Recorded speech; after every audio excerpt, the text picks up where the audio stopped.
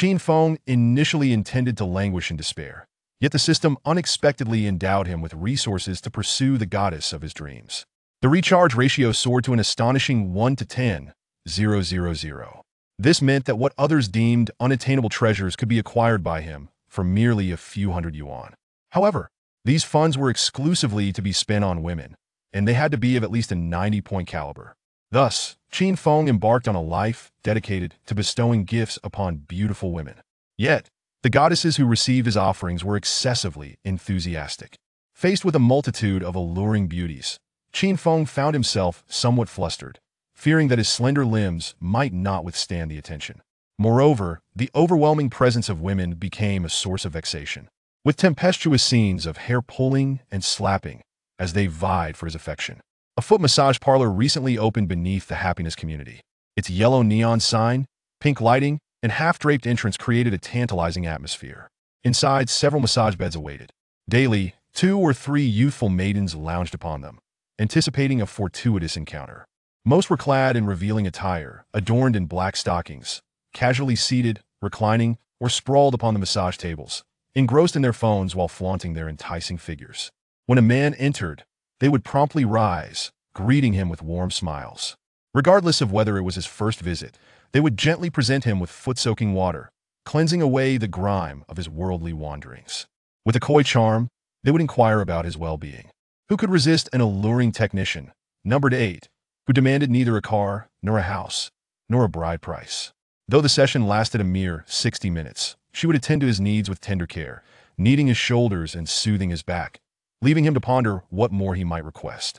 Affections would swell with the ticking clock, yet when the hour elapsed, the longing remained unfulfilled. As Qin Feng exited the establishment, a melancholic expression adorned his face. He lit a cigarette and sat quietly at the entrance, exhaling wisps of smoke. His gaze was vacant, as though his very essence had been drained. In the realm of adult love, it arrives swiftly and departs just as quickly. Today, technician number 8 was absent. According to the other girls in the parlor, she had returned to her hometown with plans to marry. Tears streamed silently down Qin Feng's cheeks. When he finally resolved to muster the courage to mend her wounded heart, she had already departed. Nothing is more agonizing than this.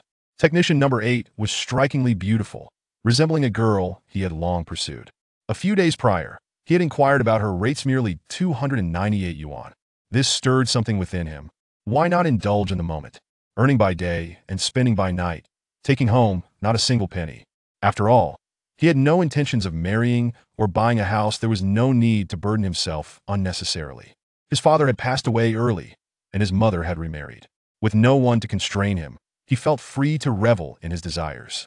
Yet, it was only upon this realization that he found himself 26 years old. Previously, he had been blinded by a treacherous woman, desperately striving to bring her happiness, thus working tirelessly. He juggled 2 jobs, serving as a security guard by day, intercepting delivery personnel, and delivering at night, circumventing the confines of his daytime role. He was merely at odds with himself, until one fateful night, he spotted the woman he adored nestled in the car of a middle-aged balding man, exchanging tender glances. His defenses crumbled. He confronted her via WeChat, only to receive no response. The following day, her reply came, citing a busy work schedule that had prevented her from seeing his message. With red-rimmed eyes, Qin Feng endured a sleepless night, wanting to berate her, yet unable to find the words. For she was not his girlfriend. Thus, her choice of companions was entirely her prerogative. In a moment of despair, Qin Feng sought solace in a foot massage parlor, yearning to experience the thrill of being a rogue. But with technician number 8 gone, his heart ached with profound sorrow. As he finished his cigarette, he gazed around in confusion, uncertain of his next steps. At that moment, the sound of a door opening caught his attention. A rather attractive girl emerged, squatting beside him, shaking her hand holding a cigarette, and said to Qin Feng, "Hey handsome, can I borrow a light?" Her smile radiated warmth, her figure enticing, igniting desires within him. In an instant, Qin Feng's confusion dissipated, his mind flooded with inappropriate thoughts. He retrieved his lighter, leaning closer to her to ignite her cigarette.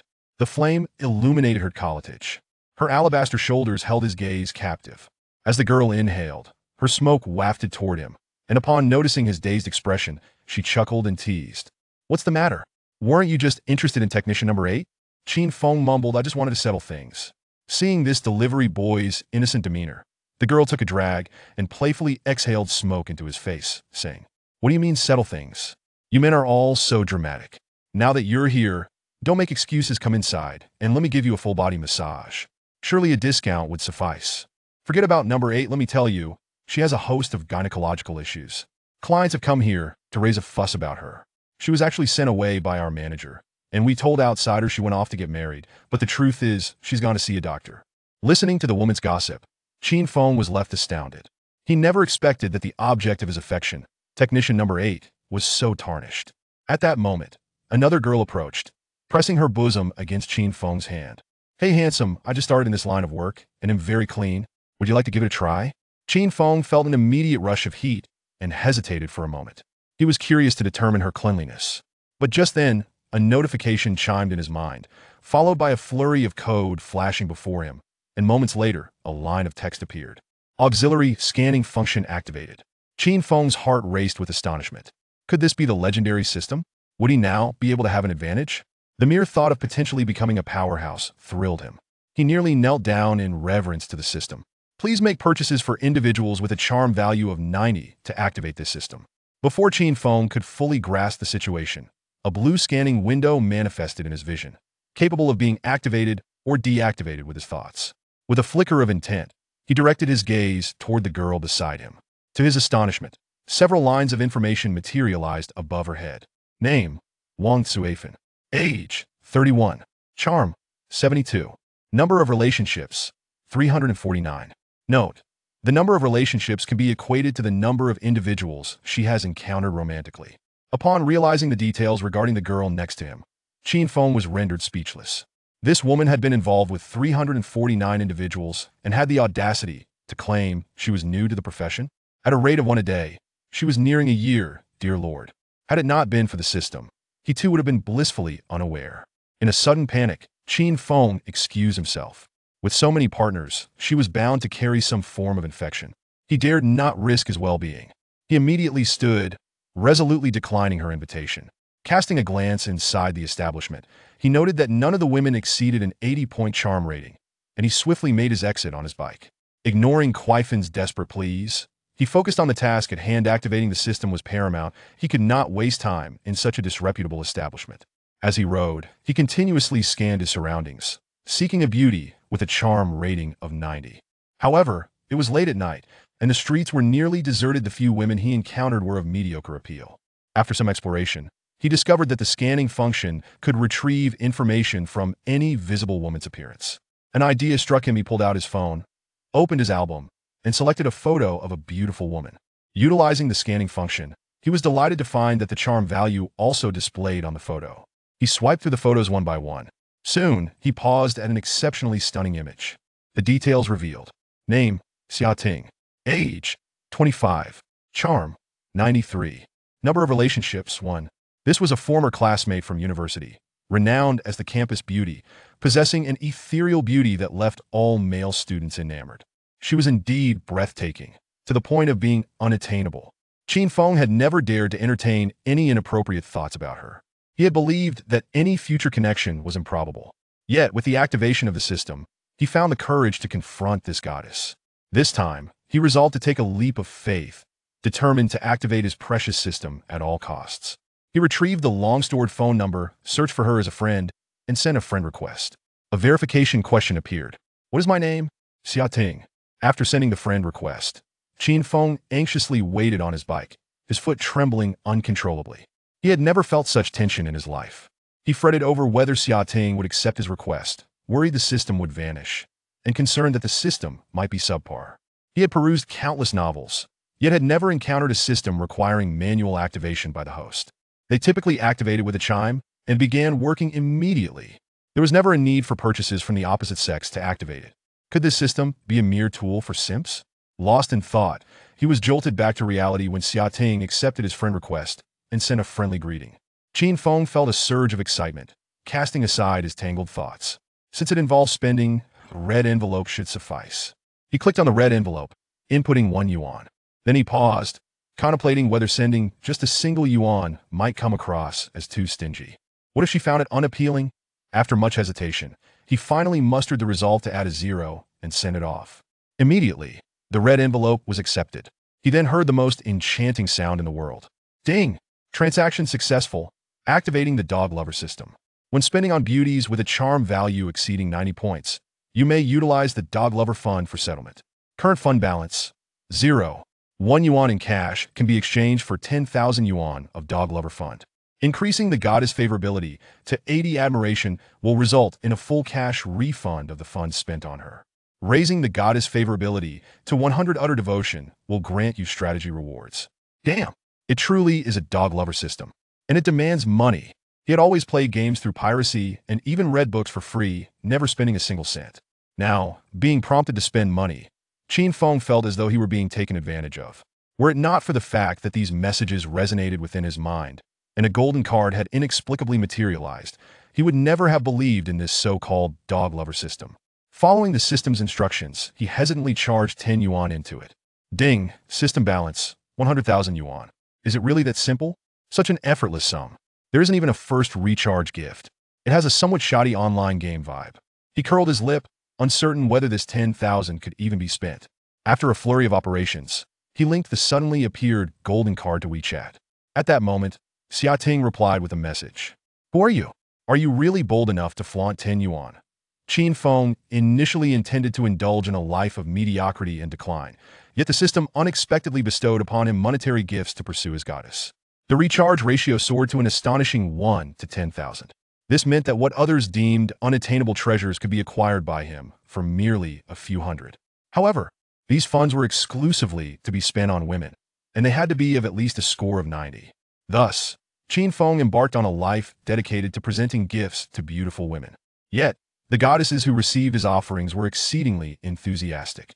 Faced with a diverse array of enchanting ladies, Qin Feng found himself somewhat flustered, fearing that his slender limbs could not withstand the attention. Moreover, the abundance of women proved to be a source of vexation, with dramatic scenes of hair pulling and slapping, all vying for his affection, unfolding around him. Downstairs in the happy community, a foot massage parlor had opened. Its yellow neon sign and pink lighting, along with the half-drawn door curtain, created an alluring atmosphere. Inside, several massage beds awaited.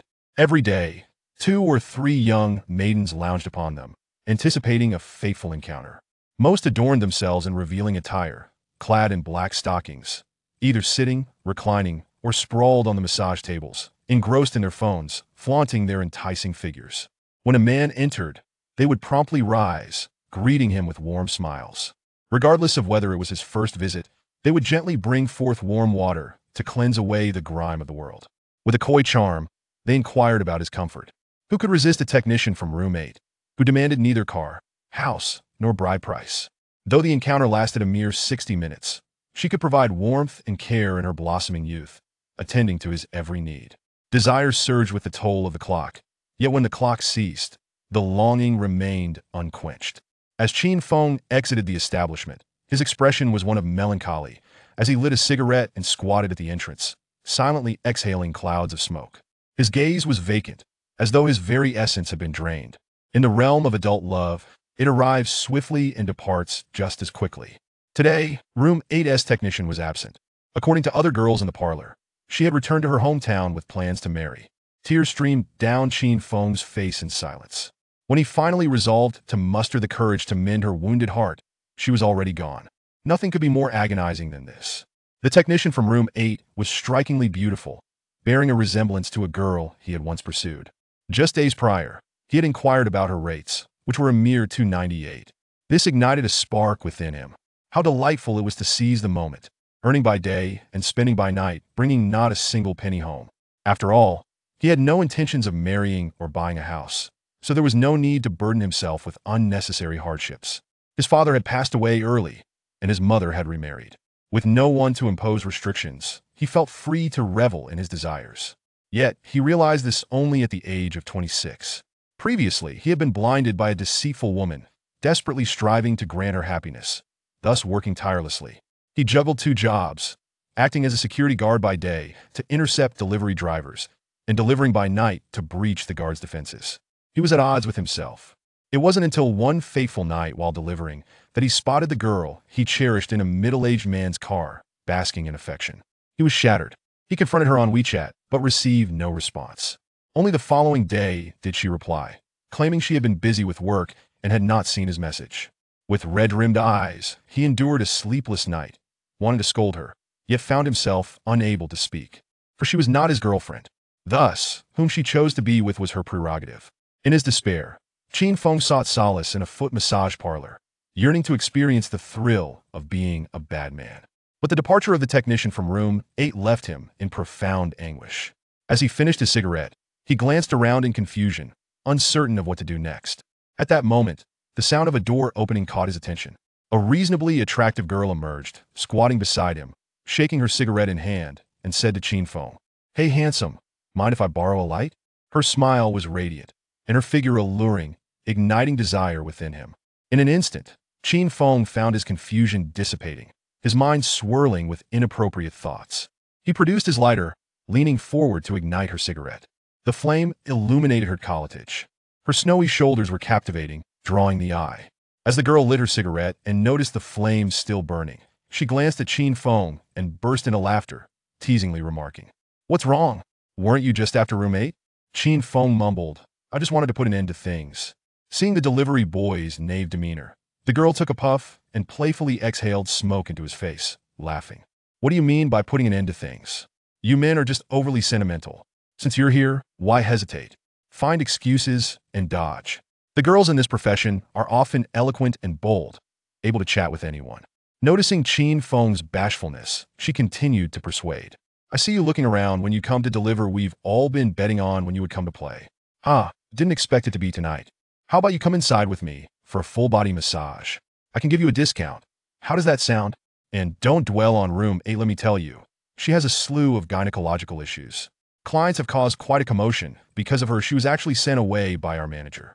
We told everyone she wanted to get married, but in reality, she wanted to seek treatment."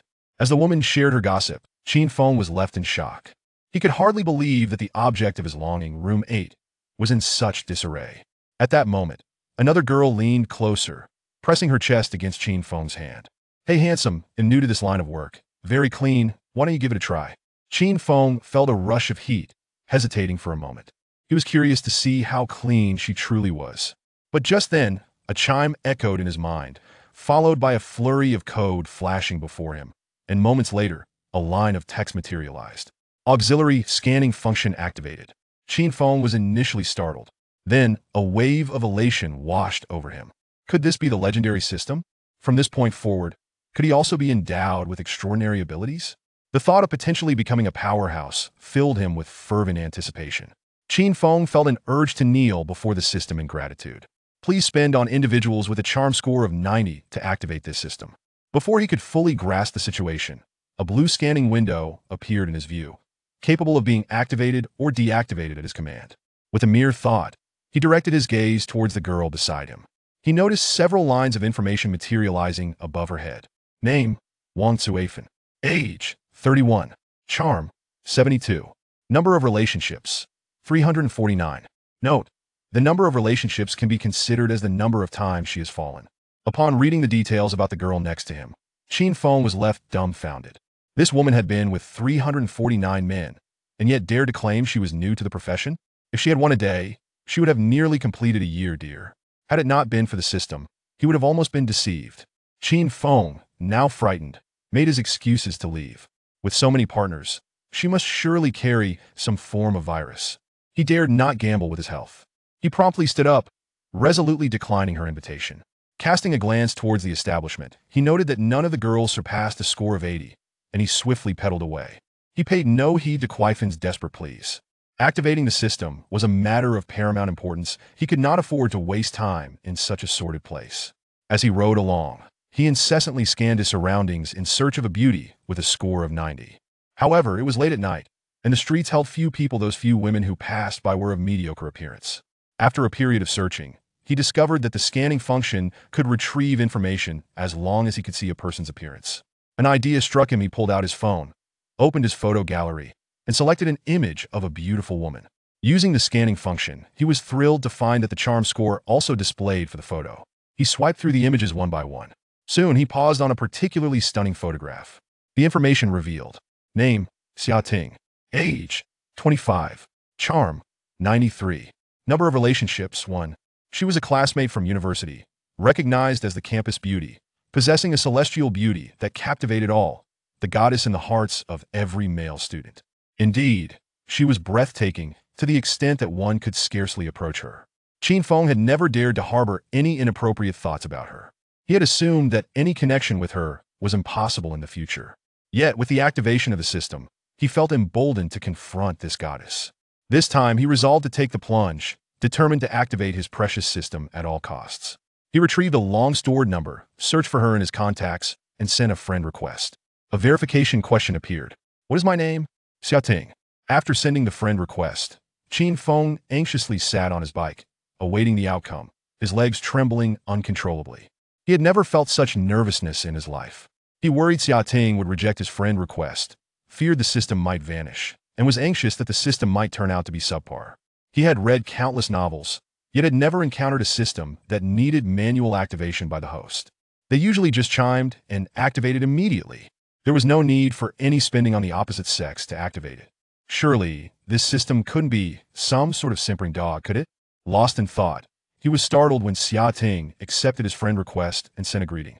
Qin Feng felt a surge of excitement, shaking off his chaotic thoughts. If it was a matter of spending, then a red envelope should suffice. Qin Feng opened the red envelope and typed in 1 yuan. But after a moment's reflection, he wondered if sending such a meager amount might come across as stingy.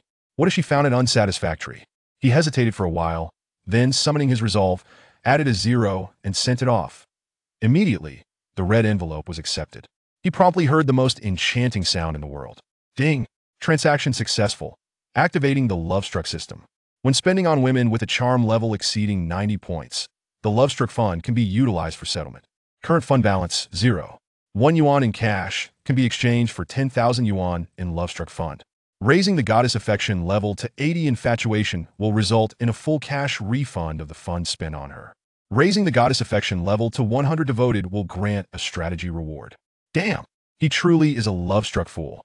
And on top of that, he has to spend money. He had always played games using pirated versions and had never paid a cent for books. Now, being asked to spend money made Qin Feng feel as though he was being taken advantage of. Had it not been for the fact that these sounds resonated within his mind and an unexpected gold card had appeared, he would never have believed in this so-called love-struck system. Hesitantly, he added 10 yuan into the system as instructed. Ding! System balance, 100,000 yuan. Is it really that simple? It seems rather casual. There isn't even a first deposit gift. It has a rather shabby online game vibe. He smirked, unsure if this 100,000 could even be spent. After a series of operations, he linked the suddenly appeared gold card to his WeChat. At that moment, Xiaoting replied to his message. Who are you? Are you really bold enough to flaunt a mere 10 yuan? Chapter 2. Is it worth meeting? Upon encountering Xiaoting's probing question, Qin Feng felt a rush of heat to his cheeks, leaving him at a loss for words in his embarrassment.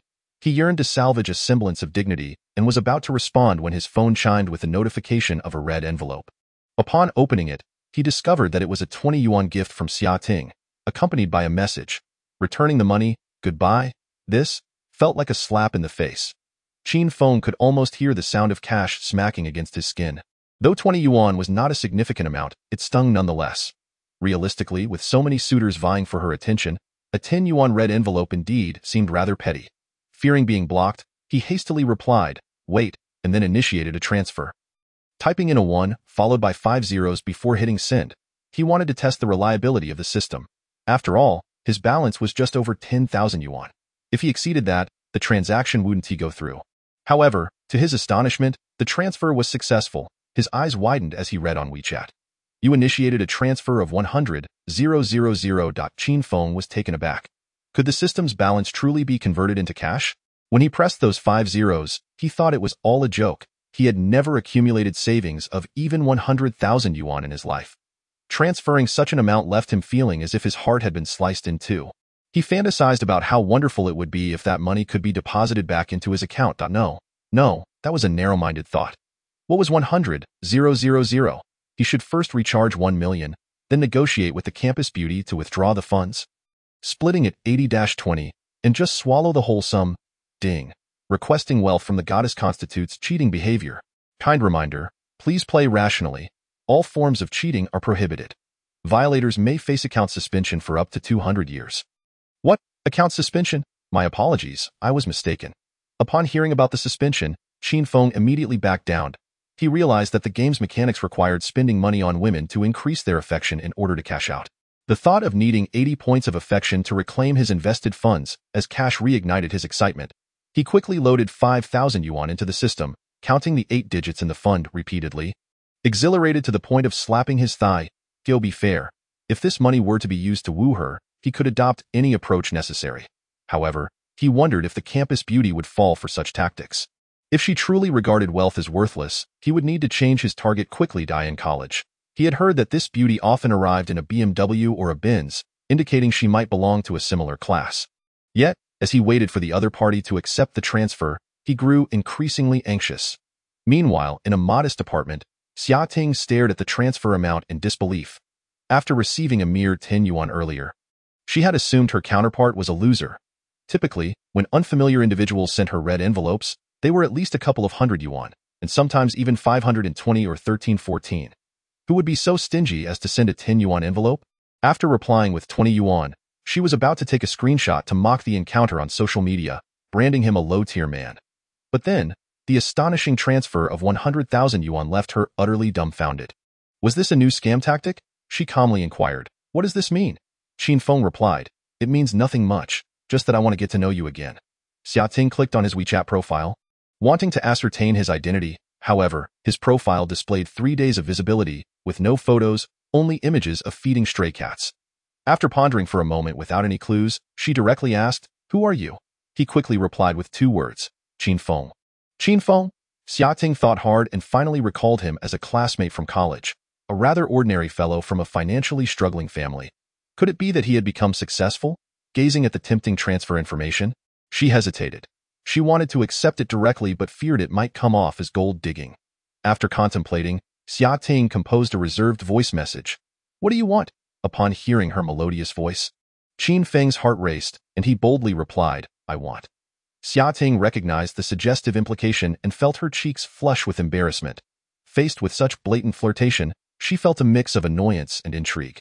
Typically, she would block someone so forward.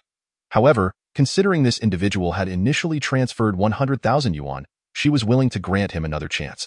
She typed, Why did you send me money? This is just a token of my appreciation. Consider it a meeting gift.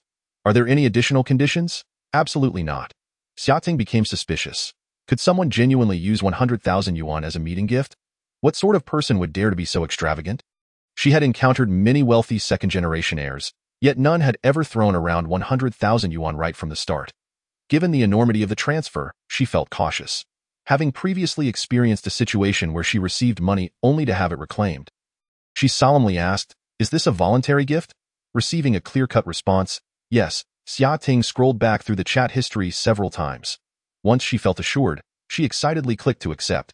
Hearing the sound of coins clinking into her account, she gleefully opened her WeChat balance to find an unexpected increment of 100,000 yuan, her face breaking into a radiant smile.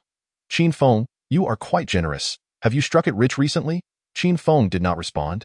As he was busy exploring the updated information in his mind, Goddess Information Database updated, name, Xiaoting age, 25 years height, 165 centimeters weight, 53 kilograms charm, 93 occupation, beauty sales traits, French kissing affection level, 15, acquainted, number of relationships, 1 strategy reward, super strong physique amount spent, 100,000 yuan. After reading this, Qin Feng exclaimed in astonishment.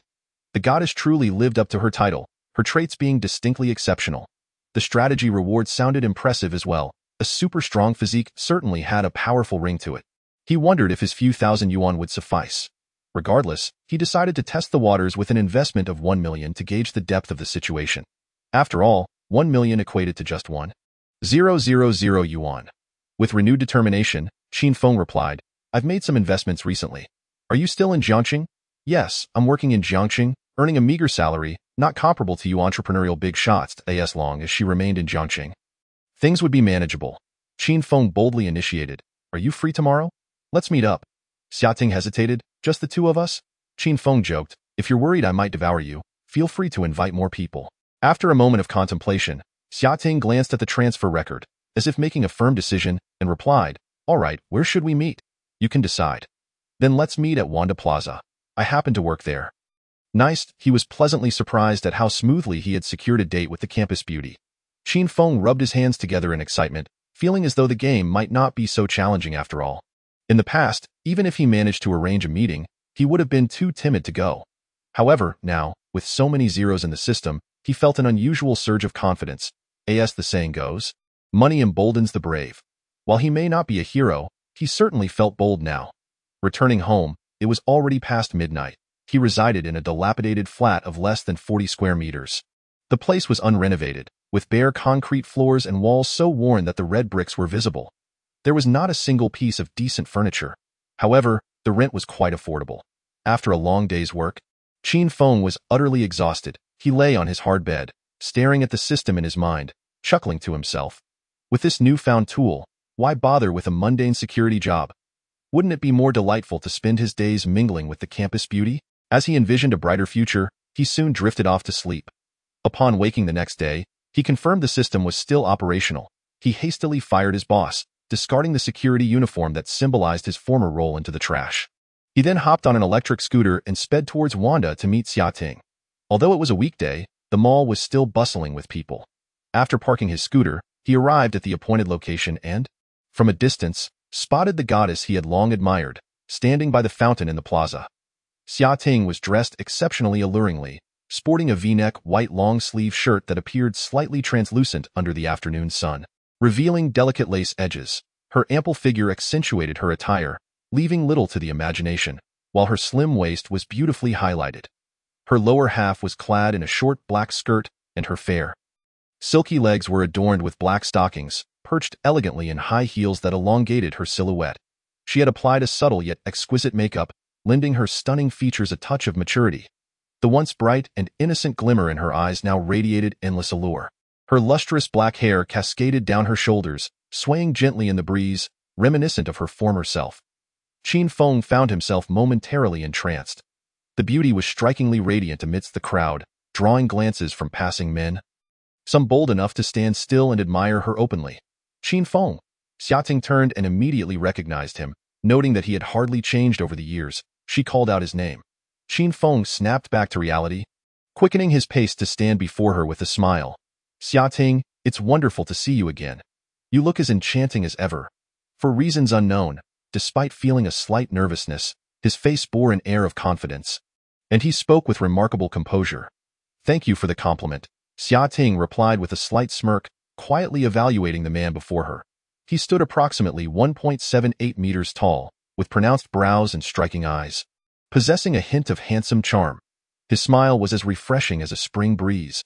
However, the clothing seemed somewhat diminished in value. The more she looked, the more it resembled a pair of t-shirts priced at 9 yuan each from Taobao. Then, casting her gaze downwards, she noticed his somewhat worn-out sneakers, and her expression became slightly unnatural. This person's attire hardly suggested affluence. How could he possibly offer her 100,000 as a meeting gift? She found it incomprehensible. Even if wealthy individuals do not pay much attention to their appearance and dress casually, they would never present themselves in such a shabby manner. From head to toe, he was adorned in inexpensive items, just as before. Furthermore, his bare wrist, devoid of even a watch, seemed to contradict the notion that he could afford 100,000 as a meeting gift in an instant. A ludicrous thought crossed her mind. Could it be that this 100,000 was all his savings, merely to arrange a meeting with her? That was simply too absurd. Chapter 3. The enthusiasm of the campus belle was simply overwhelming. Qin Feng was entirely oblivious to the fact that the campus beauty perceived him as a naive fool. Gazing at the breathtakingly beautiful girl before him, he smiled radiantly and said, I feel you look even more beautiful now than at school. Although Qin Feng's skills in flirting were somewhat lacking, his words were genuine and heartfelt. Back in school, the campus beauty often wore skirts, exposing her legs, presenting a pure and innocent appearance. Now, having entered society, she donned black stockings, which not only made her appear mature but also exuded an alluring blend of purity and desire. Is that so? Ting replied, her heart pleased by the unabashed compliment. Yet her expression remained slightly awkward. She casually twirled her hair and, feigning indifference, asked, It seems I didn't see you drive over. Qin Feng hesitated to speak the truth. He drove a second-hand yachty, which had a new battery and could only reach a speed of 80 kilometers. Admitting this would surely draw disdain, So he evasively replied, I thought the distance was short, so I walked over. Oh? Summer Ting cast a skeptical glance at Qin Feng but did not press further. After all, asking someone about their mode of transportation upon first meeting could come across as overly direct and impolite. Qin Feng shifted the conversation. Do you work here? Yes, Summer Ting replied naturally. I sell skincare products on the second floor of the mall. Qin Feng, concerned about interrupting her work, asked cautiously, Is it all right for you to be out like this? Summer Ting shrugged off his concern. It's fine. There are others in the store. Their conversation soon dwindled into silence, leaving the atmosphere somewhat tense. Faced with such a stunning goddess standing before him, Qin Feng felt a twinge of nervousness, unsure of what to say. To alleviate the awkwardness, he suggested, How about we go shopping together? After a moment's hesitation, Summer Ting decided that since she had already agreed to meet him, she was prepared for a shopping date. She had specifically changed into a new outfit and touched up her makeup. However, she was taken aback by his casual appearance, which conveyed a lack of regard for this meeting. Lowering her head, her eyes wandered, and she wore an expression of reluctance. The thought of shopping with a man who dressed so poorly felt somewhat embarrassing. If someone from the mall recognized her with such a lowly man, she could only imagine the gossip that would ensue. Yet, she struggled to find a polite way to refuse him. After all, that 100,000 was worth an entire year of her salary, regardless of whether it represented all of his wealth. She had no justification for treating him coldly. After much contemplation, she sighed and resolved to treat it as accompanying a client. After all, it was a means to earn money, and there was no shame in that. Even if she spent a day with him without any return, the money was as good as hers. With her decision made, she put on a formulaic smile and replied, All right. Qin Feng, encouraged by her response, grinned and said, If you see anything you'd like to buy, just let me know and I'll get it for you. Really? Summer Ting raised her gaze, her expression one of disbelief as she scrutinized him anew.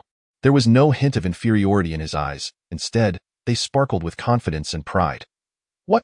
You don't believe me? Qin Feng raised an eyebrow. No, it's just that we're not very familiar yet. And spending your money feels a bit inappropriate, Summer Ting said, her eyes flickering. After all these years, we're still not familiar. Qin Feng teased with a smile. Despite his unremarkable appearance, his words exuded an unusual self-assurance that made Summer Ting question her judgment. Could he be deliberately concealing his wealth while pretending to be impoverished? Was this a peculiar quirk of the affluent? After a moment's deliberation, she steeled herself and took his hand. Regardless of the circumstances, the 100,000 was worth the gamble. Then let me take you to see where I work, Summer Ting said, smiling brightly. Qin Feng felt a jolt in his heart. Goodness, how could she be so forward right from the start? He felt as though his arm was enveloped in an unfamiliar warmth. Glancing sideways, he noticed her delicate hand, slender and beautiful, the sight causing a faint blush to creep across his face and stirring a sense of longing within him. Passers-by couldn't help but notice them. The girl, radiant and alluring, dressed in a way that exuded both innocence and desire, stood out brilliantly, while the boy beside her appeared like a mere slacker, his disheveled hairstyle and awkward demeanor starkly contrasting her beauty. Seeing their intimate interaction, onlookers speculated about the depth of their relationship, lamenting the disparity between the stunning beauty and her seemingly unremarkable companion. Summer Ting caught sight of Qin Feng's bashful expression and secretly reveled in her allure. Though she feigned ignorance, a girl meticulously dresses to capture the attention of others.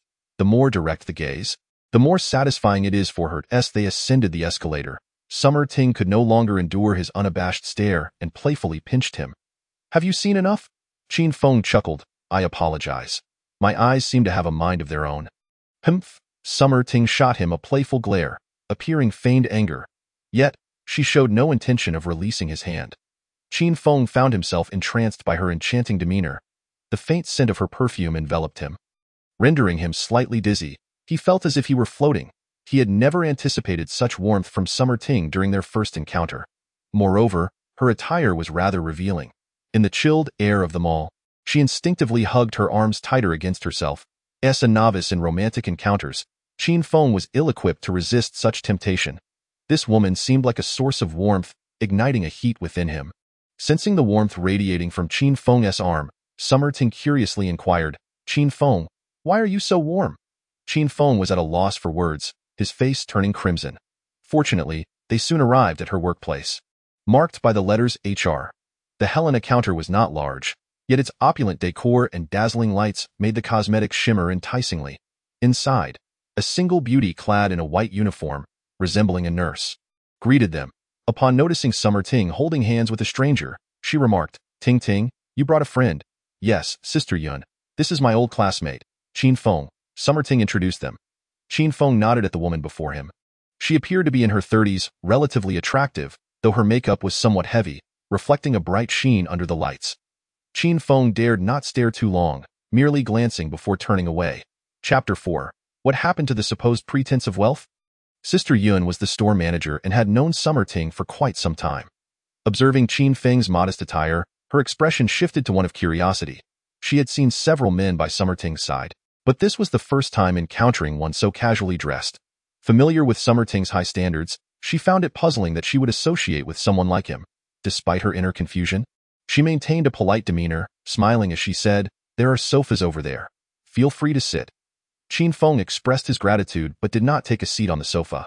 Instead, he began to examine the array of cosmetics displayed in the store. He picked up a small jar labeled white bandage cream, priced at 5,800 yuan, and another labeled A-Essence, marked at 4,800 yuan. He even found a skincare set priced at 12,800 yuan. Holding a small bottle, he found it surprisingly light, yet it was being sold for over 3,000 yuan. Quite shocking indeed. Sister Yun, witnessing Qin Feng's clumsy handling of the expensive items, felt a surge of irritation but stifled her impulse to reprimand him out of respect for Summer Ting, whose youthful and delicate skin was the store's signature. Many customers came specifically to see her, and the sales figures largely depended on her. Thus, she was hesitant to offend Summer Ting, though her gaze toward Qin Feng grew increasingly disdainful. "Be careful with that. It's very expensive," Summer Ting warned, noticing Qin Feng toying with the valuable products. Qin Feng smiled. For him, just yesterday, these items had indeed seemed pricey. However, with the system's adjustments, their value had diminished to a mere 30 cents. He felt entirely unbothered. "Do you like it?" he asked. Summer Ting followed his lead, smiling. "I do. Why don't you buy it for me?" Having developed a certain expectation for Qin Feng, she found herself intrigued despite his shabby appearance. The 100,000 in her phone was undoubtedly real. Qin Feng remarked, "I am not particularly familiar with these cosmetics. Which prepackaged items do you prefer? I shall cover the expenses." Xia Ting, taken aback by Qin Feng's audacity, gazed at him with sparkling eyes filled with surprise. "Really?" Qin Feng, under the spell of the school beauty's adoring gaze, felt a rush of exhilaration and could not help but embellish his words. "Of course. Feel free to empty this store. A rough estimate suggests it would only amount to a few million, well within my means. While it may be a tad pricey, as long as Xia Ting grows fond of me, it would be a tremendous gain." Yun Jia, overhearing Qin Feng's boastful claims from a distance, could not contain her laughter. She found it amusing that someone dressed as he was would dare to make such grandiose statements. Perhaps he was merely seeking to entertain. Rather than becoming angry at the ridicule, Qin Feng felt invigorated. Finally, the opportunity for him to showcase his wealth had arrived. Having read numerous novels, he was well acquainted with such scenarios. Surely, Yun Jia would soon unleash her scorn, and Xia Ting would regard him with skepticism. He envisioned himself spending millions, dazzling them with his affluence, and then playfully embracing them both. However, the reality diverged from his expectations. Upon noticing Qin Feng's gaze, Yun Jia quickly donned an apologetic smile, even inclining her head slightly in a gesture of humility.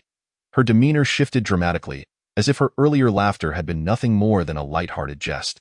As a service professional, she dared not engage in conflict with a customer. Any scandal would surely see the company siding with the client, even if he were merely a penniless lad.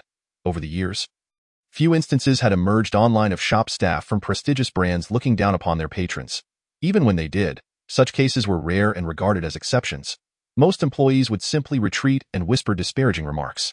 An inadvertent chuckle could be understood, but maintaining a respectful attitude thereafter was essential, and an apology, if necessary, would not be amiss.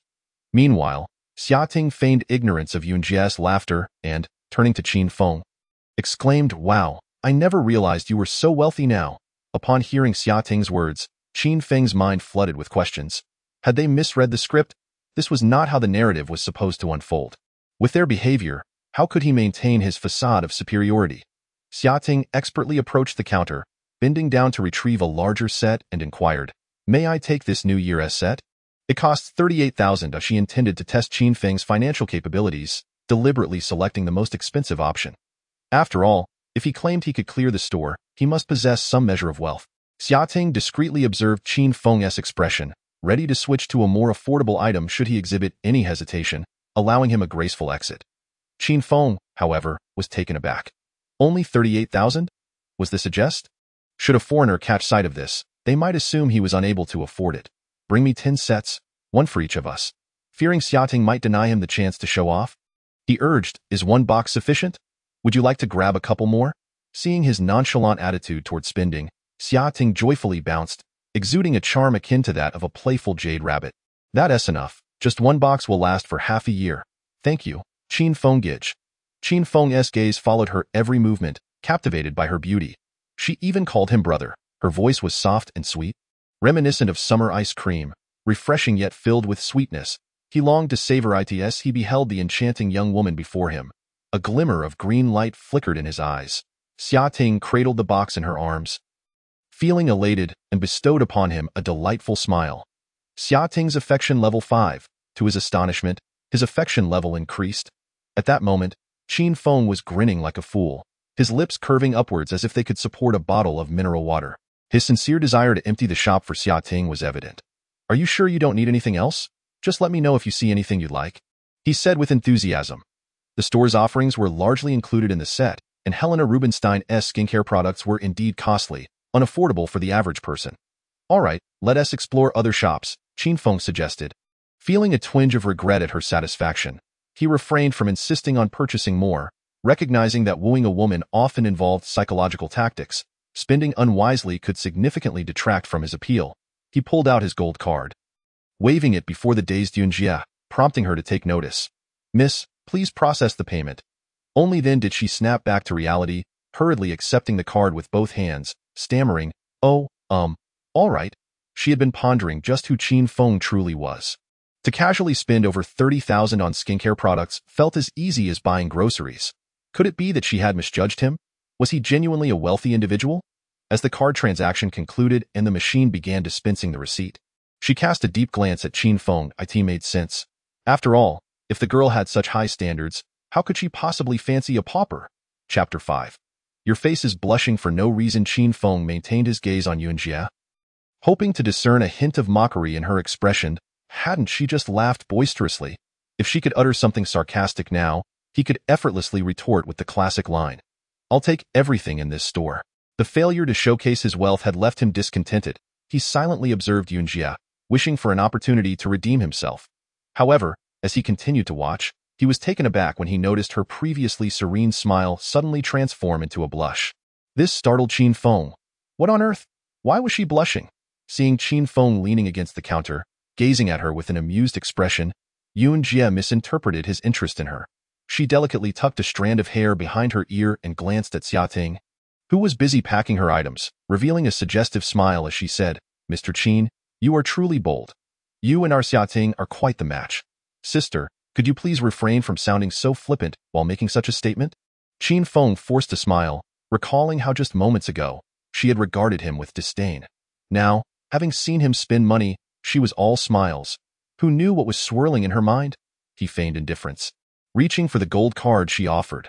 Suddenly, he felt her fingers brush against his palm, and upon looking up, he found her eyes filled with flirtation. What did this mean? Was he being flirted with by a woman much older than him? Qin Feng was utterly astonished. He glanced at her figure, which paled in comparison to Xiaoting's allure. Her makeup was thick, almost as if plastered on. Without uttering a word, he resolutely shook his head. Fearing any misunderstanding, he was well aware of the stakes. He could not afford to squander opportunities. Moreover, Yunjie's profile indicated she was 39 years old, with a charm rating of 67 and a romantic history of 59 encounters. Goodness, she had quite the social circle. Yunjie's smile faltered. It was clear that she had misread the situation. She believed he was the one sending her subtle signals of interest. Why, then, was she met with such a cold rejection? Surely, it could not be a result of her earlier laughter at his expense. The thought simmered in her mind, causing her irritation to boil. She shot him a fierce glare, muttering under her breath about his lack of taste. Fearing the makeup on her forehead might crease with her frown, Qin Feng quickly retreated. Xiaoting, oblivious to their exchange, called out to Yunjie, Yunjie, let us leave the items here for now and browse elsewhere. Yunjie forced a smile. Sure, enjoy yourselves.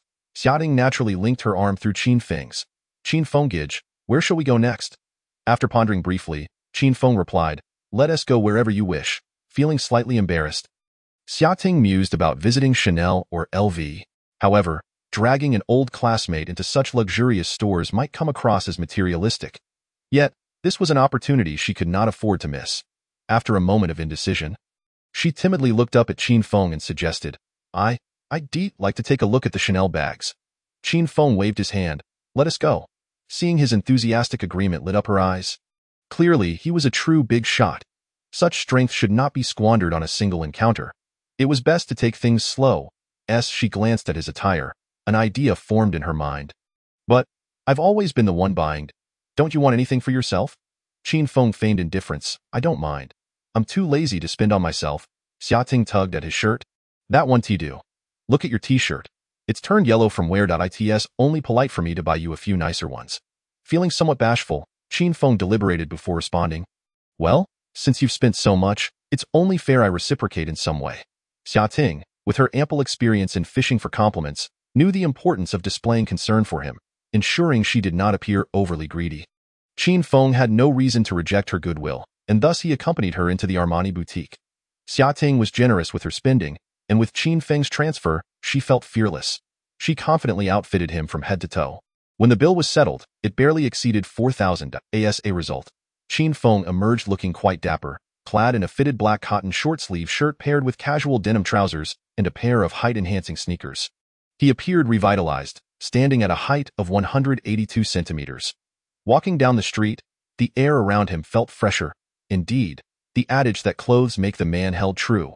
The previously ordinary Qin Feng, if rated at 60% for adequacy, had now elevated to approximately 80% following the transformation brought about by his new attire. As she walked down the street, the number of young ladies smiling at him increased. Xiaoting felt immensely pleased with the current state of Qin Feng.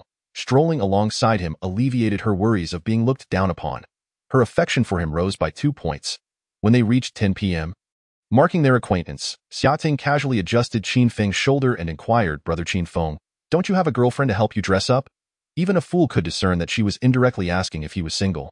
Without a moment's hesitation, he replied, yes, I was busy with work before. It was only after making some money that I considered this matter. Xiaoting believed him wholeheartedly, as her impression of successful men was that they were perpetually engrossed in their careers. The thought that he sought her out upon acquiring wealth brought a confident smile to her face. She playfully poked his chest with her finger and asked, so, what made you think of finding me? Qin Feng replied earnestly, because I always thought you were beautiful. Xiaoting was struck by his straightforwardness, her laughter blossoming even more. Hee, were you secretly infatuated with me back then? A little, Qin Feng admitted candidly. Xiaoting lightly punched him, her playful strength so slight that it could hardly harm an ant. You're so bad. I seem to recall you had a girlfriend back in school. Qin Feng quickly clarified. I didn't have a girlfriend in college, though I did pursue a girl for 3 years, but unfortunately, I never succeeded. This was a past he preferred not to revisit. Just as every good woman suffers at the hands of scoundrels, every good man harbors an unattainable love. When love fades, it vanishes as if it never existed. He believed that should he encounter that woman again, he would feel no emotional upheaval. Sensing his gloom, Xiaoting comforted him. She simply lacked vision. Don't take it to heart. Qin Feng responded with a nonchalant Xiaoting, noticing his mood, took his hand and suggested, let us stroll through the mall. To be honest, I haven't shopped much since starting work here. Qin Feng inquired curiously, I remember you used to be quite popular. How come you have no one to shop with? Xiaoting retorted, don't mention it. They all just superficial.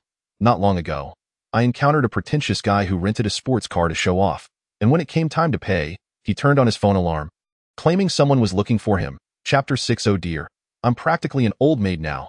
While Xiaoting vented her frustrations, she led Qin Feng to an LV boutique. The sales associate approached, giving the pair a cursory glance.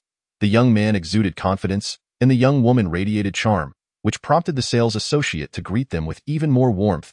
Welcome to Louis Vuitton. How may I assist you today? Xiaoting replied, we'll just browse on our own. Of course, feel free to call me if you need anything. The sales associate smiled and stood aside.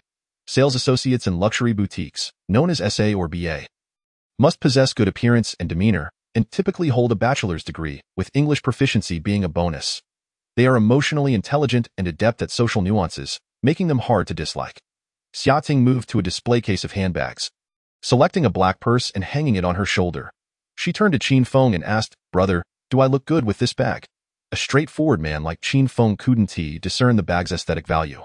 Without a moment's hesitation, he declared, "It looks good. Should we buy it?" His words startled both Xiating and the sales associate, who were taken aback by his impulsive decision to purchase without even checking the price. Some bags, after all, are luxury items and exceedingly expensive.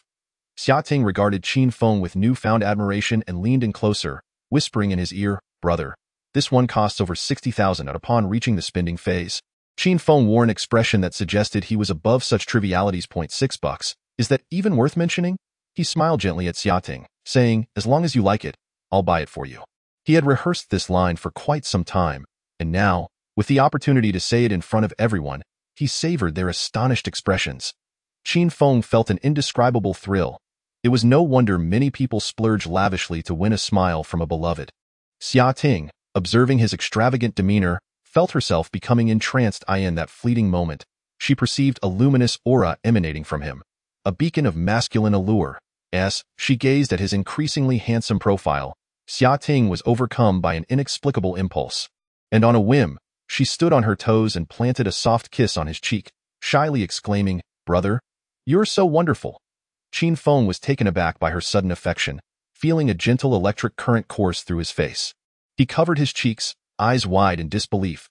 This campus beauty was being so forward. Seeing her blush deepening, Qin Feng found himself longing to taste the sweetness of the red apple. Having already spent 200,000, he wondered how far he could go with 1,000,000. Just the thought sent a rush of blood to his head. That moment, the system notified him. Xiating's affection level 5. This left Qin Feng momentarily dazed. The happiness was overwhelming, crashing over him in waves, leaving him somewhat bewildered. If things continued this way, he couldn't help but wonder if there might be a chance today. As thoughts of this alluring beauty danced through his mind, a smile involuntarily crept across his face. Xiating, initially focused on the bag, caught a glimpse of his increasingly intense expression out of the corner of her eye, and shot him a warning glance, signaling for him to cease his wandering thoughts. Qin Feng struggled to rein in his imagination, but noticing Xiating furrowing her brows made him realize that haste would not yield good results. After a while, they completed their purchase. With the sales associate bidding them a warm farewell, they exited the store with bags in hand. After meandering through the mall for a bit, they picked up some perfumes and other small items before arriving at a boutique specializing in high-end women's apparel.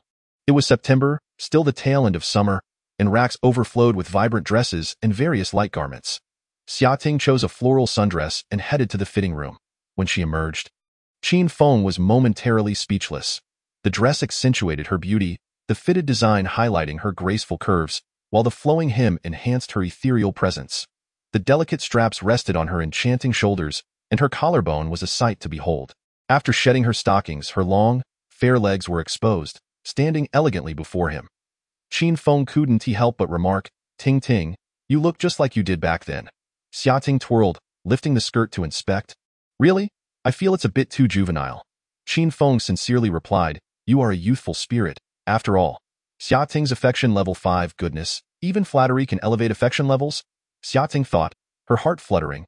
"I am already 26, with several friends who are mothers now. I can't be prancing around like a little girl. How embarrassing." Despite her words, her eyes remained fixated on the dress. Qin Feng, if he couldn't decipher her intentions, must have wasted years reading novels. He beckoned the sales associate, stating, "Please wrap up her original outfit. We'll take this one." Turning to Xiating, he added, "Girls in their 20s should wear something vibrant." The sales associate, smiling, remarked, "You have a keen eye, sir. Your girlfriend looks stunning in that dress. It truly highlights her figure. Just look at that tiny waist. I'm envious." Whether or not her words were sincere, Qin Feng responded, "Indeed, she is far more beautiful than those Korean celebrities." Xiating basked in their compliments, her heart swelling with delight. Heeding his words, she snipped off the dress tag and stepped out in her new attire. As she linked her arm with his once more, their skin brushed against each other, unlike the earlier encounter where her long-sleeved shirt had shielded them. Xiating felt a shift in the atmosphere, her gaze darting nervously elsewhere. Meanwhile, Qin Feng's heart raced, his eyes fixated on her like a hungry wolf eyeing a delicate rabbit. Leaning in closer, he inhaled the fragrant scent wafting from her neck. His expression tinged with fascination as he remarked, "Ting Ting, Why do you smell even more delightful after changing clothes?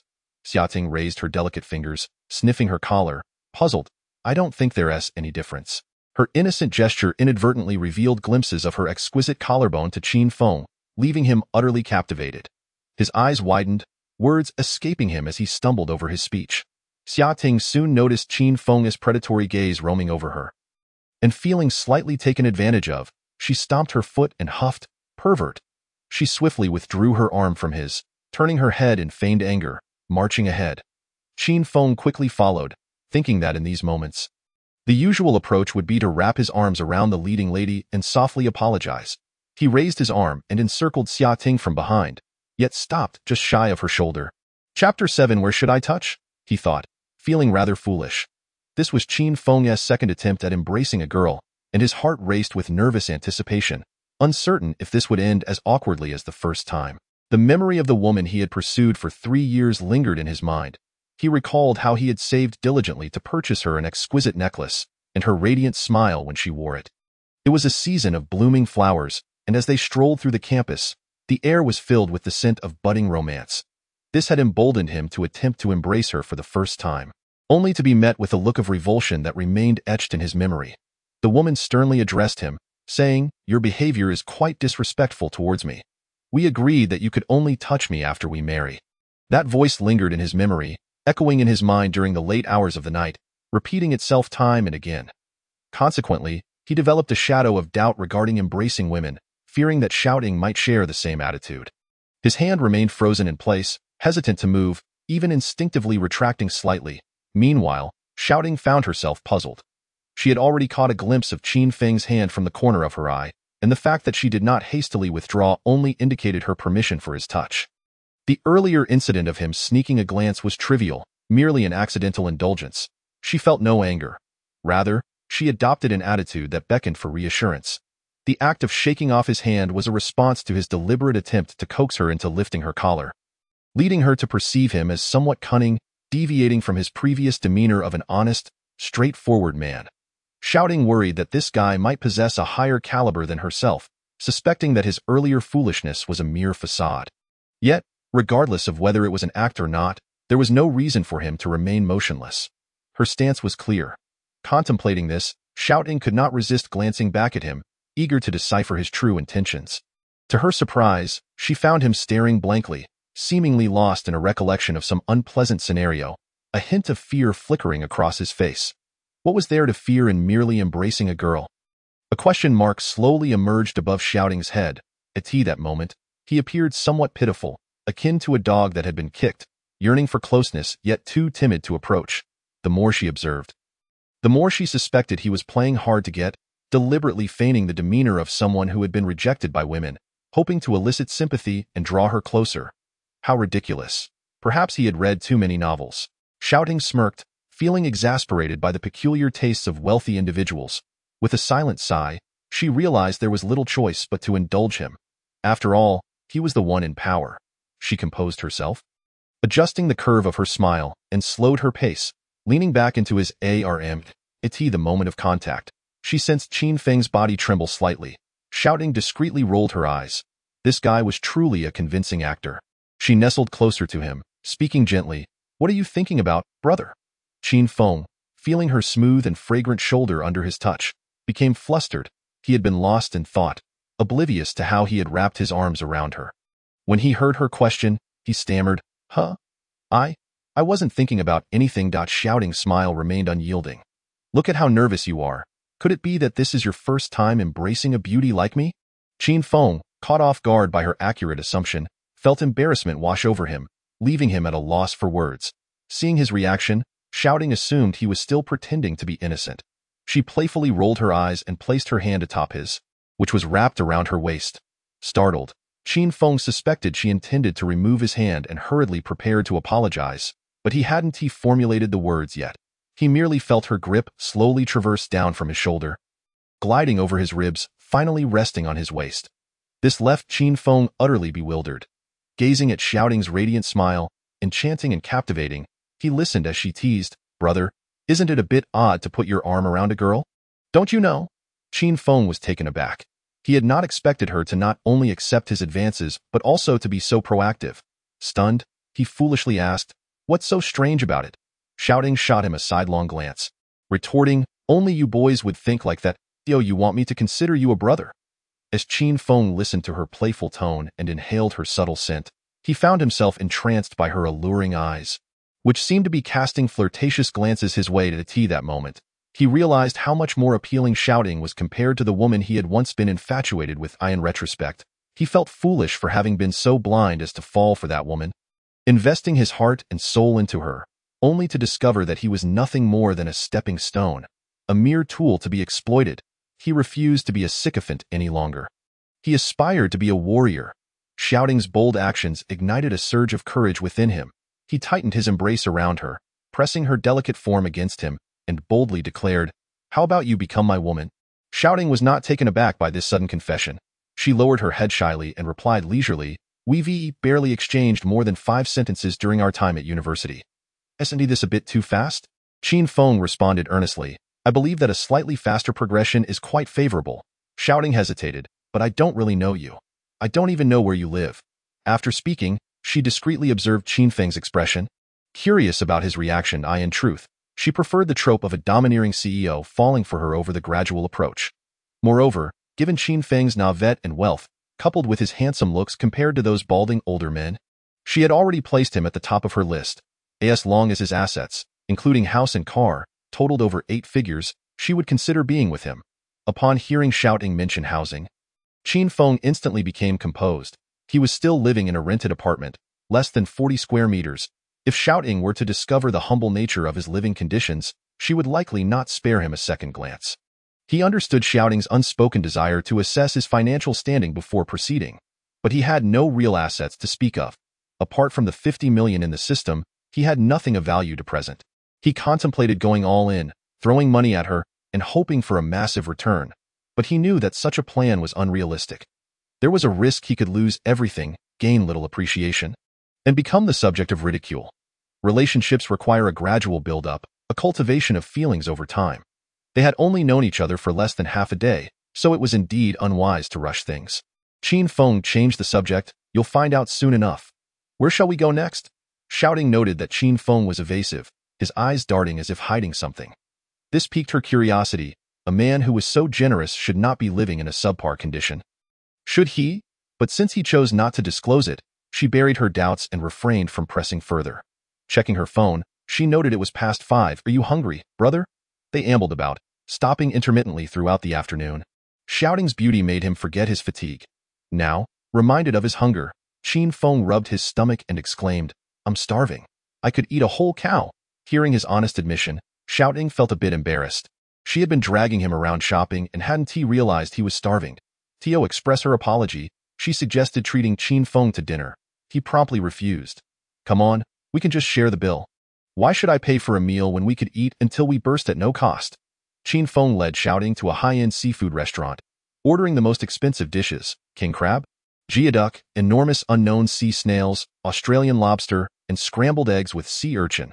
He had long desired a seafood feast but had never dared to order such lavishly on his own. He had tasted Australian lobster at someone else's wedding but hadn't he savored it properly. It vanished before he could enjoy it. This time, he finally got his wish. Overall, he spent 250,000, including WeChat transfers, and Shouting's favorability soared rapidly to 42 points. Familiarity. Chapter 8. My mother is calling me home. This seafood hotel was indeed pricey, with a minimum consumption of 2,800 for a couple's private room, but the quality was exceptional. The primary attraction was the visual spectacle. They showcased the kitchen surveillance video within the private booths, allowing diners to witness the preparation process. Every ingredient was paraded in front of the camera to guarantee freshness. A hammer was used to crack open the massive snail, its flesh still wriggling, which was simply astonishing. Sliced and stir-fried, even with just scallions, it was bursting with flavor. The snail meat was firm, chewy, and incredibly delectable, with a bouncy texture. They both praised the meal endlessly. Seafood is entirely different when fresh compared to when it's dead. When the king crab was brought to the table, its vibrant red hue and gigantic size left Qin Feng in awe. He had heard much about it, but seeing it in person revealed just how substantial it was. Each crab leg was meticulously cleaned, drizzled with crab roe, and the striking red and yellow colors greatly enhanced one's appetite. A single bite revealed an explosion of tender meat, imbued with a unique freshness, complemented by a hint of salted egg yolk, leaving a slight graininess on the tongue. Not only was it delicious, but there was also more than enough for one person to finish. Meanwhile, Shouting ate minimally, merely sampling each dish. After a few bites, she set down her chopsticks, relying solely on Qin Feng to tackle the feast. He felt somewhat disheartened. Was it that she couldn't afford to eat, or that she simply didn't want to overindulge? He ordered a bottle of Penfold's red wine, priced at 7,500, initially intending to order a more expensive Lafite at over 20,000. He refrained, fearing it might come across as ostentatious and repel Shouting. The waiter presented the wine, allowing them to inspect the label and bottle before opening it before them, pouring a small glass for Qin Feng to taste. He found the flavor lacking compared to the one he had previously enjoyed, but he nodded in approval, pretending to be impressed. The waiter then poured wine into elegant glasses for both of them.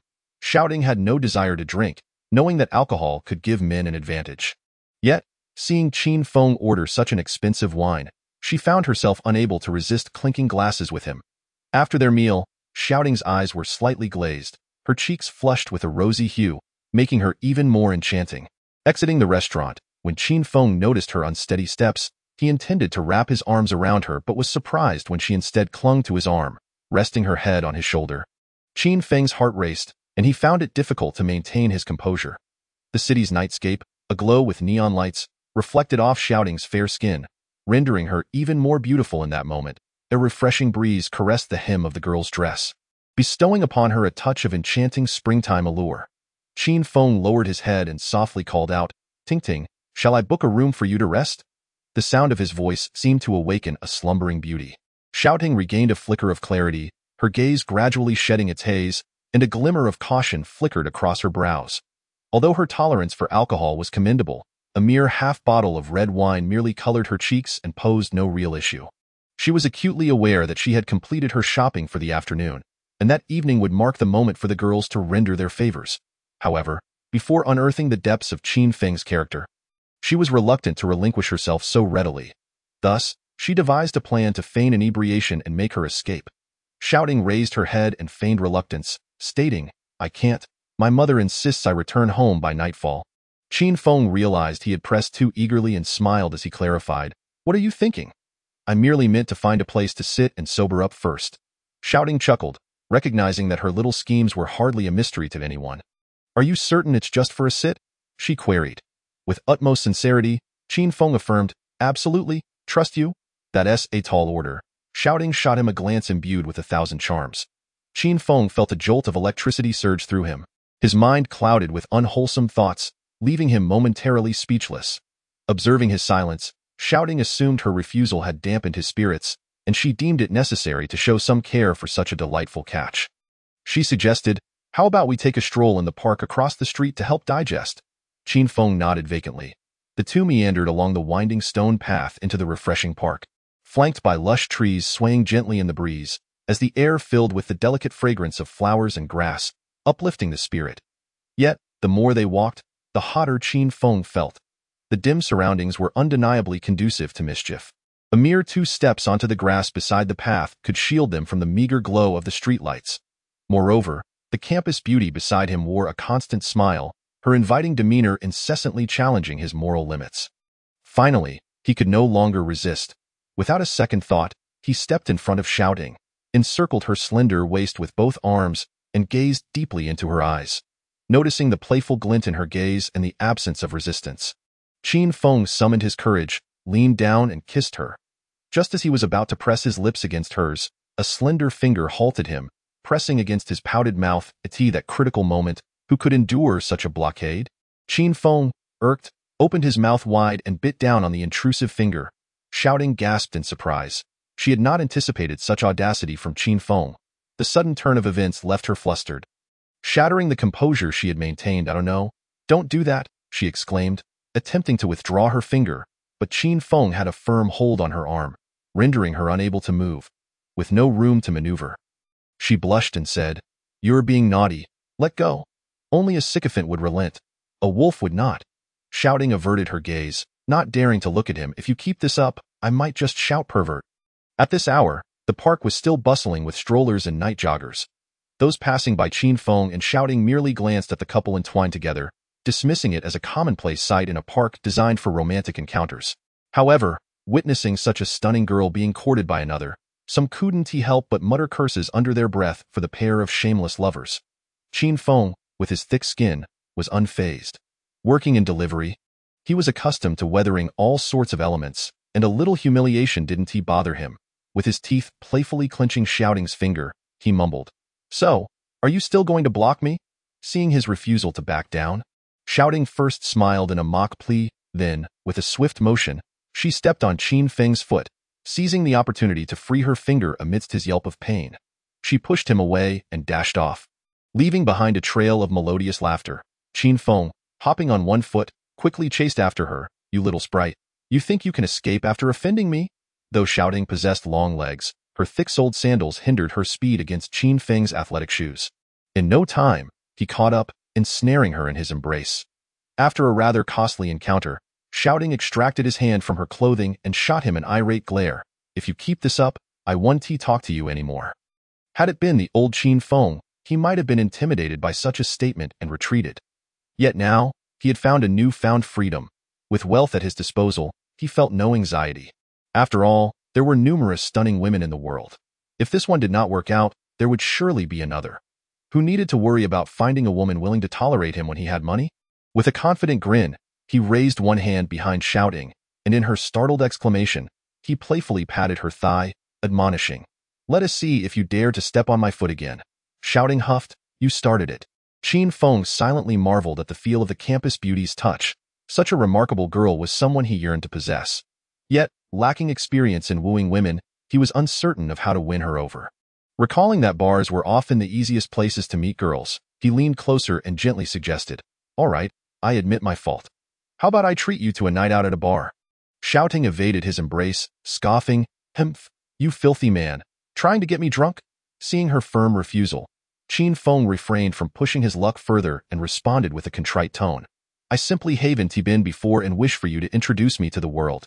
Shouting scrutinized him, skepticism etched on her face. "Sounds good, but your earlier behavior hardly painted you as a good person."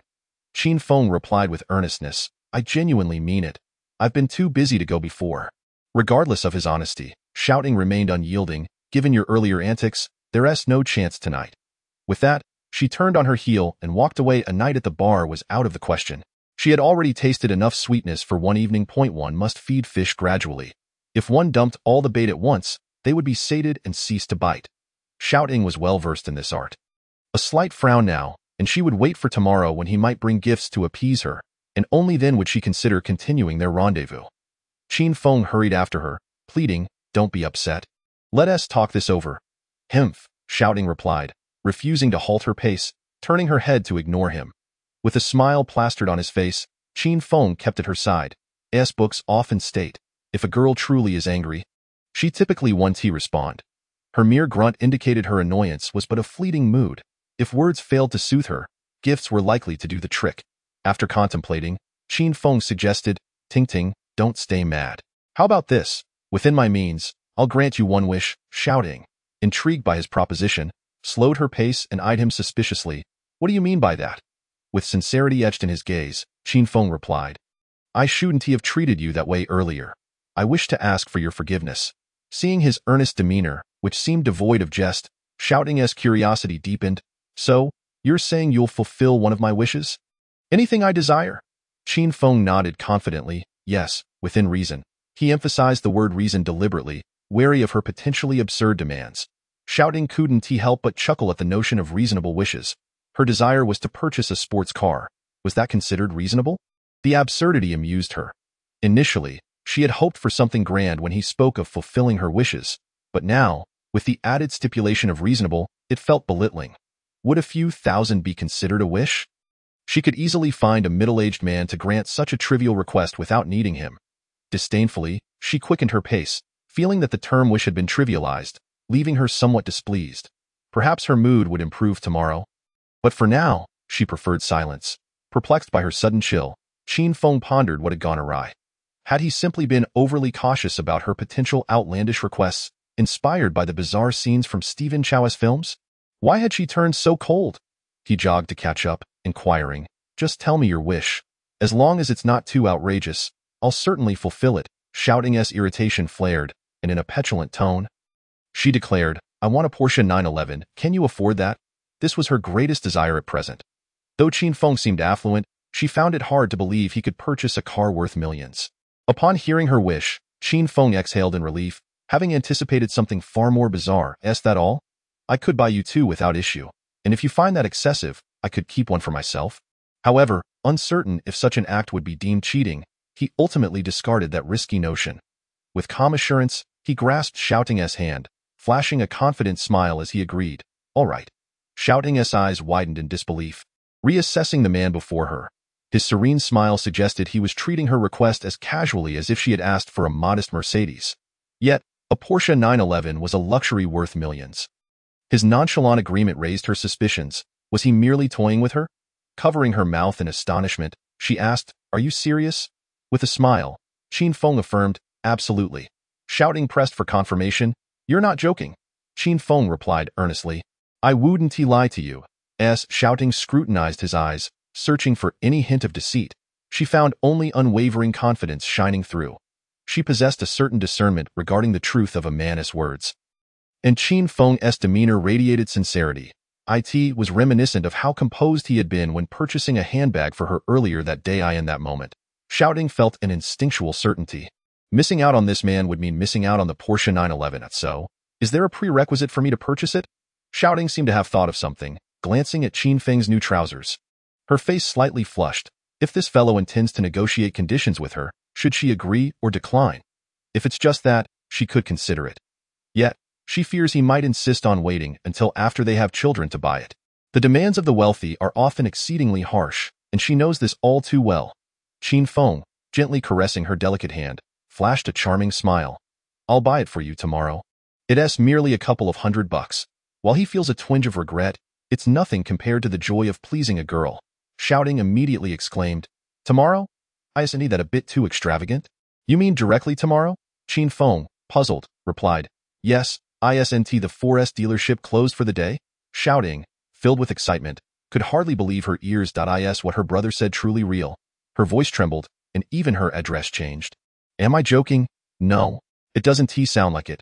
Shouting, overwhelmed with exhilaration, stammered. But this is the Porsche 911. Qin Feng chuckled lightly. "What is the big deal? As long as you like it, I'll buy it for you." "Brother, I adore you so much." Shouting embraced Qin Feng, showering his face with affectionate kisses. Shouting's favorability 10, Chapter 10. There are indeed many dogs in the bar. Qin Feng, with his face adorned with lipstick marks, was reluctant to wipe them away, laughing heartily. He hadn't anticipated that even before purchasing the car, his favorability would increase by 10. Women are indeed emotional creatures. No wonder some individuals manage to ensnare women through deceit. Some even get tricked into lending money to men, only to remain devoted to them. It's quite absurd. Qin Feng felt a myriad of emotions. Shouting was eagerly anticipating Qin Feng's demeanor. Given his performance today, it was evident that his financial resources were boundless. She wrapped her arms around his neck, hanging onto him, and softly said, "Brother, didn't you say you wanted to drink? Let me accompany you for a little." Qin Feng teased. "Didn't you say there wouldn't be another opportunity?" Shouting pouted. "I suddenly feel like drinking again. Is that so wrong?" Qin Feng chuckled softly, choosing not to elaborate further. The two indulged in their affectionate exchange for a while before hailing a cab to a bar that exuded a certain flair. It was called Yulong Bade. The venue was spacious, featuring a standalone structure with blue neon lights flashing on the exterior walls, dazzling the eyes. Upon entering the bar, a young marketing assistant greeted them, his gaze lingering on the beautiful Shouting, his smile widening. Typically, the more attractive the woman accompanying a man in such establishments, the higher the expenditure. "Good evening, sir and madam. Do you have a reservation? Would you like to secure a table?" Qin Feng had never been here before, so he looked to Shouting for guidance. Shouting promptly instructed, "Let us have a booth with a good environment." "Very well, we currently have an S-level booth available. Would you like it?" Qin Feng, having heard that booths could be quite pricey, curiously inquired, "How much does it cost?" "The S-level booth is our finest area. The minimum consumption is 6,000 yuan. "Only 6,000. Qin Feng replied nonchalantly. "All right." The marketing assistant, seeing him so carefree in securing the booth, felt even more excited. Anticipating the couple's spending power, he quickly led them to the S3 booth. This booth was elevated, akin to a second floor, allowing one to glance down and survey the entire bar. It was adorned with sheer curtains, and dry ice was placed around, creating a mist that shrouded the surroundings, rendering the scene somewhat ethereal. The bar was dimly lit, yet the lights were striking, with various stage lights, spotlights, and neon lights illuminating the space, creating a dreamlike atmosphere that a band was performing popular songs on stage. Perhaps due to the early hour, the music was relatively mellow and not overwhelming. The marketing assistant seated them and presented the drink menu for their selection. Shouting perused it for a moment, fearful of ordering something too expensive that might displease him, and said, "Let us go for the 6,800 yuan mixed package. That should just cover the booth cost." Hearing this, the marketing assistant's expression slightly altered. For the most expensive booth, he was required to stand by and serve them until they finished. If they only ordered the minimum, his commission for the night would be pitifully small. Qin Feng glanced at the menu, noting the Xiaolong, Little Dragon, at 38,000 yuan, and the Supreme Xiaolong at 88,000 yuan. Unfamiliar with these offerings, he asked Shouting, "What is this Supreme Xiaolong?" Shouting patiently explained, "That's the Ace of Spades. The top-tier champagne. The Xiaolong comes in 3 colors, while the larger version has 5 colors, plus a bottle of black gold, something most people can't afford." Qin Feng responded with an "oh," then inquired, "Have you ever tasted it? How does it taste?" Hearing Qin Feng's tone of curiosity, it seemed he was somewhat interested in the Xiaolong set. She had only tried the Xiaolong a few times, and found it surprisingly delightful. Its texture was refined, with a strong fruity aroma, reminiscent of peaches and vanilla, and it smelled quite refreshing. Most importantly, each sip was imbued with the fragrance of wealth, making it unforgettable. However, Shouting didn't wish to order such an expensive drink. She wasn't worried that Qin Feng couldn't afford it, but rather concerned that spending too much might leave them short for the car tomorrow. She feigned disdain. "It's just okay?" Quite similar to regular champagne.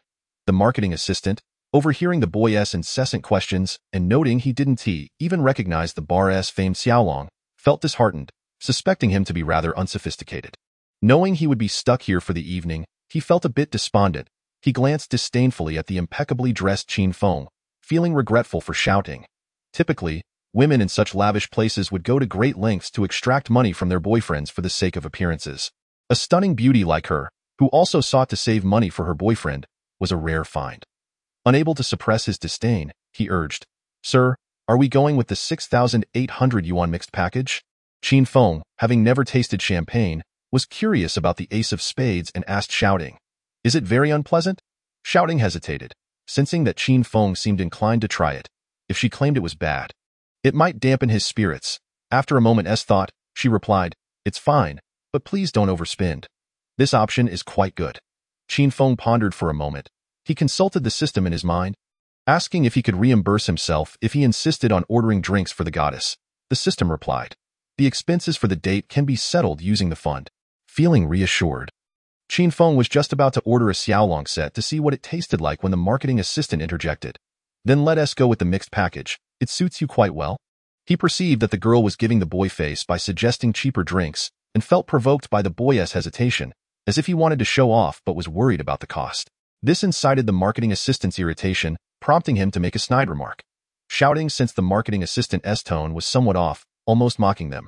Concerned that Qin Feng might be offended, she stood up and questioned, "What do you mean by that?" The assistant smirked, thinking she was oblivious to his good intentions, trying to make her see the true nature of this man, only to have her direct her ire at him. Feeling aggrieved, the marketing assistant apologetically said, "I'm sorry. Miss, I'm a bit clumsy with my words. If I've offended you in any way, please don't hold it against us." His demeanor was faultless, yet it somehow felt off, a hollow smile that conveyed a sense of disdain.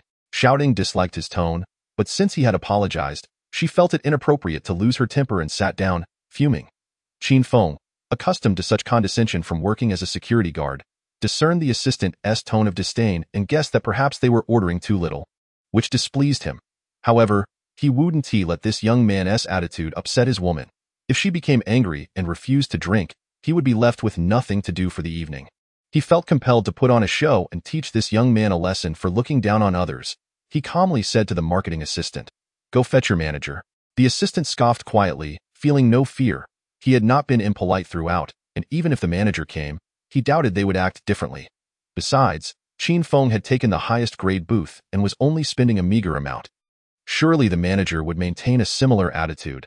He mumbled something under his breath and then turned to leave, strutting away with an air of arrogance, not even knowing what he was upset about. Qin Feng smiled at Shouting, trying to reassure her, "Don't be upset. I'll handle him for you." Shouting felt a twinge of guilt, her mind occupied with the sports car, and regretted that they had ordered cheaper drinks, causing Qin Feng to be looked down upon. "It's all right, brother. Maybe we shouldn't tea drink after all," Shouting suggested timidly. "In a way, I'm determined to make a statement. I want to be stopped," Qin Feng declared vehemently.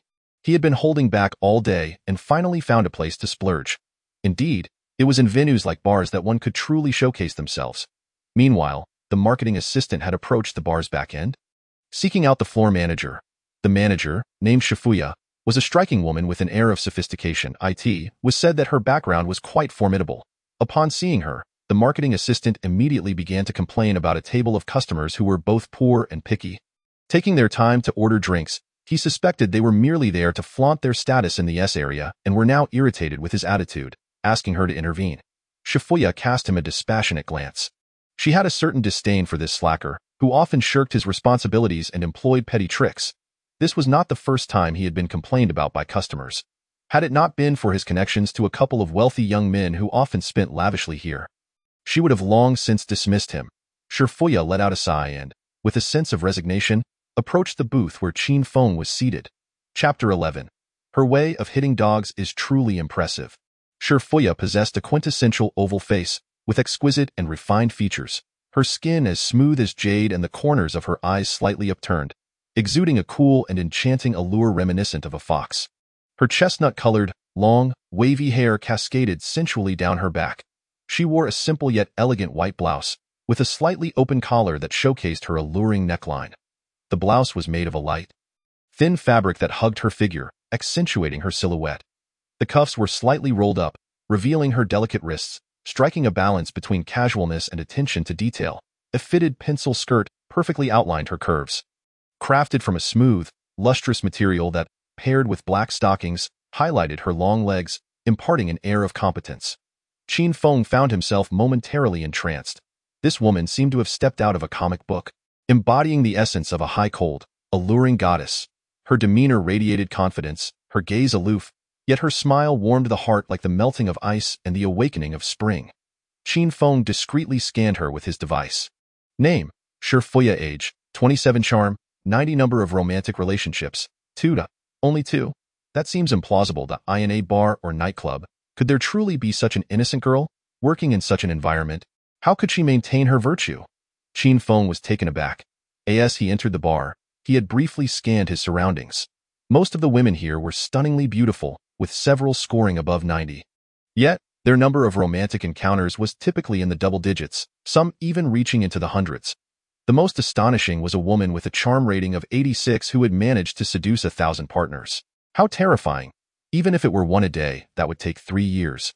How had she achieved such an impressive feat before the age of 30, allowing countless lips to taste her? Qin Feng could hardly fathom it. Nor did he dare to approach these women. Primarily, he was hesitant to flirt in front of Xia Ting, and testing the waters seemed perilous. At the very least, he would need to attain a formidable physique before attempting anything. Noticing Qin Feng's unabashed gaze upon her, Shifuya felt a flicker of confusion. She had encountered men with lustful stares and those with appreciative glances, but this piercing gaze that seemed to see through her was a first. It was filled with astonishment, as if he were gazing upon something extraordinary. She quickly glanced down at her attire, ensuring everything was in order. Having checked her reflection before arriving, her makeup appeared flawless. Unable to decipher what Qin Feng was observing, she approached him, suppressing her curiosity, and smiled as she spoke. "I apologize, gentlemen, I am the manager here. I sincerely regret that our service has not met your expectations. Please forgive us." With that, she performed a slight bow. Regardless of the circumstances, in the service industry, it is always prudent to apologize first. Shifuya was quite experienced. She continued, "As a gesture of goodwill, we would like to offer you 2 complimentary signature cocktails. What do you think?" Her demeanor was impeccable, yet the marketing staff behind her displayed visible impatience. Qin Feng, seated on the sofa, replied nonchalantly, "No need for that. I didn't come to drink." "Then what do you mean?" "I wanted to order," the Supreme Dragon said, "but that young man told me I could only order a mixed drink. I believe there is an issue with your service, and I wanted to discuss this matter with you." Upon hearing Qin Feng mention the supreme dragon set, Shifuya was somewhat taken aback. Observing his attire and the beautiful woman beside him, she felt a measure of belief. However, upon hearing that he was denied his drink, her temper flared.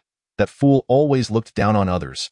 Just last time, he had mocked a table of guests, shooing them away to the scattered tables, claiming the booth was reserved for his friends. In the end, the scattered tables bill was 20,000, far exceeding his friend's minimum consumption. Shifuya resolved that if this man truly ordered the supreme dragon set, she would have no choice but to dismiss this brainless employee on the spot. I sincerely apologize, Xiaoya. We assure you that we will enhance our staff training to provide you with superior service. I hope you can forgive us this time. She bowed once more, this time deeper, revealing a glimpse of her flawless skin through the collar of her blouse. Qin Feng was momentarily captivated, but had no intention of pursuing anything further. He merely wished to voice a complaint. Why should a worker make things difficult for another worker? At that moment, however, the marketing staff let out a dismissive grunt, scoffing. What are you pretending for? Do you think someone like him could order the supreme dragon set? Surely, you're joking. He did not believe for a second that these two could afford such a luxury, unwilling to lower himself before them. His voice was low, but those present heard him clearly. Shifuya's expression darkened. This young man was offending a customer right before her eyes, clearly disregarding her authority. Her patience waning, she turned to him and coldly declared, "You're fired. Pack your things and get out of Yulong Bay." The young man protested, "On what grounds? I was merely speaking the truth. Someone like him wouldn't even know what the supreme dragon set is, so how could he possibly afford it?" Shifuya shot him a disdainful glance. It was no wonder people often complained about poor service at their establishment. This fool was the source of the problem. She had no desire to waste time and pulled out her phone, ready to summon assistance. The young man, realizing her resolve, shouted defiantly, "Just know that my group of friends will never come here again." Shifuya, still focused on her phone, coldly instructed, "Send over a few men from Est-03 and do it quickly. I in this bar." Her authority was significant, and summoning a few burly men was a matter of moments. The young man, witnessing her determination, grew enraged, hurling insults. "You filthy bitch, firing me over a tightwad." Slap! Shifuya's palm struck his face with force, leaving him stunned. He gazed at her in disbelief. Qin Feng and Xiaoting were equally astonished. They had not expected this woman to be so fierce. Just moments ago, Xiaoting had contemplated whether these two were engaged in a ruse to coax money from her brother. But this slap shattered her doubts. Which bar would stage such a realistic performance? Especially when her brother had yet to express any intention of spending money? At that moment, several burly men in uniforms rushed over, standing before Shifuya, awaiting her command. "Strip this fool of his clothes and throw him out," she instructed coldly. The men seized the young man's arms, lifting him effortlessly. With his slender limbs, he dared not protest, glaring at Shifuya with venomous eyes. Noticing his gaze, Shifuya frowned and added, "Leave nothing behind. Remember to record it." Observing her decisive demeanor, Qin Feng swallowed hard, suppressing any thoughts of pursuing her romantically. Chapter 12. Ting Ting, I wish to marry Remy. After resolving this debacle, Shifuya felt somewhat fatigued. These young kids, without proper guidance, had no understanding of the world. Regaining her composure, she smiled gently at Qin Feng and politely said, "I apologize for the inconvenience. Everyone has their own perspective, and we cannot impose restrictions." Qin Feng quickly reassured her that it was no issue, then curiously inquired, "How much did that young man's friend spend here?" Shifuya replied nonchalantly, "Approximately several 100,000. Qin Feng understood the implications and smiled. "Then please serve us 2 portions of the supreme dragon set as a means of compensating for your losses." Shifuya, taken aback, raised her gaze to scrutinize Qin Feng. He had a lean yet resolute face, with sharp features, thick eyebrows, and gentle eyes. Somewhat handsome, though his lips were a tad thin. The casualness with which he spoke of spending several 100,000 without batting an eye conveyed a sense of entitlement, suggesting he hailed from a wealthy family. Understanding the importance of catering to such a high-profile client, Shifuya softened her tone. "Brother, for such expensive drinks, we require payment in advance." Qin Feng nodded in understanding and promptly swiped his card for 180,000. Displaying his frugal nature, he added, "As for any excess, feel free to get some peanuts or snacks." Shifuya initially thought he was jesting. After confirming the receipt from the POS machine, realizing he was indeed a significant spender, she quickly retrieved her business card and handed it to him, smiling, "Brother, the next time you come, just seek me out, and I will ensure everything is arranged perfectly." Qin Feng scanned the QR code on her card, adding her as a contact. Xia Ting, observing him add another woman as a friend, instinctively tightened her grip on his arm, casting a possessive glance at Shifuya. Understanding the unspoken dynamics, Shifuya offered a gentle smile. Inquiring about Qin Feng's name before departing to arrange their drinks, Xia Ting leaned closer to Qin Feng, her warm breath brushing against his ear as she whispered, "Brother, why are you compensating her?" The warmth of her breath sent shivers down Qin Feng's spine. At that moment, Xia Ting was practically draped over him, their proximity overwhelming. The softness of her shoulder and the distinctive fragrance of the campus bell enveloped him, leaving him momentarily entranced, dizzy from her closeness. Noticing Qin Feng's dazed expression, Xia Ting playfully teased, have you taken a liking to that woman?" Snapped back to reality, Qin Feng quickly replied, "No, it was simply a matter arising from my own actions. I felt it necessary to show some acknowledgement." Xia Ting huffed lightly, but there was no need to go to such lengths. Ordering one would suffice.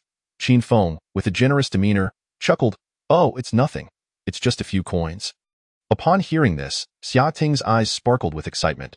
The fact that this man could so casually spend over 100,000 on drinks indicated his considerable wealth. If I could perform a little better, the luxury sports car tomorrow should be a sure thing. With this thought, Xia Ting felt a surge of excitement and hugged Qin Feng tightly, until she noticed that she had awakened the sleepy Qin Feng. Her cheeks flushed. She contemplated making a move but hesitated, fearing he might look down on her for being too forward. Just as she was in doubt, the music in the bar suddenly shifted, transforming into an electrifying DJ style. The massive bass began to thump violently, with waves of sound crashing in succession. A dozen alluring women adorned with rabbit ears emerged, each holding a sparkling black spade gift box, within which lay a bottle of dazzling Ace of Spades champagne. They swayed their hips, circling the bar, as the DJ's voice boomed in, accompanied by a chorus of cheers. The patrons, upon witnessing the spectacle, immediately recognized that the boss had ordered Ace of Spades, and the atmosphere ignited in a frenzy, with voices rising in jubilant chorus. "Congratulations to young Master Qin of S03 for acquiring 2 sets of divine dragons. Let us wish the boss all his heart's desires and boundless fortune." Amidst the DJ's exuberant shouts, a group of bunny girls gracefully approached the S03 booth, placing the Ace of Spades on the table. They danced around the sofa occupied by Qin Feng and Xia Ting, deftly pulling party poppers, spraying confetti, and showering them with golden paper. The women at the back held glowing gift boxes, swaying back and forth in front of the booth, drawing all eyes. The lights cascaded upon Qin Feng, and in that moment, the swirling confetti gave him a taste of true indulgence. Downstairs, the ladies gasped at the sight of a handsome man opening the divine dragon, erupting into high-pitched squeals and showering him with kisses blown from afar. As Qin Feng saw the crowd cheering for him, his mind swirled in disbelief. Is this what it feels like to spend hundreds of thousands in one go? Is this the life of those affluent young masters? To be honest, it was exhilarating, leaving him feeling as if he were floating on air. For Xia Ting, it was also her first experience being the center of attention, and her heart raced with excitement. Previously, she had only shared such an atmosphere with a group of women. Occasionally, she had watched couples toasting to each other in warmth and romance, secretly envying and fantasizing. Little did she expect to experience this feeling of being the focal point alongside Qin Feng today. She glanced at him, her eyes glistening with tears of emotion. Xia Ting's affection 5. Qin Feng received a system notification and glanced at Xia Ting's profile. Current affection, 57, familiar, consumption, 420,000. At that moment, Qin Feng's heart soared with joy, though he maintained a faade of calmness. Ting Ting, I noticed at the bottom of the list there is a bottle of something called Remy Martin Louis XIII. Would you like to try it? Xia Ting was taken aback. That kind of liquor costs as much as gold, with each bottle priced at 20 to 30,000. She had witnessed the grand display of such drinks being served, akin to a wedding procession, with a group of maidens holding lanterns and 8 strong men carrying a palanquin adorned with the Louis XIII black pearl. The prestige and aura were overwhelming, causing an immediate uproar. Xia Ting sincerely felt that it was not worth it just for the sake of showing off. She thought it better to buy gold instead. Brother, please don't order that.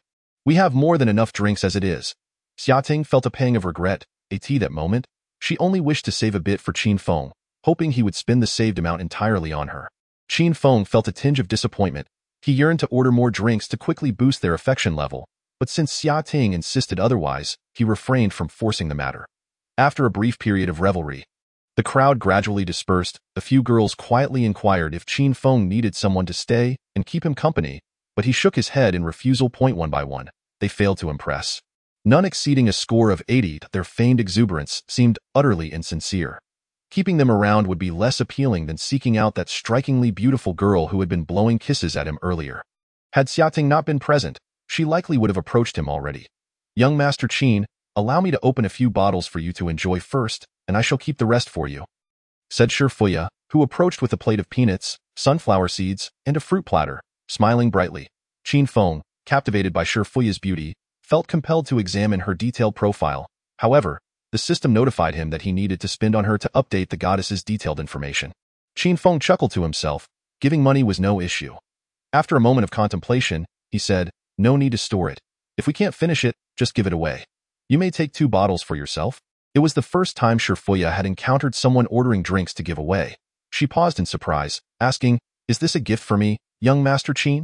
If Qin Feng had suggested she drink, she wouldn't have been surprised, but a direct gift intrigued her.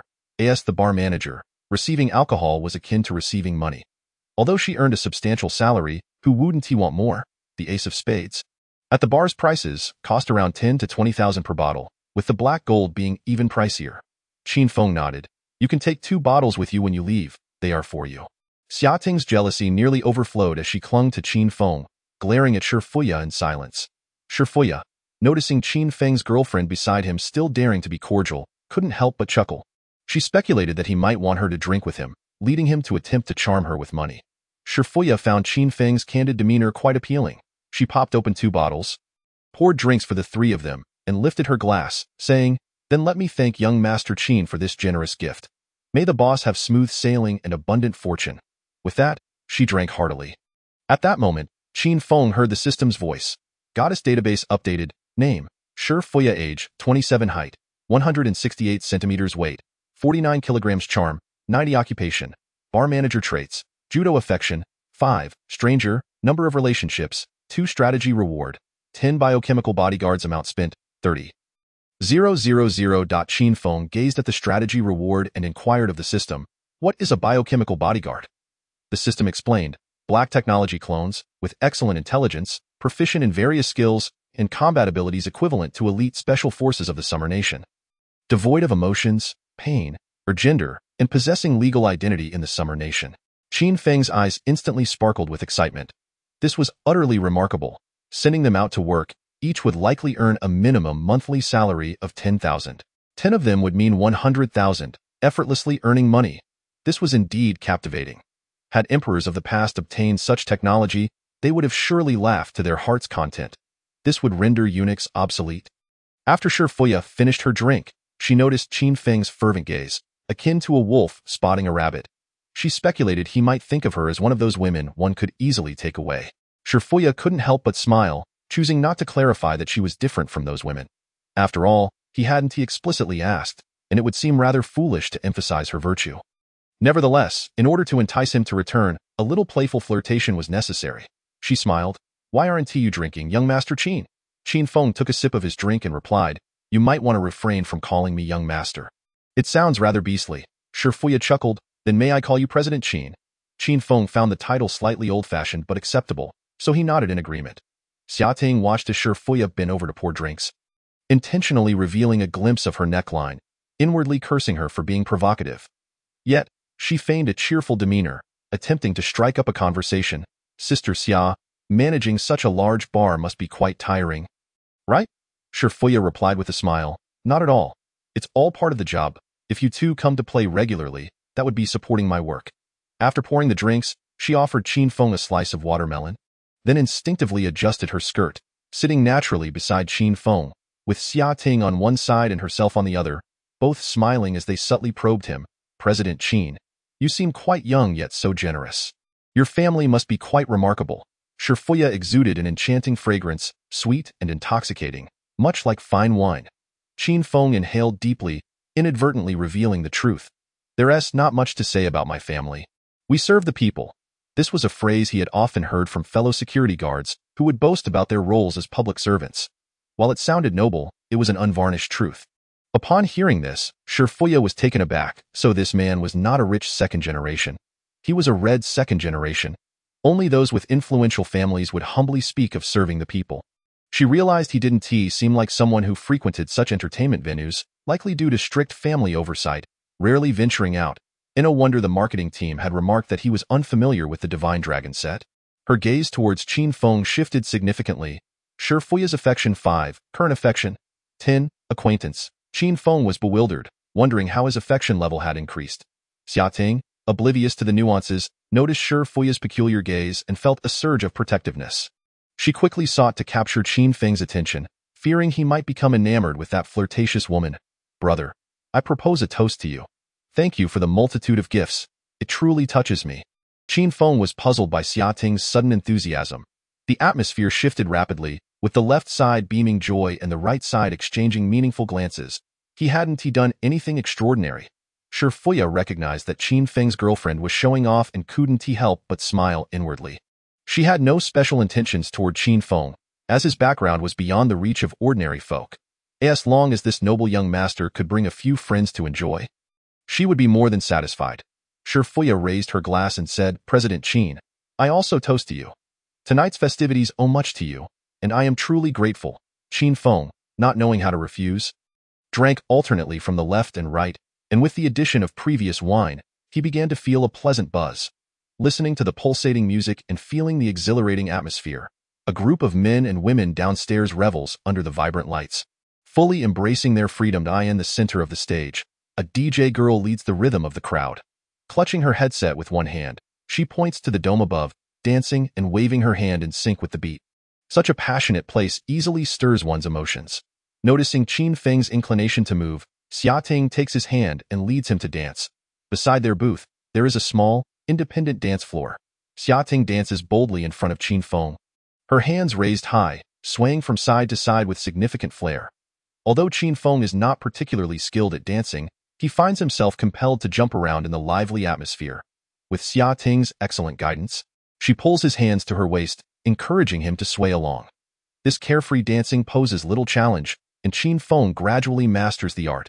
Fuya, however, chooses not to join in the fun, instead sitting at the booth with a smile. Watching Qin Feng fumble it gives her a sense of guilty pleasure, as this wealthy young man is visiting her for the first time. After a while of dancing, Qin Feng feels a rising heat. Embracing the beautiful girl but unable to indulge fully, he feels a sense of frustration. He releases Xiating and returns to the sofa, feeling downcast, engaging Fuya in conversation over drinks to calm himself. Observing his gloomy demeanor, Xiating mistakenly believes she has upset him and rushes over, clinging to Qin Feng, asking, What's wrong, brother? Don't you like dancing? Qin Feng enjoys dancing to an extent, yet he feels constrained and unable to truly immerse himself.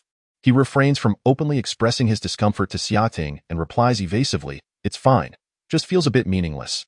Fuya casts a sly glance at Xiating and teasingly suggests, Is it because there aren't enough people? Chapter 14. A kiss can actually fill a chapter. Xiating is awakened by this insight, realizing that Fuya has a point. What man wouldn't want to be surrounded by a group of lovely ladies? Perhaps he feels restrained by her presence and unable to invite other girls for a livelier atmosphere, leading to his dissatisfaction. Determined to be magnanimous, she thinks it might bring him joy. After all, if he is happy, her dreams may come true tomorrow. With this thought, Xiating hesitates momentarily before impulsively suggesting, How about I help you call a few girlfriends to drink and have fun together? Upon saying this, she notices Fuya's mischievous grin and instantly realizes her folly. She mentally berates herself for being led astray. Who would proactively call girls for her man? What if Qin Feng develops an interest in someone else? At this moment, Xiating wishes she could slap herself. Hearing Xiating's words, Qin Feng feels elated, envisioning a scene of left and right embraces, with beautiful girls feeding him grapes. What man hasn't fantasized about such a scenario? He is pleasantly surprised by Xiating's generosity. However, noticing her forced smile, he quickly realizes she is not entirely willing. Indeed, what girl could tolerate her partner frolicking with others? Moreover, his purpose for being there is not merely for fun, but to pursue romance and earn some rewards. After pondering for a couple of seconds, he makes up his mind. With a gentle tone and a smile, he tells Xiating, No need, I prefer being with you. As soon as the words leave his lips, a notification from the system appears. Xiating's affection 5. This is hardly a challenge for him. Observing the joyous smile on Xiating's face, Qin Feng feels a surge of pride. Now gradually becoming accustomed to interacting with women, he finds himself effortlessly charming. Xiating's affection level has risen to 62, intimate, within a single day, which pleases Qin Feng immensely. If things continue this way, reaching an 80 affection level for a reward wouldn't be difficult. There might even be a chance to attain a 100 affection level and receive that extraordinary physique. Speaking of extraordinary physiques, it seems that achieving a score of 90 in beauty comes with rewards. In the bar, there are two strikingly beautiful women who fit that description. Although his romantic encounters have been somewhat numerous, he recalls the saying, "Cherish the good girls and don't waste time on the bad ones." Qin Feng is keen to discover their rewards, so he turns to Shifuya and says, "Sister Ya, since we can't finish this alcohol, could you help me distribute it?" Shifuya, familiar with the routine of sending drinks to charm women, recalls an instance where a nouveau riche flaunted his wealth by treating everyone in the venue. She teasingly asks, "Does Mr. Qin intend to treat everyone to a round of Black Label champagne? Should I ask the DJ to announce that tonight's expenses are on Mr. Qin?" Eager to avoid embarrassment, Qin Feng quickly shakes his hands and pleads, "No, no, please don't. That would be mortifying. Such grand gestures are reserved for the truly foolish. Even if one has money to spare, it is unnecessary to flaunt it in such a manner." Shifuya chuckles softly, recalling the awkwardness of such situations. Having spent 2 years in the bar, she has witnessed such scenes where the atmosphere escalates and the wealthy patron, inebriated, offers to treat everyone, only to end up regretting it when the bill arrives. Qin Feng concurs, everyone wants to maintain their dignity while having fun. If I show off like that, they wouldn't necessarily be pleased. Then how do you plan to distribute the drinks? Shifuya inquires. Qin Feng stands up and glances downstairs, casually pointing to a couple of tables, just that A06 table and those 3 girls at the scattered table over there. You can send 1 bottle to each. Shifuya looks at Xiating, smiling as she asks Qin Feng, should we invite them to join us? A bottle of champagne costing over 10,000 is certainly enough to entice some girls. Xiating, hearing this, pouts and shakes Qin Feng's arm, expressing her discontent. Qin Feng quickly responds, no need to invite them. He is mindful not to overstep, knowing Xiating's affection is not yet complete, and decides to tread carefully. Shifuya, being perceptive, notices that both tables he indicated feature stunningly beautiful women and instantly understands his intentions. Furthermore, she observes Qin Feng unconsciously turning his phone, hinting that he desires the contact information of those 2 girls. With a knowing glance, she replies, I understand. After stowing away 4 bottles of champagne in the ice chest, 2 of which are her own, she descends to carry out his request. Once she is gone, Qin Feng notices Xiating still swaying restlessly, so he gently pulls her onto the sofa and comforts her. Ting ting, what's wrong? Xiating shoots him a playful glare. You seem so happy delivering drinks. Why not just go and drink with those girls? Seeing her jealousy is utterly adorable. Qin Feng feels a warmth in his heart. No girl has ever shown jealousy for him before. He laughs. Don't be upset. It's just some drinks. We can't finish them all anyway. If you don't like it, I want to do it again. Humph, sweet-talking charmer. You pretended to be so honest and tricked me. I didn't trick you. I genuinely haven't been out to play before. I promise that when I come to places like this in the future, I will listen to you. Does that work for you? Qin Feng states earnestly. Upon hearing his sincere words, Xiating feels a warm glow. Regardless of whether it is the truth or a lie, as long as he comforts her, it shows he cares. She leans against Qin Feng's chest, drawing circles with her finger and playfully declares, you can't sneak off to the bar alone without me. Okay, I'll take you wherever I go. Trust me? Qin Feng replies, wishing to keep her close. Until her affection is fully realized, he can only spend money through Xiating. Naturally, he hopes to be with her at all times. Xiating is unsure if his words are genuine, but the sweet talk certainly makes her heart flutter. She rests her head on Qin Feng's shoulder, captivated by his handsome profile. The music is loud, and they must speak directly into each other's ears. After listening for a while without catching her words, Qin Feng turns to see what is happening. In doing so, their noses touch, and soon their lips meet. Their mouths draw together like magnets, gently pressing against one another. In that moment, their hearts race uncontrollably, and they instinctively embrace, their breaths mingling. This is Qin Feng's first kiss, taken unexpectedly by Xiating. Qin Feng feels a twinge of reluctance as he savors the sweetness of her lips. This instinctive skill of kissing comes naturally to boys, requiring no instruction. Xiating finds herself breathless, her eyes filled with daze, her body softening under the electric sensation that compels her to respond to Qin Feng. After a lingering moment, their lips part, connected by a delicate thread of moisture. Qin Feng realizes he must say something sweet at this moment to ensure the night ends in, well, a more intimate way. Racking his brain for the charming lines he has read in novels, he finds himself at a loss for words. Staring into Xia Ting's flushed face, sparkling eyes, and alluring lips, he can even feel the warmth of her breath. They lock gazes for what seems like an eternity, and as he contemplates bluntly suggesting something more intimate, Xia Ting breaks the silence. "Brother, I feel a bit dizzy from drinking." Chapter 15. The convenience of a slip dress. After Xia Ting speaks, she slightly turns her head away, her bashful demeanor unmistakably conveying her intentions. "I'll take you to rest," Qin Feng stammers. Xia Ting bites her lip, appearing shy as she softly inquires. "Shall we go to your place?" "To a hotel," Qin Feng replies, not waiting for her approval as he takes her hand, leading her towards a room. He is no saint, and with Xia Ting being so forward, if he were to retreat now, he might as well be cutting off his own chances. Upon hearing that they won't be going to his home, Xia Ting casts him a mildly reproachful glance. Feeling a bit upset, am I really that unpresentable? Even with his parents at home, my appearance wouldn't disgrace him. Why hide it? Stupid man. However, despite her unhappiness, she was well aware that something significant was bound to occur that evening. Qin Feng had spent a staggering 300,000 to 400,000 throughout the day. Even affordable accommodations would have sufficed for a down payment. A man of such remarkable quality was certainly an opportunity not to be missed. Xia Ting rose to follow Qin Feng for a couple of steps, instinctively glancing back at the table. After ensuring that she had taken her phone and other belongings, she noticed the 6 unopened bottles of wine remaining on the table and hurriedly grasped Qin Feng's arm. Expressing her concern, "What about these bottles of wine?"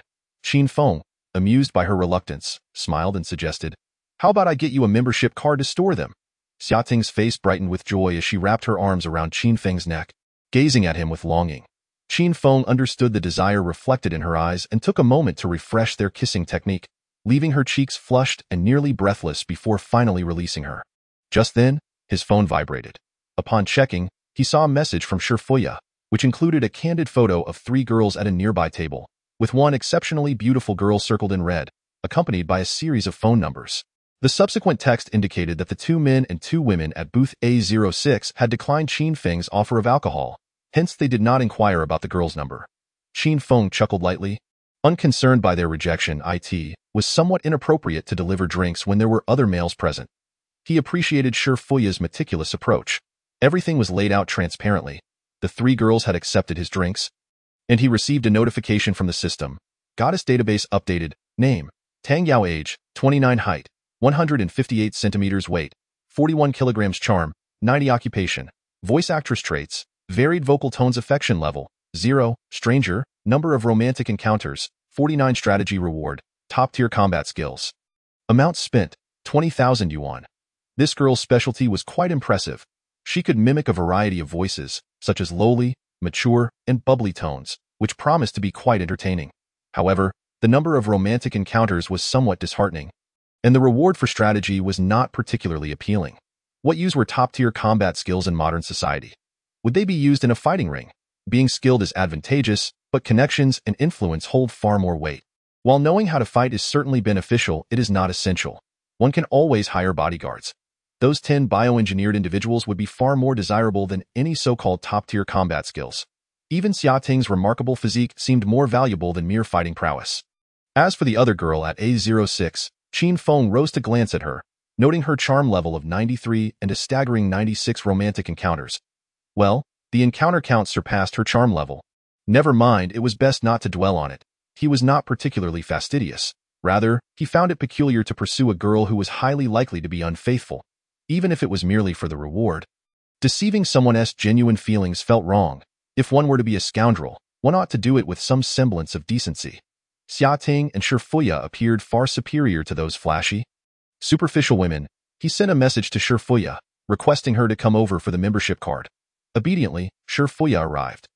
After Qin Feng stored the wine, he boldly deposited another 200,000 in front of Xia Ting, which only made her cling to him even tighter in excitement.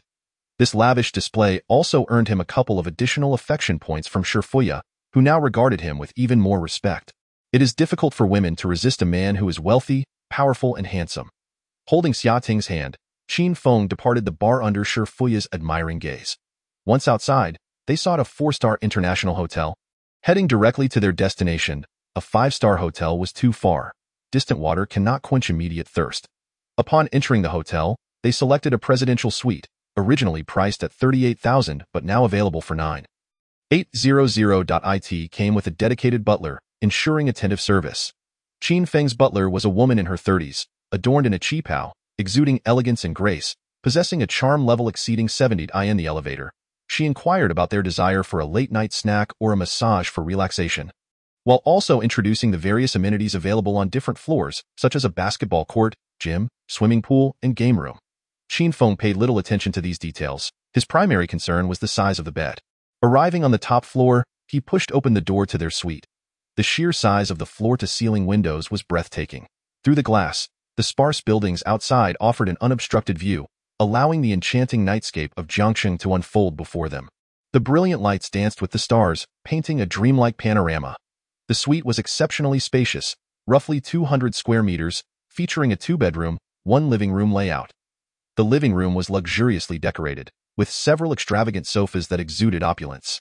Outside lay a vast open terrace, complete with a small swimming pool. September's weather was perfect for swimming, neither too hot nor too cold, allowing them to enjoy both the water and the view. Relishing the undisturbed evening breeze.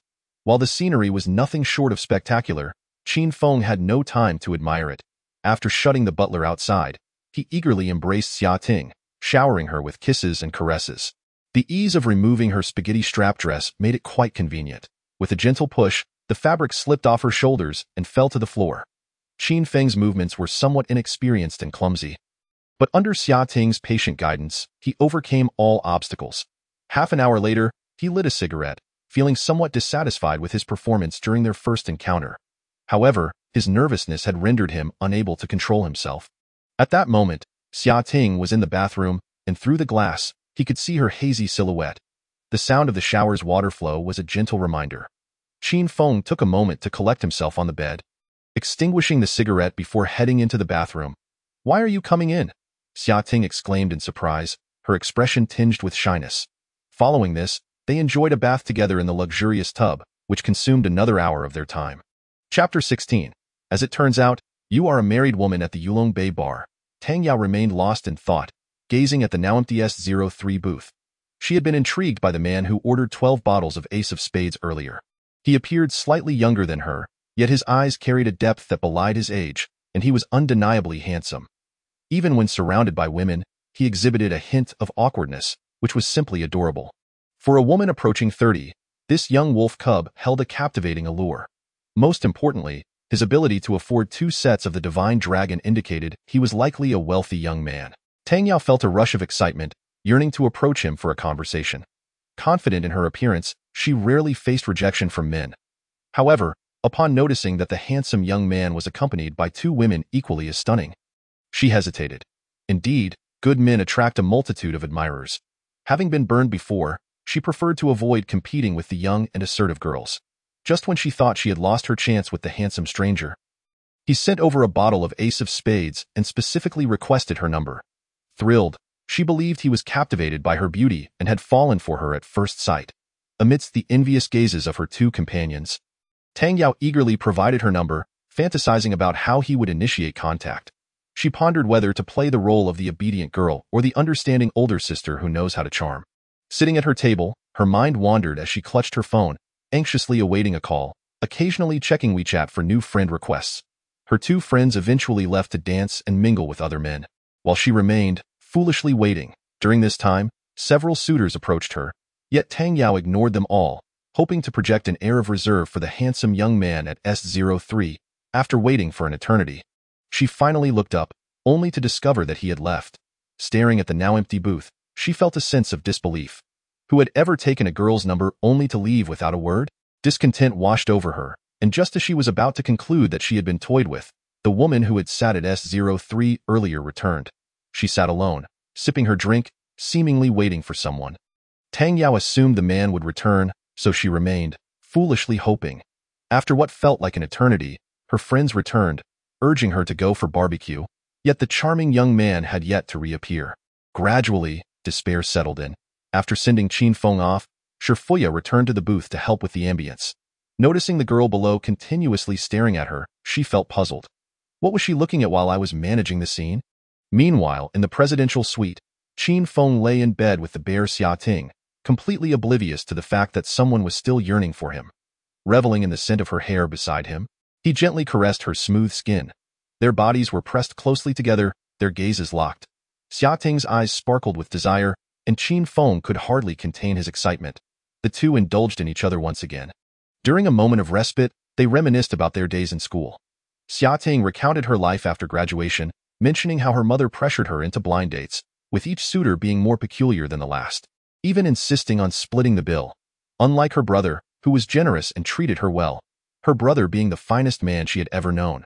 Her words flowed like tea, captivating Qin Feng utterly. Men are often drawn to such tales, yet, as she spoke, exhaustion overtook her, and she soon fell asleep, likely due to the day's fatigue.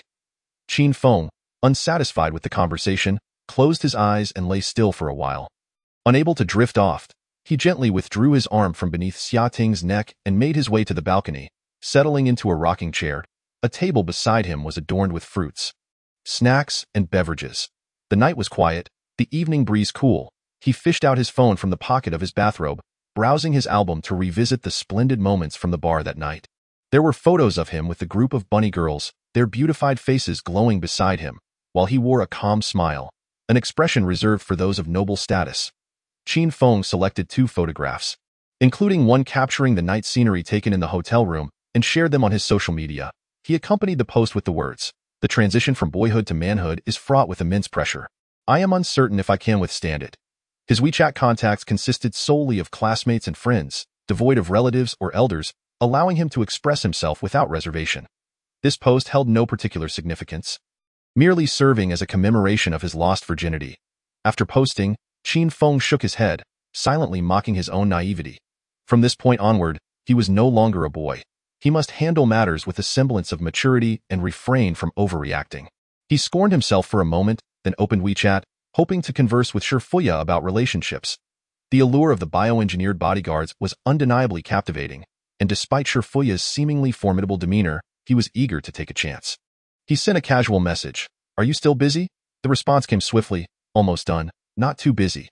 Qin Feng replied, "That's truly exhausting, working until this late every day." Shifuya responded, "Well, someone has to eat, so one must get accustomed to it." She added, "Isn't Mr. Qin accompanying his girlfriend? How come you have time to message me?" Qin Feng glanced back at Xiating, who was peacefully asleep on the bed. He initially intended to say she was asleep, but suddenly realized that if he were in her position and heard such a scoundrel's words, he would likely block him immediately. He replied evasively, "I'm just out here enjoying the breeze alone." Shifuya smiled slightly, mistakenly believing Qin Feng was hinting at wanting to meet up. Experienced with such elusive clientele, she texted, "Where are you then? I could invite a few lovely friends to keep you company." Qin Feng felt utterly drained today. The thought of inviting more women was daunting, as he feared being utterly exhausted. Moreover, he could not leave Xiating alone in the hotel while sneaking out to have fun. She had drunk too much and was fast asleep. Should she wake up to find her romantic encounters had increased to 6 and question him about it, her confusion would be unbearable for him. He declined, saying, "No need. I just wanted to chat with you." Shifuya teased in a voice message, "Brother, sneaking away to chat with me? Won't your girlfriend get upset if she finds out?" Another woman with a hint of sophistication. Qin Feng chuckled. It seemed that beautiful women possessed an innate charm. He recalled a novel he had read and responded in a scoundrel-like manner. "No worries, she is quite well behaved. Only a rogue would be worthy of a green tea girl." Shifuya playfully hinted, "But I'm not well behaved. If my husband dares to cheat, I'll send him to the palace." Qin Feng was taken aback, asking, "You have a husband?" Seeing that he was still communicating through text. Shifuya obliged, "Yes, I'm turning 28 this new year. Isn't it normal to have a husband?" Qin Feng felt a chill wash over him. He merely wished to be a scoundrel, not a homewrecker. If she had a husband, he couldn't bring himself to pursue her. Only someone like Chow Amon's type would find excitement in pursuing a married woman. He thought of Shifuya's enticing rewards, 10 devoted and formidable men, slipping away from him, causing a heartache that felt suffocating. He had no desire to say another word.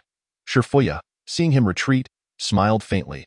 Although the absence of such a lucrative client would impact her bar's business, she was unwilling to attract the attention of such high-profile individuals. These people could be callous, starting and abandoning relationships at will, wielding wealth as a means to indulge their whims. She did not wish to become a plaything for such men, and indeed, her husband was real. He had merely passed away nearly 4 years ago. Chapter 17. Do you remember the dreams of your youth? Qin Feng gazed at the myriad stars, lost in thought. He did not dwell on much. He was a man of principles. A married woman was off limits. He reassured himself that the bioengineered beings were not so extraordinary after all, as long as one was willing to spend money. Bodyguards were plentiful. The rewards from Shifuya were not the pinnacle.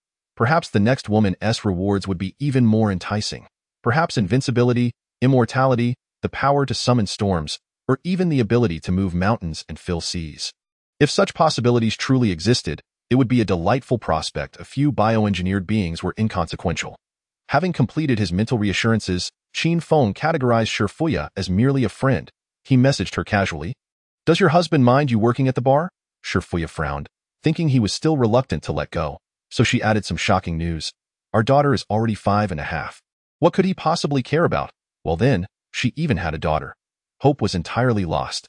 Shifuya's profile indicated she had only engaged intimately with 2 individuals, signifying her loyalty to her husband.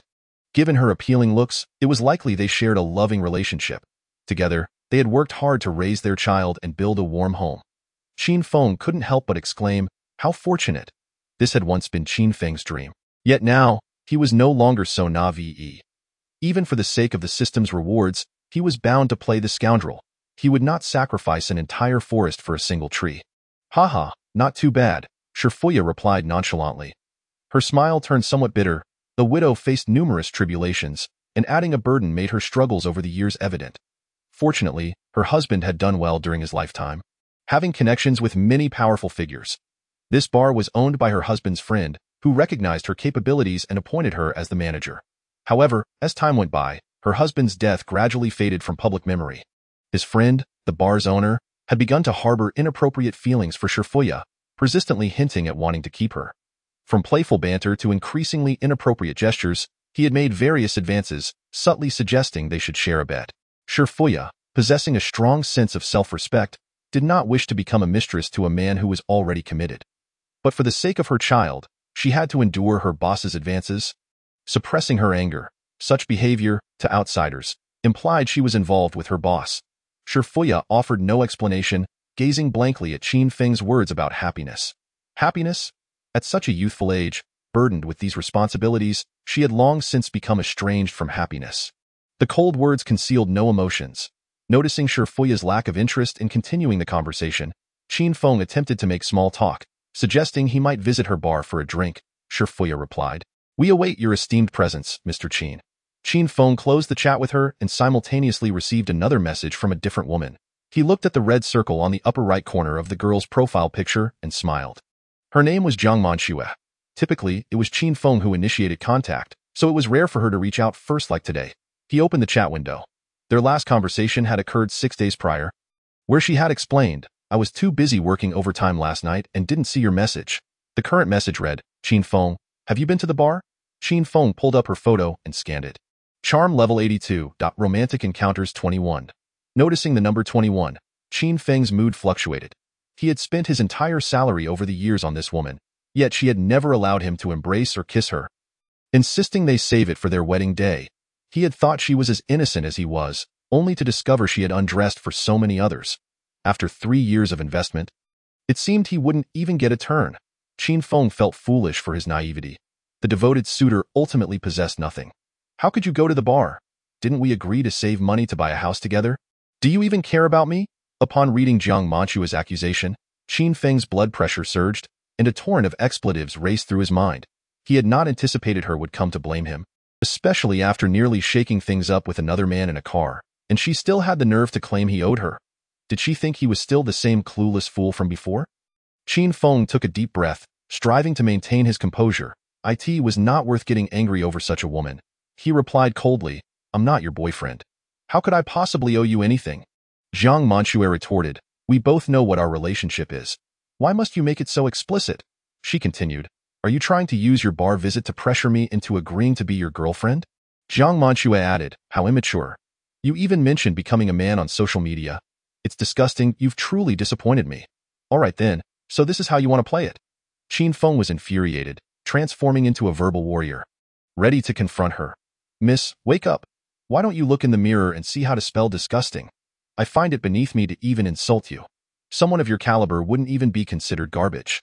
I was blind before, but now my eyes are open. Please refrain from contacting me in the future. Thank you. To further irk her, Qin Feng added, by the way, I forgot to mention I won 90 million yesterday. But unfortunately, you're not worthy of spending it. Jiang Manxue was taken aback by his insults, holding her phone, unsure how to respond. She absolutely did not believe that a loser like Qin Feng could win the lottery. In this day and age, lottery companies were solely focused on raking in profits. It was unlikely for outsiders to win. Furious at his insults, Jiang Manxue contemplated blocking him. She had plenty of fish in her pond. Losing one would hardly matter. However, upon reconsideration, she felt it would be a waste to let him go. Among all the fish, Qin Feng was the most foolish. Each month, he would at least gift her 3,000 or 4,000. And seeing him dressed well at the bar, who knew if he might actually strike it rich? Jiang Manxue swallowed her anger and typed, "What's wrong with you? Did something happen?" Qin Feng replied sarcastically, "Nothing, just suddenly found myself wealthy and can't share it with you. Feeling a bit down, that's all." Jiang Manxue responded, "Can we just speak properly? We used to get along just fine." Qin Feng replied, "You said used to. Now you are you, and I am I da. We have no connection anymore." Jiang Manxue was taken aback by the resolute tone in his words and hurriedly inquired, "Have you developed feelings for another woman?" Qin Feng responded curtly, "That is none of your concern. I am going to sleep now. Farewell." Jiang Manxue insisted, "Come back and clarify your words. Who is that woman?" The only explanation she could contemplate for Qin Feng's sudden change in demeanor was the intrusion of a third party.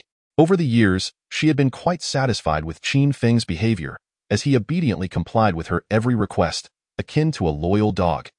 Even in the dead of winter, if she craved spicy hot pot in the middle of the night, Qin Feng would rise from their warm bed to fulfill her desire. Whenever she lost her temper, he would promptly relent, donning a humble smile to placate her.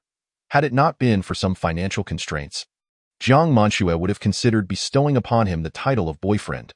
But now, his sudden declaration of their severed ties caused her immense distress. It felt akin to having nurtured a fish for 2 or 3 years, only for it to inexplicably slip away into another woman's pond.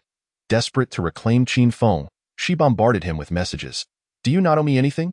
After all these years, you intend to end things because of another woman? I wear the necklace you gifted me every day, despite others mocking its $8,000 price as ugly. Yet I continue to wear it because it reminds me of you, and I can feel your presence beside me. But what have you become now? Have you forgotten your previous vows?" Chapter 18. "Thank you for helping me grow," Qin Feng replied. "I'm sorry." Upon hearing his apology, Jiang Manxue's anger subsided slightly. She speculated that he might have spent a considerable amount at a bar that evening, resulting in his foul mood. She contemplated forgiving his earlier offense, but was taken aback when he sent another message. "After letting you go, I realized the beauty of the world. Thank you for helping me grow." Jiang Manxue was bewildered and sent an inquiring message, only to find an infuriating exclamation mark preceding her words. That devoted fool had deleted her. Fury surged within Jiang Manxue. She promptly added Qin Feng to her blacklist, vowing that even if he begged on his knees, she would not release him. Jiang Manxue was convinced that a man like Qin Feng, lacking both car and home, would soon be discarded by another woman, at which point he would undoubtedly turn back to beg her. And when that time came, if he did not gift her an Apple phone, she, Jiang Manxue, would never forgive that sycophant. Qin Feng rose from the lounge chair on the balcony and glanced at the time. Realizing it was nearly 2 o'clock, remembering he needed to purchase a car for Xiating the next day, he hurried inside to sleep. He meticulously silenced his phone and lay down beside Xiating, careful not to disturb the sleeping beauty. However, Xiating awoke, feeling someone approach her. Half asleep, she forced her eyes open and, upon confirming it was Qin Feng, the one who promised to buy her a sports car, she wrapped herself around him like an octopus. Her delicate nose brushed against his face, detecting a faint scent of tobacco. She murmured, "Smoke less. It's bad for your health." It was undeniable that her unconscious concern carried more weight than any words could convey. Qin Feng softly responded, lost in thought as he observed her obedient demeanor. At that moment, moonlight streamed through the glass, casting a gentle glow upon the girl's profile, enhancing her already breathtaking beauty with a hazy allure. Resembling a celestial fairy, overcome by emotion, Qin Feng pressed a kiss to her cheek, eliciting a soft, dreamy sigh from her. He settled down, falling into a deep slumber. The night passed in silence. The next morning, Xiating awoke early. Glancing at the time, she realized it was still early. She attempted to close her eyes and drift back to sleep but found it impossible. Her thoughts were consumed by the Porsche 911. After enduring the wait until 8 o'clock, she playfully teased Qin Feng with her hair to wake him, but to no avail. A gentle push yielded no response.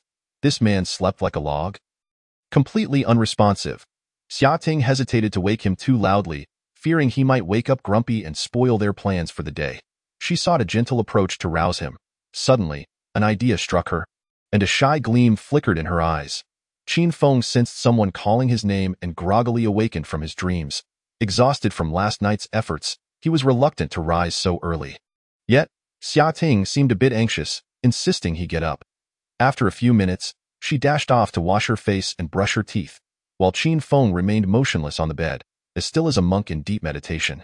Once refreshed, they both dressed impeccably. Xiaoting donned a long black, strapless dress.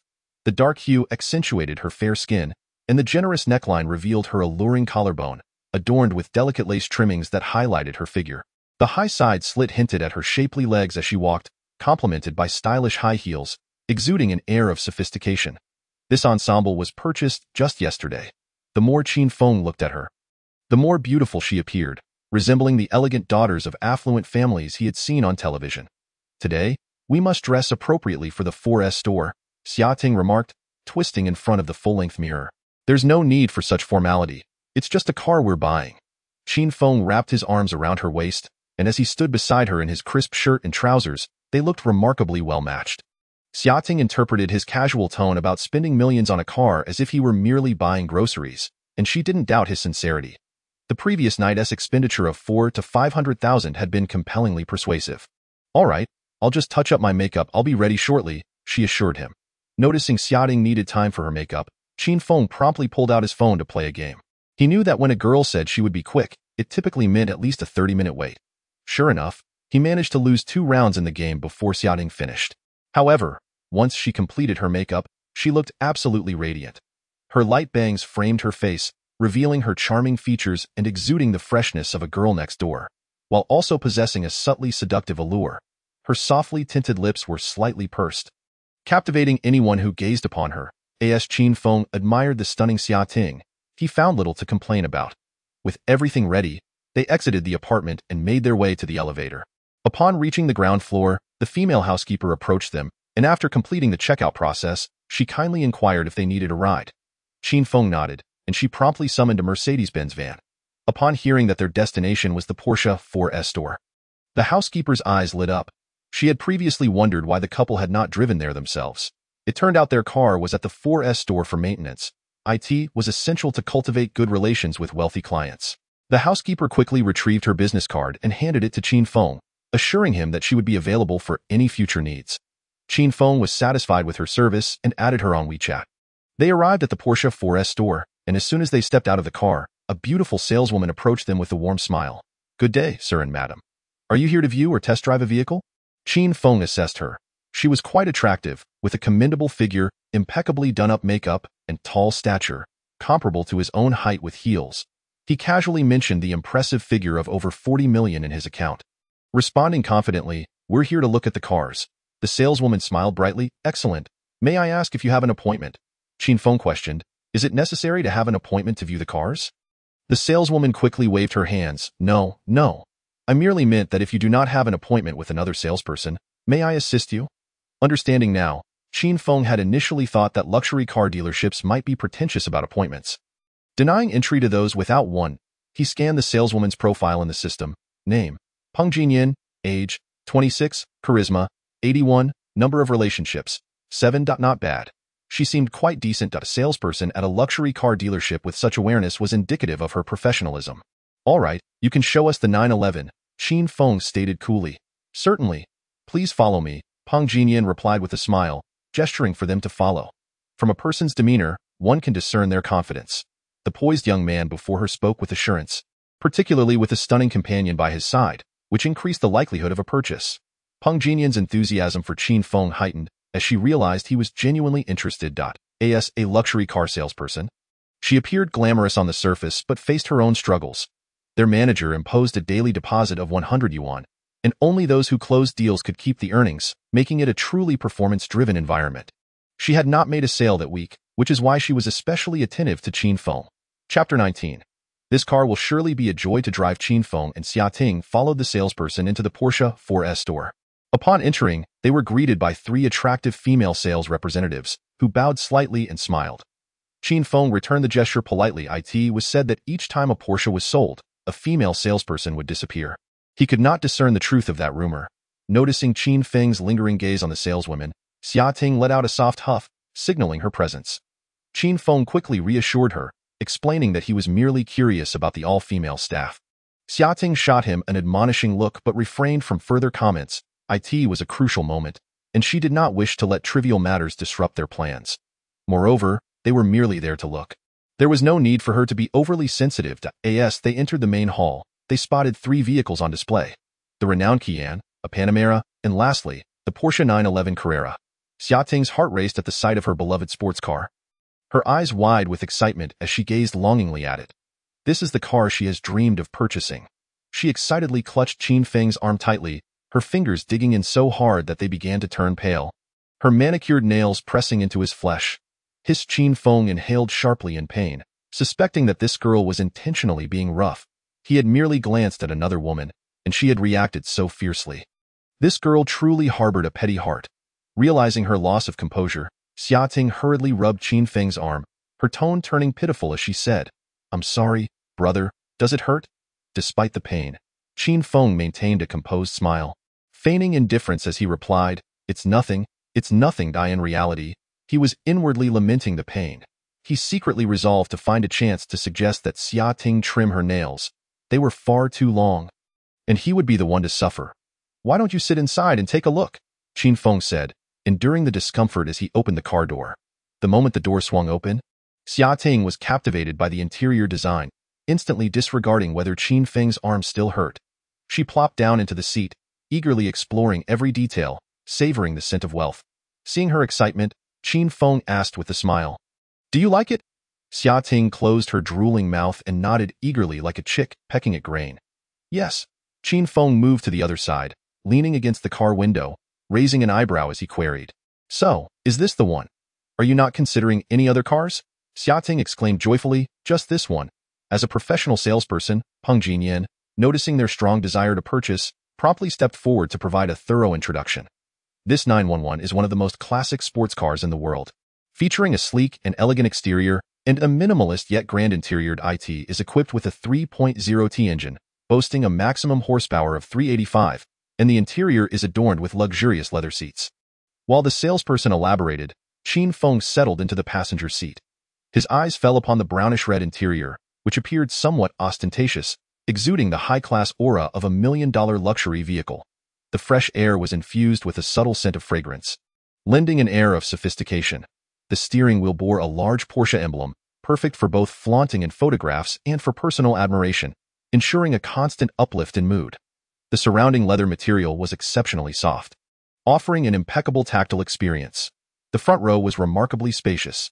At 1.78 meters tall, he could stretch his legs comfortably, though the downside was that the back seat seemed inadequate for passengers, given that it was a 2-door model, likely not designed for 4 occupants. Notably, the gear shift in the center was compact and positioned conveniently forward, facilitating movement for both of them. Seated in the passenger seat, Qin Feng effortlessly nestled his head into Xia Ting's lap, giving her a meaningful wink before gesturing toward her thigh. Xia Ting understood the unspoken cue, playfully pushing his head away while pouting, "You're so annoying." Qin Feng chuckled, teasing, "I said nothing. What are you finding annoying?" Xia Ting's ears flushed slightly as she glared at him, too shy to respond. Qin Feng feigned seriousness, admonishing, "Little girl, don't think about unhealthy things all day." Xia Ting could no longer contain herself and lightly hit him, then wrapped her arms around his, cooing, "Stop it, darling, are you really going to buy me this car?" The term darling was even more alluring than the previous night's flirtation, making Qin Feng's heart melt. He affectionately replied, "As long as you like it, I will buy it for you." Xia Ting squealed in excitement, "Darling, I love you." Xia Ting's favorability 5. Qin Feng smiled faintly. Modern women, upon hearing buy, indeed seemed to possess no resistance whatsoever. And the campus beauty was no exception. Coupled with the 5 points earned from their efforts the previous night, Xia Ting's favorability had now reached 72, intimacy, just 8 points away from 80, adoration. Reflecting on the previous night's tireless endeavors, Qin Feng couldn't help but rub his lower back, inwardly sighing at the toll it had taken.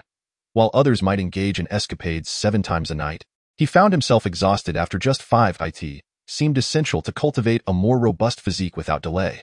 Standing nearby, Peng Jinyan couldn't help but twitch at their flirtatious banter within the car. It was important to note that this vehicle cost no less than $1 million. How could this man claim he would buy such an extravagant gift for a woman who, while attractive, appeared rather ordinary and naive? It seemed as though he had been ensnared by a spell. Peng Jinyan felt as if she had been force-fed 10 pounds of lemons, the bitterness making her want to cry. She couldn't help but roar internally. Why does the trope of the domineering CEO falling in love with me always play out for others? Miss, does this car have any available stock? Qin Feng noticed the salesperson momentarily distracted and waved his hand. Yes, we do, sir. Peng Jinyan quickly regained her composure and replied. How much does this car cost after taxes? Qin Feng asked casually, sensing his serious intent to purchase.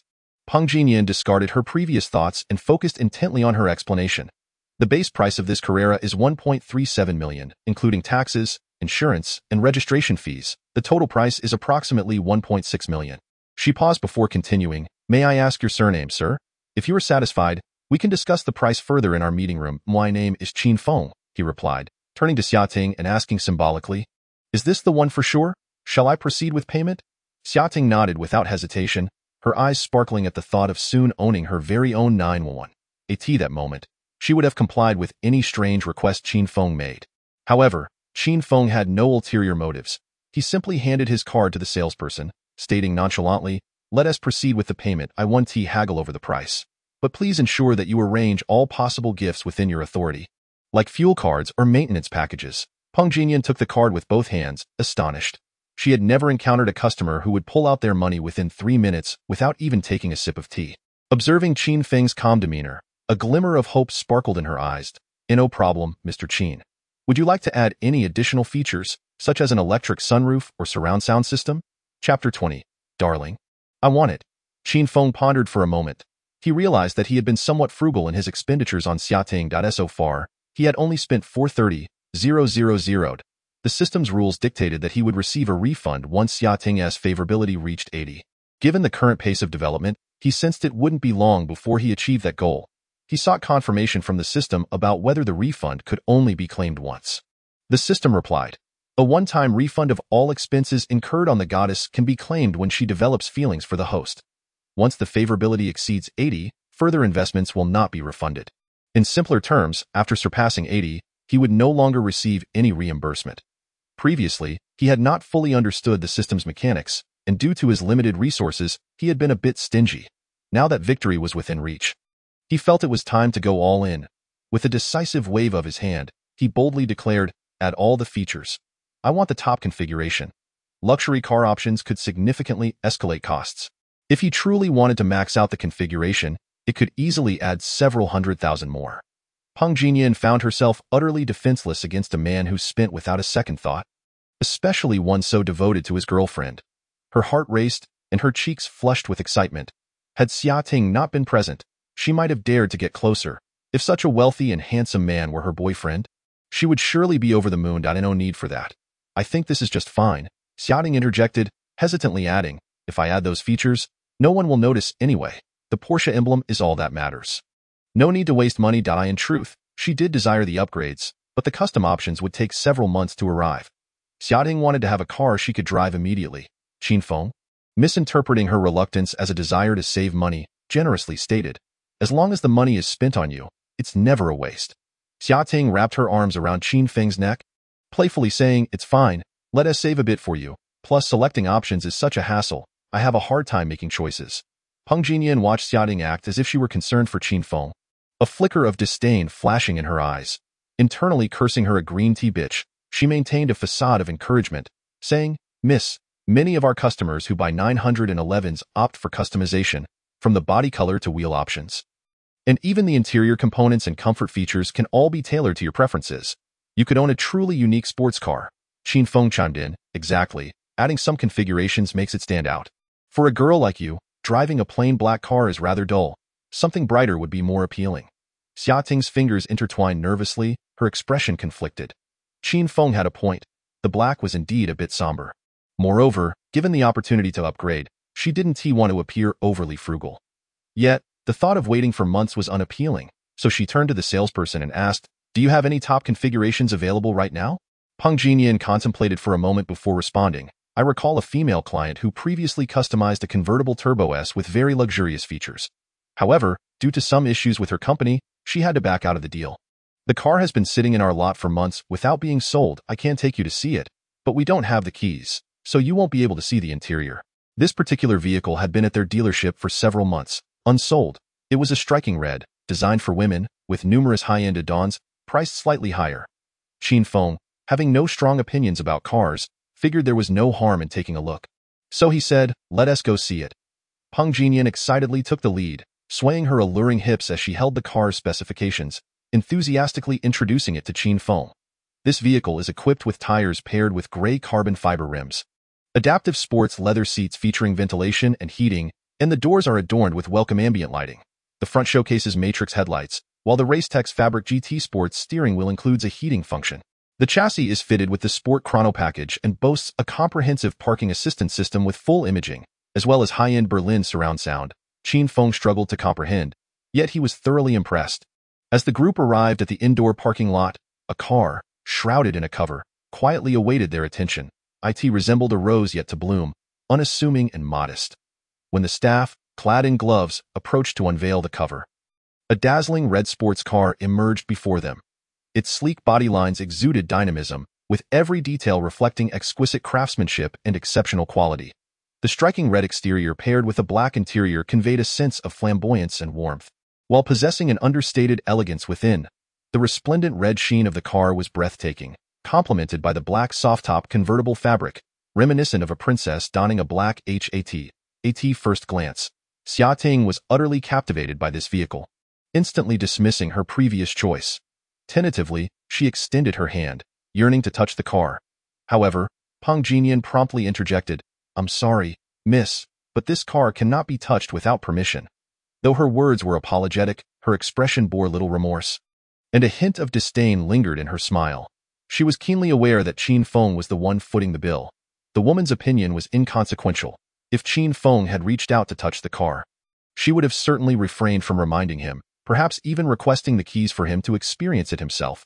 The seats were covered in protective film. Sitting on them was permissible. Yet, it was evident that Xia Ting lacked that privilege.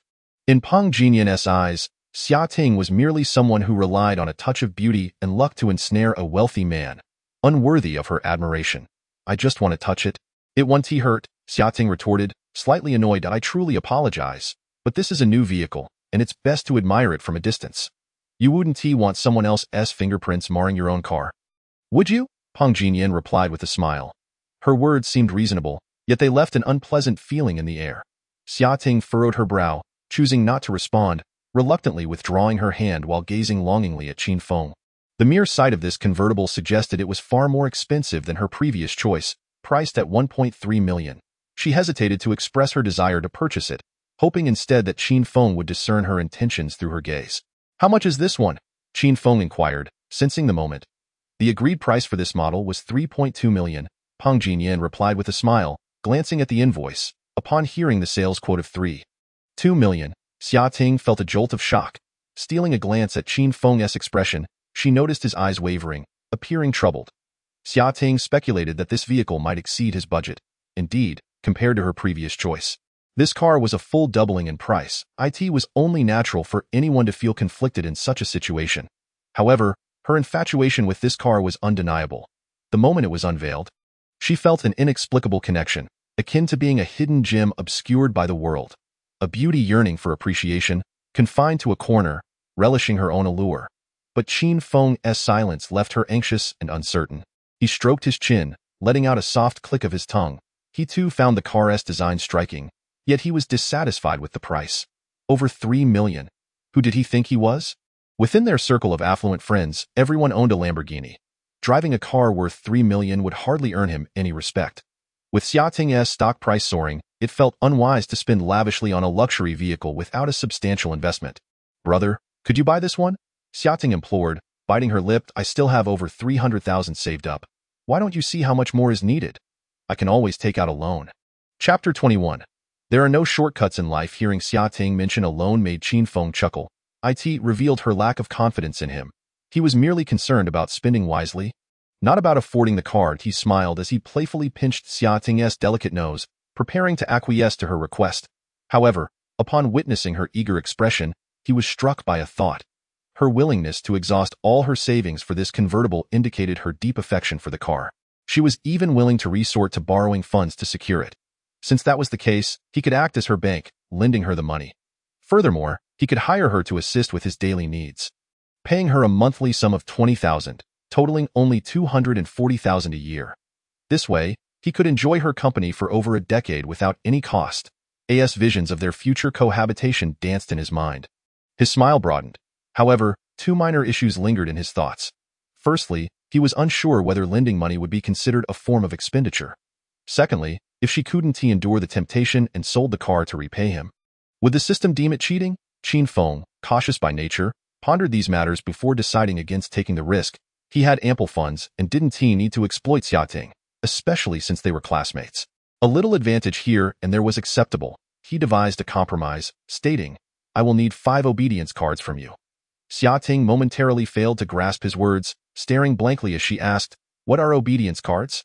"I agree to purchase this car, but in return, you must write me 5 cards promising to follow my instructions," Qin Feng said with a mischievous grin as he lifted her chin playfully. "Every time I use an obedience card, you must comply with my commands completely. Do you understand?" Xia Ting froze, her mind suddenly flooded with impure thoughts. She suspected this scoundrel was influenced by adult films and wished to engage in something peculiar. Her cheeks flushed crimson as she shot him a scandalized glance, huffing, "That's too much. I don't like that sort of thing." Qin Feng feigned innocence. "Darling, what are you thinking? I'm referring to everyday matters, like laundry and cooking for a week." Upon hearing this, Xia Ting's embarrassment turned to indignation. She raised her small fist to strike Qin Feng's shoulder, only to find it had little effect. Leaving her frustrated in a fit of anger, she opened her mouth to bite his arm. Qin Feng hastily laughed and begged for mercy. Their playful banter radiated warmth. Yet, Peng Jinyan felt a pang of discomfort watching them. She reflected on how some women were fortunate enough to perform a month's worth of household chores in exchange for driving a Turbo S, while she had to endure daily work, maintaining a smile for clients and appeasing her supervisors. Today, witnessing someone else's Prince Charming made her feel like she was being force-fed a mouthful of dog food. Her mindset began to falter, and she found herself contemplating shortcuts in life. Especially after witnessing Qin Feng's tender gaze on Xia Ting, a resolve began to form within her. Such a remarkable man was worth competing for. Stealing a boyfriend wasn't illegal, after all. The two hardly resembled a married couple. Couples didn't engage in such playful exchanges involving obedience cards. With her mind made up, she smiled at them. Interjecting, "Excuse me, Mr. Qin, are you certain you want to purchase this car?" Caught up in his playful teasing, Qin Feng waved her away with one hand, saying, "The card is with you. Just swipe it. Then please follow me to sign the contract." "I can offer you some special discounts," Peng Jinyan hinted.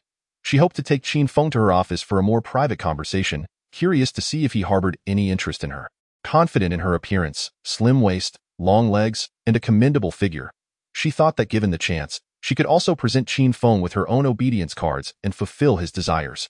However, Qin Feng was oblivious to her ulterior motives. He had no interest in women below a 90% rating.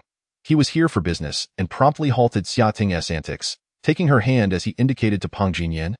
"Let us go." Peng Jinyan smiled. "As long as the buyer is present to sign, I can assist this lady in acquiring a key, allowing her to experience the car's intricate details." Xia Ting felt a flicker of interest. However, with the purchase imminent, she wasn't in a rush. Moreover, she noticed the saleswoman's flirtatious smile, which made her uneasy about Qin Feng being alone with her.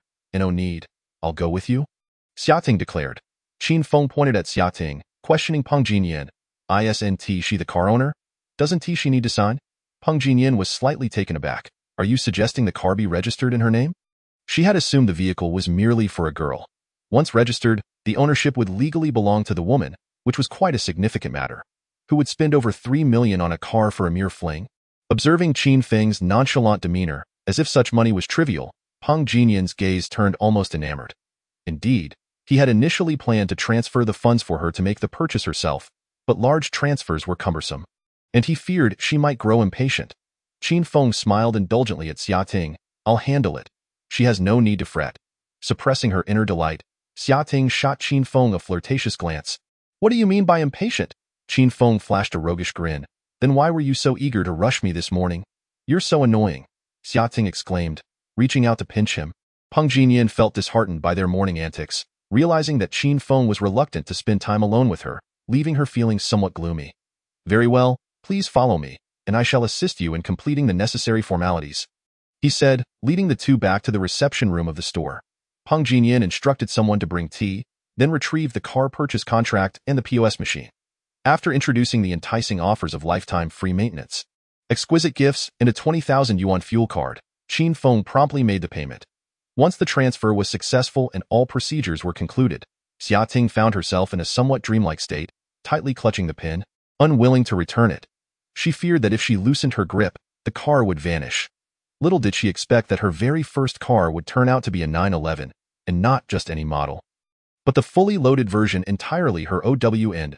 As she dazedly stepped out of the reception room, the sales staff had already positioned themselves on either side, bowing slightly with smiles as they proclaimed, "Congratulations on becoming a distinguished owner of a Porsche.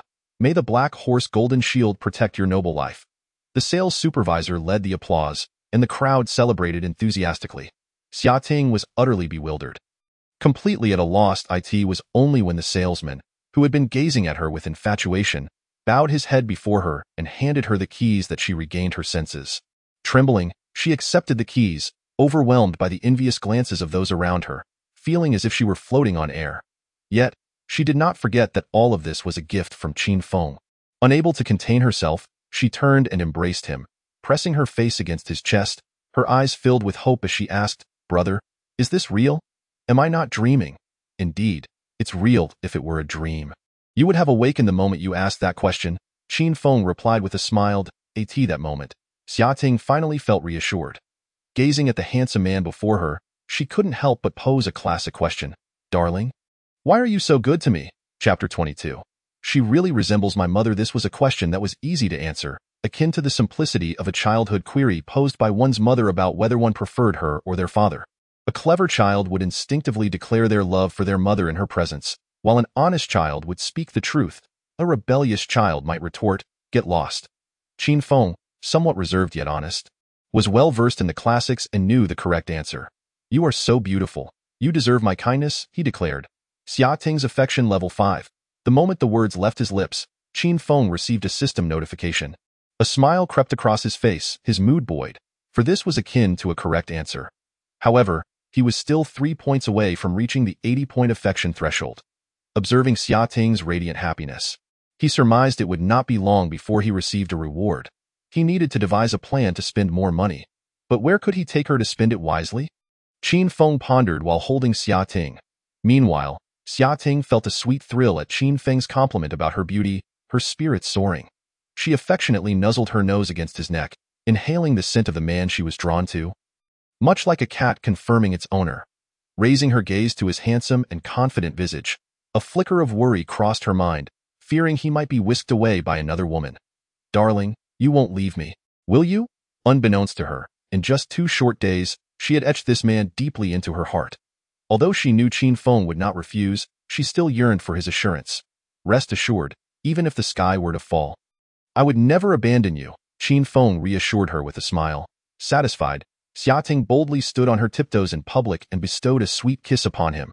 The onlookers turned their heads, choosing not to witness the display of affection. The supervisor, recognizing it was time for everyone to return to work, signaled for them to disperse. A group of female salespeople huddled together, whispering, "Did you see? That car was bought for that woman by that man, and he paid in full. Wow, he must be incredibly wealthy, perhaps a scion of some noble family. It's infuriating. That woman doesn't even have an extra eye. Yet her luck is so good, landing such a tall, rich, and handsome man. If you're not satisfied, why don't you try for him? They don't seem married yet. You still have a chance. Try? I'll ask Yan Zi for his phone number later. I envy you single aristocrats. You can pursue whoever you fancy. I, on the other hand, am married and have no freedom whatsoever. Even a minute late returning home leads to a quarrel. Your husband must be quite petty. If I were you, I would have left long ago. Zhao Jia's husband is decent, always checking in on her, readily available. You can tell he truly cares for her. What does sincerity matter? If he could buy me a Turbo S, I wouldn't care if he played around outside. Peng Jinyan had not participated in their conversation. She stood beside the couple, holding various documents, silently observing their affection. After a while, when they finally parted, she seized the opportunity to interject. Excuse me. May I interrupt? The registration for the vehicle will take a little time. It should be ready by the day after tomorrow. Would you like to obtain a temporary license plate? Qin Feng released the ardently affectionate Xiating, bending slightly to conceal his excitement, and replied, No need for that. Please handle it and inform me when it's ready. We'll come to pick up the car then. All right, I will contact you again this afternoon regarding the license plate selection. Also, I informed the original buyer of this car, and she asked for your number. May I provide it to her? Peng Jinyan inquired. That's fine. Qin Feng replied nonchalantly. Xiating opened her mouth as if to say something but ultimately remained silent, casting a resentful glance at Qin Feng. Unaware of her gaze, Qin Feng continued discussing some details about the new car with Peng Jinyan. Once they concluded, she took a pile of materials to submit. He then turned back to see Xiating pouting, her face clearly displaying her displeasure, and he queried, What is the matter? Did I do something wrong? Qin Feng scratched his head, puzzled. Xiating, feeling somewhat sullen, replied, You mustn't give your number to other women casually, understand? Are you jealous? Qin Feng chuckled out. Of course, I am. You can't give other women any chances, Xiating asserted seriously. All right, I promise not to, Qin Feng soothed. Xiating, sensing his sincerity, decided to relent, not wanting to push her luck too far. It would be foolish to provoke a man who radiated such golden charm. After purchasing the car, the couple exited the 4S dealership. Discussing where to have lunch, Peng Jinyan followed them out. As she noticed Qin Feng preparing to hail a taxi, she promptly said, Sir, didn't you drive here? Would you like me to give you a ride? Xiating quickly interjected, No, thank you. We prefer to take a taxi. She was uncomfortable with the way this woman looked at her man, sensing an overt flirtation. As a woman herself, Xiating could easily discern the desire in her gaze. It's quite all right. I can use the company car. Peng Jinyan smiled. It was midday, and Qin Feng, not wanting to wait, was about to agree when he caught sight of Xiating's unwilling expression. He promptly changed his mind, saying, No need for the trouble. Please, go ahead with your work. Unfazed by the rejection, Peng Jinyan smiled and replied, Very well, I shall not linger as a third wheel. Enjoy your day. She then offered a slight bow. Her demeanor exceedingly gracious. Xiating cast her a meaningful glance, while Peng Jinyan met her gaze openly, a hint of appraisal flickering in her eyes. In terms of appearance, she might be slightly inferior, but she possessed her own advantages. For instance, her playful charm or skills undoubtedly surpassed those of these shy young women. Some allure could be far more captivating to men than mere looks. She did not believe there were men who would not stray. Should she find an opportunity, she was confident she could captivate Mr. Qin. Turning back, Peng Jinyan encouraged herself, bolstering her own resolve. Qin Feng watched the alluring saleswoman saunter away, lamenting inwardly. This woman had an excellent figure, perfectly proportioned, a true beauty. Yet, without a charm score of at least 90, there would be no system rewards. Pursuing her would require a significant financial investment, which was not worthwhile. However, given her apparent interest in him, he wondered if he could manage to win her over without cost. Perhaps he should wait until after he received his rewards before making any moves. After all, one should not expect someone else to cover the expenses. Are you still looking at her? Xiating exclaimed, jerking her hand away from Qin Feng, her tone irate. It was only then that Qin Feng remembered the presence of the woman beside him. He quickly apologized. I'm sorry. I was just looking at her back. Actually, suddenly hitting upon an excuse, he exclaimed. She reminds me of my mother. Yes, she resembles my mother. Xiating was momentarily taken aback by his clumsy excuse, her anger forgotten. She had never encountered such a shameless man who would use his mother as a shield. She felt an uncontrollable urge to ask, Does your mother walk like that too? Chapter 23. How about I get you a phone? Seeing Xiating's astonishment, Qin Feng, fearing she might not believe him, hastily explained, The last time I saw my mother, she walked just like that and wore something very similar. Although Xiating found it hard to believe, she keenly caught the emphasis in his words. Where did your mother go? She inquired. I don't know. It's a memory from my childhood, quite hazy. Xiating scrutinized Qin Feng, noting that he didn't seem to be lying, and hesitantly asked, So, are you from a single-parent family? No, Qin Feng chuckled. Xiating breathed a sigh of relief, suspecting perhaps that his father had remarried, leading to a blended family.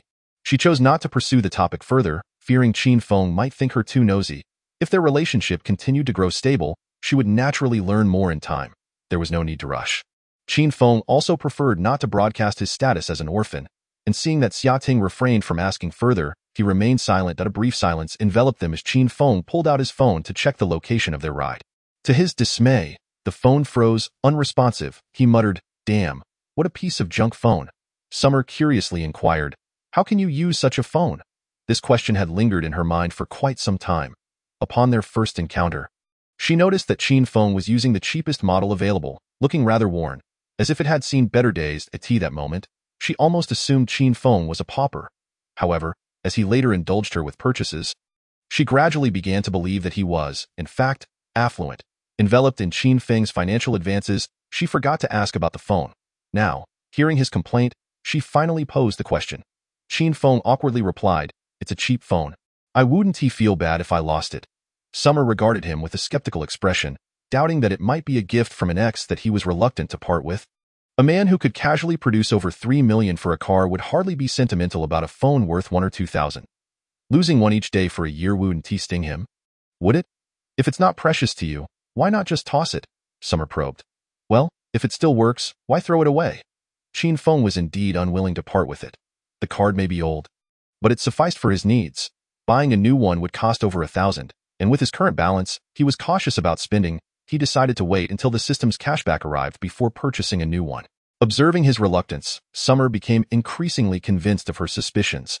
This man dared to linger over memories of his ex, which irked her. Yet, she hesitated to seize Qin Feng's phone and toss it away. Instead, she crossed her arms in annoyance and turned her face away, ignoring him. Qin Feng, perplexed by her reaction, recalled that he had previously appeased her by complimenting her beauty. "What's wrong, Ting Ting?" he asked, attempting to draw her attention back to him. "I don't want to talk to you," Summer pouted, turning her head away. "Why not? Just give me a hint." Qin Feng smiled, seeking clarification. The sight of a beautiful girl sulking only made him more endearing. "It's the phone," Summer shot back, glaring at his device. "What about the phone?" Qin Feng assumed her impatience was due to the wait, checking his screen and stating, "It says the driver is just 1 kilometer away. We'll be there soon." Summer shrugged off his hand and coldly replied, "Humph, you know what I mean. Don't change the subject." Qin Feng's eyes widened in confusion. "Still playing coy?" Summer frowned, her voice firm. "Could you provide a little more guidance?" he asked cautiously. Summer fell silent, feeling that Qin Feng was merely jesting, attempting to gloss over the matter. Witnessing how much he cared about his ex's phone made her heart ache a little. If she were to clarify the situation, it might lead to his displeasure. What if he stubbornly refused to part with it? Sighing, Summer chose to let it slide, reassuring herself that a man devoted to love was a good thing. At least it meant he wouldn't stray. Just then, the car arrived. Qin Feng took Summer's hand, noticing her token resistance before he held it firmly. He assumed she wasn't genuinely upset and smiled. "Let us get inside. It's hot out here." Summer, expressionless, silently accompanied him into the vehicle. The dedicated driver, wearing white gloves, closed the door for them, reminding them to buckle their seatbelts, and informed them about the available bottled water. The air conditioning inside was refreshing, providing instant relief. Qin Feng politely thanked the driver and fastened Summer's seatbelt, neglecting his own, leaning closer to her as he coaxed, "Darling, don't be upset. Feel free to voice any requests. I'll surely fulfill them if I can." "Words are cheap," Summer responded, her tone laced with melancholy. "Why not give it a try? How would I know if you don't say anything?" With the air conditioning alleviating the heat from earlier, the atmosphere in the car felt more intimate. Qin Feng could no longer restrain himself. One arm enveloped Summer while the other began to explore her. The driver, perceptive to the situation, discreetly adjusted the rearview mirror. Ensuring discretion, the car glided smoothly along the road. Summer's cheeks flushed as she gently resisted. "You asked me to speak. Then speak," Qin Feng encouraged, glancing at his phone. After a moment of contemplation, Summer proposed. "I'll get you the latest cutting-edge phone, and you promise to use only that one I give you, all right?" Both Qin Feng and the driver were taken aback. "What's this? Is he some sort of kept man?" The driver mused. Just moments before, he had observed the beautiful woman with a cold demeanor, while the handsome young man was all smiles. He had assumed they were a goddess and her devoted admirer, only to discover it was the other way around. The driver couldn't help but sneak a glance in the rearview mirror, but the angle was adjusted too high, leaving him with only the car ceiling in view. With a sigh of regret, He thought how unfortunate it was that such a wonderful woman was destined for someone else. Qin Feng, elated by Summer's offer, had long coveted that phone. He had once considered purchasing it to portray himself as a patriot. But the price had deterred him. Previously, he was entangled with a woman who constantly demanded gifts and attention, draining him financially. Over the years, he had unwittingly spent tens of thousands on her whims. Yet, he felt no regret. Life required some lessons, and he considered the money spent as tuition fees. Compared to marrying her and enduring a lifetime of torment, he was relieved to have bought his freedom. On the other hand, Summer was not only beautiful but also considerate and understanding. When she heard him complain about his phone lagging, she offered to buy him a new one. Qin Feng gazed at her with growing affection. "Darling, you are stunning," he exclaimed, leaning closer, eager to share a passionate kiss. Summer placed her hands against him, resisting. "You haven't agreed to my terms yet. I promise to use only the phone you give me." Qin Feng replied earnestly. "That's more like it," Summer beamed, wrapping her arms around his neck, her eyes sparkling with desire as she leaned in to meet him. In that confined space, primal urges began to stir. As they sat close together in the cramped back seat, their kisses intensified, gradually becoming more fervent. Eventually, they parted, and Summer's chest heaved as her breath quickened. Her face flushed like a ripe peach, tantalizingly inviting. Beneath her long, fluttering eyelashes, her captivating eyes blinked, exuding a longing that was almost irresistible. Qin Feng could no longer contain himself, his hands wandering, but Summer pushed back with all her might. "Calm down," he whispered enticingly in her ear. She barely managed to reply, her voice barely above a whisper. No. Qin Feng, overwhelmed with desire, focused his attention on her upper body, soon disheveling her clothing. Until Summer gazed at him with pleading eyes that he finally halted his advances. Yet, his smaller gestures continued, eliciting soft gasps from her, the sultry sounds igniting fantasies. The driver in front began to regret bringing his ears along for the ride. He had driven many wealthy clients who often engaged in inappropriate behavior. But a woman as beautiful and bashful as Summer was a rare sight. Her sounds stirred an unsettling urge within him. Envy coursed through him as he longed to shout at the young man, but remained silent for the sake of the fare. Generally, those who dared to behave recklessly in his car were generous tippers, often leaving gratuities that far surpassed the fare itself. Meanwhile, Summer, blushing profusely and feeling utterly shy, leaned against Qin Feng, her body soft as if it had no bones. "You're far too tempting. I'm losing control," he whispered to her, his voice thick with desire. Holding on to the last remnants of her rationality, Summer managed to utter, "We can't do this here." After all, modern rideshare vehicles are equipped with cameras, and if their actions were recorded and shared online, her reputation would be ruined. "This is unbearable," Qin Feng lamented, his voice dripping with frustration. Summer cast a sidelong glance. Noting his genuine discomfort, "Serves you right for being reckless," she retorted. Qin Feng, having inadvertently created a mess in the back seat, decided to be magnanimous. Since the fare could be reimbursed, he generously offered the driver an 800 yuan cleaning fee. He recalled seeing on social media that deep cleaning a car typically cost around 500, so he felt 800 was reasonable and didn't he wish to prolong the matter. To his surprise, the driver was remarkably understanding, expressing gratitude and even handing Qin Feng a business card, assuring him that he was always available for future needs. Observing the robust physique and formidable demeanor of the man before him, Qin Feng was pleasantly surprised to discover that he possessed such a gentle temperament.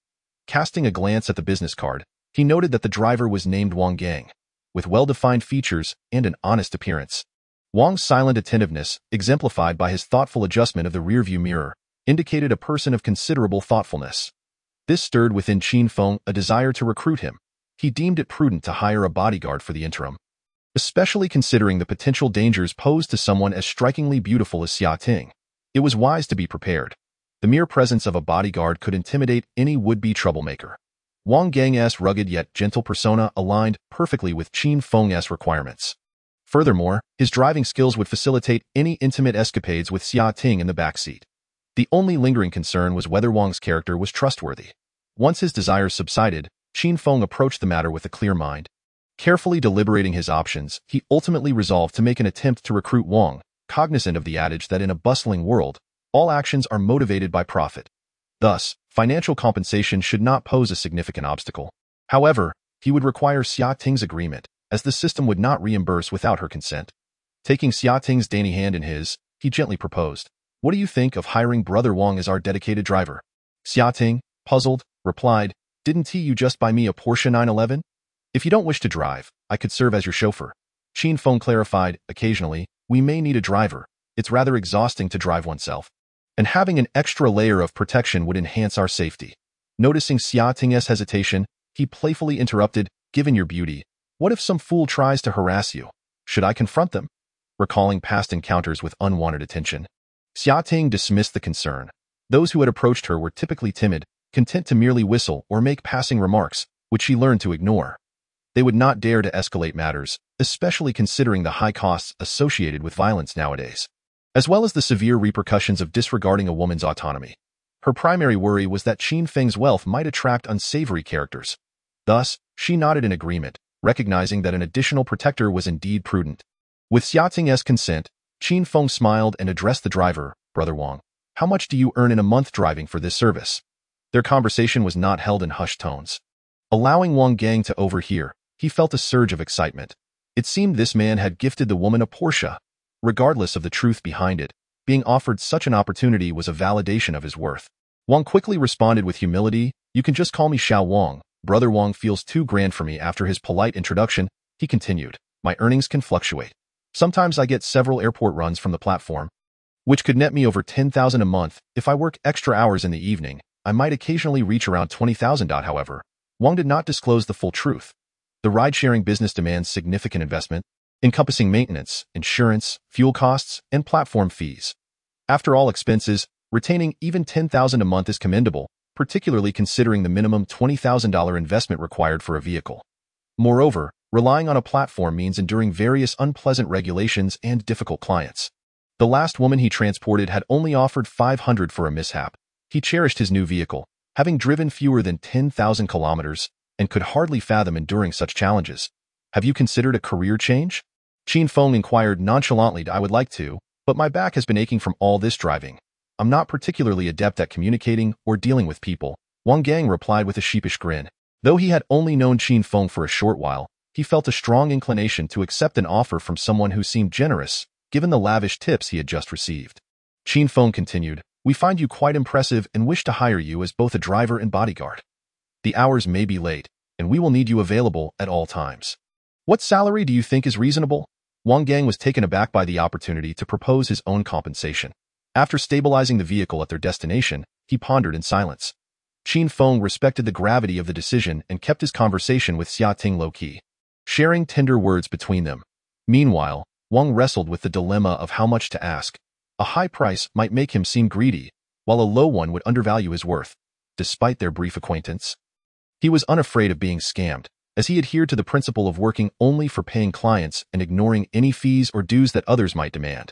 His sole concern was that someone might covet his vehicle, which he had purchased new for 28,000. After considerable contemplation, he hesitantly inquired, Does the boss require my vehicle for transport? Qin Feng promptly declined, stating, No need. I will arrange for a more prestigious vehicle for you to drive. He had plans to acquire a car adorned with wings, as it was rumored that wealthy individuals favored such vehicles for their impressive stature. Wang Gang felt a sense of relief upon realizing that Qin Feng was primarily interested in hiring him rather than his car. In this contemporary society, he felt assured that his life would not be at risk of being sold to dubious parties. Convinced that Qin Feng was not in dire financial straits, he mustered the courage to propose a figure that he deemed fair. How does 20,000 sound? He paused, quickly adding, I used to be a soldier, and I still run and practice military-style boxing daily. I can easily handle 2 or 3 ordinary individuals, and I'm not just a driver. I have experience as a chef and have traveled extensively. Qin Feng was satisfied with Wang's capabilities, yet found the proposed salary insufficient. Given the nature of bodyguard work, where loyalty and trustworthiness are paramount, he considered a higher remuneration necessary. He replied coolly, All right, we'll agree on 20,000, but let us start with a trial month. Wang Gang was immediately elated, expressing his gratitude. Thank you, boss. I will work hard to meet your expectations. For Wang, a monthly income of 20,000 represented a significant increase. Regardless of the additional exertion, danger, or loss of dignity, he was determined to accept the offered. I'm Qin Feng, and she is Xiaoting. From now on, our safety will rest in your capable hands, Brother Wang. Qin Feng maintained a courteous demeanor towards those around him. Wang Gang quickly interjected, Just call me Xiao Wang, Boss Qin. Qin Feng smiled. finding Wang's thoughtful nature far more engaging than that of a robotic enforcer.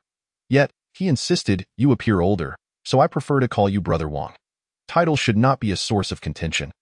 What matters is the quality of your work," he continued. "There's no need for a contract. I'll transfer this month's salary now, which is 2,000. As he sent the payment, he noticed the astonished smile that spread across Wang Geng's face, prompting him to add, "Once you're confirmed, your salary will double. As long as your performance remains satisfactory, I will increase your pay by 1,000 each month for the next 5 years. If you can demonstrate your genuine dedication, I'll ensure you receive a substantial year-end bonus." Wang Geng was left in a state of disbelief.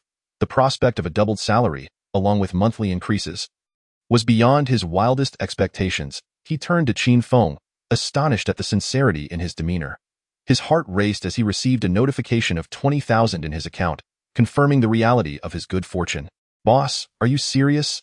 "Absolutely. The better you perform, the more you will earn," Qin Feng assured him with a smile. Wang Geng was overwhelmed with excitement, struggling to articulate his gratitude.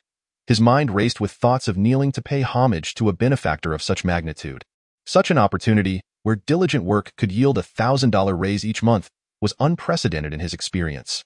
Calculating rapidly, he realized that a doubled salary could lead to nearly 600,000 in a year. The thought of accumulating over 120,000 in 2 years was staggering, yet he felt the weight of that ambition pressing down on him. This chance was not to be squandered. Wang Geng was left speechless, contemplating his family's cramped living conditions in their small home and the possibility of upgrading to a spacious 4-bedroom apartment. With mounting debts and responsibilities to his parents and children, he had previously doubted the wisdom of purchasing a $28,000 vehicle for ride-sharing. However, he now recognized that connecting with someone like Qin Feng could transform his fortunes, if he could diligently serve Qin Feng for 2 years. A brighter future awaited him and his family. "Boss Qin, from now on, I will do whatever you ask, even if it costs me my life. I will ensure your safety," Wang Geng exclaimed, thumping his chest, his excitement revealing his hometown accent. Xia Ting leaned against Qin Feng's embrace, gazing up at the man across from her, who was so elated over a sum of tens of thousands. His appearance seemed somewhat simple, as if he had never seen the world. If he were to discover that his boss Qin had purchased a car worth over 3 million this morning, who knows what shock it would bring him. Yet, perhaps his naivety is a blessing, for it makes him appear more trustworthy. Xia Ting playfully nudged Qin Feng's chest with her chin and said to Wang Geng, "Rest assured, we are quite safe. Let us refrain from violence." Qin Feng smiled and replied, "Indeed, there's no need for you to risk your life. As long as you sincerely work for us, the fighting can be left to others." Wang Geng nodded, not surprised by the fact that such a prominent figure would have a group of enforcers at his disposal. "I understand, boss. From now on, I, Wang Geng, will stick by your side." "All right, let us go by a phone first," Qin Feng said. Wang Geng promptly exited the vehicle, opened the door for Qin Feng, and held his hand above the car roof to prevent him from bumping his head. Qin Feng, unaccustomed to such service, felt slightly awkward. He wondered if this was standard protocol for a chauffeur, or if it was a special courtesy due to his newfound status as the boss. Being in the service industry himself, he found such ostentation somewhat uncomfortable and requested Wang Geng, "No need for this in the future, unless it's a formal occasion that calls for such display. We don't need to be so extravagant in our everyday dealings." "Understood, boss," Wang Geng replied obediently. Chapter 26. The honest man only wants to hold the thigh. As Xia Ting stepped out of the car and glanced at the midday sun, she slightly furrowed her brow but said nothing. Wang Geng, keenly observant, immediately opened the trunk, retrieved an umbrella, and held it over the two to shield them from the sun. He then followed closely behind them, grinning like a devoted servant. Xia Ting was quite pleased with Wang Geng's attentiveness. The sun in September was not particularly harsh, but the distance from the parking lot to the mall warranted some shade. Having someone hold an umbrella not only protected her skin from the sun, but also fulfilled her vanity, making her feel like a distinguished lady. "Thank you, Brother Wang," Xia Ting said with a charming smile. Wang Geng bowed his head and chuckled in response, dressed in a shirt and trousers with white gloves. His demeanor was so humble that he resembled a servant rather than a bodyguard. The trio strolled into the mall, drawing the gaze of many onlookers. Passers-by noticed the couple being attended to by someone holding an umbrella, and they whispered amongst themselves, some envious, some disdainful, and others feeling both envy and disdain. Unlike the natural Xia Ting, Qin Feng felt his cheeks flush under the scrutiny of those around them. As an ordinary person suddenly receiving such attention, he found it hard to adjust. It felt particularly false and overly formal, which made him uncomfortable. After a moment of contemplation, Qin Feng reached out and took the umbrella from Wang Gang, deciding to hold it for Xiaoting himself. The gesture of a boyfriend shielding his girlfriend from the sun felt far less awkward than having a bodyguard do so. "Thank you, brother," Xiaoting exclaimed sweetly as Qin Feng took the umbrella. She mistakenly thought he was feeling jealous, and her tone became even more playful. "Of course, Qin Feng replied with a smile. "You're not angry, are you?" Xiaoting asked, stealing glances at Qin Feng's expression. She was aware that some wealthy individuals could be quite possessive, interpreting any interaction with another man as a threat. Given how cheerful she had been with Wang Gang, she assumed Qin Feng must be quite concerned. "Angry? Why would I be?" Qin Feng replied, taken aback. Xiaoting gently clarified, "I was just being polite and thanking Brother Wang." Qin Feng found it curious and asked, "And then?" Once Xiaoting confirmed that Qin Feng wasn't merely pretending, she relaxed and explained, "People might think you're jealous since you silently took the umbrella from Brother Wang." Qin Feng was speechless. "I just thought him holding the umbrella was too ostentatious." It felt a bit uncomfortable. Xiaoting teased, "As long as you're not worried about Brother Wang, that's all that matters, haha." Qin Feng chuckled lightly, not saying much. Xiaoting, noticing his understated demeanor, suddenly recalled how when she first met him, he was dressed in worn clothes, blending in with the crowd like an ordinary person. No one could have guessed that such a young man was extraordinarily wealthy. Truly, the wealthy excel at maintaining appearances. Xiaoting felt fortunate that she hadn't blacklisted him the previous night. Missing out on such a man would have been hard to forgive herself for. The thought of the 20 yuan red envelope she had sent him made her feel embarrassed to look at Qin Feng. Meanwhile, Wang Gang, realizing that his boss didn't care much for superficial displays, felt slightly relieved.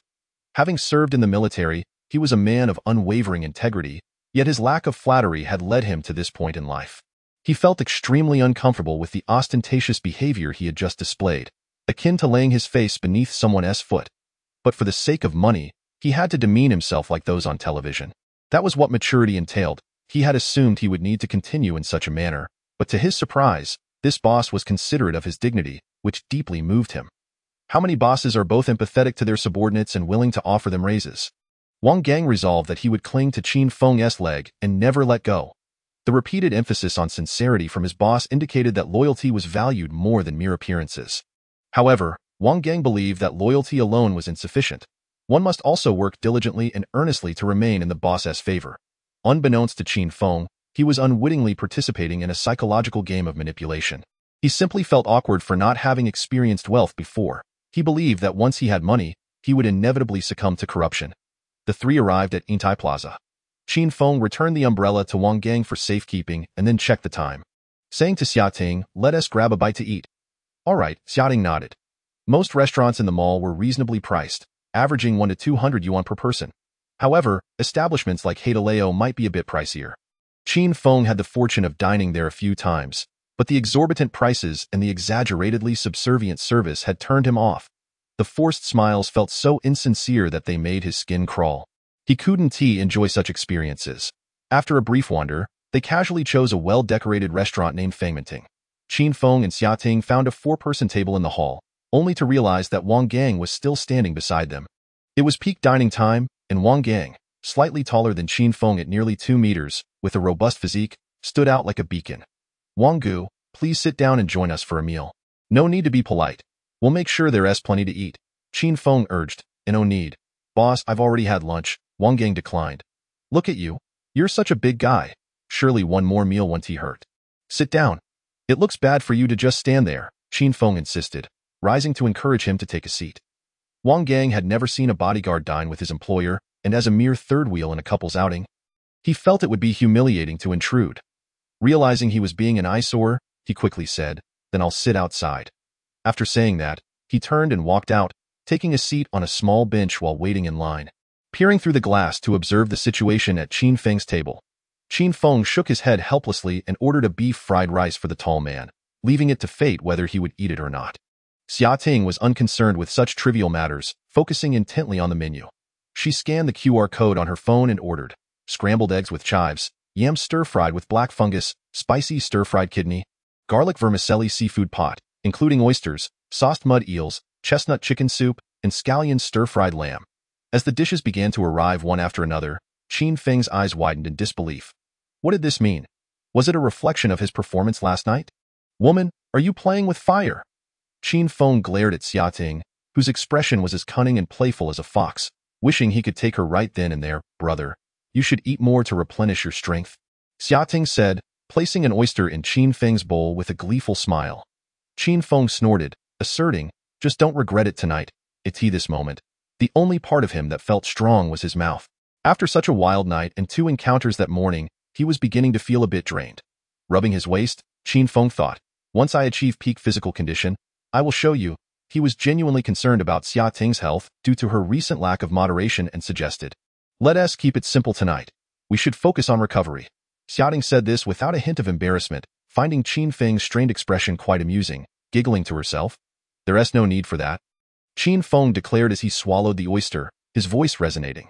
Xiating laughed uncontrollably. Chapter 27. My ultimate move, unmatched by anyone.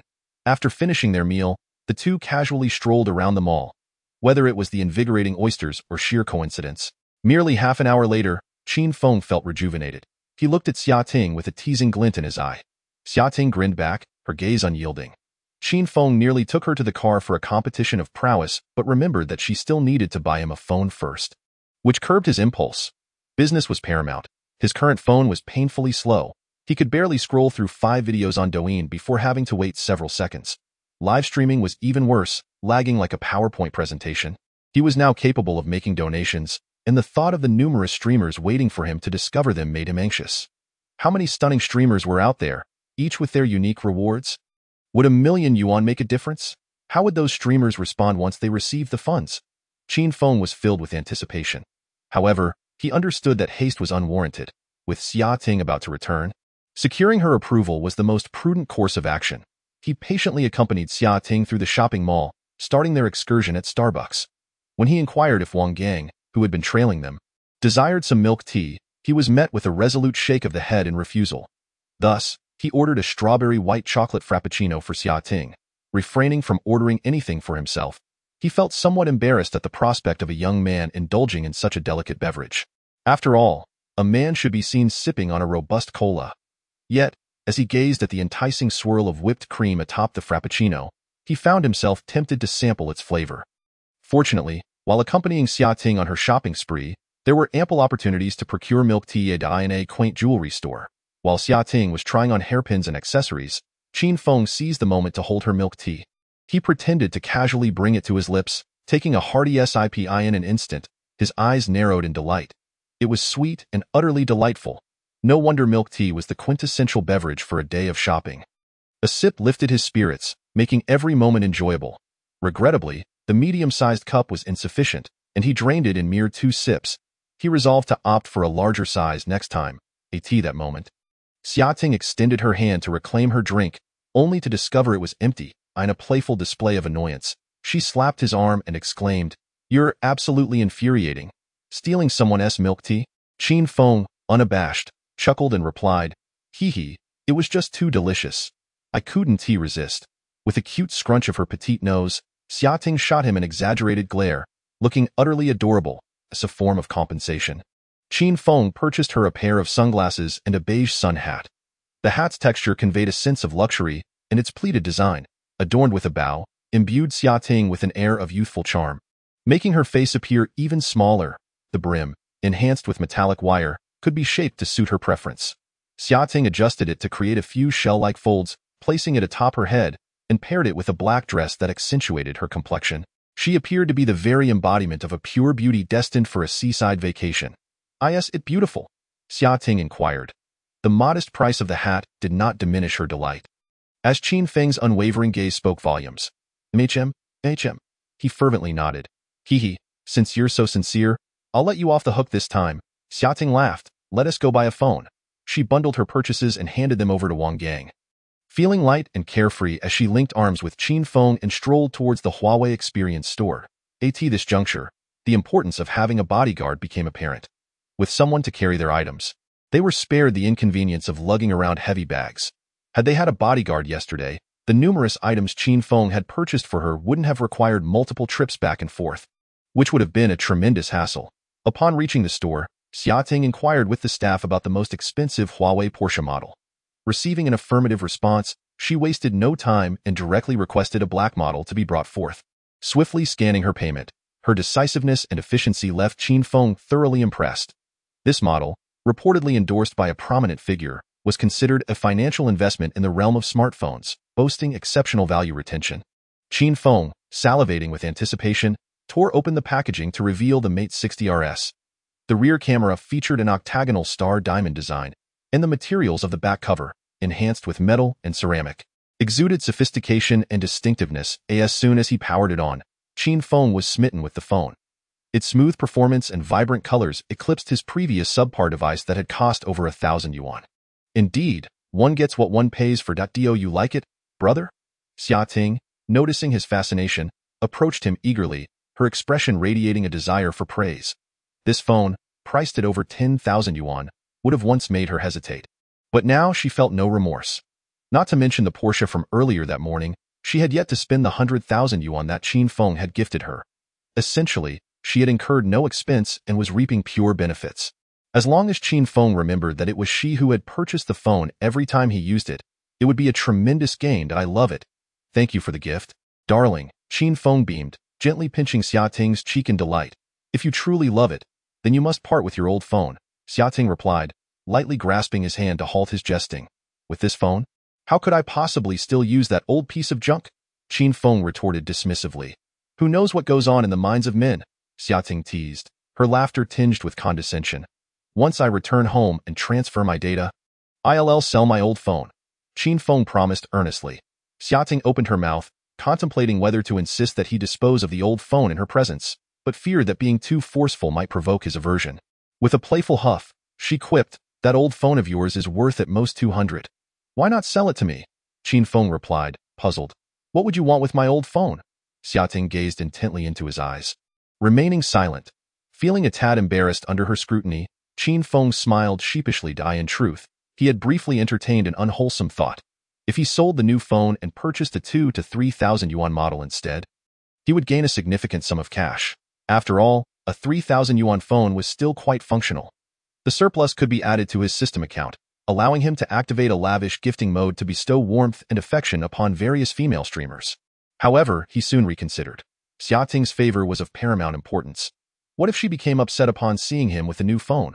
The risk of losing her goodwill was too great. With this in mind, Qin Feng steadied his resolve. Since the Mate 60RS was now in his possession, he could leverage it to elevate Xia Ting's affection to new heights. This was the strategy he had devised earlier that morning while purchasing a vehicle. With unwavering confidence, he believed that this approach would significantly enhance his standing with most women. Even men would willingly submit to his whims. He tenderly asked, Ting Ting, are you currently living with your parents? Chapter 28. Wealth does not grant license for indulgence. Xia Ting, not fully grasping his query, noticed his evasive response regarding the old phone and felt a flicker of concern. She answered nonchalantly, yes, my mother disapproves of me renting a place on my own, insisting that girls should exercise caution. Casting a glance at Qin Feng, she complained, I'm not cohabitating with any other men. I simply wish to live with my girlfriends. They refuse to allow it, and I have to report in if I'm out late. It's utterly annoying. Your mother's perspective is quite sensible. Many young women living alone tend to lead chaotic lives, often neglecting their health and well-being, Qin Feng reassured her. During his previous nights delivering food, he had encountered women living alone who were utterly alarming. Not only did they appear ghostly pale, as if on the brink of collapse, but their living spaces resembled crime scenes, cluttered and filthy, with instant noodle boxes strewn about. He believed that well-behaved girls like Xia Ting were far better off, as they had someone to care for them and provide guidance. I could never be that kind of girl, Xia Ting retorted, somewhat irritated. If you think my mother is right, would you agree to her demand that I return home by 10 tonight? Qin Feng faltered momentarily. Caught off guard it was easy to advocate for someone else when not personally impacted by their circumstances. His desire to experience a 5-star presidential suite that day overshadowed any inclination to send Xia Ting home. Sensing the conversation veering off course, he hastily corrected himself, that's not what I meant. I was asking if you would like to have a place of your own. Upon hearing a place of your own, Xia Ting's expression shifted dramatically. He is considering buying me a house. Is it too soon? They had only been together for 2 days, and she felt they hardly knew each other well enough to be discussing something as significant as a marital home. The thought startled her, causing her to fidget and her heart to race. Are you serious? Yes. Do you have a specific place in mind? Qin Feng casually inquired. Xia Ting's mouth fell open, her eyes wide and unfocused as she stared at him. His question came so naturally that she misheard it as, "Do you have any clothes you like? I'll get you a couple of outfits." At that moment, Xia Ting couldn't help but feel a burgeoning affection for him, an almost romantic sensation. If they could just break through this final barrier, she knew she would fall for him completely. Xia Ting's affinity too. Qin Feng clenched his fists in silent triumph, feeling elated. This was a positive outcome. Indeed, he had initially worried that his question might catapult Xia Ting's affection to a staggering 80 points. Leaving a little room for growth was just right. Once he purchased the house, he could boost her affection further and reap substantial rewards. "Let us seize the afternoon and go by it," Qin Feng exclaimed, eager to capitalize on Xia Ting's dazed expression. Given her current affinity score of 79, it was precarious. Any further misstep could easily tip the scales in his favor. He could not afford to lose the opportunity to secure a home. Xia Ting, taken aback by this sudden proposal, stammered, "Are we really going today?" Although she had no doubts about Qin Feng's capabilities, the speed of this progression was overwhelming. What girl can handle buying a car in the morning and a house in the afternoon? Life's major milestones were all being crammed into one exhilarating day. What would their future hold? It felt too good to be true. Moreover, considering the car was a Porsche, the house would surely be a villa. Wouldn't it? Her eyes sparkled with anticipation. "Yes, tell me if there's a house you like," Qin Feng encouraged with a smile. Yes, I saw a stunning villa before," Xia Ting exclaimed, eagerly retrieving her phone to search for the gorgeous standalone villa she had discovered on a social media platform. It was a beautiful garden villa in the same city, priced at 8 million, and was urgently for sale. It is said that the homeowner initially invested 10 million, with renovations costing over 2 million. The villa spans 3 floors, covering an area of 420 square meters, designed in a traditional Chinese architectural style, complete with a 180 square meter garden. What she cherishes most is the expansive 60 square meter master bedroom on the 3rd floor. Featuring a colossal floor-to-ceiling window measuring 8 by 2.4 meters, through which one can gaze upon the breathtaking scenery of flowers, trees, and greenery upon awakening. The terrace is also quite spacious, adorned with numerous lush plants and flowers. Furnished with 2 lounge chairs, creating an ambience of leisure and relaxation. "What do you think of this place?" Xia Ting exclaimed, holding her phone and eagerly showing Qin Feng the video as if presenting a treasure. "It's decent," Qin Feng remarked objectively, noting the surrounding villa community, which appeared rather desolate, suggesting that living there might lack the warmth of human interaction. Unlike his modest flat, where stepping out for groceries meant facing a barrage of inquiries from elderly neighbors, he particularly despised such encounters when he was financially constrained. Now that he was affluent, "Excuse me, I wish to proclaim to the world that today, not only did I purchase broccoli and potatoes, but I also acquired a Porsche. Isn't that delightful? It is the home of my dreams," Xia Ting playfully declared. Upon seeing the villa, she envisioned living there with the one she adored, willing to sacrifice 5 years of her life for that dream. If only she could avoid work and worries, spending her days doing yoga, tending to flowers, and caring for dogs, all while maintaining a joyful spirit as she awaited her man's return, if boredom struck. She could chat with her girlfriends in the villa about daily gossip. With a nanny to care for the children, her life would be easy and free. She would be satisfied if she could simply reach the age of 70. But now, a man had the audacity to suggest gifting her this villa? Goodness. Was the universe conspiring to prevent her from reaching 70? Xia Ting fell into a daze once more, observing her infatuation with the villa. Qin Feng, whose eyes had widened in admiration, resolved to secure the property without delay. 8 million, plus the previous 300,000. If he could successfully obtain a refund, it would be enough for him to indulge for a while. Using Xia Ting's phone, he contacted the agent, inquiring about the property, and expressed a desire to view it immediately. Coincidentally, the agent was available, with the keys in hand, ready for a visit. Confirming the address with the agent, Qin Feng cheerfully said to Xia Ting, "Let us go. It's time to see your future home." Xia Ting leapt up in excitement, attempting to wrap her legs around Qin Feng's waist, but feeling it inappropriate in public. She settled for standing on the ground, expressing her exhilaration by showering him with kisses on the cheek. "Brother, I adore you. Not so fast. Wait until I purchase the house before you declare your love." Qin Feng playfully deflected. "Brother, just how much money do you have? What company are you investing in?" Xia Ting inquired curiously. Although she knew she shouldn't be so eager to ask, seeing Qin Feng's calm demeanor made her heart race with curiosity about his true capabilities. "No need to worry about that, as long as it's something you desire. I can procure it for you, provided it's not too outrageous. Qin Feng replied confidently. 10 million times 10,000 equals how many billions? I wouldn't say I'm wealthy enough to rival nations, but I can manage to buy things that women appreciate, Qin Feng mused. Those glimmering little diamonds and pearls, how expensive can they truly be? With a wave of his hand, he beckoned Wang Gang, who was standing at a distance, to return to the parking lot. In that moment, the confidence radiating from him made Xia Ting's heart flutter once more.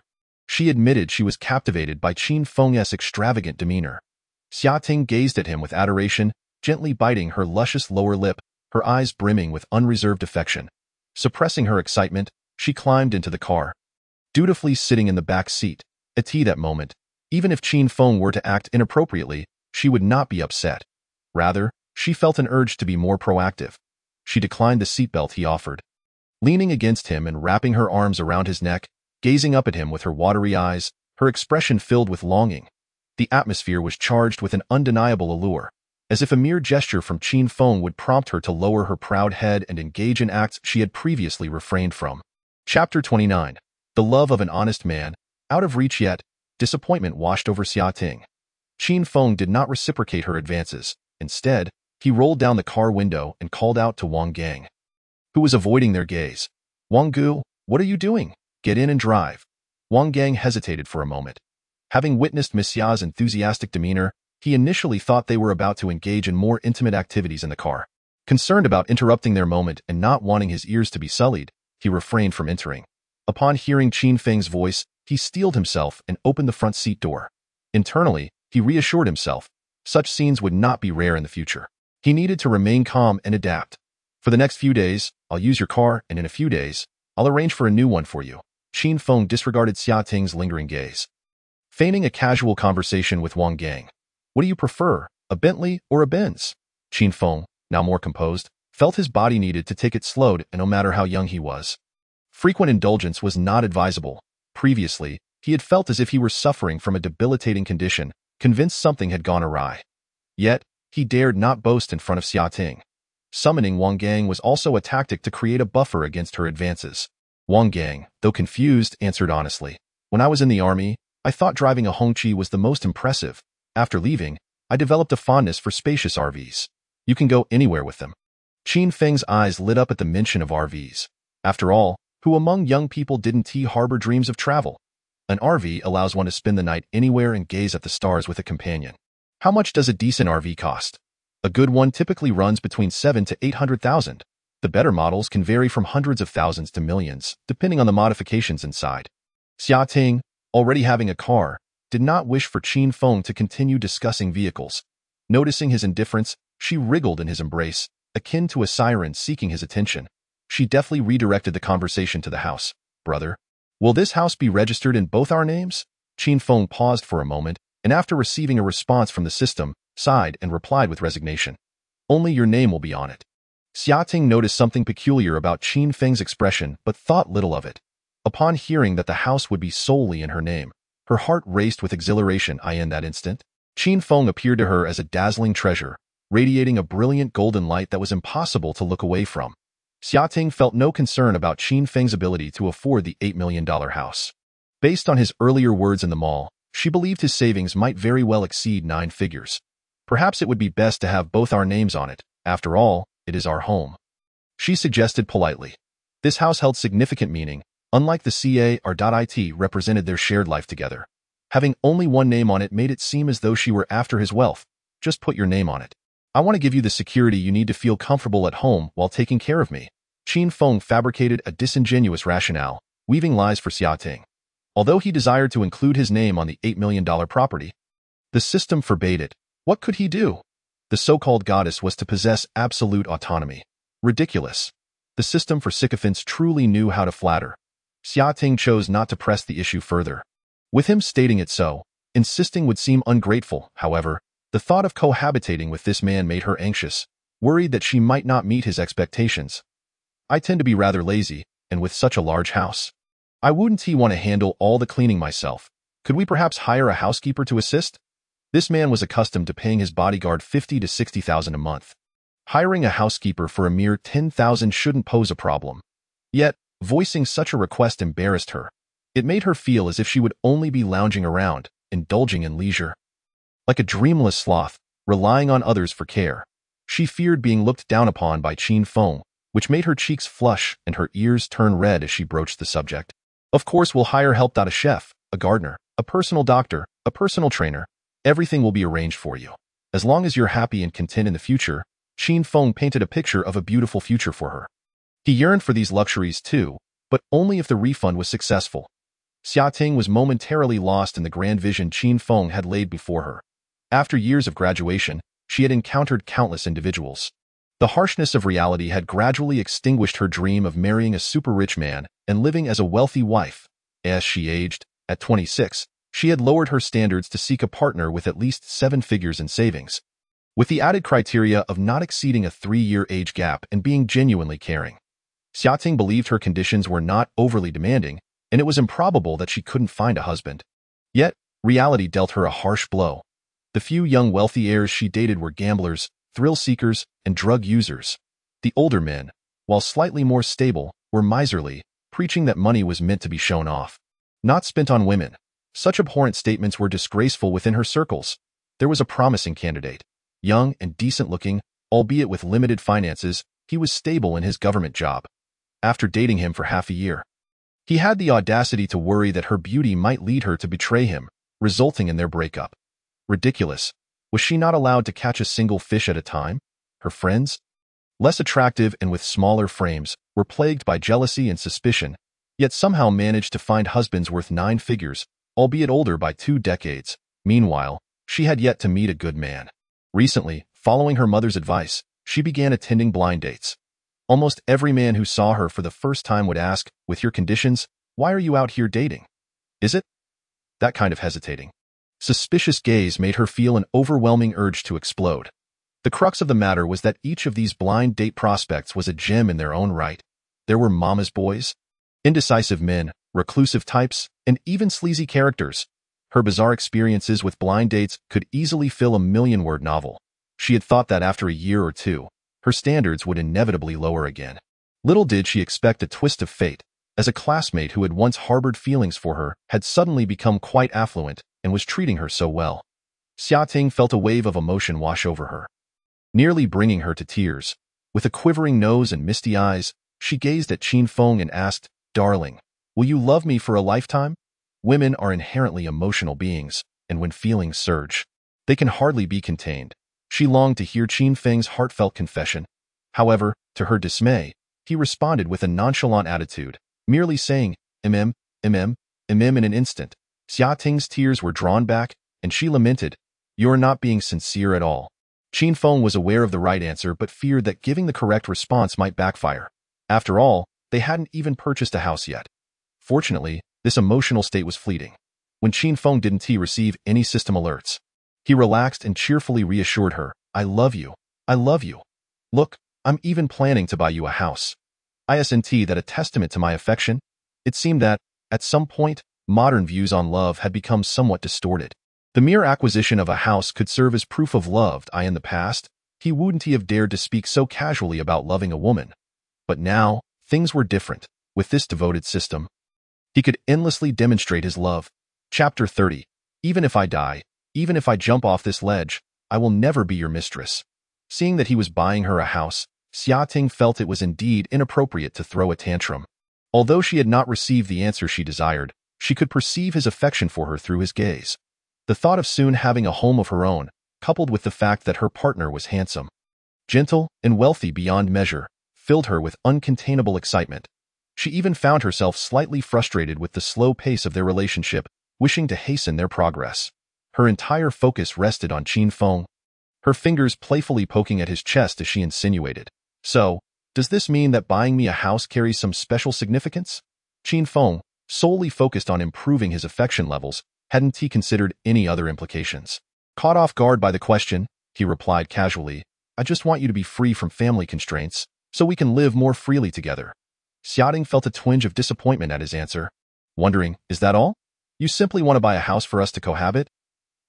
Primarily, we need a place to live before discussing anything else," Qin Feng chuckled, scratching his head. "But, of course, I'll have to inform my parents about us moving in together." Xiating fixed her gaze on Qin Feng, asking earnestly, "What if they want to meet you?" Will you go? Qin Feng felt a headache coming on. He understood Xia Ting's implication all too well. Meeting the parents inevitably led to marriage pressure.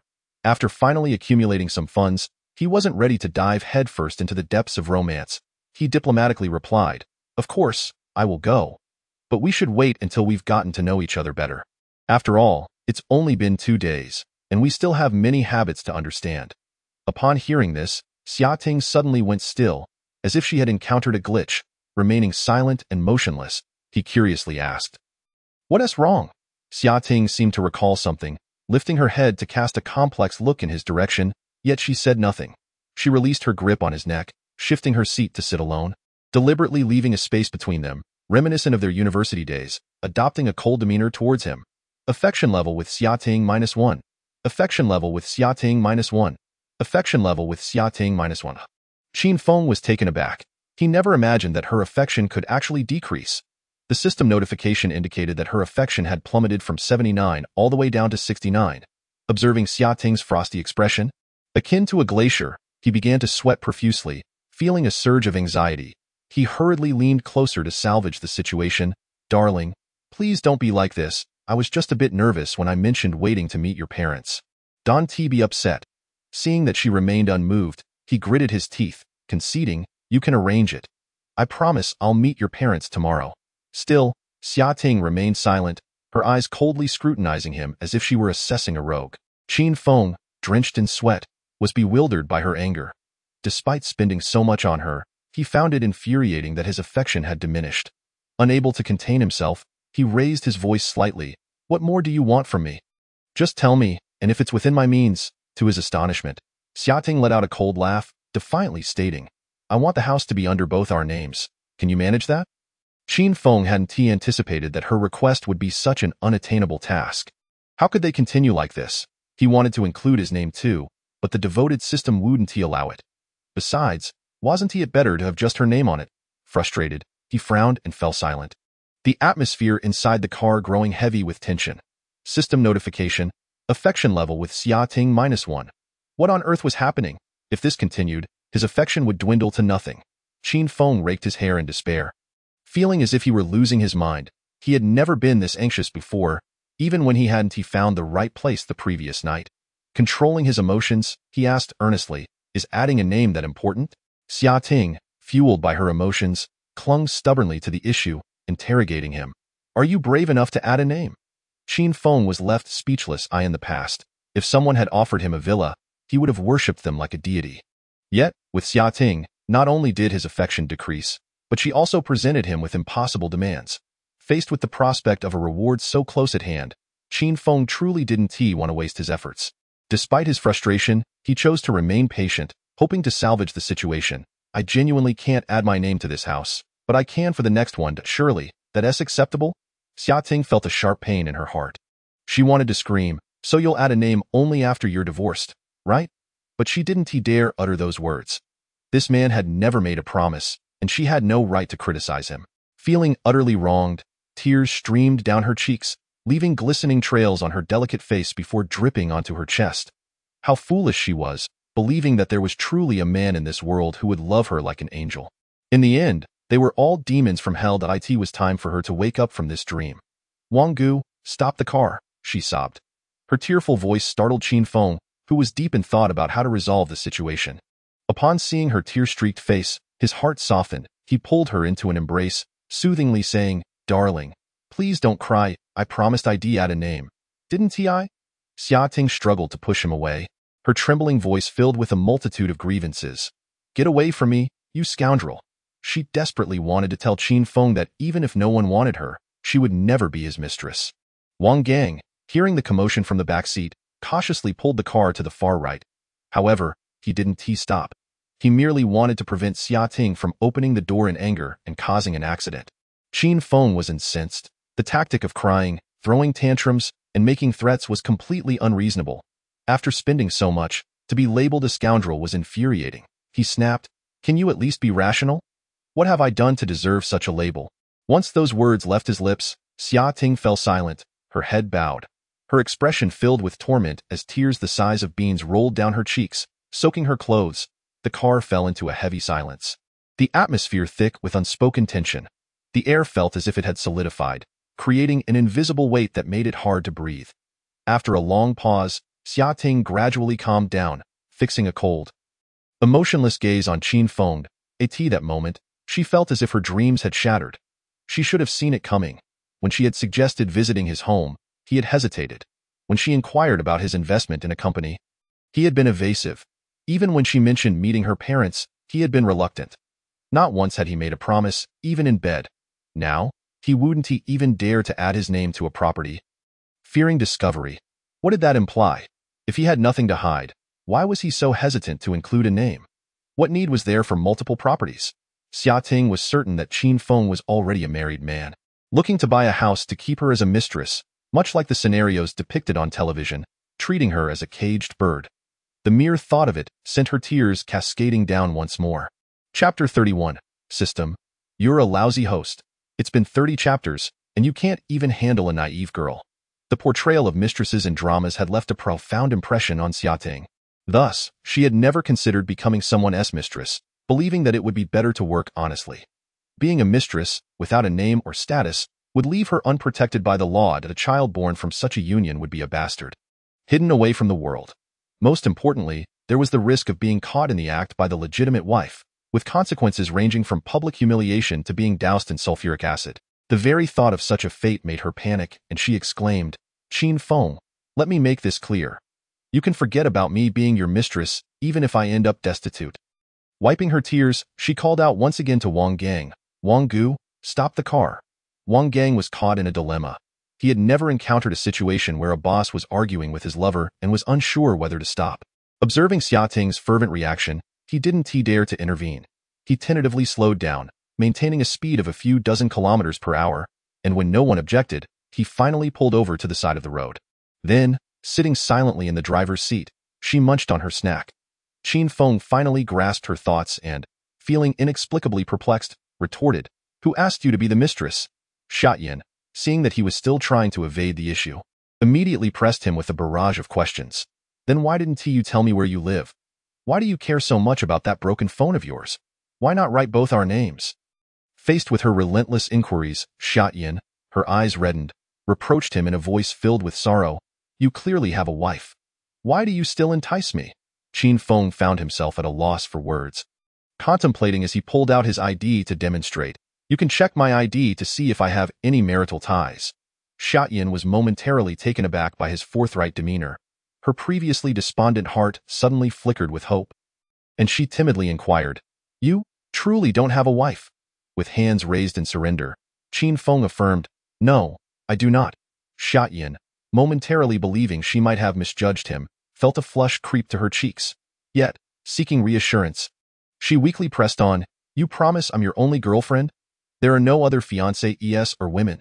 Qin Feng, eager to bolster his appeal, promptly assured her, "Yes, I swear. Absolutely no other girlfriends," delighted by his openness. Xiating could not resist pushing further. "Then you promise there won't be any in the future?" Qin Feng faltered, gazing into her doe-like, pitiful eyes, her nose red from crying, with tear streaks adorning her lovely face. She was like a weeping pear blossom, evoking immense sympathy. An impulse surged within him to embrace her and soothe her woes. However, being a man of integrity, he understood that he would not make promises he could not keep. Money could be offered, love could be given, but a vow to love only her for a lifetime was beyond his capacity. He had no intention of forsaking an entire forest for one tree. Nor did he wish to deceive her as a scoundrel. If Xiating could not accept that he had other women, then they would have to part ways, though he had not secured a refund. They had shared an intimate night. Consider it a night's fee for a sports car. With so many beautiful women in the world, surely there were many who would appreciate wealth, if one wouldn't suffice. Another would inevitably be found. Moreover, he had heard that the women in live streaming were quite practical. He could not discern the truth of that claim. He held Xiating in his arms, gently ruffling her hair. Choosing silence as a means for her to comprehend the situation, he intended to grant her the choice, allowing her to decide. Continuing to follow him would yield no fruitful outcome, and certainly, other women would come into play. Xiating, filled with joy, awaited his affirmative response, but as moments ticked by, her heart began to sink. She understood that this man was subtly conveying that there would not be just her by his side in the future. After all, she, the recognized campus belle of Jiang University, was destined to be relegated to such a role. A pang of self-pity struck her. Tears cascaded forth as she clung tightly to the man before her. Burying her face in his embrace, stifling her sobs in a cathartic release, she soaked his clothing with her tears, even using him to wipe her nose. With a heart full of guilt, Qin Feng allowed her to express herself freely. "How many girlfriends will you have?" Xiaoyan choked out. Qin Feng's honest reply did not evade her ears. "Scoundrel," she chastised, yet she recognized that such men undeniably attracted women. It was only natural, young, wealthy, and handsome. Why should he solely favor her? This was no coming-of-age drama. Yet, Xiaoyan could not suppress her sorrow. This was the first time in her life she had encountered a man so exceptional, and she did not wish to relinquish him so easily. After weeping for what felt like an eternity, she finally gathered herself. Lifting her head, her makeup was ruined, resembling a weeping kitten, her eyes puffy and red. She stuttered, "What if in the future your girlfriend throws acid on me?" Xiaoyan contemplated the worst-case scenario. "That won't happen. I will ensure you have absolutely reliable bodyguards," Qin Feng replied earnestly. "What good is that? If she secretly splashes it on me, who can stop her?" Xiaoyan trembled with fear. Torn between the allure of a villa and the threat of acid, she was uncertain how to choose. She longed to bite down on this scoundrel's shoulder to convey her inner turmoil. "Let me calm down and think this through," she declared, shoving him away forcefully, hastily wiping her face, and opening the car door to exit. Qin Feng grasped her arm, asking, "Where are you going?" Xiaoyan shook off his hand, coldly retorting, "Home. Where else would I go?" Qin Feng, with an apologetic smile, offered, "I'll drive you. I don't want to see you right now, scoundrel." Xiaoyan slammed the car door behind her with a resounding thud, leaving Wang Gang in front, heartbroken. Observing her resoluteness, Qin Feng sighed helplessly and instructed Wang Gang, "You take her home. I'll catch a cab." "Understood, boss," Wang Gang replied. Qin Feng exited the vehicle, watching as Wang Gang boldly turned around. Pursuing Xiaoyan, honking and exchanging a few words with her, he witnessed Xiaoyan glare back at him before obediently getting into the CR. As they passed by, Xiaoyan did not lower the window. Qin Feng smiled and waved goodbye, standing by the roadside until their car vanished from sight. Only then did he shake his head with a bitter smile. A man who cannot lie truly loses points. He should have been bolder. Ruthlessly deceiving her to earn her trust before revealing the truth. He vowed silently to himself that he would become a heartless scoundrel in the future.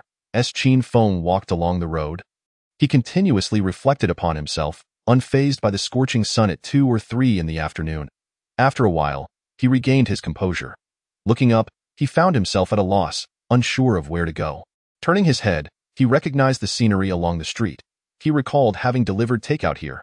It was quite lively, with numerous shops. Not far away were a CAF, a hair salon, an internet CAF, and a boutique foot massage parlor.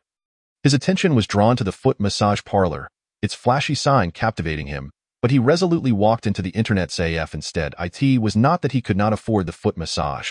Rather, the internet CAF offered better value. The same pleasure for 3 yuan an hour versus 298 yuan an hour. Who wouldn't see the clear choice? With only 5 or 6,000 yuan in cash remaining. Qin Feng continually reassured himself. Upon entering the internet CAF, Qin Feng boldly grabbed a bottle of cola and topped up 10 yuan for internet access. After receiving a sweet smile from the cashier, who had a score of 69, he settled into the 3 yuan area of the hall. While waiting for the computer to boot up, he glanced at his newly purchased phone. There were 3 new female contacts on WeChat. Qin Feng clicked into the first girl's moments. Her posts included selfies that looked somewhat familiar, and the system awarded her a high score of 81. Upon further inspection, he noticed the Porsche emblem frequently appearing in her photos. Often accompanied by motivational quotes, it dawned on him that this was the alluring saleswoman from this morning, Peng Jinyan. He accepted her request. Shortly, she sent a greeting, "Hello." Temporarily disinterested in her, Qin Feng left her on read. The second girl's WeChat name was Betsy. Her moments contained few posts, merely some scenic photos accompanied by a few life reflections. Her notes indicated she was the owner of the Porsche. Qin Feng recalled that she was the female owner of the Turbo S he had ordered. He felt a flicker of interest in her, clicked to accept, and straightforwardly messaged, "Beauty, send me a selfie." Having been through Xiaoyan's ordeal, he had grown bolder, unafraid to say anything. Requesting a selfie was also a means to save time. If she scored below 90, there would be no further conversation. He would simply say goodbye. He had no surplus energy to devote to other girls. The third was Zhang Manxue. The request note read, "What were you doing at the Porsche dealership?" Qin Feng had posted a couple of photos of the Porsche that morning, garnering over 20 likes and teasing comments about buying it. Seemed this woman had learned about his visit to the dealership from some acquaintance. Qin Feng smiled slightly, his mood lifting. He had considered adding her back with a retort. "What business is it of yours?" but decided against it, feeling it beneath him. After all, he was a man with an ID. He need not assert superiority before such a woman. He directly clicked to reject and blocked her. Indifference was the most hurtful form of communication, much like how she had once ignored him. Only those who had endured such cruelty could appreciate its terror, the sensation of molten lava boiling within, encased in layers of ice and snow. Qin Feng wished for her to experience that as well. After addressing these matters, he casually placed his phone on the table, revealing the octagonal diamond camera. In the envious gaze of his companions, he launched into a game of League of Legends. Naturally, one must first enjoy a few exhilarating rounds before seeking out women in live streaming. He had played this game intermittently for 7 or 8 years.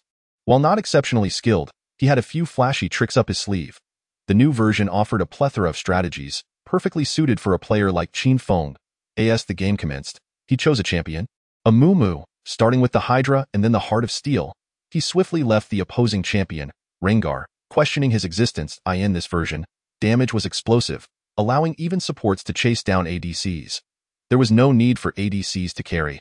Simply building tanky to draw fire and clinging to the mid-jungle duo was the correct way to play this terrifying game. Qin Feng, an ADC, equipped himself with a plethora of top-lane items and stood alone in the enemy mid-lane. Pushing the wave. With what appeared to be a frail physique, he successfully lured the enemy mid-laner Yasuo. He endured Yasuo's ultimate ability, being relentlessly pursued across nearly half the map, yet he remained unscathed. By the time Qin Feng's allies arrived to encircle Yasuo, the latter, on the brink of death, still contemplated dealing one last blow to Qin Feng. Such a steadfast hold on aggro, with their numerical advantage. The 5 members initiated the Baron at this pivotal moment. It was once again Qin Feng, this ADC, who used a magical claw to pull the lurking Rengar from the brush. Without a hint of hesitation, he stood his ground and fought back. As Rengar exhausted all his skills, he was horrified to realize that this ADC still had half his health remaining. After being swiftly eliminated by his teammates, Rengar repeatedly expressed his confusion with question marks. Qin Feng, in tandem with his allies, claimed the dragon, secured kills, and pushed down towers, ultimately ending the match. What a thrill! This version is truly a paradise for ADCs. Gone are the days of meticulously positioning oneself, outputting damage and dodging abilities. Now, one can simply build tanky and play the role of a utility champion, with the outcome of the match bearing little relevance to oneself in the late game. Even tower pushing requires no AD damage. This made Qin Feng feel exceptionally comfortable. "Mom, I no longer have to worry about being taken down in one combo." Just as he was contemplating another round, a call from Wang Gang interrupted him. Wang Gang informed him that he had safely returned Xia Ting and inquired about his whereabouts, stating he would come to pick him up. Qin Feng declined the offer, feeling it odd to have such a large man standing behind him while he played.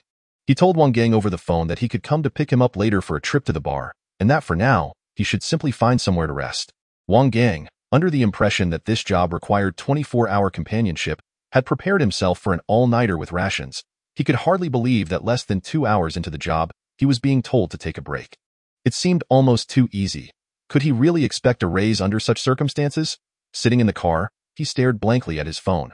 Qin Feng ended the call, planning to visit the bar that evening to confide in Shifuya about his heartbreak, while also hoping to find a suitable girl to share a room with for the night. He assured himself he would not engage with her intimately. He simply did not wish to return to his small, 40-square-meter apartment after having experienced the luxury of a 4-star bed. That moment, his phone vibrated, and the female driver who had just passed him sent a message. "Betsy. Mr. Qin, it's a pleasure to meet you." Noticing she hadn't sent a photo, Qin Feng initially intended to ignore her, but finding himself bored during champion selection, he casually inquired, "Qin Feng, what is up?" "Betsy. I believe we share similar tastes and would like to get to know you better." Qin Feng. No picture, no deal. Betsy. Su Beishi sat in her office, staring blankly at her phone. She had expected that the man she had chosen for the car would surely possess taste akin to hers. To her surprise, his first message demanded a photo. His attitude was flippant, reminiscent of a cocky loser.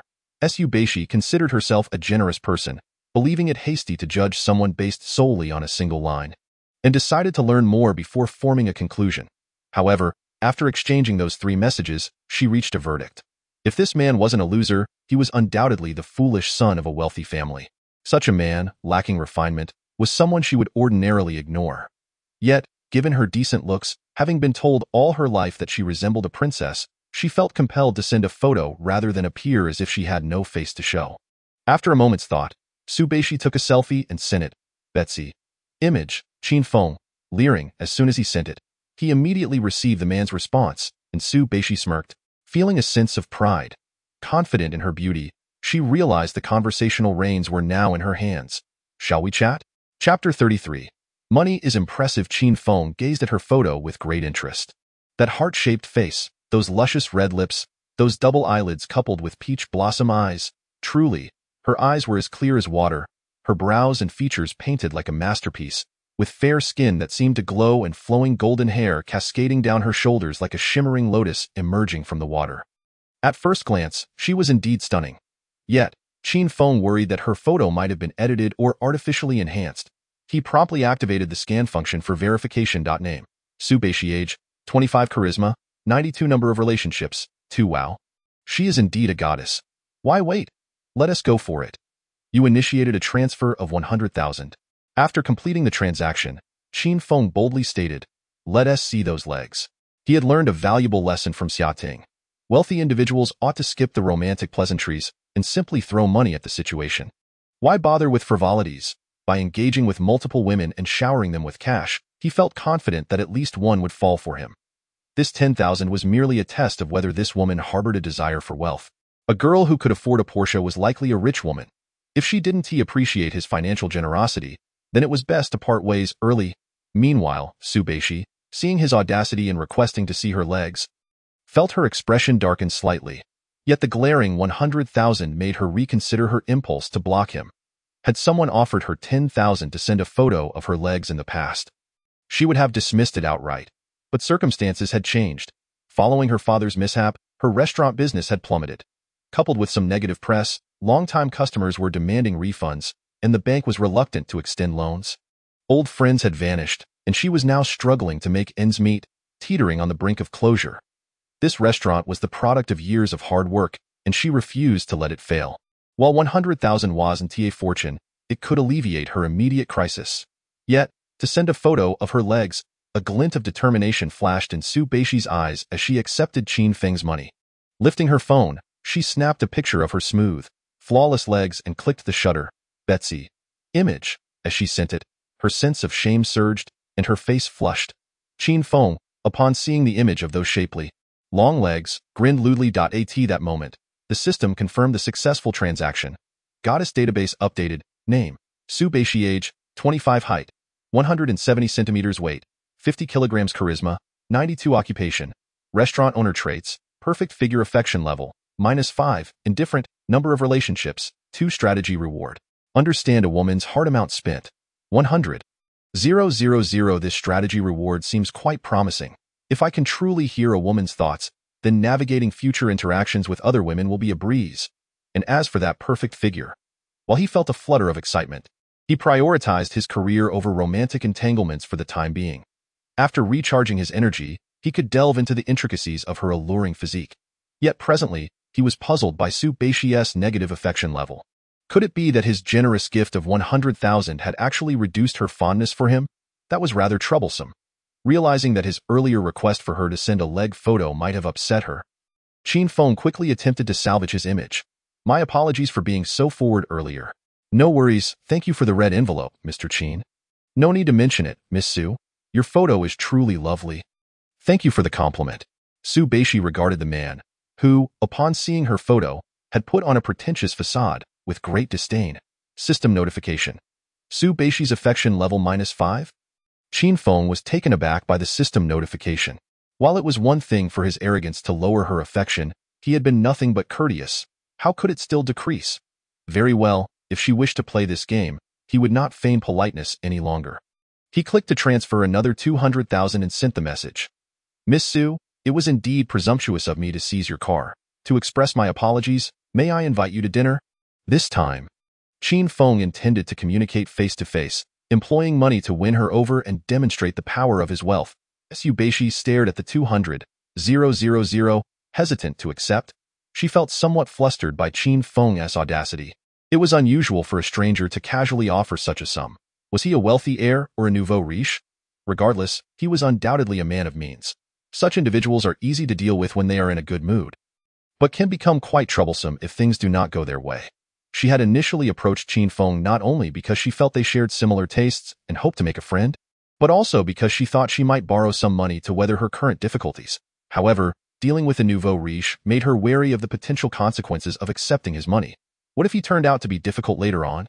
Gazing at the shimmering 200,000, Subeishi resisted the temptation and declined. I'm sorry, but I have plans tonight. Plans are fine. Keep the money that you're running a restaurant, right? Consider it payment for a meal I had here. How did he know what I do for a living? Subeishi felt a jolt of surprise.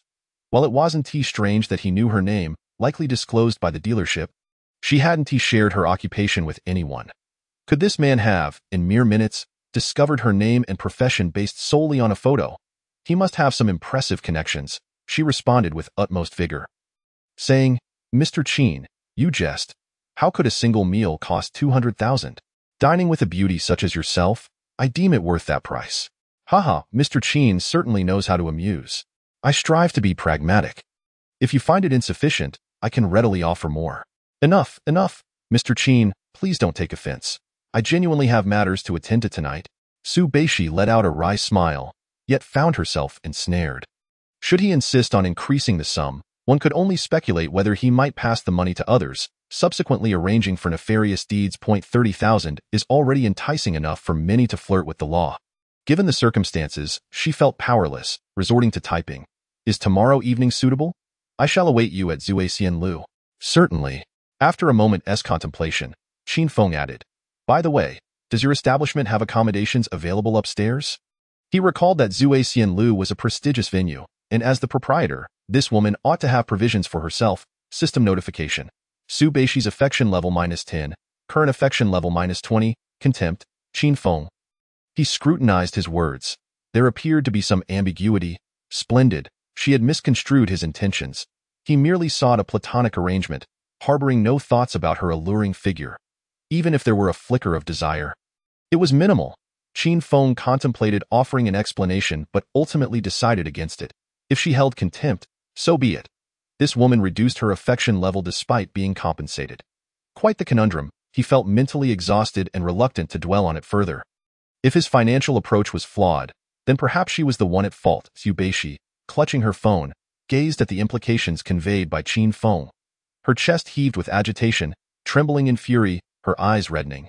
Unconsciously, she gripped her phone tighter, seething with the desire to refund the money and blacklist him on WeChat. Worst case, she could retreat home for a couple of days, as if she had never entangled with this man. Yet the looming crisis at her establishment gnawed at her thoughts, causing her to furrow her brow. Chapter 34. Unexpectedly, you are such a female streamer. Subeishi sat quietly in contemplation, and after a span of several minutes, she exhaled softly. Ultimately, she opted for forbearance. She would feign ignorance of his insinuations.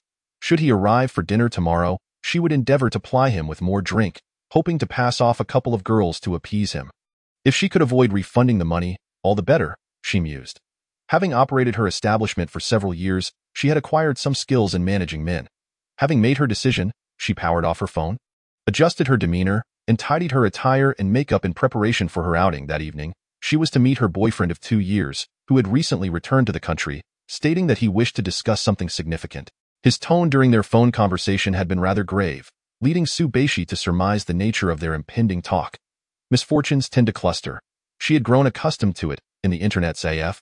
Qin Feng donned the gifted Bluetooth headset, launching Douyin live streaming, seeking out a 90-point goddess. He wished to ascertain how much goodwill could be garnered from spending 300,000 on a woman. Surely it could not yield a negative outcome? He scrolled through live streams one after another, discovering that all female streamers were strikingly beautiful, with not a single unattractive face among them. Each visage was breathtaking, adorned in exceedingly alluring attire, some in kipayos slit to the waist, others in form-fitting yoga pants, or donning ultra-short skirts paired with various colored stockings, accentuating their lovely legs. They posed and preened, showcasing the beauty of femininity. Particularly captivating were the multi-person dance streams, where 5 women of varying body types took turns dancing. Each resplendent and enchanting as viewers gifted them. The women continued their dance in a delightful loop. The backdrop was a massive moon, with the ladies resembling celestial beings, offering a feast for the eyes and ears to the common folk. Qin Feng felt a surge of excitement, his eyes widening in astonishment. In a wonder it was difficult to find attractive women on the streets. They all seemed to be hiding in the virtual realm. He had anticipated that, with such an abundance of beauties, he would certainly encounter a few 90-point goddesses. However, upon employing the scanning feature, it was as though he wielded a truth-revealing mirror, each revealing their true selves. In a crowded dance stream, the first girl to dance on the left had a charm rating of 68. Whether, due to her skillful makeup or high beauty filter settings, she appeared as a stunning enchantress in the live stream. Yet in reality, she was less captivating than the internet's AFS front desk staff. Dressed in a cerulean qipao, her elegant movements were captivating, yet her waist seemed so slender that one might wonder if it could support her ample bosom. One couldn't help but feel compelled to offer assistance. However, upon seeing her score below 70, Qin Feng felt disheartened and unable to continue watching. The second girl boasted a score of 79. Although clad in a similar qipao, she exuded a more sultry aura, occasionally revealing glimpses of her thighs as she playfully adjusted the hem of her dress, highlighting her alluring curves. The third girl, positioned centrally, received an impressive score nearing 100, ostensibly based on her dating history. Her actual charm rating was only 82. While she was indeed attractive and photogenic, prolonged observation led one to feel her features were somewhat artificial. As if sculpted by an otherworldly craftsman, resembling a wax figure of a celebrity. Beautiful, yes, but not suitable for extended gazes, as it risked evoking the sensation of observing a robot. Among the 5 women, none reached the 90-point mark. The audience, however, was plentiful, exceeding 10,000 viewers. Qin Feng found this intriguing. He scrolled past this broadcast, continuing his quest for a real goddess worthy of his investment. After several minutes of searching, he encountered numerous streamers with overly smooth skin, excessively slim faces, and a pallor that was almost unnatural. The number of individuals engaging in live streaming had surged, with the touch of beauty filters. Even a man donning a wig could appear alluring in the live stream, let alone those with a modicum of attractiveness. They cake their faces in layers of makeup, employing various powders to achieve a contoured look, accentuating highlights and shadows. They adorned their lips with vivid colors and sported heavy false eyelashes, transforming into ethereal beings before the camera. These women flaunted their beauty while engaging in flirtatious antics, seeking both wealth and affection. Conversely, those who were genuinely beautiful often suffered from mismatched speech or a habitual aloofness, leading to lower popularity than the more animated, risque, ordinary girls.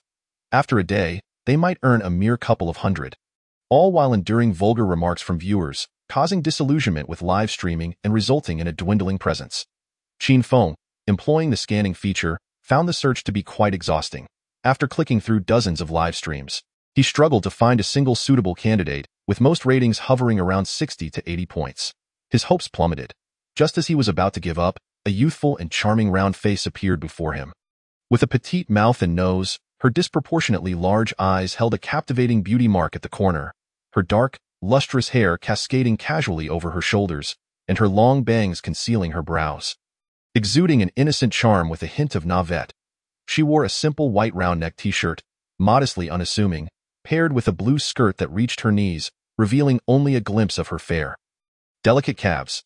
This conservative attire set her apart from the more flamboyant streamers. Name: Zhong Wanjian. Age: 21. Charm: 95. Dating history: 00. A miracle! Qin Feng was elated. Not only had he found a goddess, but her dating history was also non-existent. His arduous search had not been in vain. Truly, diligence pays off. At that moment, Zhong Wanjian was lost in thought, and upon noticing a newcomer in her live stream, she casually remarked, "Welcome, by Piaotashang. Please consider following to show your support." Qin Feng was taken aback that even his low-level account would be acknowledged by the streamer, and immediately complied by clicking to follow. He had previously engaged little in live streaming, never having been called out by a streamer, nor had he ever spent money, focusing solely on companionship while resolutely adhering to the principles of free viewing. Thus, he had chosen the moniker by Piaotashang. "Would you like to join the fan club? It's only 10 cents. Zhong Wanjian's eyes glimmered with delight at the sight of someone following her. She attempted to muster a shy smile, employing the skill she had learned just the day before. Qin Feng, however, was preoccupied with his desire to spend money. Recharging on Douyin required a minimum of 50,000 at a time, which was a bit cumbersome. For such a rare beauty, a mere 10 cents would not suffice. He intended to make a substantial contribution. Zhong Wanjian noticed that the new viewer remained silent and did not send gifts. His name still beginning with Bai Piao. Her smile faded slightly. Many viewers were quite rational. Even if they had money, they wouldn't squander it. Simply following was already commendable. She chose not to press further. Her gaze dimming slightly. Chapter 35. The female streamer is startled. Zhong Wanjian sat quietly, gazing blankly at the screen. At that moment, a high-level viewer in the live stream spoke up. 55. Super fond of cilantro. Streamer? Do a sexy dance, and if I enjoy it, I'll send you a sports car. Although this individual was at level 55, his tone was rather brusque. Zhong Wanjian's expression stiffened as she awkwardly replied, I am sorry, but I'm not a dance streamer. Indeed, she had no dancing skills, and her figure was a bit voluptuous. Dancing would result in an ungraceful display. 42. Wandering slipper. Isn't dancing a basic skill? What kind of streamer can't even do that? This remark instantly provoked a response from another viewer in the live stream. I'm sorry, but I can't assist with that. Qin Feng slid his thumb across the screen, swiftly sending out gifts as the dazzling carnival effects flickered in succession within the live stream. Everyone gazed in astonishment at the scene unfolding before them. The audience in the live stream collectively gasped, their eyes wide as they witnessed the gifts dancing across the screen like a flurry of confetti, each worth a substantial 3,000 yuan. Questions and exclamations filled the chat, with some quick-fingered individuals attempting to boast about their own prowess. Yet, the chat box was completely obscured by the carnival effects, rendering it impossible to discern what others were saying. The atmosphere was overwhelmingly electrifying. A character known as Wandering Slippers, whose real name was Pang Pin and was a subordinate of Zhou Chirue, was also taken aback. Typically, he would discern his boss's mood and strive to amuse him. If he sensed any displeasure, he would readily step in to reprimand the offending party. As a pianist from Zuan. His typing speed was exceptionally swift. He had just crafted a comment, bragging after sending just one carnival gift. Truly ridiculous. However, upon witnessing Bai Piao Sheng send another round of gifts, he hesitated to hit send. He had not anticipated that this low-level account could bestow such a multitude of carnival gifts. He deleted the number 1 from the text box, eager to ascertain just how much power this individual wielded. Yet, as he watched the carnival count soar from 10 to 20, then 30, and it showed no signs of stopping, a grave expression crossed his face. When the numbers escalated to 40, 50, and 60, fear began to seep into his gaze. He decisively deleted all previously composed messages. He was not foolish. A person capable of sending such a vast array of gifts was certainly not someone he could afford to provoke. He dared not bark any longer. Should he irritate this individual, it would be his boss who would remain unscathed. He himself would be the one in peril. It was wiser to tread carefully. Chapter 37. Zhong Wanwan was stunned at this moment. The female streamer Zhong Wanwan in the live stream had her eyes wide open, her dark, luminous pupils resembling a startled deer. Her delicate lips parted slightly, mirroring the disbelief etched on her face as she stared at the computer screen. She held her breath nervously, her pores prickling with tension. Stunned, she sat frozen, unable to regain her composure for quite some time. Upon receiving her first carnival gift, she felt a mixture of joy and concern. Worried that Bai Piao Sheng might be overextending himself financially, however, she was taken aback when he promptly began sending carnival gifts one after another at an astonishing pace in the blink of an eye. Bai Piao Sheng had sent carnival gifts 71, 72, 73, as if money were burning a hole in his pocket. This sudden influx left her utterly at a loss, unsure of how to respond. Influenced by her roommates who had boasted about the lucrative potential of live streaming, she had decided to give it a try. However, after more than a week of streaming, her earnings barely totaled 100 yuan. After today's broadcast, she found herself disinclined to continue. Yet, unexpectedly, a benefactor had emerged, showering her with such abundant financial support. Today, she finally witnessed what it truly meant to be wealthy. Her gaze gradually dulled, her mind racing as she pondered how to express her gratitude to her benefactor. Qin Feng sent 100 gifts and finally paused, having accomplished this feat in just over a minute, faster than a double tap. He felt a sense of satisfaction with his speed. Scanning the lively chat screen, he sought out the two fools who had yet to speak up.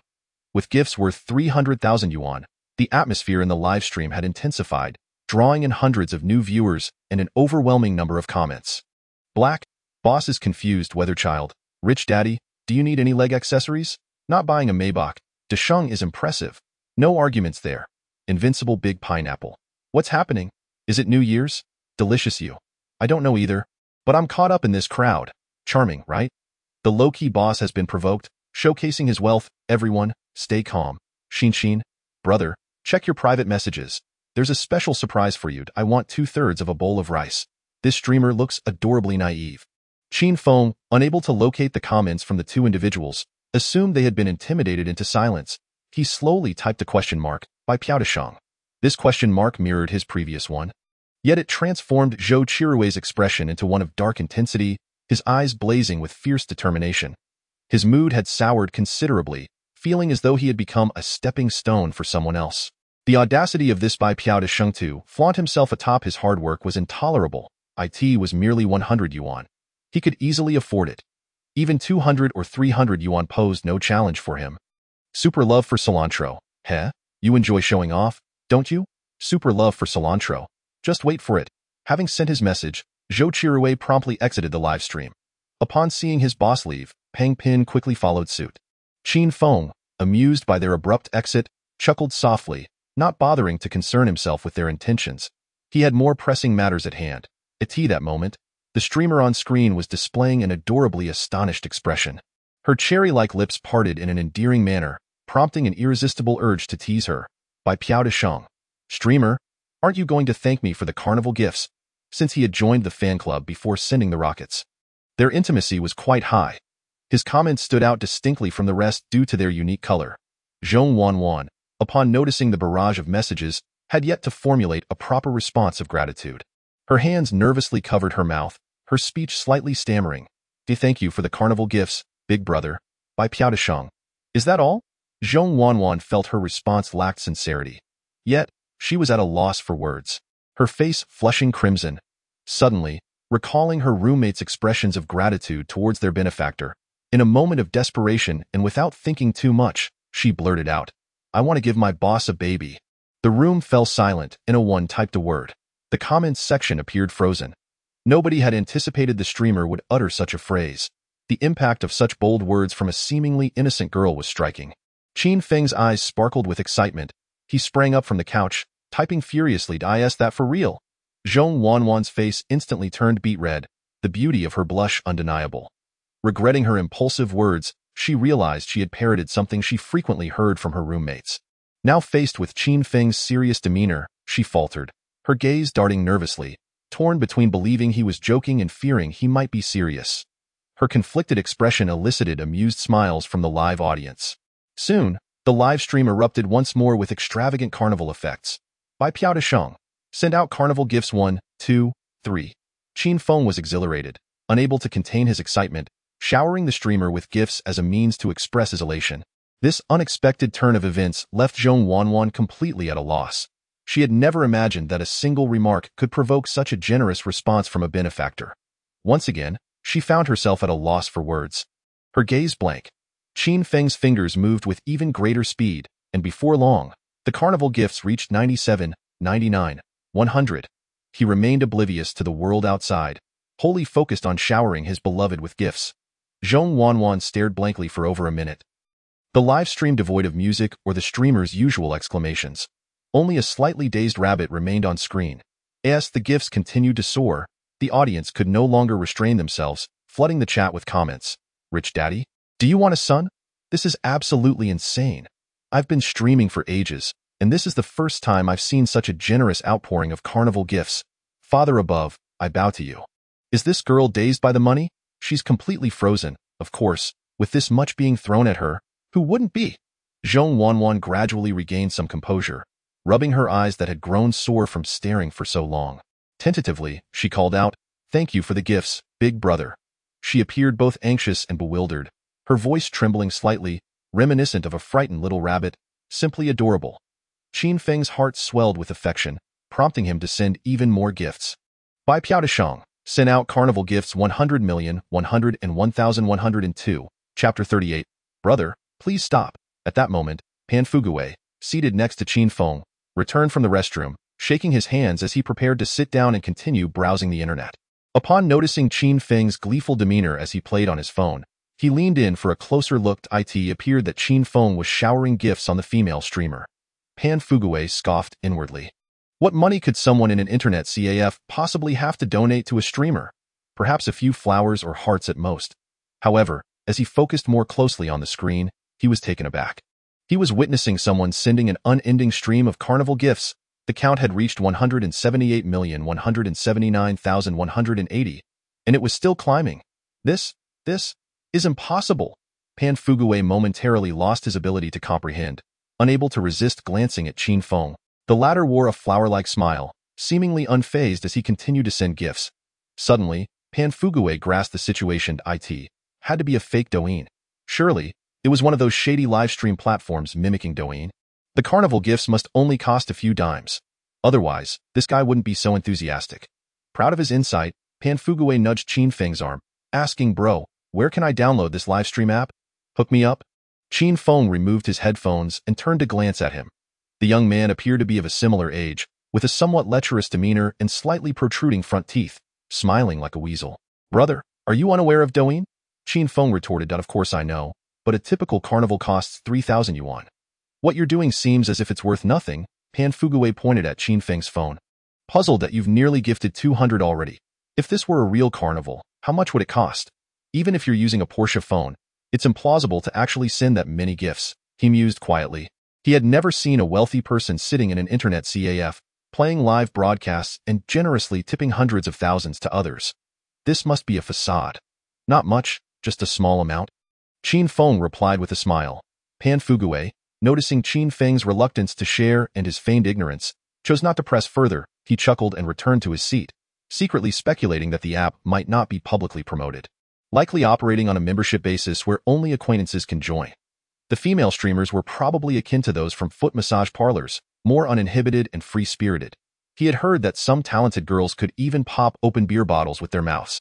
However, such circles required frequent visits to massage parlors to make connections.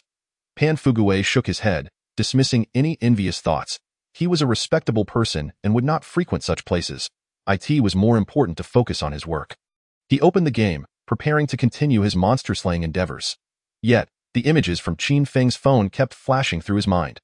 The live broadcast room appeared strikingly authentic, with even the female streamer's name crystal clear. It seemed to be Lucky Rabbit. She had a pure and radiant appearance. The carnival in Lucky Rabbit's live room continued to soar. In the blink of an eye, it reached 201,202,203, showing no signs of stopping. The viewers activated their screen recording functions, intending to capture this iconic moment and give it an impressive title to share online, informing all those still pursuing their dreams in the live broadcast that this is how others generously give gifts. "Big brother, please stop, please stop. You've already given so much," Zhong Wanjun exclaimed anxiously as she witnessed Qin Feng surpass 200 gifts and continue to send more. She was incredibly nervous. If converted to money, this person had given 300 carnivals in just a few minutes, totaling a staggering 900,000 yuan. Who wouldn't be frightened by that? In her village, such a sum could marry 5 wives. If this continued, would she really have to bear his child? The thought of 2 emotionless individuals coming together for money left Zhong Wanjun feeling flustered. Qin Feng was very receptive to suggestions. If she said no, he would stop. If she said to pause, he would pause. If she said not to stop, then they would take it slow. This matter could wait for another day. His back felt a bit sore. Although he was eager to slay enemies, he felt powerless at the moment. He longed for Xiating's strategic rewards. Reaching an even 210 gifts, Qin Feng withdrew his fingers. At that moment, he had become a level 50 high-ranking warrior. The oval-shaped icon behind his name had turned a rich crimson, and the emblem above it was extravagantly flamboyant, resembling a multifaceted gemstone. After such an extensive gift-giving spree, he found several new notifications in his private messages. Opening them, he discovered that the majority of the avatars were beautiful women, with names that were quite provocative. They had sent their WeChat IDs and phone numbers. Some female streamers even sent their live room IDs, hoping Qin Feng would check them out. A few bold girls directly stated, 1,000 each. "Can fly nationwide.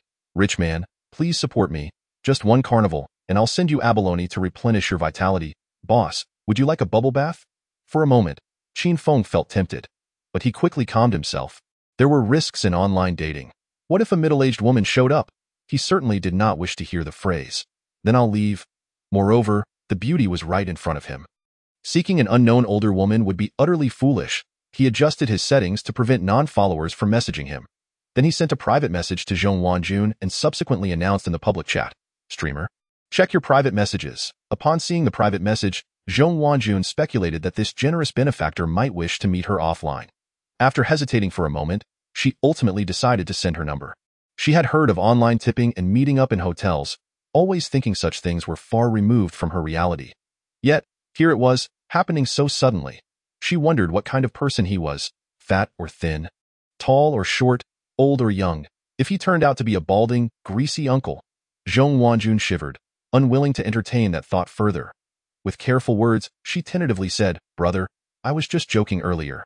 You wouldn't really want me to bear your child, would you?" Chapter 39.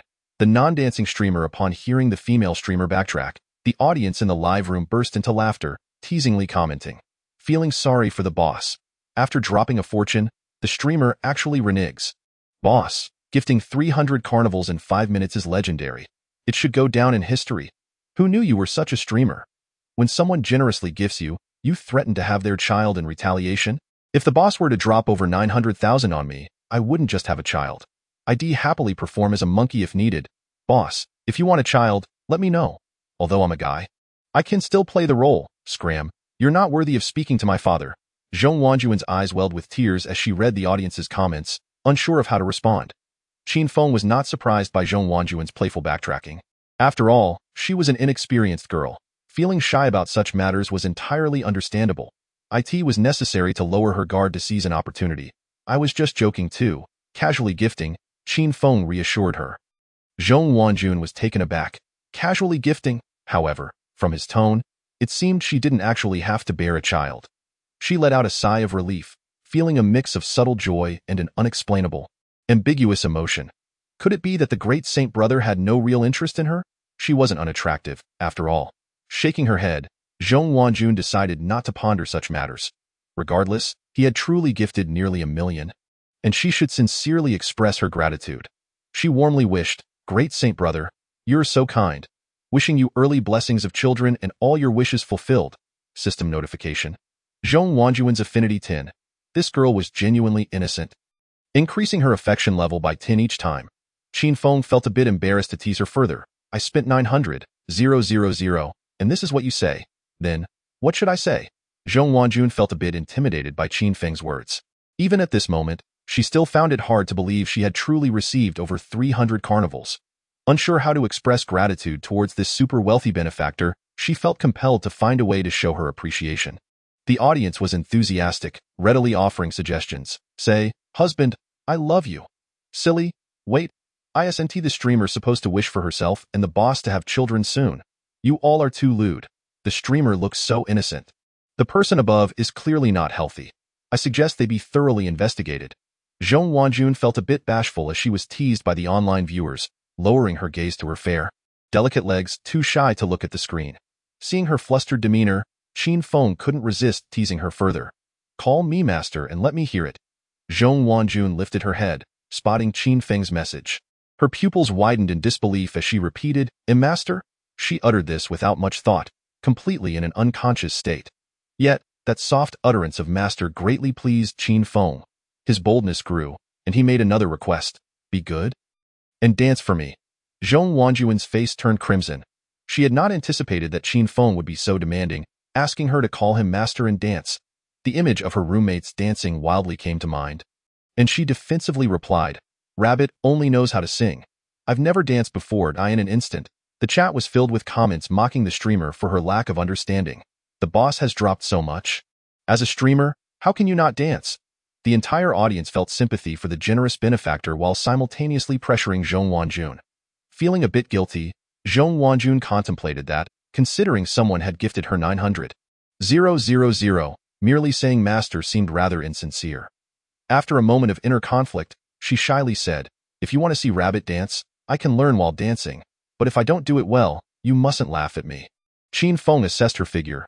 Despite the girl wearing a loose t-shirt that covered her adequately, it was evident that she possessed an impressive physique. Without substantial assets, one could hardly support such curves. Occasionally, glimpses of her slender waist and playful navel were revealed. Qin Feng envisioned the streamer bouncing about, He swallowed hard, eagerly tapping on his phone's keyboard. Just do a simple pendulum dance. A little shake is beneficial for your health. The boss is generous. We're in for a treat. I love watching ladies who can't dance move. This little girl has quite the figure. Let us get on with it. Hurry, hurry. The boss has dropped so much. The streamer can't be shy about dancing. Zhong Wanjun bit her lip, resigned to her fate as she searched for pendulum dance tutorial videos online. As the video played, her face grew increasingly flushed. In the video, the dancing lady slowly raised her arms above her head, gently cradling the back of her head. With arms gracefully extended, she swayed rhythmically to the ethereal music, her petite skirt fluttering in harmony with her movements. Complemented by a beguiling expression, the entrancing gaze of her eyes rendered Zhong Wanshan, a girl, utterly speechless, her allure overwhelming. The mere thought of performing this dance made Zhong Wanshan blush profusely, her cheeks aflame and her ears feeling as if they might ignite. Stammering, she hesitantly confessed, "Brother, I'm live streaming in my dorm, and my roommate could return at any moment. Would it be possible to switch to singing instead?" The audience was not pleased. Singing was of little interest. It was the provocative dance that was deemed the true essence of a live stream. Besides, her roommate's return would only add to the amusement, especially with the wealthy patron present, ready to shower money upon them. After all, sharing joy is far better than solitary enjoyment. Comments flooded in, urging her to dance without delay. Ignoring the clamoring audience, Zhong Wanshan's focus remained solely on her beloved Desheng. Blushing deeply, she cast aside her embarrassment and mustered the courage to plead. "I beg you, Desheng." Upon hearing this address once more, Qin Feng felt as if his very soul had been rejuvenated, soaring with delight. Moreover, his monetary contributions were intended to garner affection, not to witness her embarrassment. The thought of his beloved girl showcasing her charms to the audience was somewhat unsettling. Wouldn't it be far more delightful to witness her perform just for him in their private space? In that moment, he could request her to don less clothing and reveal the true essence of her allure. "All right then, I'll let you off this time." System notification. Zhong Wanshan's favorability 10, thank you. "Brother, I shall sing my favorite song, Journey of Blossoms, for you." Zhong Wanshan felt a surge of joy at her narrow escape, her smile revealing her adorable little canine teeth.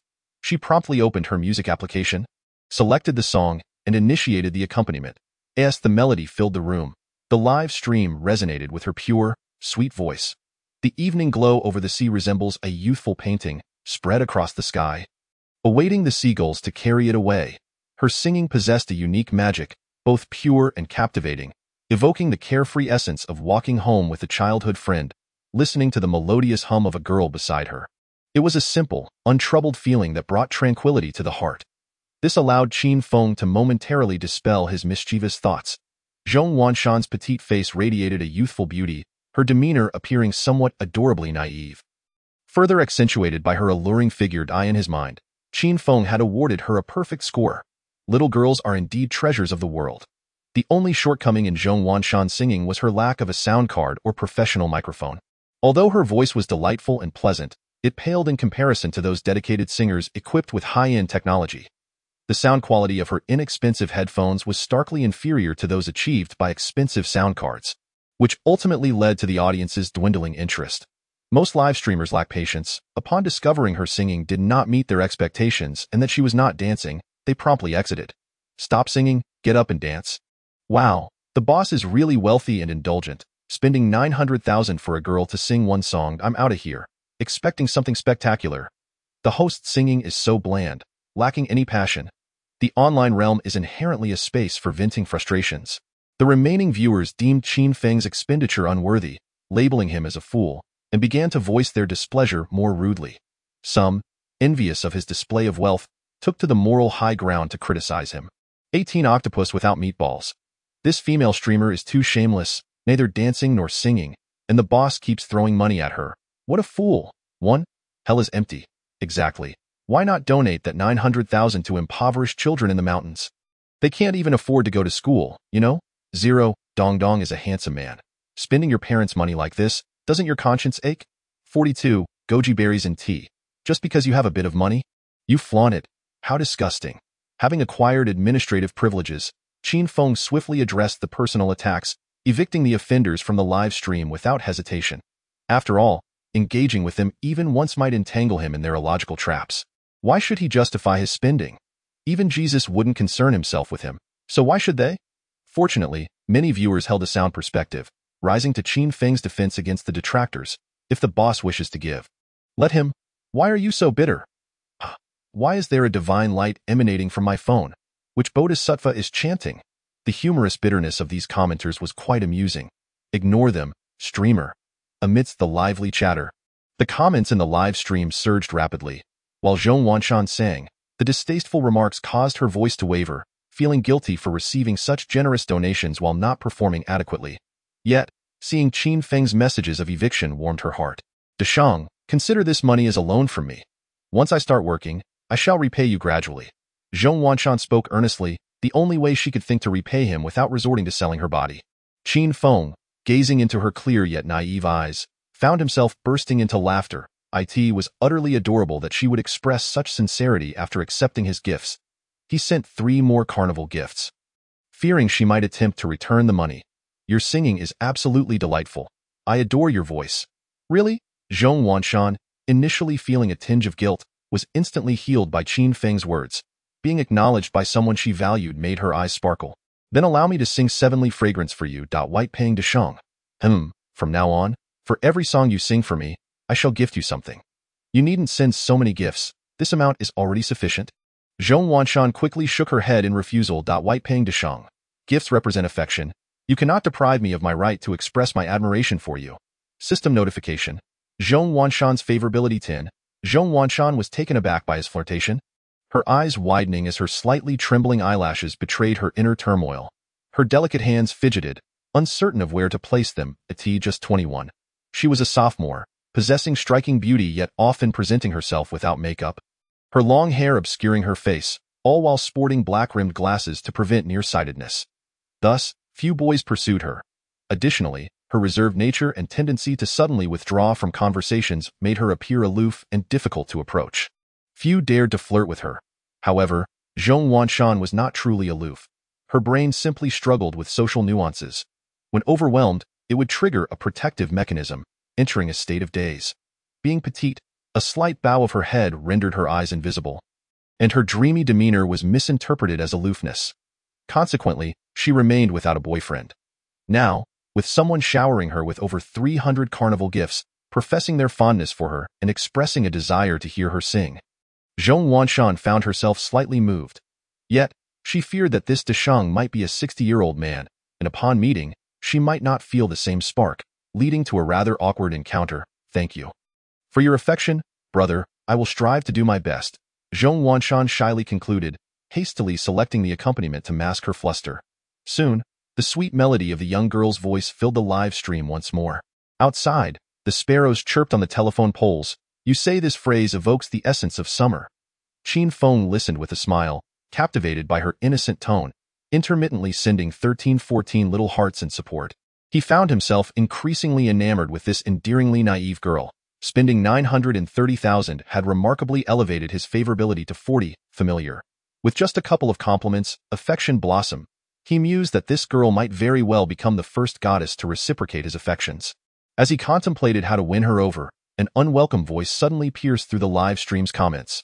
Super cilantro lover. Afraid to accept a PK challenge? Zhou Chirui had sought out a familiar female streamer, urging her to challenge Lucky Rabbit to a PK. However, Zhong Wanshan had repeatedly declined the requests and ultimately disabled the PK function. Zhou Chirui promptly entered the live stream, taunting Zhong Wanshan, your brother has sent 100 carnivals. Yet you still dare not accept a PK. Are you playing mind games? Upon reading this, Zhong Wanshan furrowed her brow, realizing the annoying individual was behind the repeated PK requests. She despised PKs, regardless of the opponent. Although she knew it could yield greater profits, the penalties were unacceptable to her. Coquettish antics, running squats, and writing on her face, all of which she found humiliating. Determined not to let this interfere with her singing, Zhong Wanshan opened the management permissions, preparing to eject Cilantro Lover. To her astonishment, she found she could not do so. The backend displayed, this user is a distinguished super VIP member, possessing anti-ejection and anti-mute privileges. Unsure of how to handle the situation, she merely lowered her head, pretending to sing earnestly, attempting to ignore the comment. Yet, unexpectedly, Deshang rushed to her defense. White Pang Deshang. Brother, such a grown person, please refrain from using such language. Super cilantro lover. Are you telling me how to do my job? By Piaotishang. I absolutely adore cilantro. Chow ai chi xiang kai. Damn it. Qin Feng chuckled, finding amusement in the fact that this individual couldn't even curse properly. Eager to demonstrate, he took it upon himself to set an example. By Piaotishang. Fool. By Piaotishang. Idiot. Chapter 41. Youthful Ignorance of Value in Zhong Wanwan's live streaming room. New viewers were instantly intrigued upon witnessing a prominent figure stirring up trouble, eagerly fanning the flames and reveling in the spectacle. The cilantro boss is of high rank. I believe what he says is true. How exhilarating. This is the first time I've seen two level 50 bosses quarrel. The two wealthy individuals should hastily throw money at a PK, and the loser must call the winner father. A reminder to the cilantro boss. Earlier, Deshang had gifted 210 carnival tokens. The previous comment was mistaken. Deshang initially gifted 100, totaling 314. Oh my goodness, Bai Piao's boss just leveled up to 52. Zhou Chirue, previously irritated, had his expression shift to seriousness as he read the messages on the screen. Over 200 carnival tokens indicated some real strength, meriting a serious response. Chow ai chi xiang kai. Do you dare to PK? By Piaotishang. Seeing the provocation, Qin Feng couldn't help but laugh. Slapping his thigh, he had been pondering how to present his gift, but the girl was too shy to accept money, and he didn't want to force it upon her. Unexpectedly, this fool provided him with an opportunity to shine. By Piaotishang. Don't cry if you lose, little one. Chow ai chi xiang kai. Damn.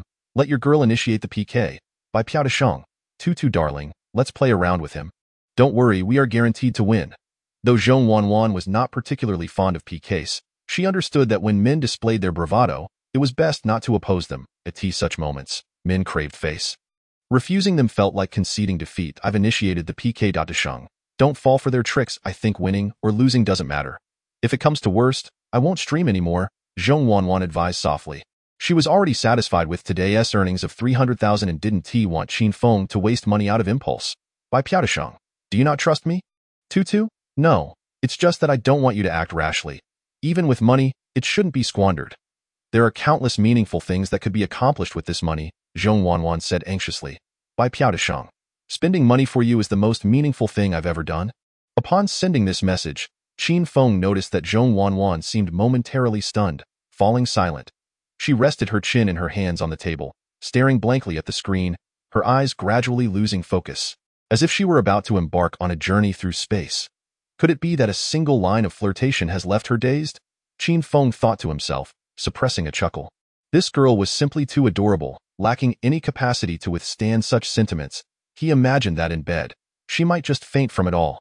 System notification. Zhong Wanwan's affection level 10.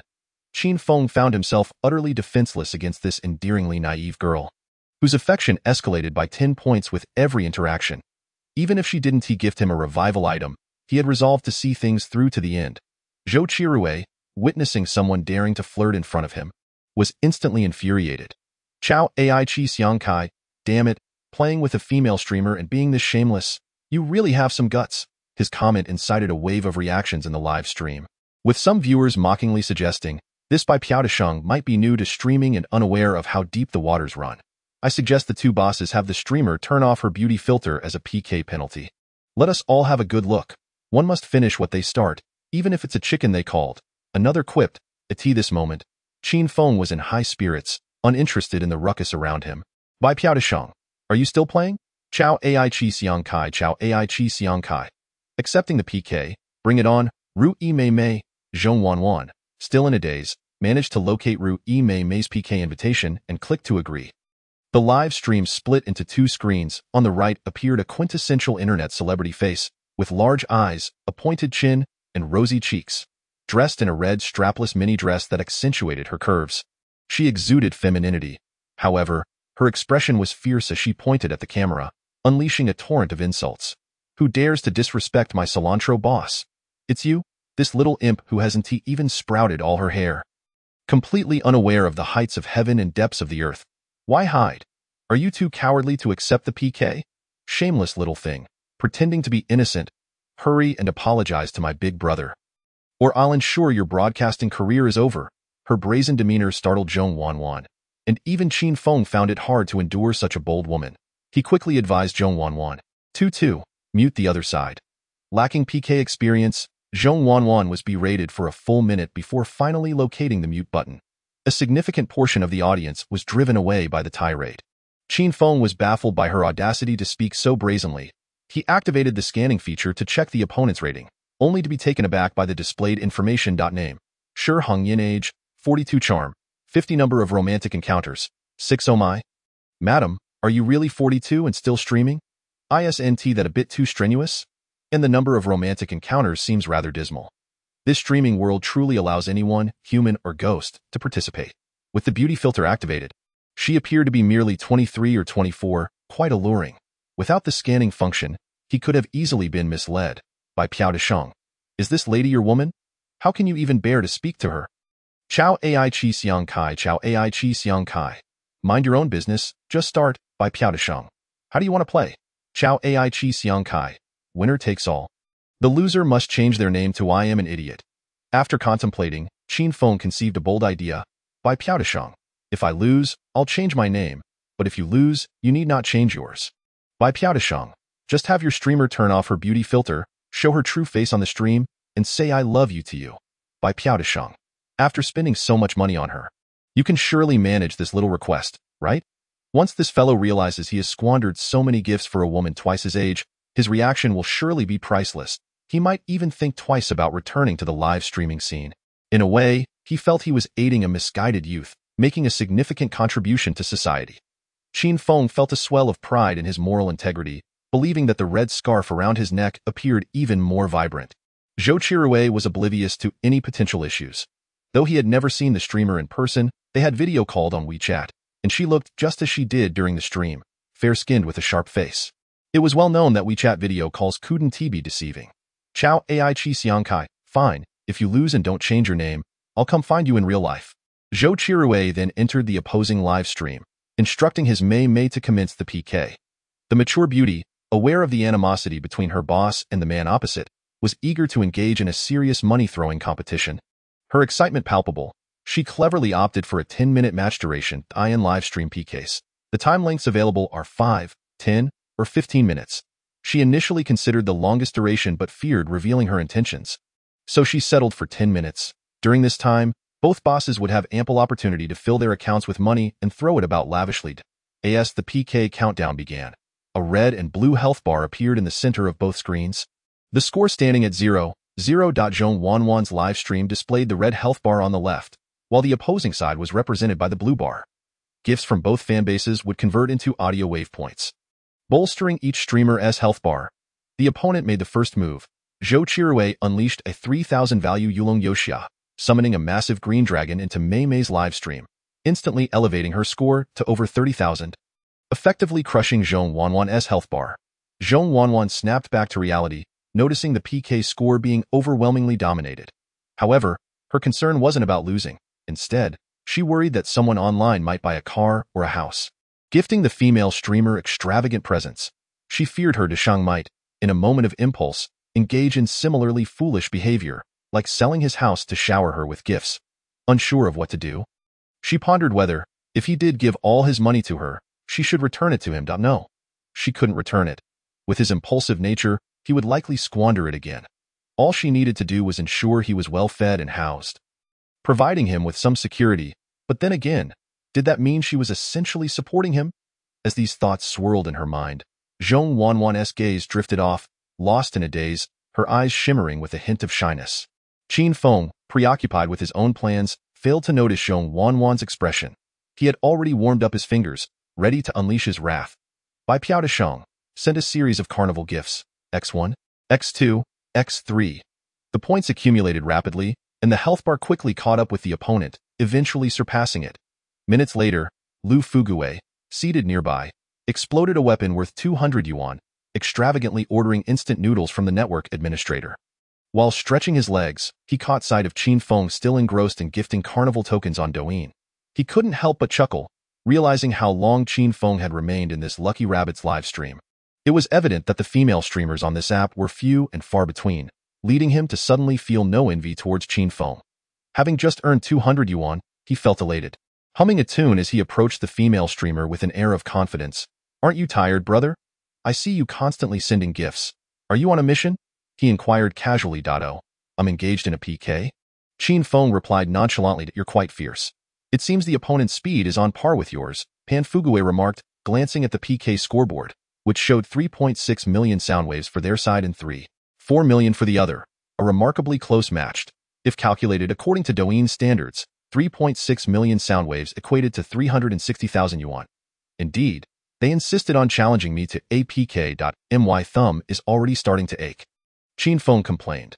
Noticing Qin Feng's thumb was indeed somewhat stiff and his gift-sending pace had noticeably slowed, Pan Fuguwei chuckled, how about I help you out? When my right hand is in motion, my speed can surpass the speed of light. Qin Feng's eyes lit up. He was indeed feeling a bit fatigued, and sliding gifts upward was quite the physical endeavor. Moreover, he had been preoccupied with flirting and chatting with Zhong Wanyuan, having held back on relieving himself until now. With a helpful companion at hand, he handed his phone over, saying, then I'll leave it to you. I need to use the restroom. Qin Feng felt no concern that this guy would run off with his phone. Internet cafes had become increasingly regulated, requiring not only ID but also facial recognition to access the internet. With so many cameras around, anyone daring enough to steal a phone worth thousands would be apprehended by the next day. The institutions in Huaxia still seemed trustworthy. Pan Fuguwei took hold of the metallic phone, feeling its superior quality as he swiped the screen and clicked to send gifts for the carnival. Instantly, he was captivated by its silky smoothness. This phone is incredible. Once I have the means, I shall purchase one for myself, he thought enviously. By Piao Shang, sent a carnival 169,170,171. His right hand moved with astonishing speed, quickly widening the score gap once more. Meanwhile, he could still afford to admire the two ladies in the live stream. The streamer on his side appeared somewhat lackluster, while the one on the opposite end radiated fervor. Even without sound, her frenzied gestures indicated she was nearing a peak of excitement. Gazing at the interface, which resembled real Douyin perfectly, Pan Fuguwei chuckled, finding it quite amusing. However, as he scanned the audience's comments, he sensed something amiss. Boss, you're amazing. Why isn't the streamer saying a word? Don't you realize you're about to top Douyin popularity chart? Damn, the boss is in a huff over this PK, sending over 200 gifts without pause. He's bound to make headlines tomorrow. Everyone, hurry over to hear the streamer shout daddy. It's too exhilarating. That daddy call is more affectionate than a real fatheress. Over 5,000 viewers were online, and the public screen was inundated with messages, some flattering the boss, some seeking his patronage, and others wanting to bear his children. Each sycophantic comment served as a reminder that this live stream was likely genuine. The brother beside him might very well be a true big shot. A bead of cold sweat trickled down Pan Fuguwei's forehead. If the gifts he was sending were indeed real money, that meant the 2 million sound waves he had accumulated in such a short time translated to a staggering 200,000 yuan. When had his fingers ever been worth so much? Pan Fuguwei felt a jolt of realization. To confirm whether this was truly a Douyin live stream, all he needed to do was search for it on his phone. He retrieved his device, multitasking as he entered the name of the live stream and clicked search, quickly locating the Lucky Rabbit stream. The popularity of this stream had already reached the pinnacle of the local scene, ranking among the top 20 on all of Douyin. Trembling, Pan Fuguwei clicked in, and a splendid carnival effect burst forth, nearly blinding him. The streamer was indeed the seemingly dazed girl he had observed earlier. One more glance at the continuously flashing names of big shots revealed, by Piao Shang, sending carnival gifts 302,303,304, and in his right hand, he held the phone of Bai Piao Shang, who was relentlessly sending gifts for the carnival. Holy crap! This is the real deal, Pan Fuguwei exclaimed, instantly standing up, terrified of staining Qin Feng's seat. The realization that he was in the presence of a true tycoon left him utterly bewildered. And 3 philosophical questions swirled in his mind. Who is he? What does he want? Does he need a son? Upon finishing in the restroom, Qin Feng leisurely returned to his seat, noticing that his companion had helped him amass 6 million sound waves while the opponent remained at 5 million. Thanks, brother, he said with a smile of gratitude. Pan Fuguwei stammered, no problem, thank you, big brother? Qin Feng was puzzled, wondering who was thanking whom. He didn't dwell on it, exchanging a few polite words before taking back his phone to continue sending gifts. Brother, the opponent has stopped sending gifts. There's no need for us to waste any more money, right? Pan Fuguwei urged, having remained focused despite his earlier shock. Seeing the opponent cease their activity, he too halted, realizing that if he had continued, they would have surpassed 9 million sound waves by now. I'm just defending a tower, Qin Feng replied coolly. Chapter 43. Don't be timid, throw money at me with all your might. As the big shot's words echoed, Pan Fugué nearly choked. What kind of celestial being is this, leading by 1,000,000 yet still defending a tower? Is there no mercy? Glancing down at his phone, he saw Bai Piaoshang starting to send gifts anew, causing his jaw to drop in astonishment. His eyes darted towards Qin Feng, and even the instant noodles brought by the staff seemed unappealing. His mind raced with thoughts of how best to ingratiate himself with Qin Feng or what to say to win over this big shot. Qin Feng felt increasingly uncomfortable under Pan Fugué's intense gaze, which brimmed with longing, reminiscent of an alluring damsel under a streetlight. He mistook the eager look for a hint for a tip. Qin Feng's eyes flicked to the instant noodles on the table. After a moment's contemplation, he stood and went to the counter to buy a sausage, handing it to Pan Fugué, saying, "Brother, thanks, here's a sausage for you." Pan Fugué was momentarily taken aback. What did this mean? What was he trying to convey? Could it be? In an instant, Pan Fugué felt enlightened. Believing he understood the big shot's subtle hint, he exclaimed, "Woof," and promptly picked up the sausage with his mouth, crouching down with a submissive expression.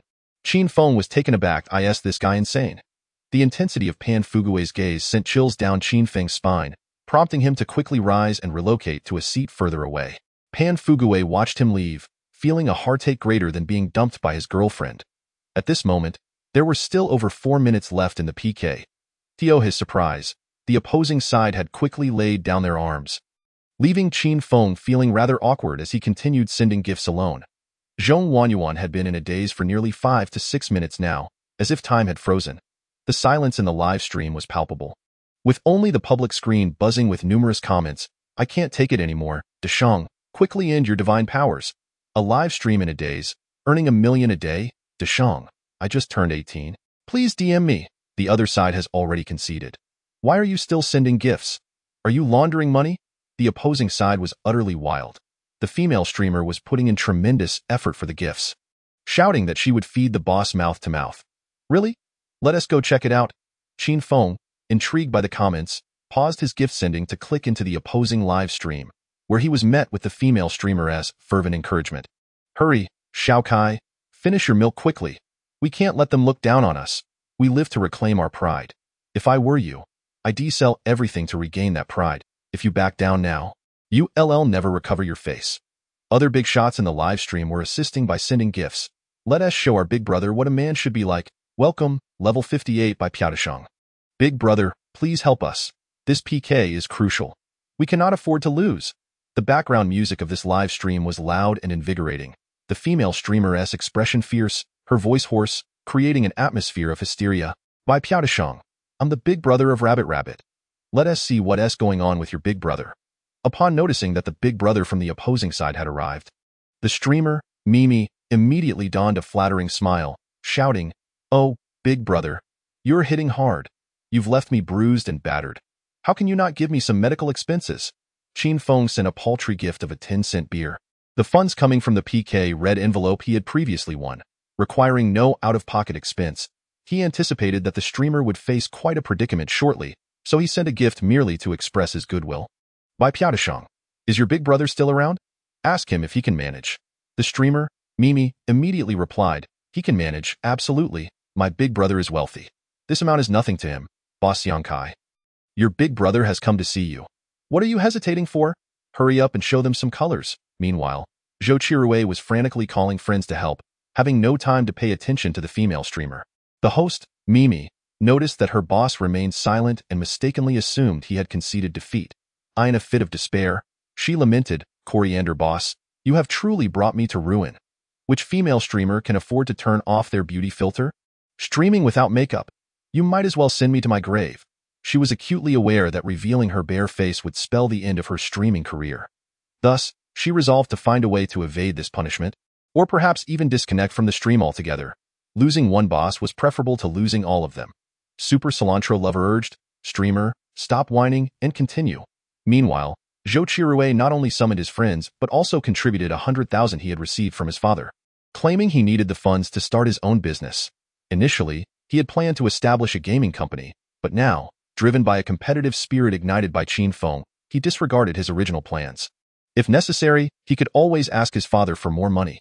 Super Cilantro Lover sent out a gift of Yulong Yoxiuan, too. Upon seeing her boss re-engaged, Mimi felt a flicker of hope. If possible, she did not wish to abandon this generous benefactor who had donated nearly $1 million.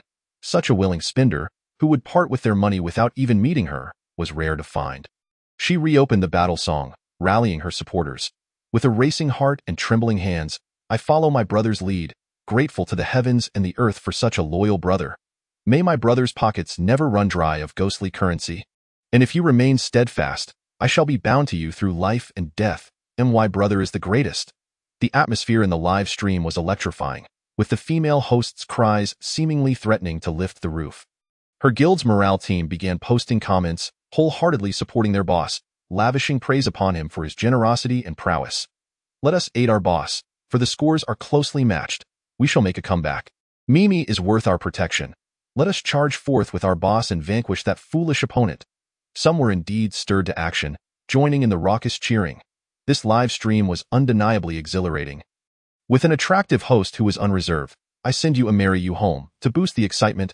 Mimi, I adore you. But I have already spent 10 luxury cars, and my living expenses for this month are nearly depleted. Qin Feng chuckled and shook his head, feeling it was all rather unworthy. Upon returning to the live stream, the atmosphere had considerably mellowed. Despite the audience nearing 100,000, each viewer spoke with remarkable composure, maintaining a tranquil demeanor.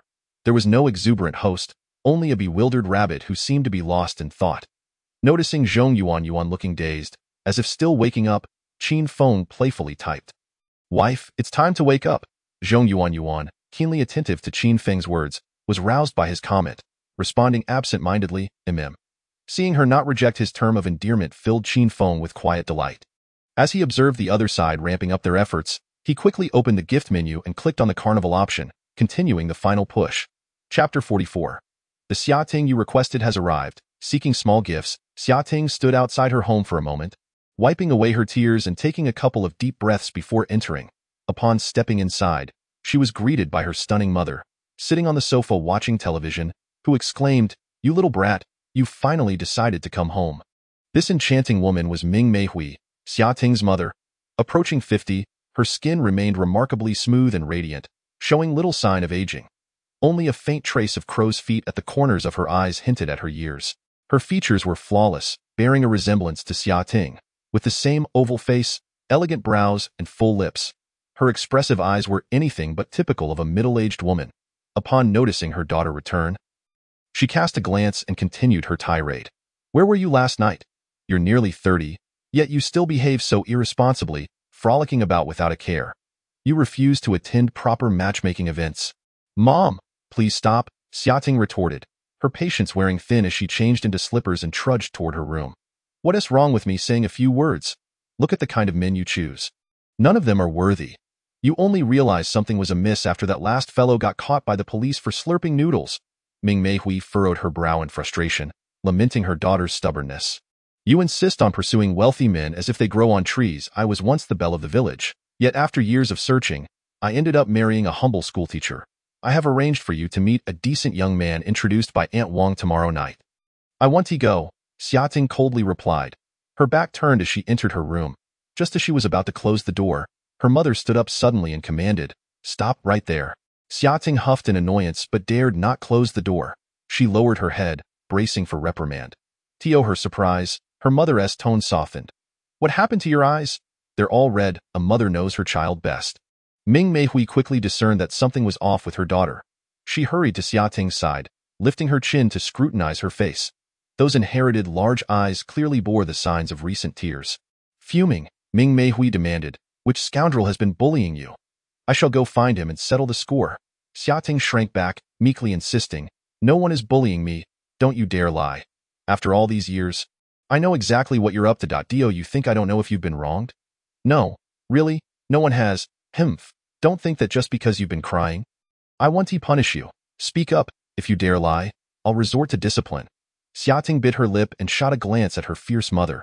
Although her mother's stance appeared intimidating, she knew deep down that her mother truly cared and did not wish to see her hurt. Overwhelmed by emotion, Xiating felt tears welling up again, and she lowered her head to hide her eyes, forcing back her sobs as she said, "No one bullied me. It was my own choice. Ming Meihui understood. Her daughter had likely fallen for some wealthy young master, eagerly pursuing him, only to discover he was unworthy and returned home weeping. She poked Xiating's forehead, scolding, "You foolish girl. How did I end up with such a brainless child? You're wasting your beauty.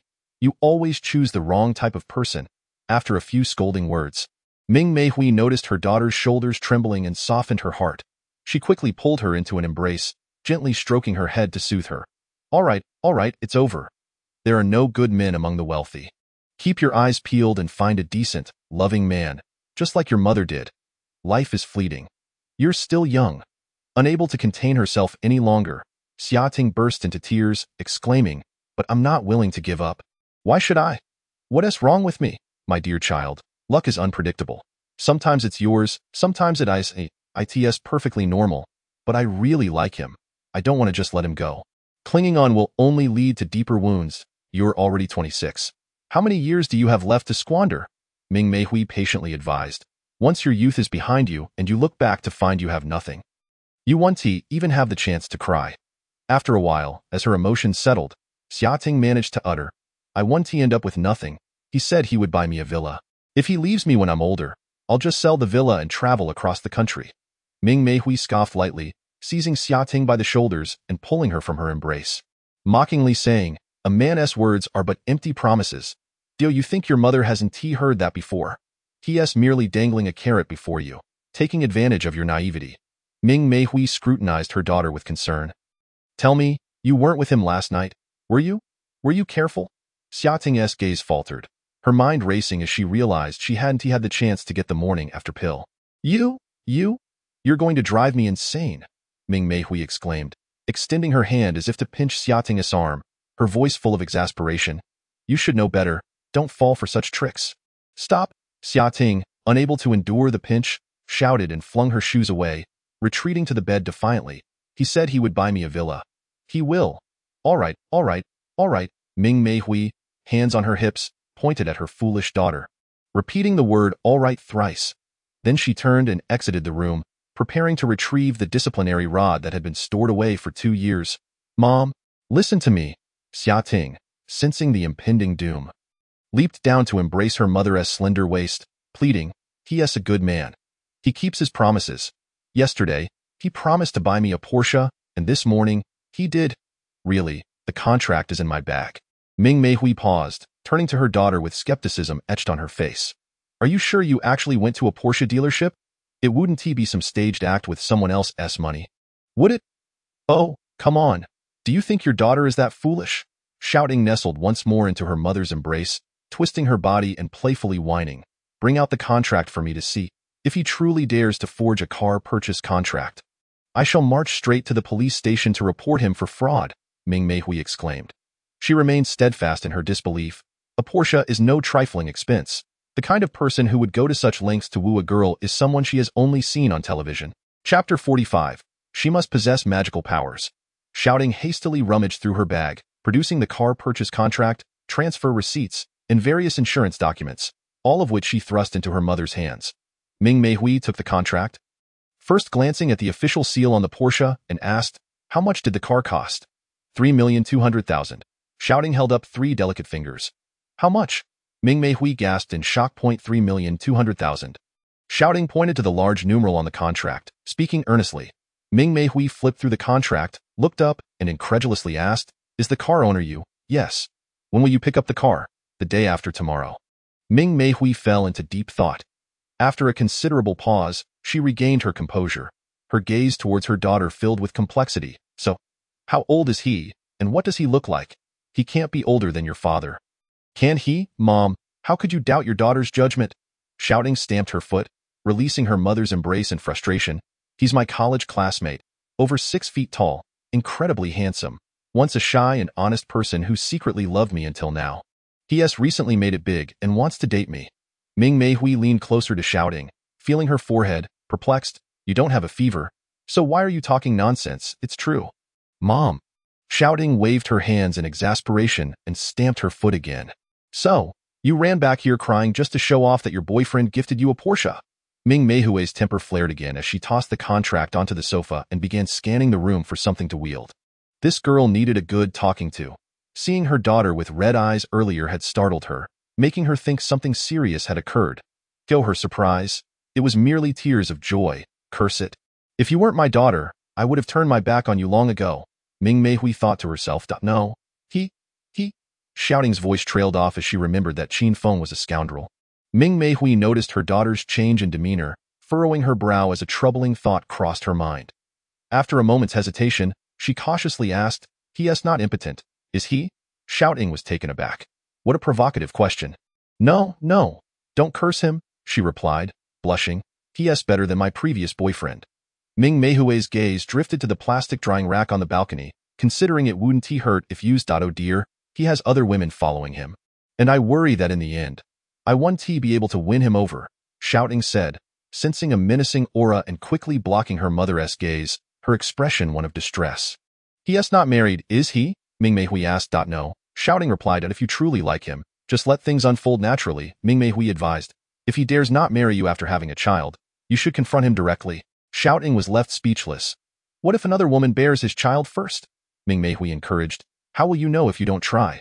For now, overlook everything else and have him buy you a villa. She coaxed. Remember, it's best if the property is solely in your name. Do you understand? Shouting hesitated. But wouldn't that be inappropriate? Ming Meihui retorted. What's inappropriate about it? Otherwise, you'll end up like me, settling for a mundane life. Seeing her daughter's downcast expression, Ming Meihui sighed. You say you like him, and he likes you too. Instead of worrying about others intervening, why not strive to secure him? Shouting's expression flickered with a hint of resolve. Ming Meihui, noticing her daughter's receptiveness, smiled warmly. Once you buy the villa, I want to move in and experience the life of the wealthy. Shouting's eyes sparkled with mischief. Then you'll have to pay rent. With that, she dashed back to her room, slamming the door behind her. Ming Meihui stared in surprise, rolling up her sleeves and shouted, I see you're asking for it. Open the door. At this moment, in the dormitory of Shanghai Normal University, Zhong Wangquan was gradually roused from her reverie by Qin Feng's messages. She glanced at the PK score, 11.25 million versus 7.95 million. She thought she must be seeing things, miscounting the zeros, and quickly rubbed her eyes. After carefully checking again, her mind went blank once more. What on earth is this 8-digit PK score? Is this a hallucination? Zhong Wangquan was beginning to doubt her reality. She pinched her cheek and counted again, feeling utterly bewildered. She had initially planned to support him once he ran out of money. But a man capable of casually gifting over 1 million doesn't need her to worry about his meals. Zhong Wangquan couldn't help but chuckle at her naive thoughts. At this point, numerous aspiring female streamers had gathered in Zhong Wangquan's live broadcast room. Since the start of the PK, they had been studying her every move, from her clothing style to the lighting angles, eagerly taking notes on how to charm wealthy patrons like her. When her benefactor showered her with over 300 gifts, this so-called lucky rabbit had only uttered a single word, before spacing out, lost in thought and amusing herself. The other female streamers were left dumbfounded. This lucky rabbit hadn't done anything particularly special. While undeniably attractive, they were equally beautiful. They found it baffling why someone else could earn money by daydreaming, while they toiled without a single dime. Surely, there must be some special streaming technique that they had yet to discover. Undeterred, they persistently messaged Lucky Rabbit, hoping she might offer a course and willing to pay for tuition. After coming out of her daze, Zhong Wangquan ignored the private messages, instead curious about the other streamers. She wanted to hear how they expressed gratitude to their benefactors and tried to learn from them. So, she turned on the sound of another streamer, who, in an enthusiastic tone, exclaimed, Thank you, Fragrant Radish Daddy, for the 200th big green dragon. I love you, Fragrant Radish Boss. I will marry you in this lifetime. The upbeat background music and high-pitched screams startled Zhong Wangquan, prompting her to quickly mute it. However, the words resonated with her. So, men enjoy being addressed in such a manner? Should she try it too? Perhaps calling him master would be better. Daddy felt too strange. Zhong Wangquan was determined, ready to call Qin Feng master, but her shyness held her back. The words caught in her throat, too embarrassed to voice them. With her cheeks flushed and mouth agape, she hesitated, exuding an adorably cute charm. Seeing her, Qin Feng intensified his efforts. Chapter 46. The system is still quite lenient. Time ticked away. With only 1 minute left in their PK, Zhou Chirue, amidst the lively music in the broadcast room, relentlessly sent over 500 big green dragons in one go. wasn't until he clicked the gift button again that a white prompt appeared on the platform, urging him to recharge. Only then did Zhou Qirue cease his actions. His eyes were bloodshot, his expression twisted with rage as he stared at the score displayed above the broadcast room. The opponent's 25 million sound waves remained stagnant, a mockery of his efforts. Meanwhile, his own total, including the assistants he had summoned, barely reached 19 million sound waves. Everyone could see through the vied. Who would genuinely spend real money just to make a friend? A few thousand here and there to show support was all that was necessary. No need for serious investment. In the final minute, he ran out of money. The gap was insurmountable. From the very beginning, he had been thoroughly suppressed, with not a single opportunity to breathe. Zhou Qirue could only concede defeat. That other fellow had thrown over 3 million just for a silly girl, completely draining his wallet. Zhou Qirue had spent every penny of his savings and still couldn't win.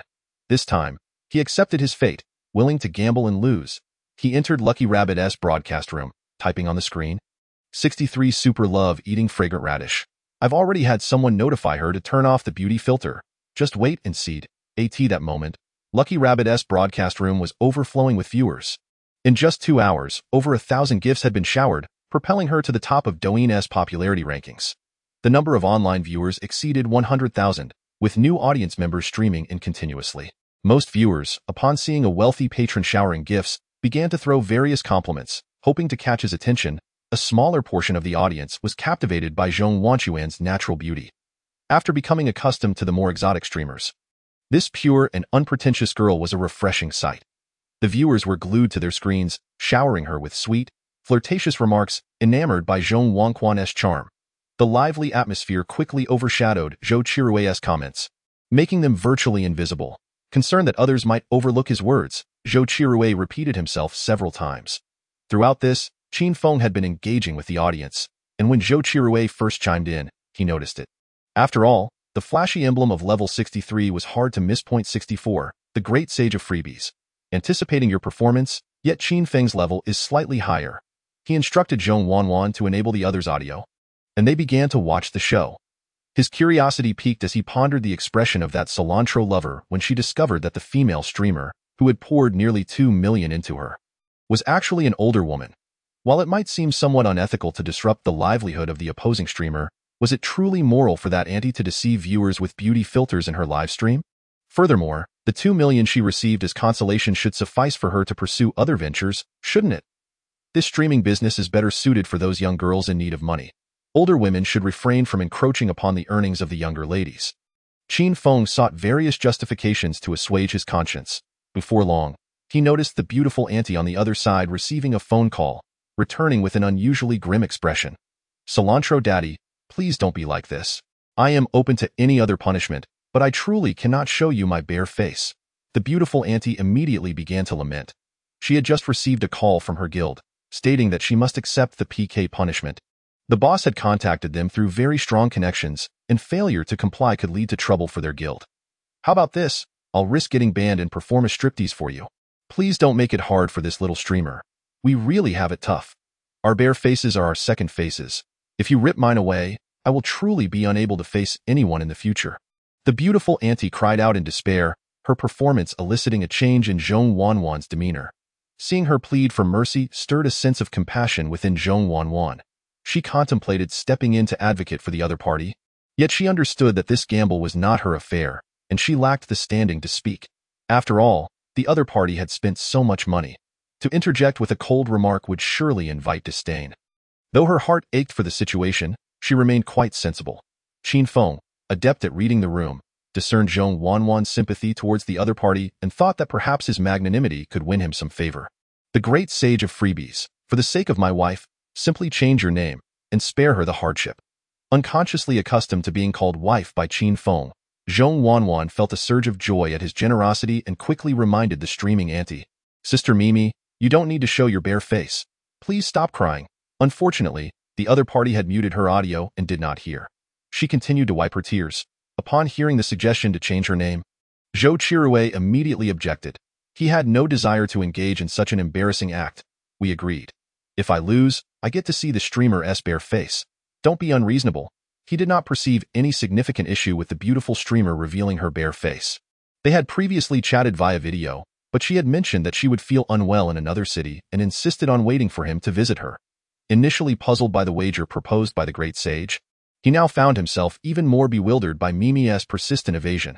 Therefore, he insisted on seeing her bare face. Zhou Qiruwei promptly took out his phone and urged her guild once more. At that moment, nearly 1 million viewers filled both live streams, the comments flooding in uncontrollably. Don't agree to PKs if you can't handle the stakes. You want money but refuse to accept the consequences. Just look at her. She is definitely another Below princess. I can already foresee the ending. My heart aches for the boss's 400 dragon coins. You people are truly cruel. Don't be afraid, Mimi streamer, I support you. If it's bare face, then so be it. I've closed my eyes. 23333 now was the moment to witness a miracle. Suddenly, 2 men clad in black appeared in Mimi's live stream. Without uttering a word, they moved directly to the camera, one reaching to turn off the beauty filter while the other prevented Mimi from escaping. Their roles were clearly defined, and they appeared to be seasoned in such matters. Once the filters were disabled, the true visage of the streamer was revealed. Her face had become significantly larger, the makeup thick as if painted on, failing to conceal the large pores and wrinkles. Her eyes, puffy and small, and her nose, flattened like a pancake, along with the visible flab on her cheeks, painted a harsh reality. For those deemed unattractive, examining them closely was an act of cruelty. It was astonishing that even a score of 50 could be awarded to such a woman. Qin Feng found himself questioning the system's criteria for assessment. Zhou Qiruwei, on the other hand, stared at his phone in disgust, nearly retching to end the live stream. Mimi, with a mouth agape, pleaded with Zhou Qiruwei, "Cilantro daddy, you cannot treat me this way. I agreed to whatever you wanted. During that video, you promised not to pressure me in the future." Her wailing was akin to a scene from a tragic accident. Zhou Qiruwei froze, feeling nauseous and disoriented. The memory of her once declaring her desire to marry him sent him into a panic, prompting him to throw his phone out the window. To his astonishment, the silly dog in his villa's yard joyfully retrieved the phone and brought it back, miraculously unharmed. The device emitted a deafening wail. "You heartless creature, unable to compete with others, why take it out on me? I am a respectable girl. Whom have I wronged?" Zhou Qiruwei nearly suffered a heart attack from rage, kicking the tail-wagging dog. He then pressed the power button, plunging the screen into darkness. The world fell silent. Yet his mind was anything but tranquil. He was acutely aware that many were mocking him in that live stream, and most critically, his friends were present. Zhou Qiruwei wished desperately to find a crevice to hide in and vanish from this cacophonous realm. Can't believe someone spent 2 million on an older woman? Ha ha ha. I must share this on the internet. Henceforth, the world has gained another heartbroken individual. I venture to guess that this rabbit is yet another streamer who fails to shine in natural light. Will Rabbit dare to turn off her beauty filter, allowing our great sage to experience the sting of heartbreak? Boss, quickly let the streamer turn off her beauty filter and see if your expenditure was worthwhile. Qin Feng chuckled, not desiring to prove anything to anyone. Nevertheless, men often revel in showcasing their partner's beauty, as it elevates their own status. He urged Zhong Wanwan to disable her beauty filter, eager for everyone to witness what true beauty looked like. Zhong Wanwan remained lost in the aftermath of the earlier incident, where the auntie's distress had been quite alarming, her tears smudging her makeup into an unrecognizable mess. In her struggle, her wig had fallen off, revealing a head of wildly curled hair. Thankfully, she was strong enough to break free from the grip of the man holding her down, swiftly shutting off the computer power, thus terminating the live stream. Otherwise, lingering on that image would surely leave her with psychological scars. Returning to her senses, Zhong Wanwan realized that the great sage was requesting her to disable her beauty filter as well. She promptly clicked to turn it off. She had employed the beauty filter due to the poor lighting in her dormitory, which rendered the visuals rather dark. Thus, she utilized the brightness enhancement to improve the streaming quality, without activating any other special effects. Since everyone expressed a desire to see her unfiltered, she had no objection. Moreover, she worried that the great sage might mistakenly assume she was also an older woman. "This is what I truly look like," she said softly. The moment the filter was disabled, the image darkened slightly. The girl before the camera appeared largely unchanged. Rather, without the cold white lighting effect, her face appeared more authentic. Beneath her long eyelashes were bright, dark eyes, her slightly deep-set eye sockets accentuating her delicate nose, granting her an exotic elegance. Her rosy lips bore no lipstick, yet remained vibrantly alluring. Her features were as beautiful as a doll's, with the distinctive beauty mark at the corner of her eye, clearly indicating that this was not a product of the filter. The dim lighting of her dorm indeed contributed to her appearance. Upon turning off the filter, it felt akin to being transported back 20 years, reminiscent of video chatting with a lovely girl online through QQ. The surrounding background was dim, and her pristine, delicate face stood out brilliantly. How beautiful! Could this be the once-in-5,000 years beauty? Streamer, you've successfully evoked memories of my first love. The thought of such beauty ultimately bowing before the great sage filled him with profound heartache. Oh no, is this the feeling of infatuation? This streamer appears so petite. Is she truly of age?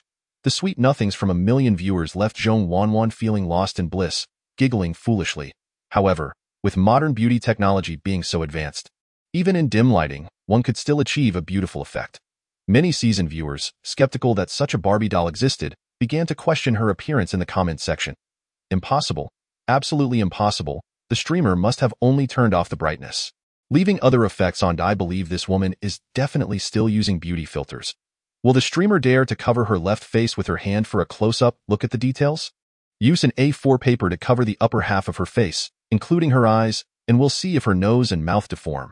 You all are so old-fashioned. Just show us your ID card, and we can verify.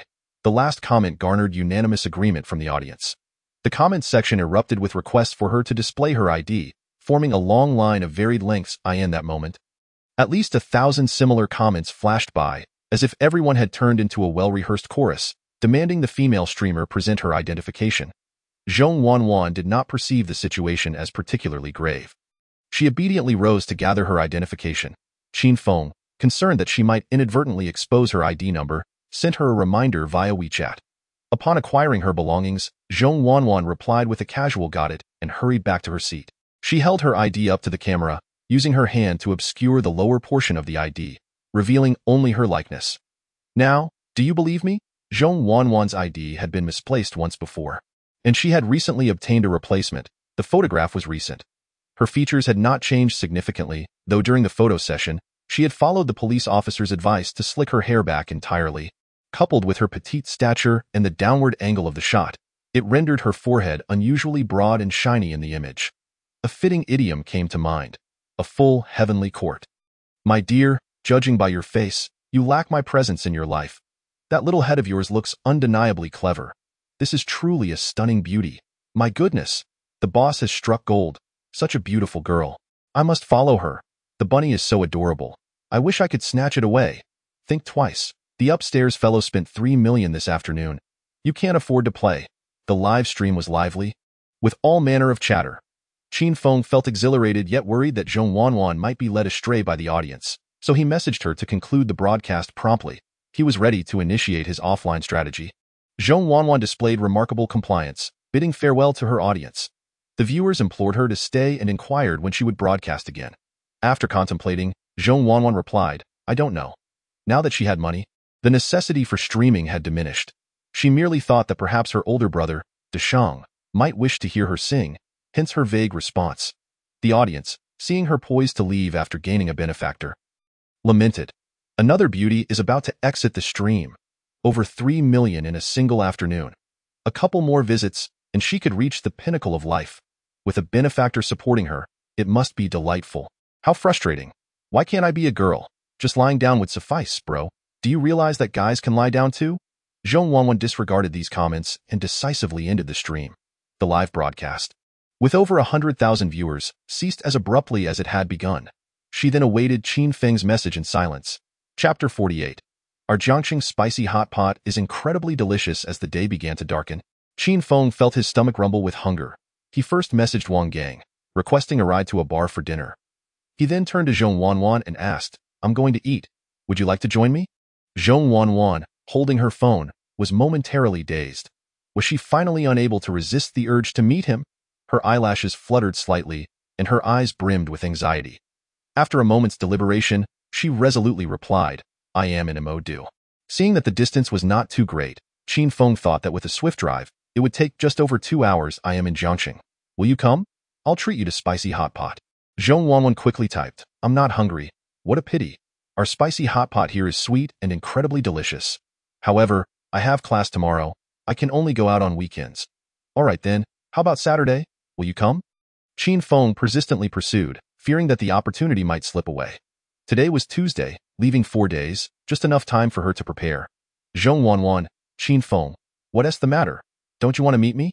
No, Zhong Wanwan replied, her face a portrait of conflict. I'm just wondering what my older brother looks like. She had heard that wealthy individuals lived in luxury, indulging in food and slumber daily. She worried that he might turn out to be a 300-pound behemoth. Without hesitation, Qin Feng took a selfie and sent it, stating, I can't help my looks given by my parents. If I'm not handsome, I can't do anything about it. Zhong Wanwan enlarged the image and found the man in the photo to be strikingly handsome, with sharp features and a noble bearing. He was indeed handsome. Though his lips were rather thin, people often said that men with thin lips tended to be cold-hearted. She wondered if that were true. Nevertheless, he was 1,000 times better than the portly uncle she had envisioned. Relieved, Zhong Wanwan replied, You're very handsome. I really like you. Qin Feng chuckled and flirtatiously remarked, Well, I like you too. Zhong Wanwan giggled foolishly, failing to respond. System notification. Zhong Wanwan's favorability 10 goodness. Over 3 million spent was certainly worth it. Seizing the momentum, Qin Feng asked, Shall I book you a plane ticket? Zhong Wanwan hesitated, feeling a twinge of fear that Qin Feng might have ulterior motives. Although she did not feel repulsed, the thought of delivering herself to him after just a few hours of online acquaintance was somewhat overwhelming. How about I come to find you instead? Qin Feng typed with a mischievous grin. With a favorability rating of 60, coupled with the numerous gifts, he could hardly fathom any reason she might have to refuse. Surely, she wouldn't cite her menstrual cycle as an excuse.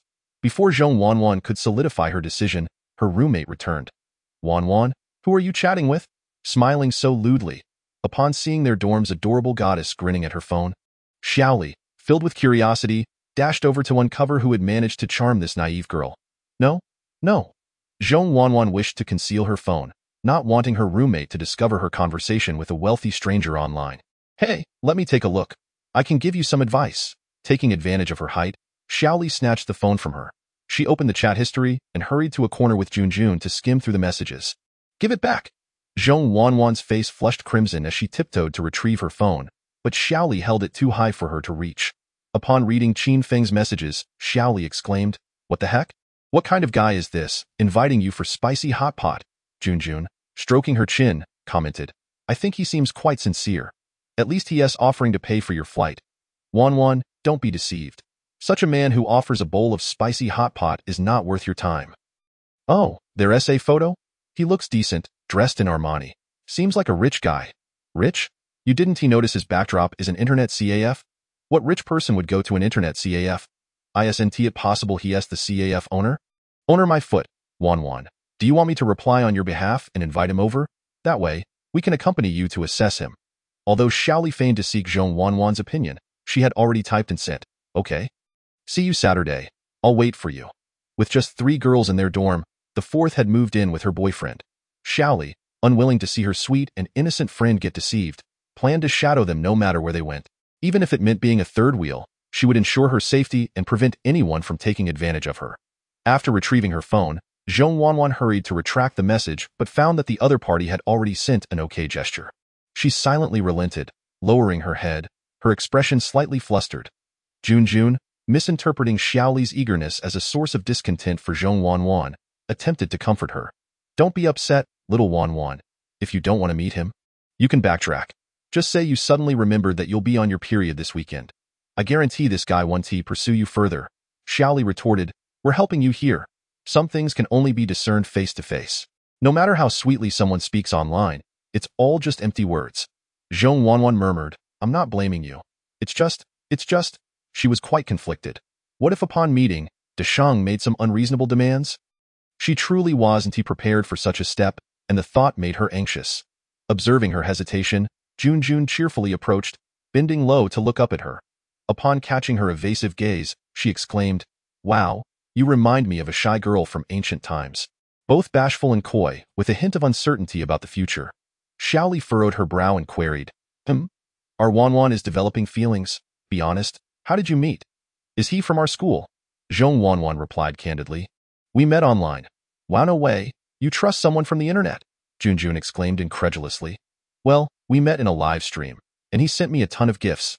The thought of the over 3 million gifts made Zhong Wanwan's eyes glaze over momentarily. He sent gifts? He gifted you a carnival? Junjun teased, Look at you. So easily smitten over a carnival. Speaking of live streaming, Wan, I think you'd be better off doing online tutoring. You're not as bold as Jun, who dares to say all sorts of nonsense, Xiaoli advised.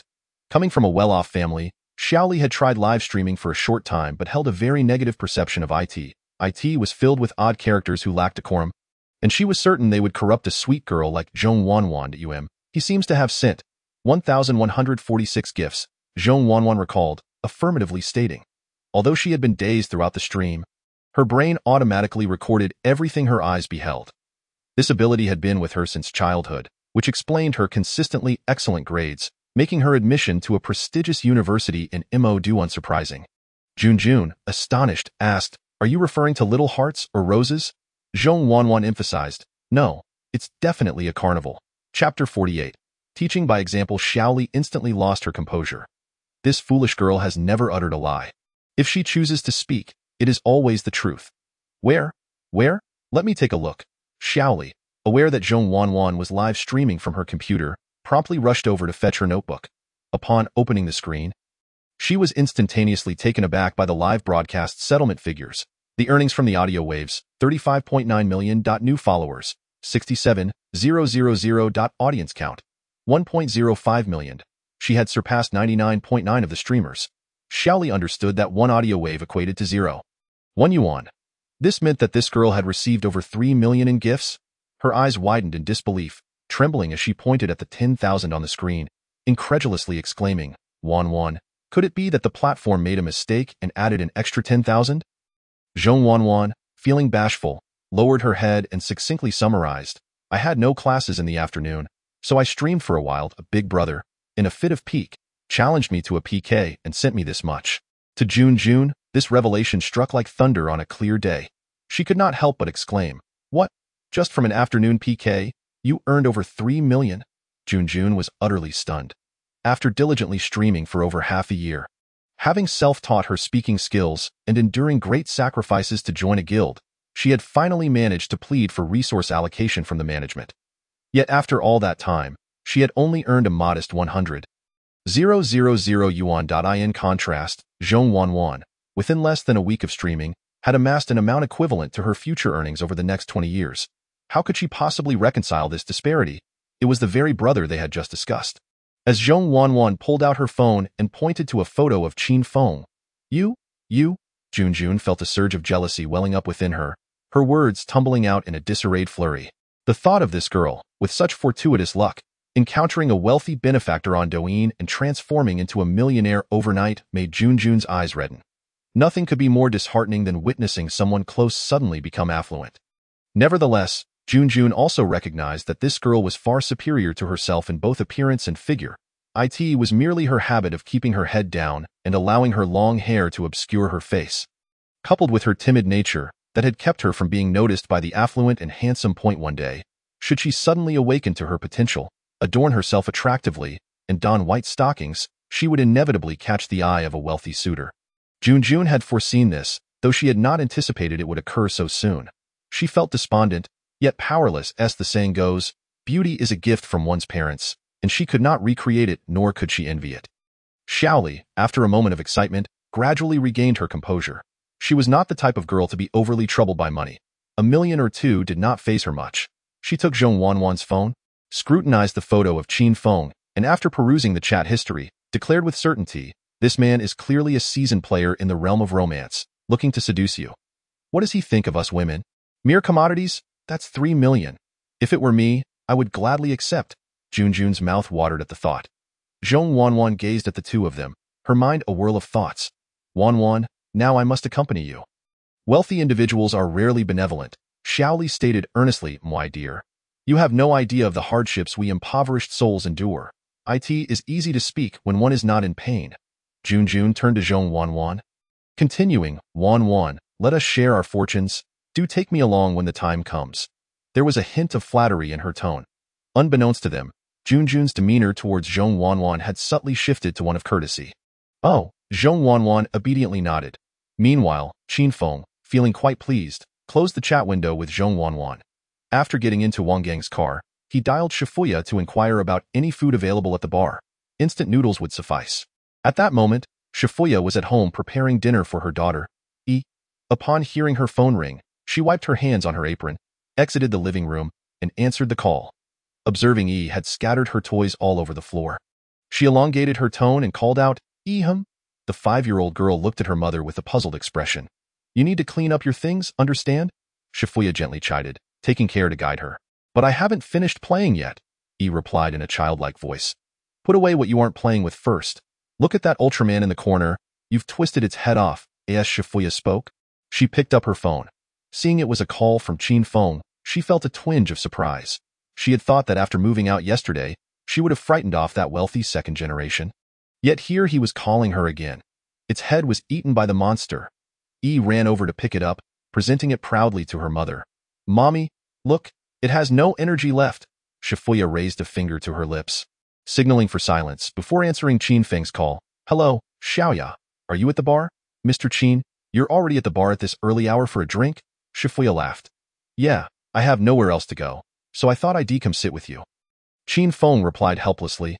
"Haha, we don't open until 8 o'clock. That's still 2 hours away, then I suppose I can only eat instant noodles," he lamented. "How tragic. Didn't the girl you brought yesterday cook for you?" "She called me a scumbag and dumped me," Qin Feng groaned. "So pitiful. Would you like me to introduce you to a sweet and obedient little beauty to console our wounded Mr. Qin?" Shifuya teased. "We have a plethora of girls here." Qin Feng's heart soared at her words. Just as he was about to agree, a childish voice chimed in on the line. "Mommy, I'm also a sweet and obedient little beauty." The voice sounded like that of a small child. Upon realizing that Shifuya was already married with a child, Qin Feng quickly apologized. "I'm sorry, I didn't mean to disturb your rest during non-working hours." "Mr. Qin, there's no need for formality. As marketers, this is indeed the time we invite guests to come and play," Shifuya replied, wrapping up her conversation with him. She then turned to her daughter, saying, "Dear, you mustn't interrupt Mommy while she's working." "Okay." "Oh, can I go comfort the uncle over there?" E asked, her innocent, wide eyes filled with curiosity. The little girl, at the tender age of 5 or 6, was brimming with wonder about the world. Having seen in cartoons how Mianjiang would comfort Xianjiang, she eagerly volunteered to assist her mother. Shifuya was taken aback by her daughter's words. Her expression shifted to one of distress as she released her grip on her phone and firmly grasped E's arm. Her voice rising slightly, "Who taught you to say such things?" "Mommy said it, and I want to help you," E replied, her voice tinged with innocent concern. Shifuya suddenly recalled that she had indeed spoken those words earlier, leaving her momentarily stunned. After a brief pause, she heard E's pained cry. "Mommy, it hurts." It turned out she had unintentionally squeezed her daughter's arm a bit too tightly. Shifuya quickly loosened her grip, offering apologies. "I'm so sorry, I didn't mean to," despite the pain. E, ever understanding, nodded in forgiveness. However, her expression was one of deep hurt, evoking sympathy. Shifuya felt an overwhelming sense of sadness at the thought of how her current work could profoundly affect her child. Yet, she maintained a gentle tone, advising, "Sweetheart, you mustn't say that again." "All right. Why not?" E asked, still quite obedient. "Just because. You mustn't say anything about comforting uncles or similar things. Do you understand?" Shifuya's mood soured, her tone becoming slightly more severe. E looked increasingly distressed, her eyes misting over as she gazed at her mother, tears threatening to spill.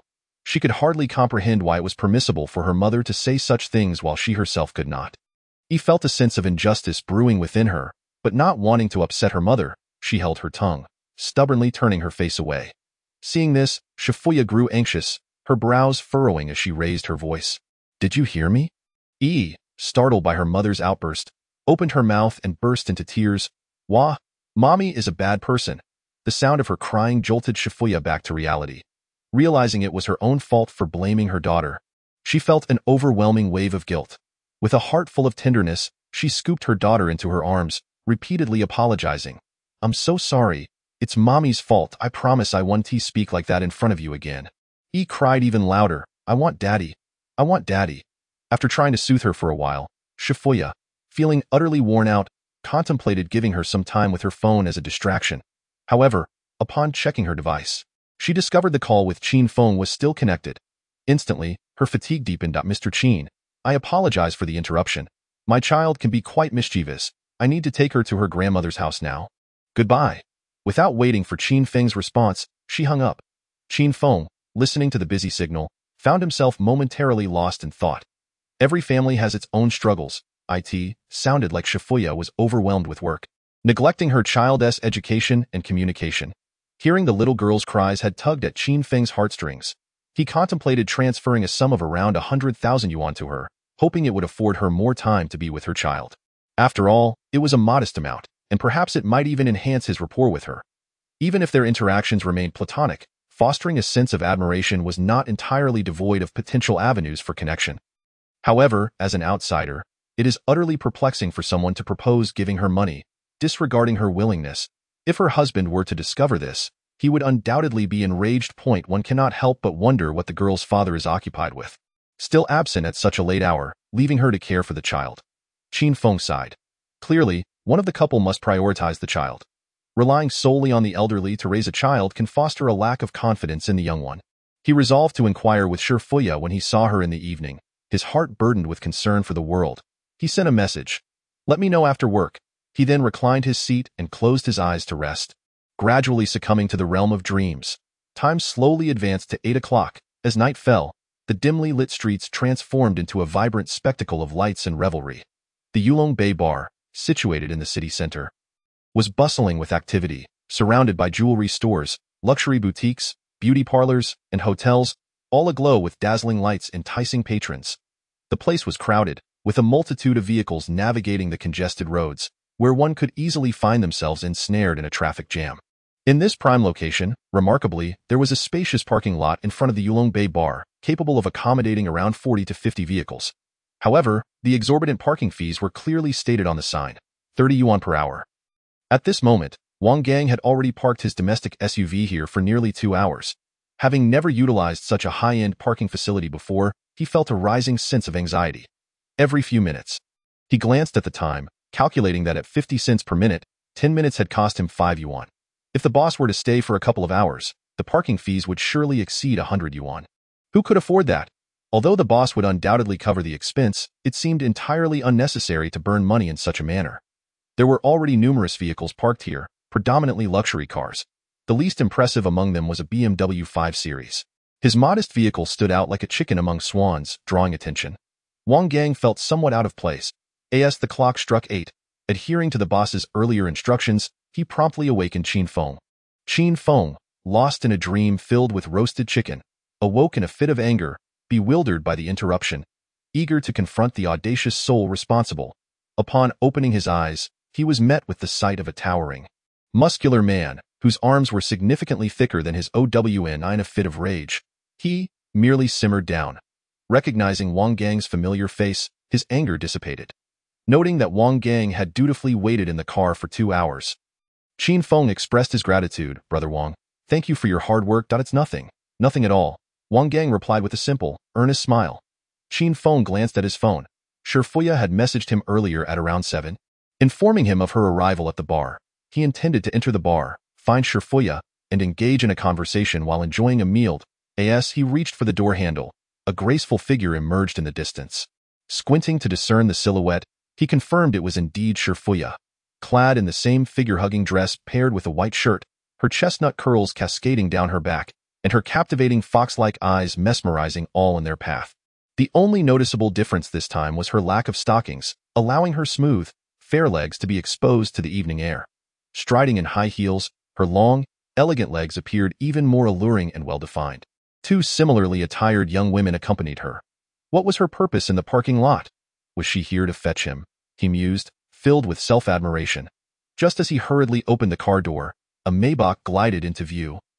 Halting in front of Shifuya, effectively blocking the space between her and Qin Feng. 2 individuals exited the vehicle, both dressed similarly in black t-shirts and camouflage pants, their robust physiques and icy expressions exuding an air of intimidation. Upon stepping out, they immediately began surveying the surroundings. Upon noticing Qin Feng, their piercing gazes scrutinized him without reservation. Once assured he posed no threat, their attention shifted to Wang Gang, whom they continued to observe intently. They appear to be bodyguards, Qin Feng surmised.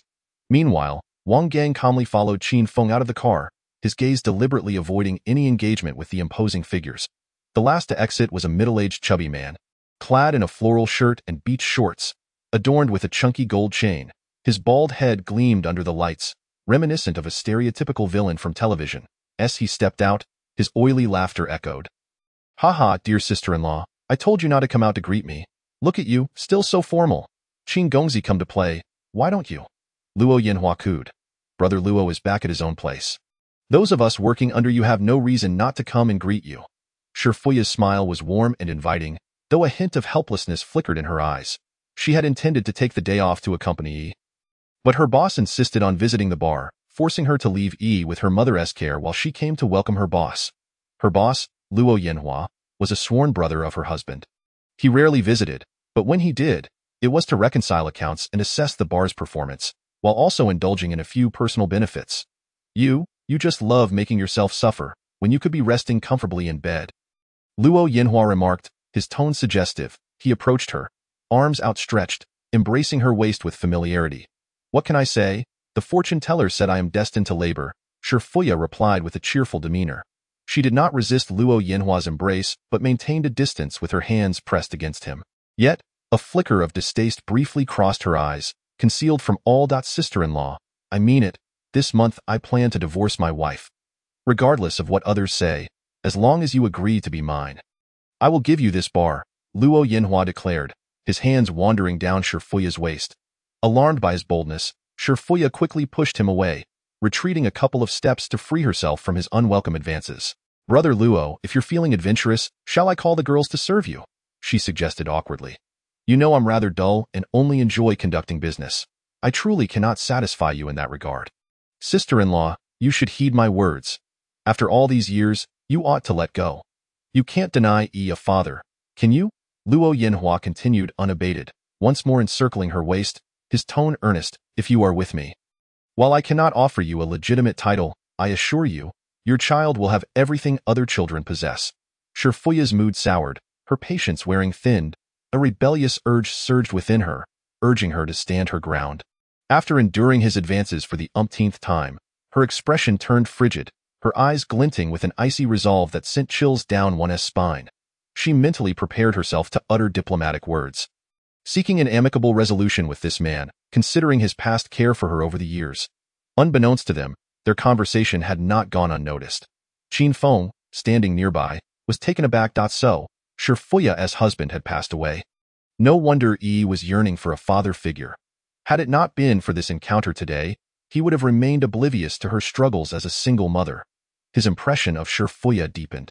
She was decisive and appeared genteel, yet was remarkably assertive when necessary. Her demeanor, neither too distant nor overly familiar, was gracious, yet she was not one to shy away from confrontation. Moreover, her intellect was formidable, evidenced by her adept management of the bar. Qin Feng's sense of justice ignited as he observed Luo Yinhua's shamelessness in daring to harass a widow with a child. How could he be so heartless? In that moment, Qin Feng felt compelled to take action, to do whatever he could for this striking widow. He strode purposefully towards them, but before he could cover much ground, the two bodyguards rushed in front of him, blocking his path with a dismissive gesture, signaling him to halt. Their disdainful glares and arrogant demeanor made it clear they were intent on preventing Qin Feng from approaching their employer. Wang Gang followed closely behind Qin Feng, his expression grave and eyes cold. Utilizing his height advantage, he looked down at the two bodyguards, unperturbed by the prospect of a fight. During his military service, he had earned a third-place title in mixed martial arts. While the bodyguards appeared formidable, their unsteady stances and labored breathing indicated a lack of recent training. In reality, they were likely out of practice, relying solely on their imposing physiques to intimidate. Wang Gang believed he could subdue them within a minute. However, he was acutely aware of the potential repercussions of a brawl, whether from law enforcement or the intimidating figures they represented. He could protect Qin Feng from harm, but if he were to engage in a fight, Wang Gang felt a sense of conflict. Perhaps he should ask for more money. "Brothers, step aside. I need to discuss business with your boss." Qin Feng calmly addressed the bodyguards. "Not happening," one of the bodyguards replied bluntly. "Are you the one to speak for your boss?" Qin Feng raised his voice slightly, his tone icy. He maintained an air of composure, as though he truly had business to discuss with his boss. The confidence in his demeanor momentarily caught the bodyguards off guard. The commotion quickly attracted Shifuya and Luo Yinhua's attention. Upon spotting Qin Feng, Shifuya's eyes widened in surprise. "Mr. Qin, what brings you here?" Luo Yinhua's brow furrowed. Expressing his displeasure at the interruption in a low voice, he inquired, "Who is he?" Shifuya quietly introduced. He was a guest here yesterday, ordered 2 de Shenlongs, and even gifted me 2 bottles. After a brief pause, she added, his family seems to be in public service. Luo Yinhua's frown deepened. His surname is Qin? As in Qin Shi? Shifuya replied, yes. There aren't many prominent figures named Qin in Jiangsheng. Could he be from outside? Luo Yinhua muttered to himself. He had just seen the man emerge from a domestic car and initially thought he was merely a passerby. Giving him little thought, however, upon hearing Shifuya mention that the man ordered 2 sets of Shenlong, he was taken aback. Could a wealthy individual who casually orders Shenlong to impress a lady truly be riding in such a car? Was he perhaps a low-key heir from a prominent family? Observing the tall, imposing bodyguard behind him, whose disdainful expression suggested a complete lack of concern for his 2 protectors, Luo Yinhua realized that such confidence could only stem from a certain level of assurance. Suddenly, an idea struck him, and he promptly donned a flattering smile, hastily making his way towards Qin Feng. Before he even arrived, his laughter resonated. Ha ha ha! Luo Yinhua chuckled as he pushed aside the bodyguard blocking his path. Grasping Qin Feng's hand vigorously, Mr. Qin, hello. I am the proprietor here, Luo Yinhua. Thank you for gracing us with your presence. That young man just now lacked discernment. I hope you won't take offense. Hello, Boss Luo, I am Qin Feng. Qin Feng replied, regarding the greasy, rotund figure before him with a faint smile. The earlier remark from this portly man about escorting Shifuya to the bar had awakened something within Qin Feng. Since Shifuya was now without a husband, why shouldn't he freely offer gifts? With his current lack of wealth and influence, he was in dire need of a tangible source of income. Why not seek out an intelligent and understanding goddess and gift her a bar? A clever girl would surely not require him to drop hints. She might even proactively share the profits with him each month. After all, on paper, she would be the owner. He could transfer a few million to her, allowing her to take over the establishment. Without uttering a single word, the system could not hold him accountable. Could it? With that thought, Qin Feng's smile grew warmer as he beckoned. Let us go to the bar and discuss further, as if the establishment were already securely within his grasp. Please, after you, Luo Yinhua said. Bowing and gesturing for him to enter, Chapter 51. Bring me the 12 golden hairpins. Luo Yinhua, being from the underworld, instinctively harbored a tinge of fear towards authority. Since childhood, he had understood a fundamental truth. He who possesses the might holds the sway. In this land, he dared to challenge anyone, except for those noble scions who served the people. Although he had been doing well, the tightening grip of regulation from above was becoming increasingly stifling.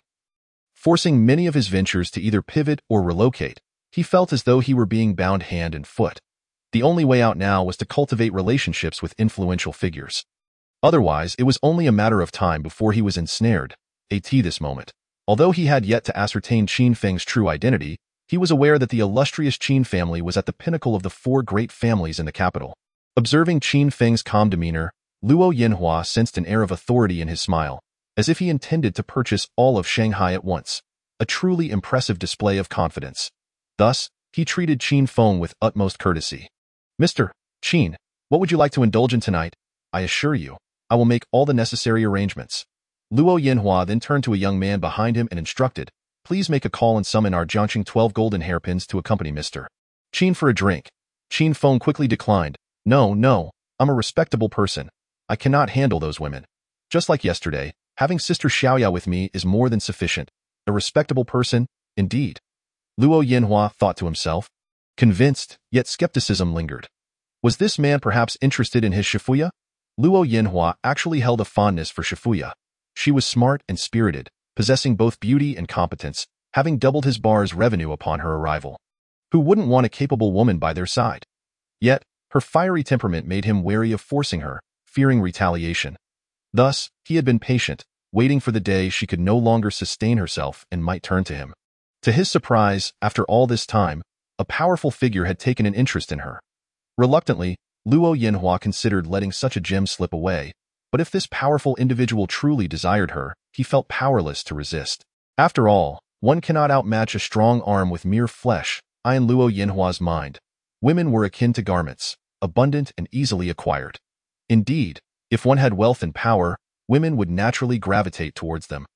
Requiring no financial inducement, only a few, like Shifuya, were foolish enough to cling to what was ultimately worthless. Sister Xiaoya, I trust you will take good care of our young Master Qin tonight, Luo Yinhua said with a grin. Of course, boss, Shifuya replied, forcing a smile at Qin Feng, her eyes betraying a hint of regret. She planned to discreetly resign from her position later and leave Qin Feng to Luo Yanhua, returning home alone. The parking lot was dimly lit, and Qin Feng, oblivious to Shifuya's gaze, walked calmly alongside the two men toward the bar. Upon entering, they were followed by 5 or 6 attendants. The lively group ascended to the private booth on the second floor. Settling into the familiar S03 position, the bar's music was soft, and the place was sparsely populated, making it ideal for discussions.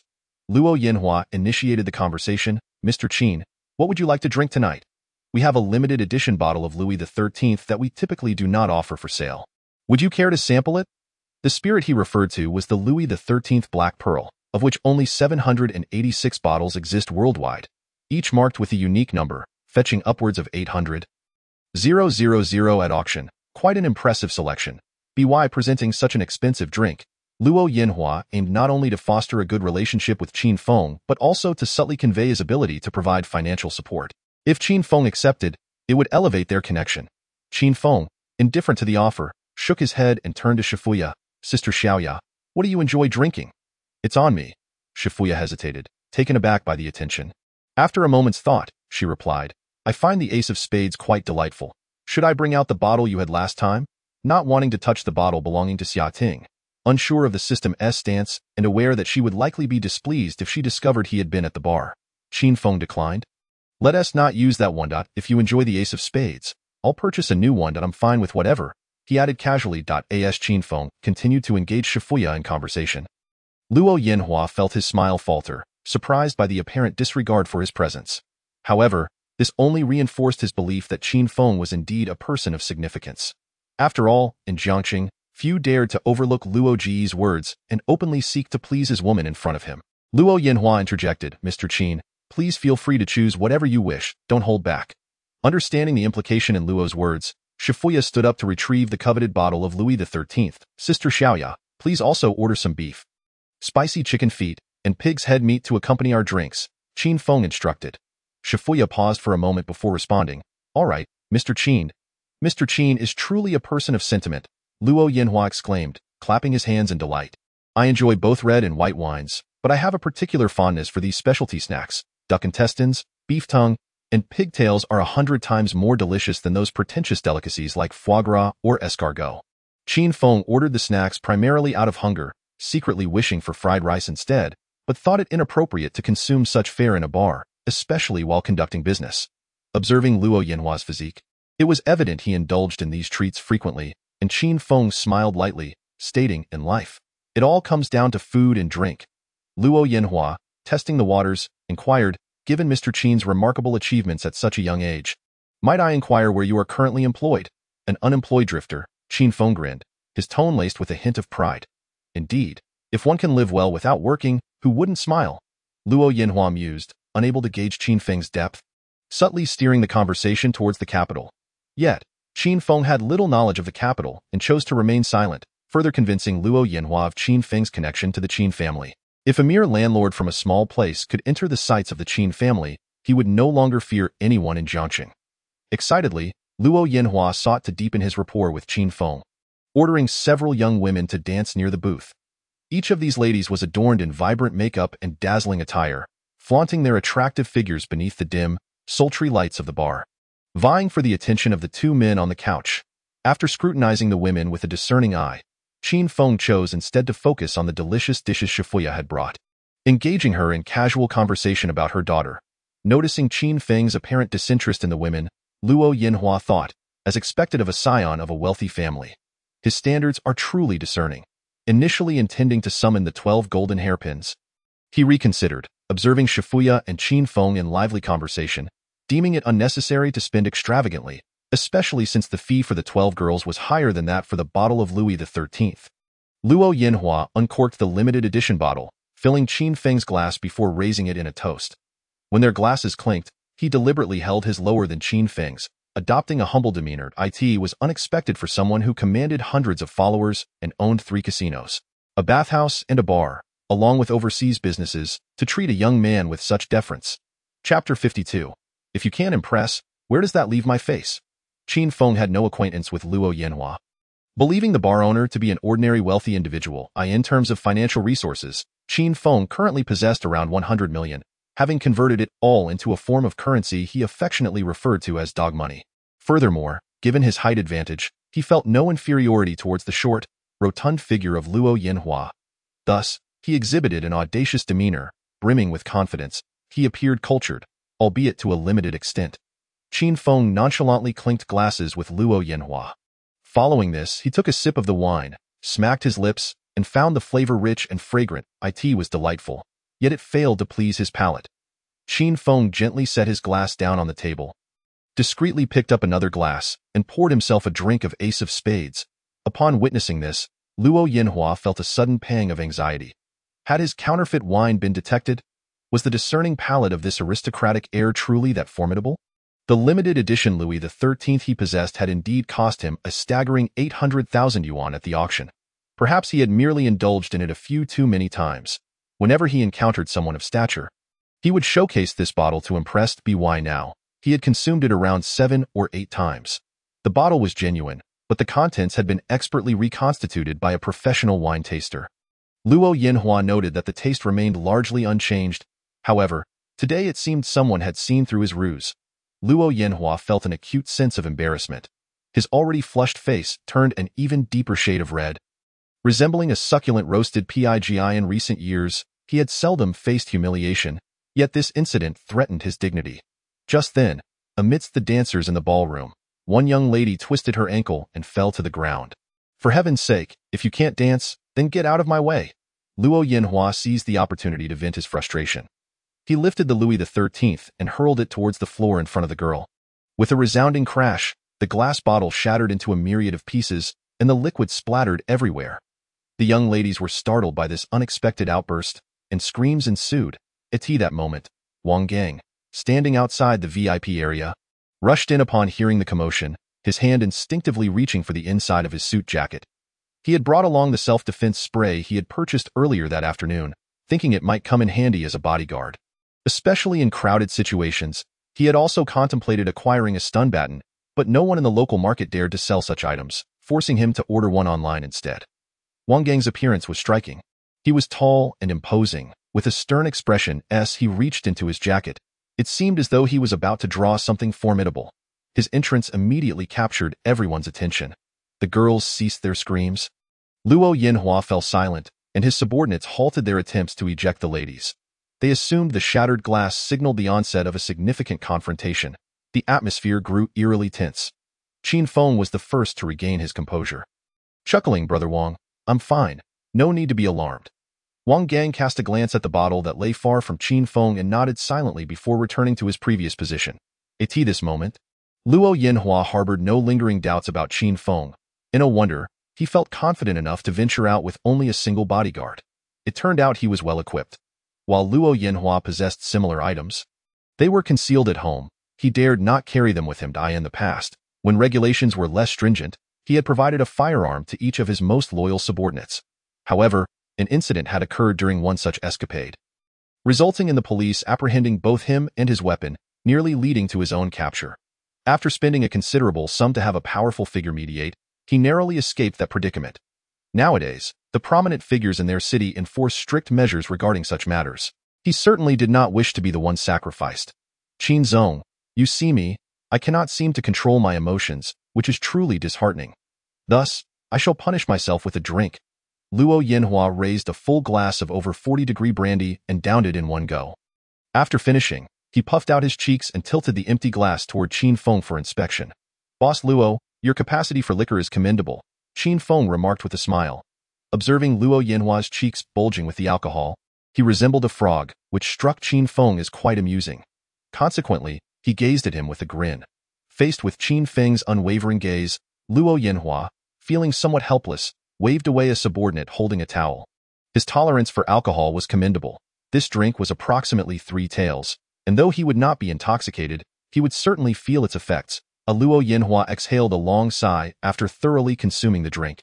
He placed a slice of beef in his mouth to counteract the alcohol's potency. This foreign liquor is truly dreadful. I cannot take it any longer. I must take a breather. As he spoke, Luo Yinhua slumped back onto the sofa, cradling his forehead.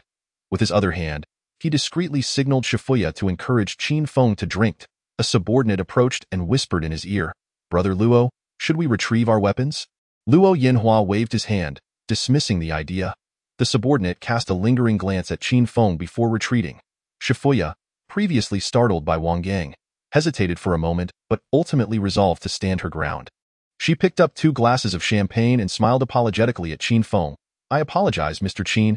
Our boss tends to become a bit excitable when drinking. I hope you won't take offense." Shifuya clinked the 2 glasses together before presenting them to Qin Feng, saying, "Xiaoya offers you a toast." "I'll drink. You do as you wish." Qin Feng, unwilling to let a lady drink alone, promptly stood and declared, "I am not one to indulge whimsically. Let us drink together with that." He downed the drink in one gulp. Shifuya accompanied him, her eyes sparkling with amusement as she continued to encourage him. "Shall we double our good fortune and have another toast?" "All right," Qin Feng replied, extending his glass for her to pour more. This sparkling wine had a relatively low alcohol content, only in the teens, so a few glasses posed no problem. After finishing the second glass, Shifuya picked up the bottle to pour again. "How about we toast to Mr. Qin's prosperous endeavors and bright beginnings?" "Xiaoya, are you trying to ensnare me?" Qin Feng replied candidly. A blush crept across Shifuya's cheeks, whether from the effects of the alcohol or from Qin Feng's forthrightness. She dared not meet his gaze. Holding a bottle in one hand and a glass in the other, she busied herself with pouring. "Xiaoya, pour a little less," Qin Feng said as he noticed her ignoring him. He rose to seize her glass, gripping her hand firmly as he raised it. "We still need to discuss matters. Let us not rush. We can drink after our conversation. It is customary to discuss matters after a few rounds of drinks." Mr. Qin's tolerance must surely be up to the task. Shifuya felt a slight fondness for the gentleman offering her drinks, yet she had already resolved not to engage further, believing whatever he wished to discuss was irrelevant to her. Additionally, she worried about leaving him with any lingering thoughts, fearing he might utter something awkward that would leave her embarrassed. Thus, she struggled to pour drinks, intent on getting him tipsy. Despite the low alcohol content, 3 consecutive glasses could still lead to inebriation. Qin Feng had matters on his mind and was reluctant to drink. The 2 engaged in a light tug-of-war over the glasses, accidentally spilling some wine, which dampened a small area of Qin Feng's clothing. "Oh, I'm so sorry," Shifuya exclaimed, hastily setting down the glass and taking a napkin to help him dry off. They were in close proximity. Qin Feng inhaled the fragrant scent of her hair and felt the soft, careful movements of her hands on him. A glance downward revealed her delicate skin beneath her neckline, eliciting a subtle reaction from him. In that moment, Qin Feng was about to utter some playful banter to tease Shifuya, but upon noticing the flicker of regret and sorrow in her eyes, he gradually calmed himself. This woman, blessed with the means to live comfortably, had stubbornly chosen the most arduous path. Enduring the advances of customers and the harassment of her employer, she worked tirelessly to earn a living while caring for her child. Qin Feng sighed, feeling a pang of sympathy for her exquisite form. "Xiaoya, how many years have you been here?" he inquired softly. "This is my 3rd year." "Why do you ask?" Shifuya looked up, catching his gaze filled with compassion, almost triggering the memories of grievances she had endured over the years, her eyes shimmering with unshed tears. Fortunately, her hardened heart, forged through years of hardship, quickly dispelled those fleeting feelings of grievance. Shifuya flashed a broad smile and jested. "Mr. Qin, are you trying to persuade me to reform my ways?" "Indeed," Qin Feng replied earnestly, nodding. "Ha!" Shifuya chuckled lightly, turning to toss the used napkin into the trash.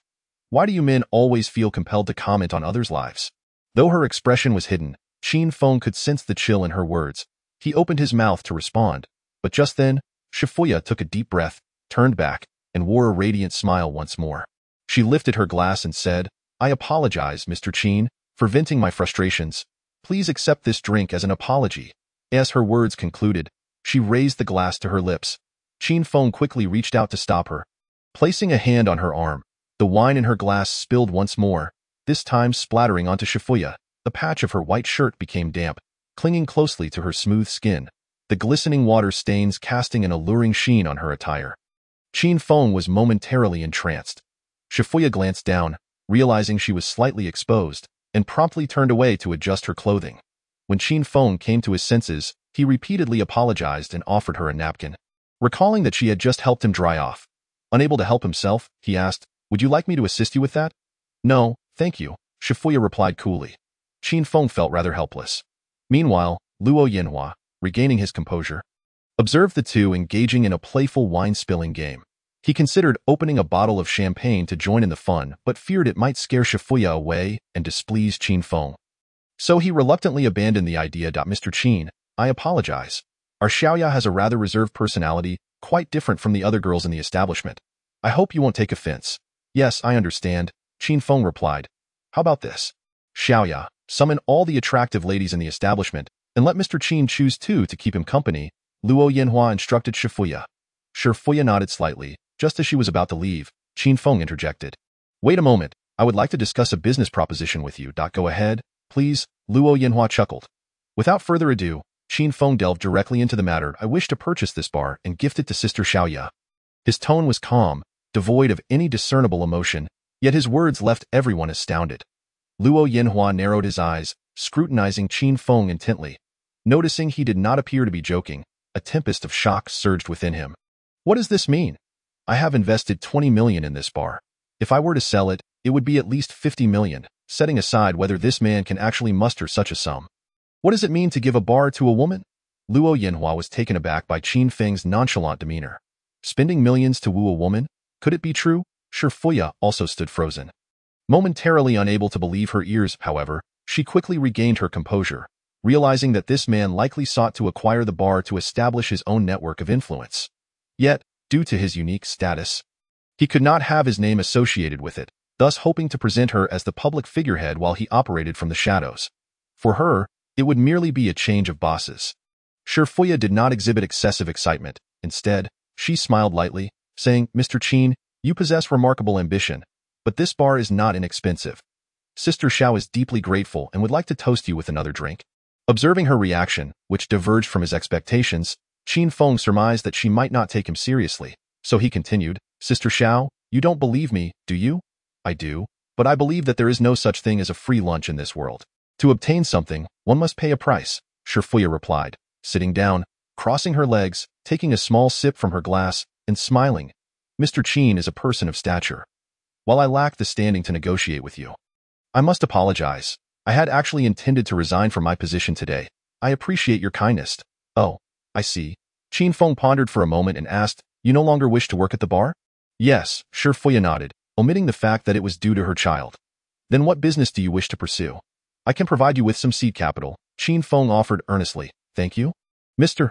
Qin, for your recognition, but I have not yet decided. I plan to take a break first. Shifuya declined politely. As the conversation began to dwindle, Qin Feng remained unperturbed, while another person grew anxious. Xiaoya? Don't be capricious. It's rare for Mr. Qin to hold you in such high regard. Luo Yanhua rushed over to persuade her.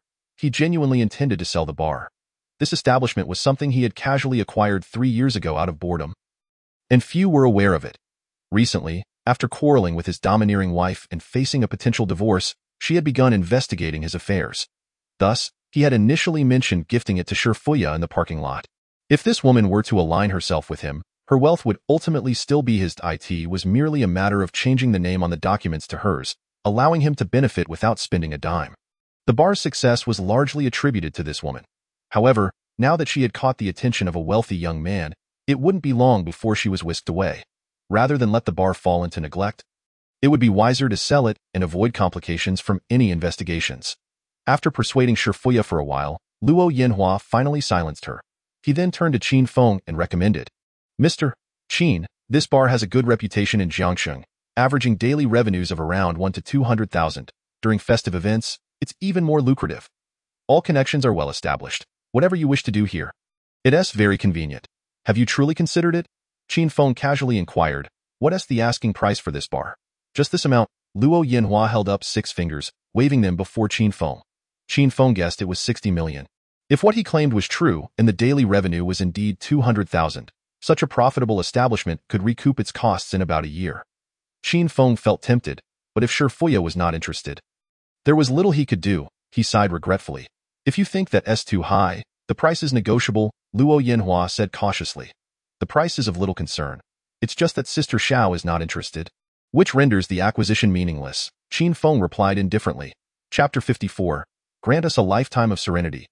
Luo Yanhua understood the implication and approached Shifuya again, saying, Xiaoya, tell me honestly, how have I treated you over the years? If you need money, I can provide it. If you need assistance, I can offer that too. I have never shortchanged you. Why resign? Consider how much effort you have invested. Are you truly willing to abandon what you've built here to benefit someone else? What else can you do if you leave this place? Is there a higher-paying job out there? I have consistently shared 5% of the profits with you annually, along with a salary nearing 1 million. And with E soon reaching school age, you surely wish to send her to an elite school, don't you? Moreover, your father's health is not great, and the future. Enough.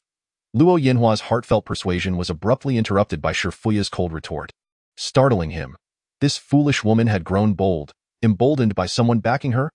A glint of malice flashed in Luo Yinhua's eyes, but he quickly suppressed it in this situation. He truly had no means to coerce her. Yet he secretly vowed to have his way with her once she fell out of favor. Shifuya acutely sensed the fleeting cruelty in Luo Yinhua's demeanor.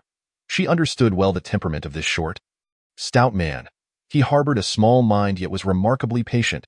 He would appear indifferent, as if nothing had transpired, but once he found an opportunity, he would transform into a ferocious beast. His ruthless methods towards enemies were chilling. Clearly displeased with her current stance, he would likely fixate on her if she insisted on resigning. Shifuya was indifferent to her own fate. At worst, she could hide a small blade in her hair and confront him on equal footing. However, she could not bear the thought of her daughter being left alone in this world. After much contemplation, she ultimately chose to yield. Very well, I shall take the bar, Shifuya declared resolutely. That's the spirit. Luo Yinhua beamed. Mr. Qin gifting the bar to you is indeed a stroke of incredible fortune. You certainly must celebrate with him. Thank you, Mr. Qin. Shifuya forced a bittersweet smile, pouring wine for Qin Feng and presenting it to him. System notification. Shifuya's affection level -1. Qin Feng was taken aback. What s with this attitude? Damn it, I'm gifting you a bar, not poison. Why the grievance? I had no intention of causing you distress. Unable to contain himself, Qin Feng asked Shifuya, Sister Xiao, do you not appreciate my gift? No, I do appreciate it. Thank you for your recognition, Mr. Qin. Shifuya managed a strained smile. Qin Feng fell into deep thought. 60 million was not a trivial sum for him. He had limited cash on hand. His intention to invest in Shifuya stemmed not only from her intelligence and competence, but also from her adherence to the principles of womanhood. A woman with conviction and perseverance is worthy of trust. Moreover, as a single mother, she evoked a natural desire to assist her. Yet her apparent reluctance to accept the bar raised alarms in Qin Feng's mind. Something must be amiss. He decided to be candid with her, to speak from the heart and alleviate her concerns. Let us not rush into drinking, Qin Feng said, rising to take the 2 glasses from her hand. Placing them on the table, he then grasped her hand, saying, Sister Xiao, may we have a private conversation? Shifuya gently attempted to retract her hand, but he held on firmly. She cast a helpless glance at Qin Feng, her eyes laden with melancholy. Mr. Qin, I am not the kind of woman you might presume. You may find your efforts in vain. Luo Yinhua immediately interjected. What kind of talk is that? Mr. Qin's interest in you is a blessing. Do not be ungrateful. Qin Feng frowned at Luo Yinhua, puzzled by his obsequiousness, which made it seem as though he were coercing a woman into an inappropriate relationship. Luo Yinhua fell silent under Qin Feng's scrutinizing gaze. Awkwardly chuckling, Shifuya sighed, very well, let us go to a private booth. It would be quieter there. After saying this, she hesitated, considering warning him that she had studied judo, but ultimately dismissed the thought. The new boss was still a boss. If he wished to take advantage, she could endure it. If it became intolerable, she would issue a warning later, and no need for that. Let us just find a casual spot downstairs, Qin Feng suggested, believing the ambience below would suffice. He led Shifuya downstairs, glancing around the bar. It was just past 10 o'clock. The music was soft, the lighting dim and warm, creating a relaxed atmosphere. Customers were gradually entering in the scattered seating area on the first floor. Numerous men and women were engaged in drinking games, laughter and cheers filling the air. Among them, clusters of attractive women were drawn in under the pretense of free drinks to bolster the bar's appeal. The presence of women significantly enhanced the bar's allure, attracting more men to spend.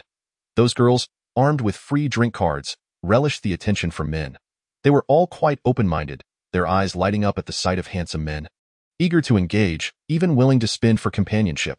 Qin Feng, merely moderately handsome, garnered several admiring glances from the ladies. Had it not been for his apparent closeness to the woman behind him, some might have already approached him. Remaining composed amid the overt attention from the women, Qin Feng was undeterred.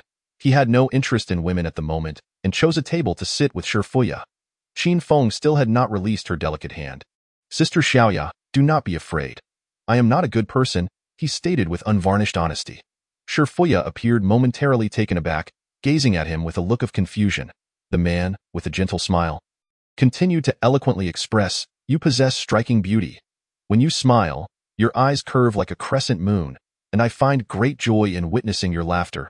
I confess that initially, I harbored improper thoughts about you. Any man would entertain such notions in the presence of a woman as lovely as you. But do you know why I suddenly proposed to gift you this bar? We have merely met twice. What do you think it is that I see in you?" Shifuya gradually became intrigued by Qin Feng's words, contemplating their implications, allowing him to play with her hand. "I ask it because I have the capability to manage this place well?" Qin Feng chuckled and shook his head. Shifuya's expression darkened as she self-deprecatingly remarked, "Is it because I am a widow without any connections, making me easier to manipulate?" "That is not the case," Qin Feng replied earnestly. "From the very beginning, I have never intended to exert control over you. Moreover, given your beauty, I believe there would be many who would willingly become your protector, should you desire." Shifuya blushed at Qin Feng's candid compliments. She lifted her sparkling eyes to scrutinize the man before her and replied with a smile, "Surely, it cannot be that President Qin is infatuated with me at first sight, wishing to bestow upon me wealth and a lifetime of tranquility." Qin Feng was momentarily taken aback. While he did wish to offer her a lifetime of peace, he did not desire to approach it in such a crude manner. In this day and age, the notion of love blossoming over time was far more fashionable. Love at first sight had lost its allure. He laughed heartily. "How could that be? You women delight in such fantasies of a domineering CEO falling for you." Shifuya offered a faint smile, her eyes filled with melancholy. Once, she had dreamt of a domineering CEO falling for her, but now, such dreams had faded. Her current fantasy was of a domineering CEO falling for a divorced woman with a child. Perhaps in the future, she would dream of a domineering CEO falling for a 58-year-old woman still possessing her charm. Shifuya inwardly chastised her naivety. Hearing Qin Feng's playful banter, she felt a sense of relief. At the very least, his words were sincere. Having worked in the bar for so long, she had witnessed countless one-night stands, but never had she encountered love at first sight. What was it that President Qin found appealing about me? Shifuya could not help but ask. Qin Feng halted his laughter and spoke slowly. "You have a remarkable ability to care for others, resembling a woman from my dreams." "Who?" she inquired. "My sister," Qin Feng replied. Upon hearing that she resembled his sister, Shifuya's tone softened somewhat as she asked, "Do you have an older sister?" "I do not, but I have always wished for one since childhood," he said, tilting his head to gaze at the ceiling lights with a somber tone. "From the moment I first met you, when you stood up for me and reprimanded that waiter, you made me feel a sense of being cherished.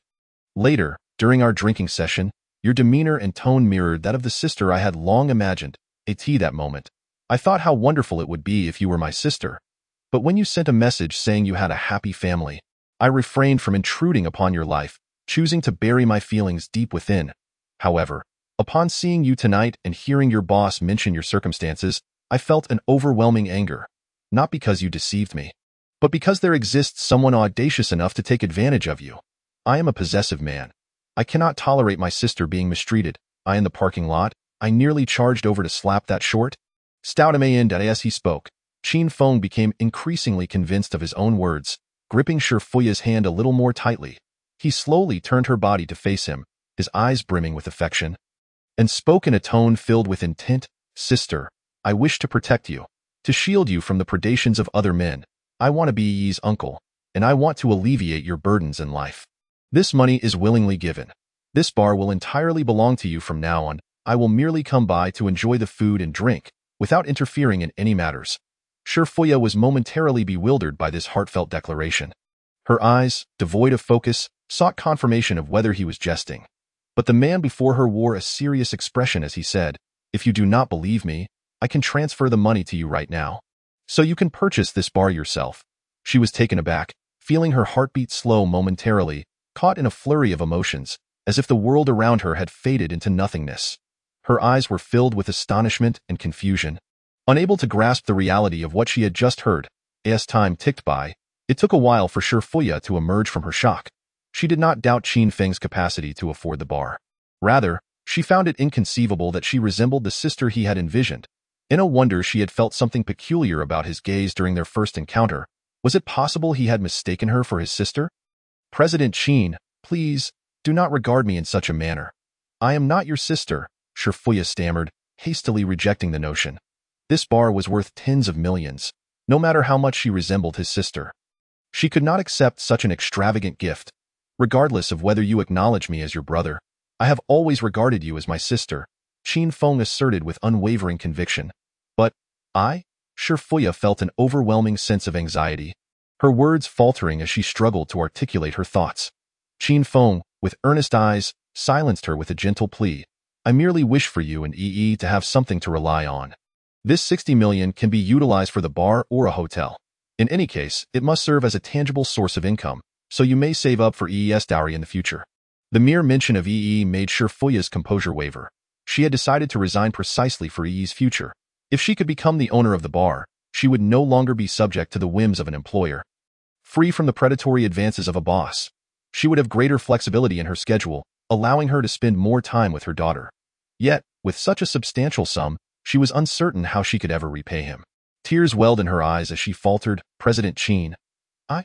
Qin Feng interrupted her once more. Sister, I want to help you support this family, to care for both of you. In that moment, Shifuya's heart, once as tranquil as a still lake, was warmed by the sun's rays, melting away all the hardness and coldness that had built up over the years. She found herself at a loss for words in response to such heartfelt sentiment. Her trembling lips yearned to express something, but in the face of such sincere affection, they felt utterly inadequate. Gazing into his eyes, devoid of any desire, Shifuya was momentarily tempted to embrace Qin Feng, to accept him as family and weep freely, releasing the grievances of the past few years. Yet, the chill of past hardships had cloaked her heart in a thick shell, rendering her hesitant to easily accept anyone. Shifuya fixed her gaze on Qin Feng for a long while, ultimately using the back of her hand to wipe away the moisture at the corners of her eyes, forcing a smile as she said, President Qin, please, do not jest. It is inappropriate to make such jokes with a widow like me. Qin Feng, feeling exasperated, retorted, after I have spent so long perfecting my appearance, you dare to suggest I am joking? I never joke. Sister, if you do not believe me, I will go right now and withdraw this 60 million to give that short man. Wait, no, President Qin, Shifuya quickly interjected, pulling him back. Please do not act impulsively. I believe you that I am not acting impulsively. It pains me to hear you address me so formally as President Qin, he replied, grasping her wrist with fervor, his eyes filled with earnestness. Please, be my sister. I cannot. Shifuya's heart raced, her gaze evasive. Qin Feng had originally planned for this arrangement to provide him with a place to indulge and to have a plausible reason to ask for pocket money, living off the benefits, but now, with the atmosphere reaching this point, he found himself moved by his own words, his voice laced with enticing gentleness. Sister, let me give you your freedom, shall I? Shifuya lowered her head, concealing the tears welling in her eyes. Each tender utterance of sister further softened her heart. Qin Feng recognized her facade of strength. They were now just one step away from a joyful union. The thought of becoming a carefree rice bug thrilled him. Who said that affection must be confined to romantic relationships? The bond between siblings could be more rapid and stable, at least devoid of the volatility found in romantic partnerships, where a single misstep could lead to days of coldness and diminished affection. Furthermore, since they were not biologically related, spending time together in the future would not carry the same weight. Eagerly, Qin Feng urged, Please, quickly accept your brother's gift. After a lengthy pause, Shifuya finally lifted her head, revealing a faint smile. A smile tinged with tears, reminiscent of a plum blossom in winter. Beautiful, vibrant, and heart-stirring. Is it customary for a brother to present such gifts to his sister? Seeing her acquiescence, Qin Feng was overwhelmed with joy, unable to resist pulling her into a tight embrace, exclaiming, Then consider this my gift to EE for the new year. Shifuya allowed this big boy to envelop her. Instinctively burying her head in his chest, she wrapped her arms tightly around his waist, as if fearing he would dissipate like mist. Her smile remained, though her clothes were dampened by her tears. System notification. Shifuya's affection level 60, Chapter 56, The unknown is the most terrifying. Qin Feng was taken aback. Initially holding Shifuya close, her soft form had stirred some unbidden feelings within him. However, upon witnessing the shocking rise in her affection level, he instantly recoiled. With the previous 11 points added, Shifuya now stood at an astonishing 71 points. Goodness, Xiating is only at 68 points. While Zhong Wanwan is at 60 with a favorability score of 71, Qin Feng now ranks the highest among the stunning 90-point beauties he has encountered. This familial bond is indeed overpowering. Once accepted, it almost entirely maximizes the favorability score. Qin Feng silently rejoiced, grateful that he had not lost his composure earlier. Otherwise, the favorability he had just gained might have vanished in an instant. Matters between men and women should not be rushed. Establishing goodwill is paramount. Moreover, this woman possesses the rewards of 10 super soldiers, which is truly tantalizing. He is just 9 points away from a cashback. Damn, he must resist. And this 60 million he has already decided to spend? After a while, once he noticed that the girl in his arms had ceased trembling, Qin Feng released Shifuya, eager to take her upstairs to sign the contract, only to be met with her disapproval. Given the current market conditions, this bar is hardly worth 60 million. That man named Luo is trying to swindle you. Do you realize that?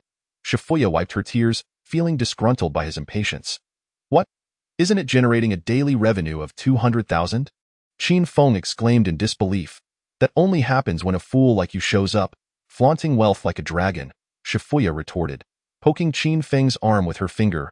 Rolling her eyes at him, she continued. This bar typically has a turnover of just over 100,000. It may spike a bit during events or when internet celebrities are invited for promotions, reaching a maximum of over 1 million. However, overall, the annual revenue is merely around 50 million, and maintaining connections costs a fortune, nearly 70 to 80 million for bribery alone. Add in rent, equipment, labor, alcohol, advertising, and the costs of hiring influencers. The annual net profit is less than half. If you have 60 million, we could easily open a new establishment in a first-tier city. Qin Feng, somewhat dazed, finally grasped the crux of her argument and slammed his fist into his palm. You want to open a new store? Shifuya sighed. If I had options, I wouldn't want to start from scratch. I have already become accustomed to this one. Qin Feng shrugged indifferently, then just buy it. Shifuya sighed again, but 60 million is simply not worth it. Let us go upstairs and talk to old Luo. Let us see if he'll accept 40 million. Initially, the prospect of investing 60 million had made Qin Feng anxious, as his cash flow was limited. However, with such a high favorability score, he felt no apprehension. If he could successfully secure a cashback, he would buy hundreds of bars like this one and distribute them everywhere. Silly brother, you think you have money to burn? Spending 50 million on something worth 30 million? Qin Feng chuckled foolishly. I'm not well versed in business. How about this? I'll give you 60 million, and you can handle it as you see fit. Whether to renovate or purchase outright, I will support you. Shifuya was taken aback, staring at Qin Feng for a moment. Seeing that he seemed genuinely intent on this plan, she couldn't help but smile, her fox-like eyes curving playfully as she teased. Do you trust this stranger sister of yours so readily? Since I've already decided on you, who else could I trust? Qin Feng replied resolutely. Aren't you afraid I might run off with your money? Shifuya scrutinized him with a smile. Afraid? Qin Feng said seriously. I fear losing you more than I fear losing money, especially if you get bullied out there. Shifuya's heart fluttered at Qin Feng's sweet words. It had been ages since a man had spoken to her in such a manner. While she felt a surge of excitement within, she maintained a facade of calm, lightly laughing. Save such sweet talk for the younger girls. Your sister is not so easily fooled. Those young girls can't compare to you, so I refuse to waste my time on them. Such a sweet tongue. Confess, how many young girls have you deceived with that mouth of yours? Qin Feng's eyes twinkled mischievously as he confidently replied, just one yesterday. Shifuya looked at him with a skeptical expression, not pressing him further but casually inquiring. That girl from last night seemed quite decent. Her eyes were rather pure. What exactly happened? Why did they call you a scoundrel? Well, Qin Feng's mind raced. He could not confess his desire to establish a harem, as she might reject him and storm off. Shifuya elongated her tone. Unbeknownst to her, her tone resembled that of a concerned mother questioning her daughter, filled with affection.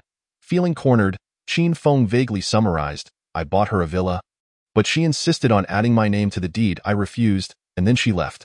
Why not add your name? Shifuya, astute and perceptive, quickly deduced the situation. She cast a glance at this enigmatic young man, wisely refraining from probing into his background. Let us head upstairs and discuss with Brother Luo. Let us see how low he can go. Since Qin Feng and Shifuya had left, Luo Yanhua had already dispatched people to investigate Qin Feng. Boss, our contacts in the capital say they found no record of this Qin Feng in the Qin family.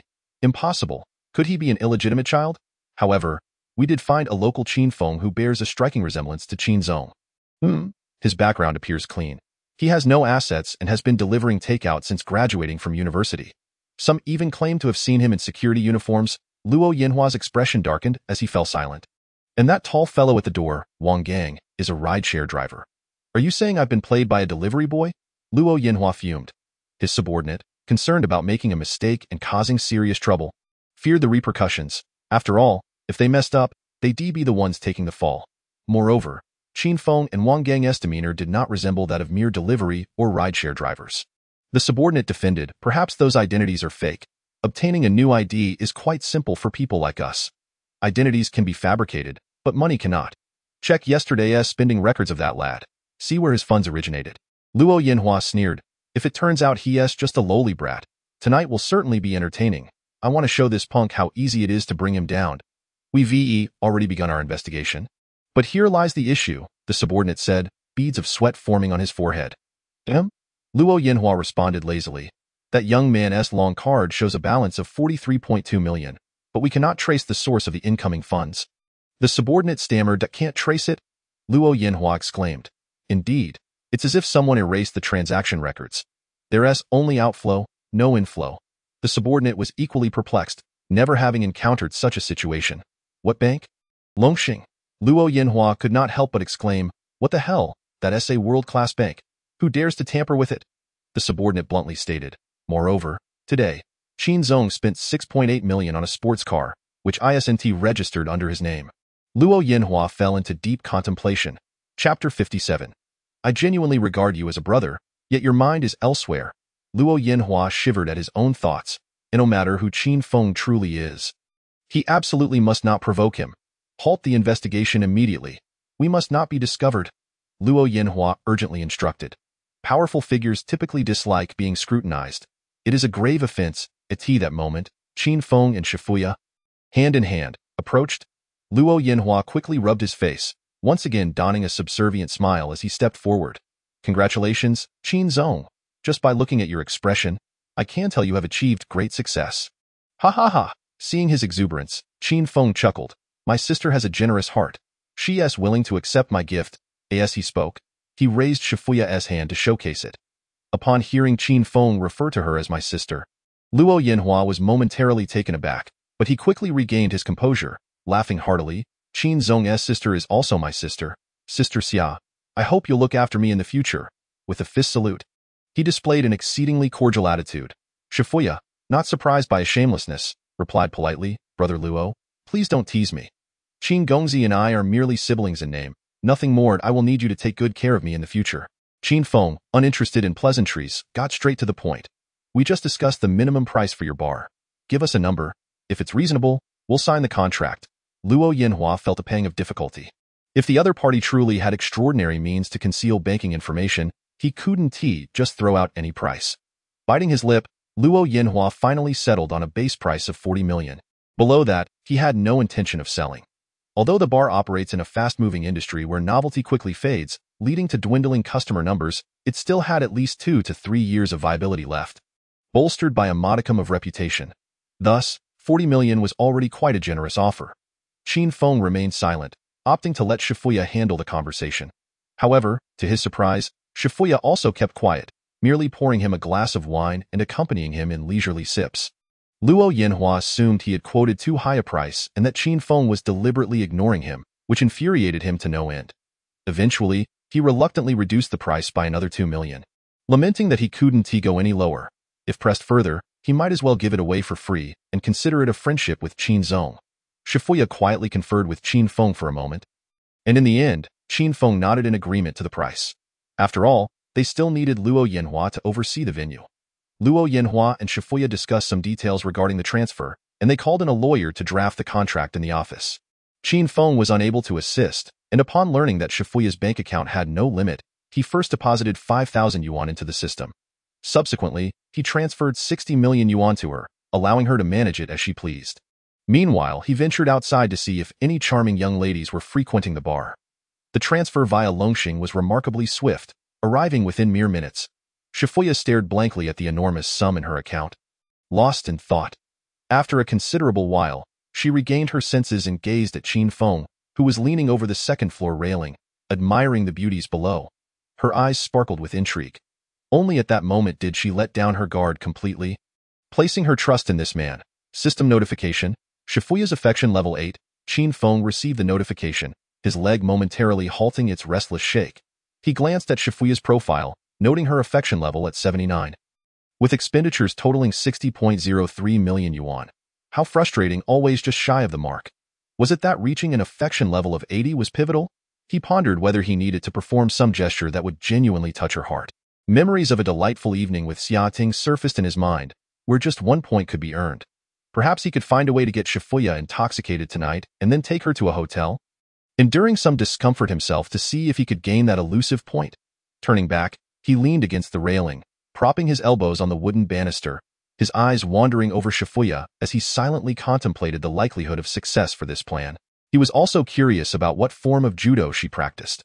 The bar's flickering lights danced erratically, casting a kaleidoscope of shadows across Qin Feng's face, transforming his focused expression into one of mischievous allure. Shifuya inadvertently locked eyes with him, startled by his penetrating gaze.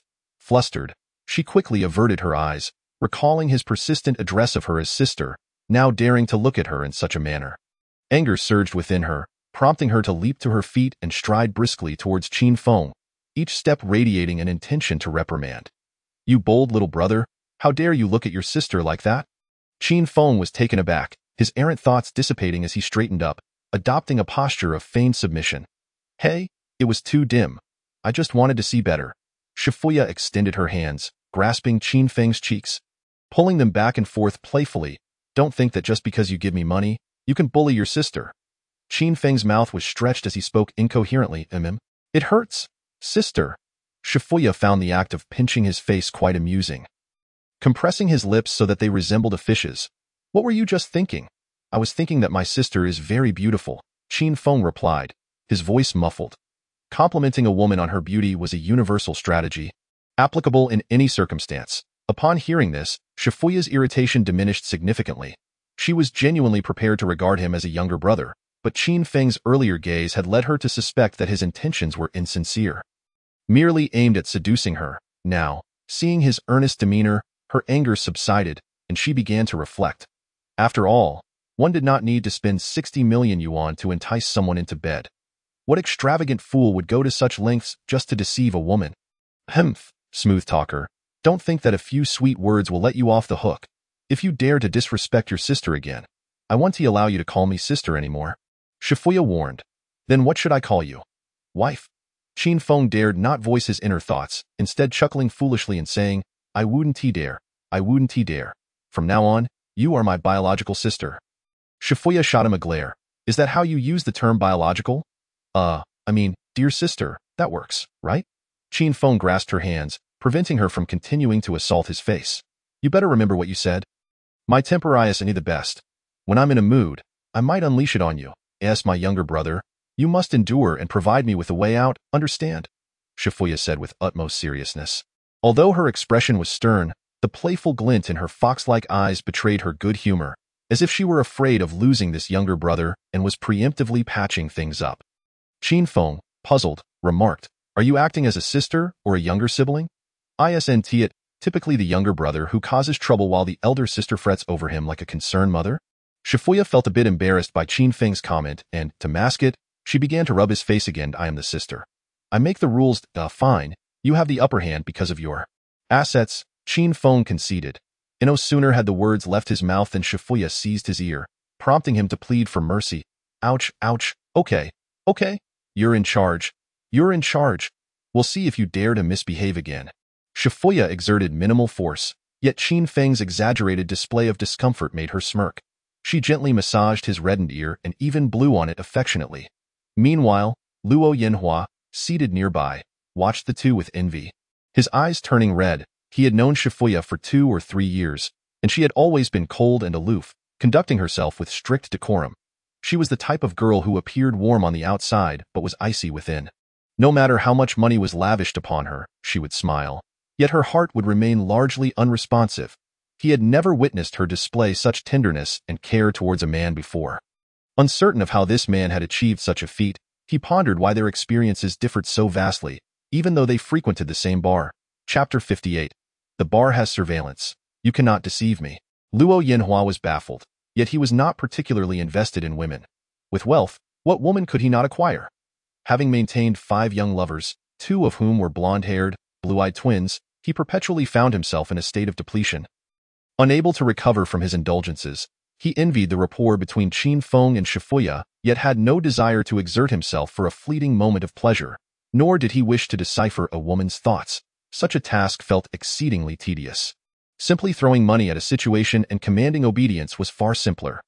Luo Yinhua waved his hand, summoning the most expensive bottle of black pearl from the bar, then approached Qin Feng to share a drink.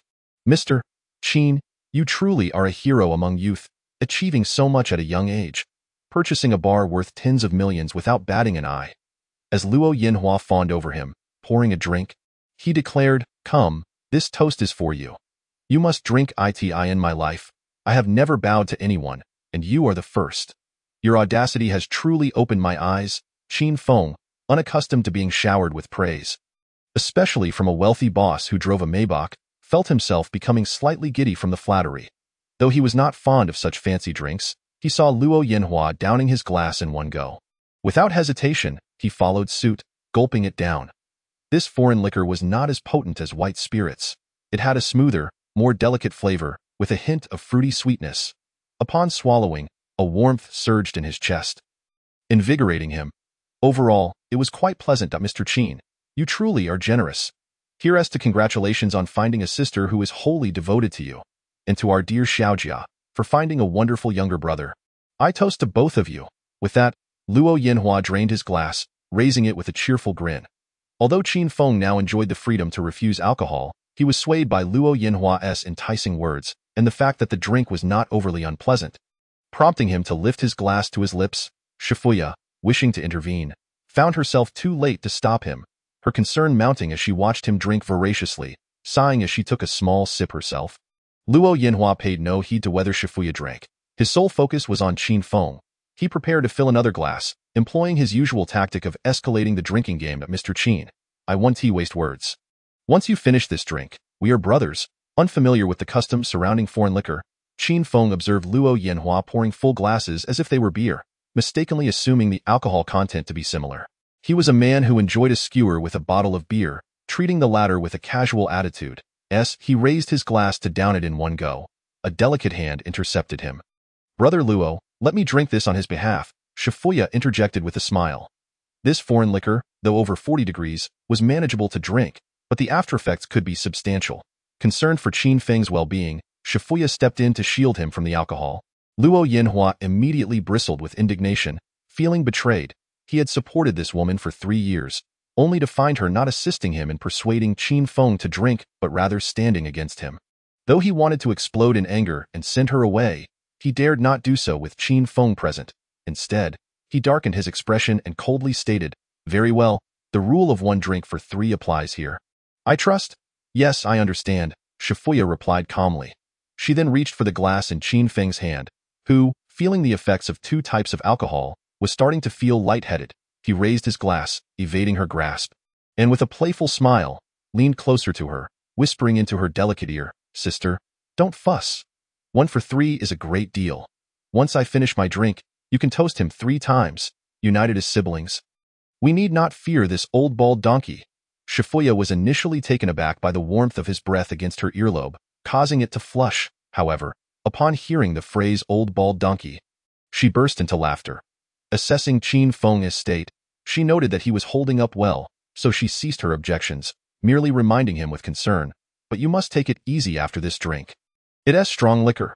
Qin Feng chuckled nonchalantly, raising his glass to finish it in one go, then raised an eyebrow at Luo Yinhua, signaling him to hurry. Luo Yinhua, seasoned in drinking, managed to keep up with the 3 glasses. He happily finished the 3rd glass and then beamed, inviting Qin Feng to sit down. Shifuya refrained from toasting Luo Yinhua, knowing she was not worthy. Even if she did, he might not drink. Luo Yinhua took the lead in the conversation, recounting amusing anecdotes from the bar and boasting about his past exploits. As Qin Feng listened, the effects of the alcohol began to take hold, leaving him slightly dizzy and causing the people around him to blur. Shifuya tenderly offered warm water, fed him fruit, and gently wiped his sweat with a damp towel. Qin Feng felt utterly content, squinting his eyes in a blissful daze. At that moment, Luo Yanhua suddenly inquired with subtlety. "Mr. Qin, do you know Qin I mean?" The atmosphere instantly fell silent, and no one uttered a sound, as if even the music in the bar had softened.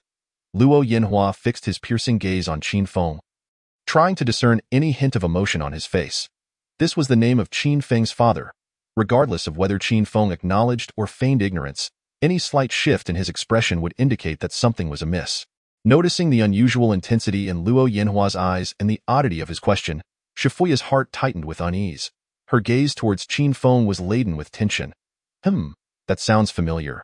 Give me a moment to think. Qin Feng furrowed his brow, tapping his temple as he strived to recall something. Suddenly, as if he had unearthed an answer to an exam question, he exclaimed with excitement, "Oh, right, that's my dad." Luo Yanhua was momentarily taken aback before bursting into hearty laughter. It turned out to be Mr. Qin's nominal father. How audacious indeed. At that moment, all doubts dissipated for Luo Yanhua. Qin Feng's reaction dispelled his last shred of suspicion. It was clear that he had simply forgotten the information, only recalling it after a moment of contemplation. Little did Luo Yanhua know, Qin Feng's father had passed away when he was young, and after all these years, he rarely thought of him unless required for documentation. Luo Yanhua genuinely regarded Qin Feng as a big shot, fearing that his probing question might displease the esteemed figure. Thus, he sincerely invited Qin Feng to visit his spa for a massage and relaxation. Suggesting they could play cards later or watch an exhilarating reality show on a cruise, he promised to cover all expenses. Qin Feng felt a sense of yearning to broaden his horizons but found himself just a tad reluctant. He truly wished to avoid repeating past mistakes, so he resolutely declined, mumbling that he was unable to hold his liquor. He then leaned slowly against Shifuya's shoulder, closing his eyes to rest. Luo Yanhua, not daring to disturb the prominent figure, slipped a business card into Qin Feng's hand, assuring him that he could call him anytime should he need anything in this area of Jiangxing. Luo Yanhua held a modicum of renown. He had both resources and connections. Qin Feng remained silent, appearing as if he were on the verge of slumber. Luo Yanhua, with a beaming smile, respectfully excused himself. Once the bothersome figure left, only Qin Feng and Shifuya remained in the booth. A lone man and woman, shrouded in dim light, were uncomfortably close. The thumping music kept him awake, and the man opened his bleary eyes, the intoxication still lingering. The woman's scent was utterly enchanting, a blend of milky sweetness with a hint of alcohol. Qin Feng could not help but lean into Shifuya's neck, inhaling deeply. Curiously, he asked, "Sister, do you still have milk?" Almost immediately, he received a light tap on the head, delivered by the woman across from him using 2 curved fingers. The force was just enough to gauge the ripeness of a watermelon. "If you continue to be so forward, I'll have someone throw you out," Shifuya warned, her cheeks flushed. "Sister, you smell so good. I enjoy being with you," Qin Feng murmured dreamily, leaning closer to her warm ear. Spurred by the alcohol, he uncontrollably wrapped his arms around Shifuya, greedily inhaling her intoxicating fragrance. Shifuya, enveloped in the embrace of this virile male, felt her body stiffen, her heart racing. However, he was her brother, and she wished to prevent their affectionate gestures from becoming laden with ambiguity. Suppressing her desires, she frowned and cautioned, "I am your sister. You mustn't be so familiar with me." With that, she pushed Qin Feng away with some force. Yet unexpectedly, he feigned a stumble, collapsing as if he had been pushed. Chapter 59. I am not a scoundrel, I simply wish to provide a home for all beautiful girls. Feigning drunkenness is a skill inherent to men, much like how women employ their charms. Drunken men often lose their inhibitions, resorting to mischief and unruliness. However, few truly engage in indiscretions while intoxicated. When a man truly overindulges, he resembles a pig. Those who do indulge in such antics usually maintain their composure, merely pretending. They create various raucous scenarios solely to take advantage of women. Yet, sometimes inexperienced novices, while pretending to be inebriated, might genuinely drift into slumber. Qin Feng, without a doubt, was such an amateur. He leaned back on the sofa, planning to remain there until Shifuya initiated a kiss or an embrace. Before he knew it, he awoke the next morning to an unfamiliar ceiling. The bed was soft, the quilt fragrant. The decor of the room exuded a delicate and elegant charm, reminiscent of a young girl's boudoir. A glass of water was meticulously placed on the bedside table. As Qin Feng propped himself up, he glanced around, noticing the absence of a computer, but an array of bottles and jars on a dressing table. To his left stood a full wall of wardrobes, with a mobile clothes rack in the hallway adorned with spring and autumn jackets. On the other side, a small girl caught his eye, looking quite adorable. Her bright, curious eyes were fixed intently on him. Behind her was a window seat with curtains drawn back, sunlight streaming in, casting a soft halo around her, resembling a living angel. Wait, alive! Qin Feng's senses sharpened, and he scrutinized the girl more closely. The delicate features of her nose and mouth bore a slight resemblance to Shifuya. Clad in a miniature pink and white hanfu, her hair was braided into several bows, adorned with red ribbons cascading down her shoulders. Her bangs were neatly cut, and her glossy black hair complemented her cherubic, fair face. She looked like a plump little princess from ancient times, irresistibly cute, evoking a desire to pinch her cheeks. Qin Feng mused that this little girl was likely Shifuya's daughter, and he had been brought home by her last night. Qin Feng queried uncertainly. Uncle, are you awake? The little girl chirped sweetly upon noticing Qin Feng's consciousness. Instantly, he was smitten, his gaze softening as he spoke gently, careful not to frighten her away. Yes, good morning. To his surprise. The little girl was remarkably bold, unafraid of this stranger, and approached him with familiarity, tugging at his hand. Uncle, wake up, uncle, wake up. She grasped his fingers with her tiny hands, leaning back to pull him up. Qin Feng smiled warmly, accommodating her as he slowly sat up. From the living room, Shifuya's voice rang out. Do not disturb your uncle's sleep, understood? Qin Feng responded loudly, Sister. I am already awake. Chimed in. Yes, uncle is awake. He said he wants to play with me. When did he ever say that? Qin Feng wondered, perplexed. Did beautiful little girls inherently possess the ability to fib? He felt this was inappropriate, unable to restrain himself from reaching out to gently pinch the adorable girl's cheek. Playfully admonishing, your uncle can play with you, but little ones must not tell lies, okay? Retorted with conviction. Didn't lie. Just now, asked uncle and he agreed. Was that while he was asleep? Qin Feng found himself caught in the childish clever trap. Who speaks while asleep? Where on earth did she learn that? He momentarily found himself at a loss for words, contemplating that in the future he should lock the door when sleeping to prevent her from coming in. Xiaofeng, come out for breakfast. Don't mind She's quite a handful, Shifuya called. Pouted, looking displeased. Qin Feng responded, smiling at wait for me to finish eating, and then I'll play with you, all right? Really? Of course. Uncle is so nice. Beamed. Then can we go out to play? Yes, Qin Feng nodded. Can we go to the mall? Blinked her big, sparkling eyes, filled with anticipation. When she returned home in the morning, she heard her mother mention that her uncle had come, and she had been waiting here for him to wake up, eager for him to take her to the climbing wall at the mall. She loved climbing high, but her mother was too busy to play with her, and her grandmother forbade it. Thus, she had never had the chance. Now that a grown-up was finally at home, she had to seize the opportunity, and no problem. Qin Feng smiled. It seemed that regardless of age, girls had an unwavering obsession with shopping malls. Qin Feng found himself quite fond of this adorable little girl, ruffling her hair, intending to indulge her whims with a day of shopping. Amidst the girl's cheers, he exited the room and entered the living room, surveying the home shared by the mother and daughter. It was a high-rise apartment, and from the view outside the window, he estimated they were on a middle floor. The layout comprised 2 bedrooms and a living room, probably around 100 square meters, with approximately 80 square meters of usable space after deducting common areas. The other room was slightly smaller but featured a balcony where women's clothes were hanging. The living room floor was deliberately covered with interlocking foam mats, and a neatly organized box of toys lay atop them. Near the kitchen entrance stood a small round dining table with 2 white bar stools and a child's chair with a ladder. The house appeared compact yet was filled with the warmth of life. Guided by Qin Feng finished washing up in the bathroom and sat at the dining table. A bowl of pumpkin porridge and some pickled cucumbers awaited him. Shifuya emerged from the kitchen, her hair casually pinned up with a chopstick, dressed in a loose white tank top and an apron, paired with home shorts. On her feet were open-toed slippers, her toes painted a vibrant orange, enhancing the fairness of her delicate feet. She held a freshly made egg pancake, her fox-like eyes crinkled with mirth, presenting the image of an elegant and charming young woman. In that moment, both the woman and the egg pancake sparked a deep hunger within Qin Feng. Try your sister's culinary skills. I wonder how it compares to those from outside, Shifuya remarked as she set down the plate, wiped her hands on her apron, and took a seat on the high stool beside both of them watching intently as Qin Feng enjoyed his breakfast. It felt as if everything was perfectly natural, Surrounded by the mother and daughter duo, Qin Feng did not feel awkward. Instead, he experienced a warmth he had never known before. Ignoring the heat of the food, he picked up a large piece of the egg pancake and took a hearty bite. The pancake was neither greasy nor tough. It was tender and flaky, with flavors swirling delightfully between his taste buds and the aroma wafting through his nostrils.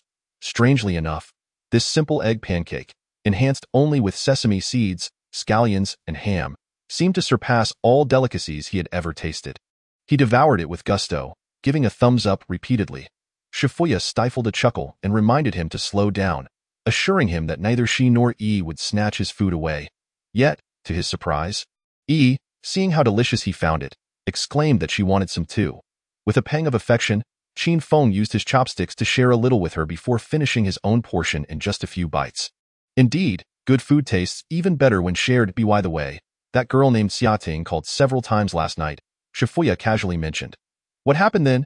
Qin Feng's heart fluttered at the thought of Xiating reaching out to him. Though he kept his excitement under wraps, I think she's quite nice.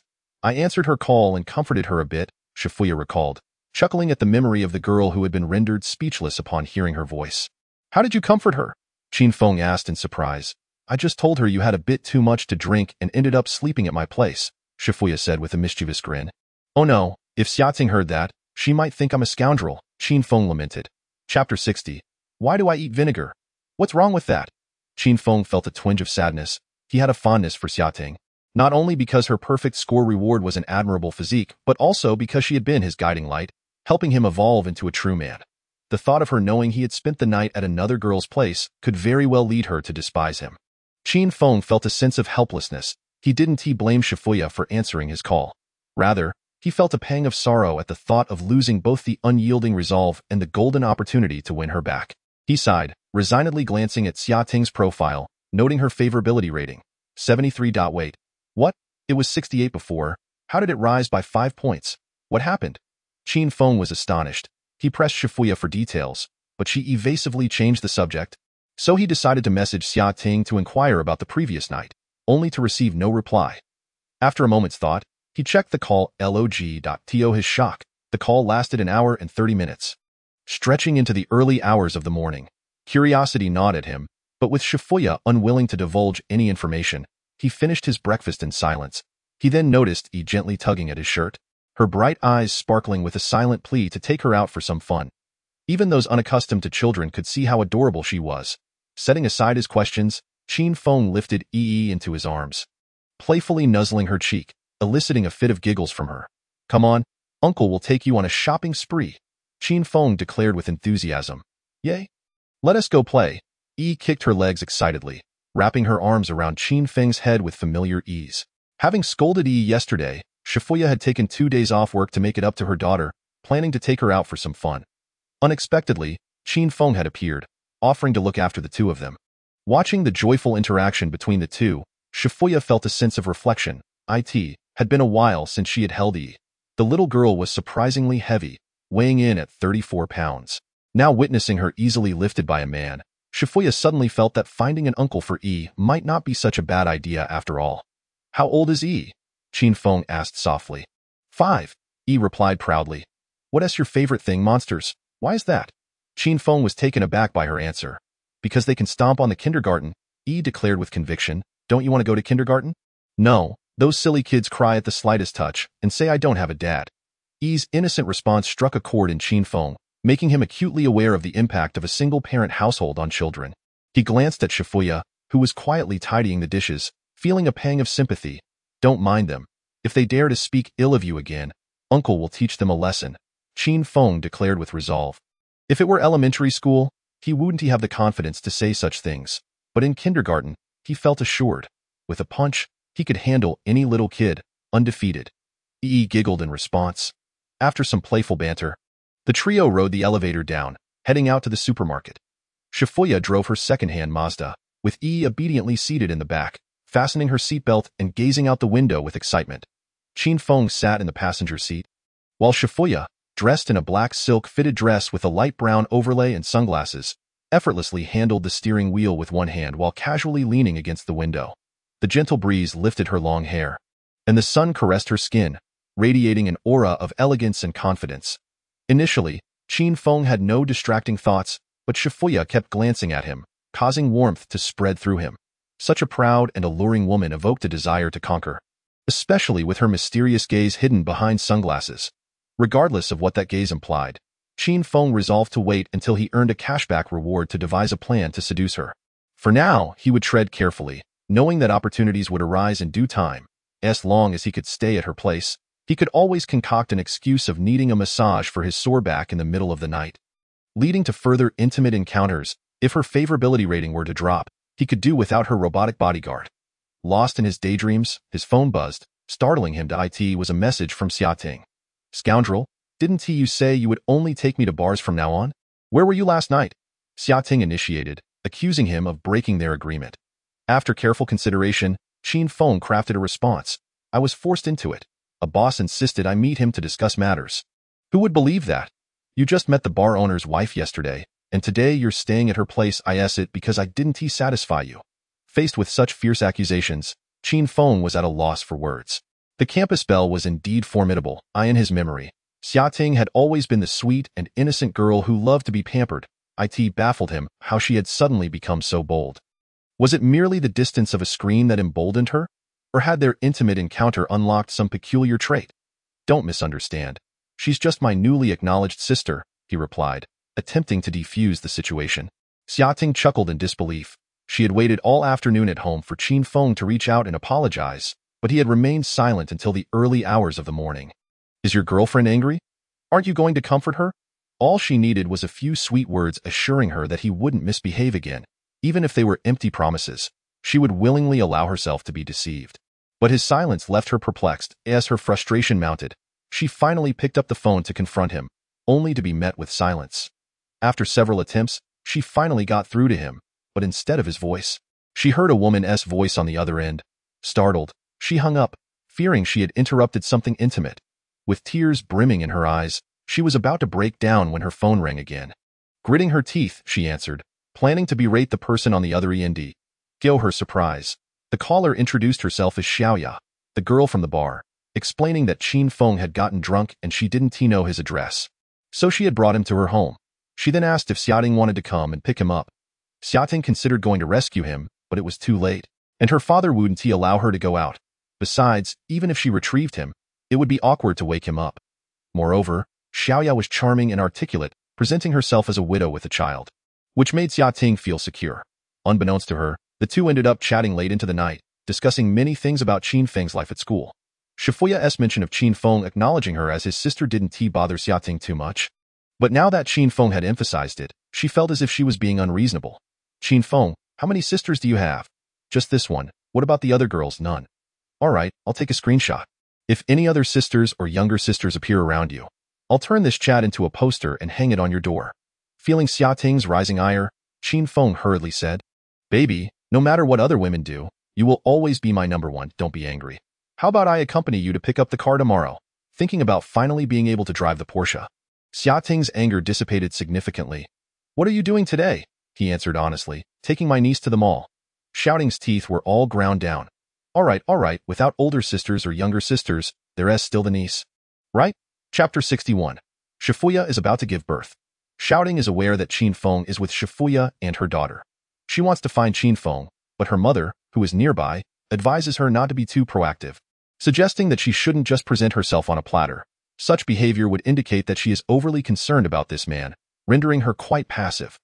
Moreover, since the family is out together, it would be inappropriate for her to act as a third wheel. Xiating, feeling gloomy and conflicted, ultimately decides not to heed her mother's advice. She contemplates that her mother is just an ordinary woman, lacking foresight. After all, Qin Feng is not her husband, so there's no need to rush. If she doesn't take the initiative, what if Qin Feng gets whisked away by someone else and she has nowhere to lament her loss? I'm at Yintai Mall. Where are you? Xiating messaged. Her inquiry was quite artfully phrased. Asking directly for someone's location would appear foolish. Instead, by mentioning that she happened to be out as well and suggesting a place to meet, it sounded much more clever. Despite being at home at that moment, her hair unwashed, she speculated that Yintai Mall likely had more children's play facilities, increasing the chances that Qin Feng might go there. Upon seeing Xiating's message, Qin Feng thought to himself, this is bad. The three of them were indeed preparing to head to Yintai Mall. Shifuya was on the verge of labor at the most critical moment. He wished to avoid any complications. If shouting were to show up and disrupt his plans, causing his affection rating to plummet from the previous 79, he truly couldn't bear it. After all, this was 60 million. What came from giving birth would be pure cash. Qin Feng contemplated for a moment, then refrained from replying, turning to Shifuya instead. Sister, let's go to Wanda. Shifuya pondered for a moment and smiled. Is there something happening at Intai? Qin Feng awkwardly replied. No, nothing's happening. Shifuya raised an eyebrow. Oh? If nothing's happening, why can't we go? Wants to rock climb, and only Intai has that. Chimed in from behind. Wants to climb to the highest place today.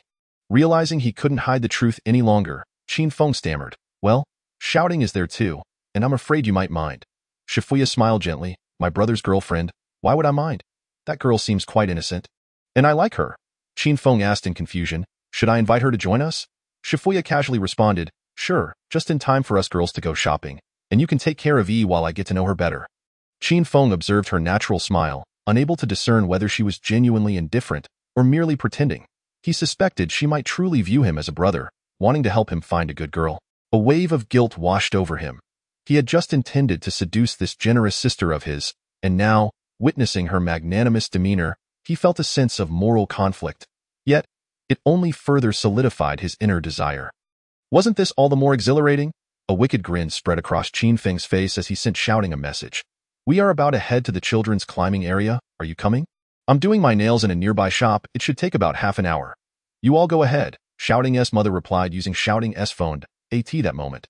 Shouting was in a frantic rush, washing her hair, doing her makeup, and getting dressed, asking her mother to respond on her behalf.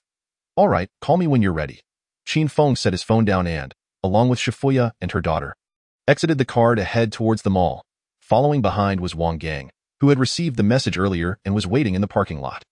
Wang Gang felt unusually conflicted, clutching a parking receipt from the previous night along with an accommodation invoice totaling 240 yuan. Uncertain how to approach Qin Feng for reimbursement.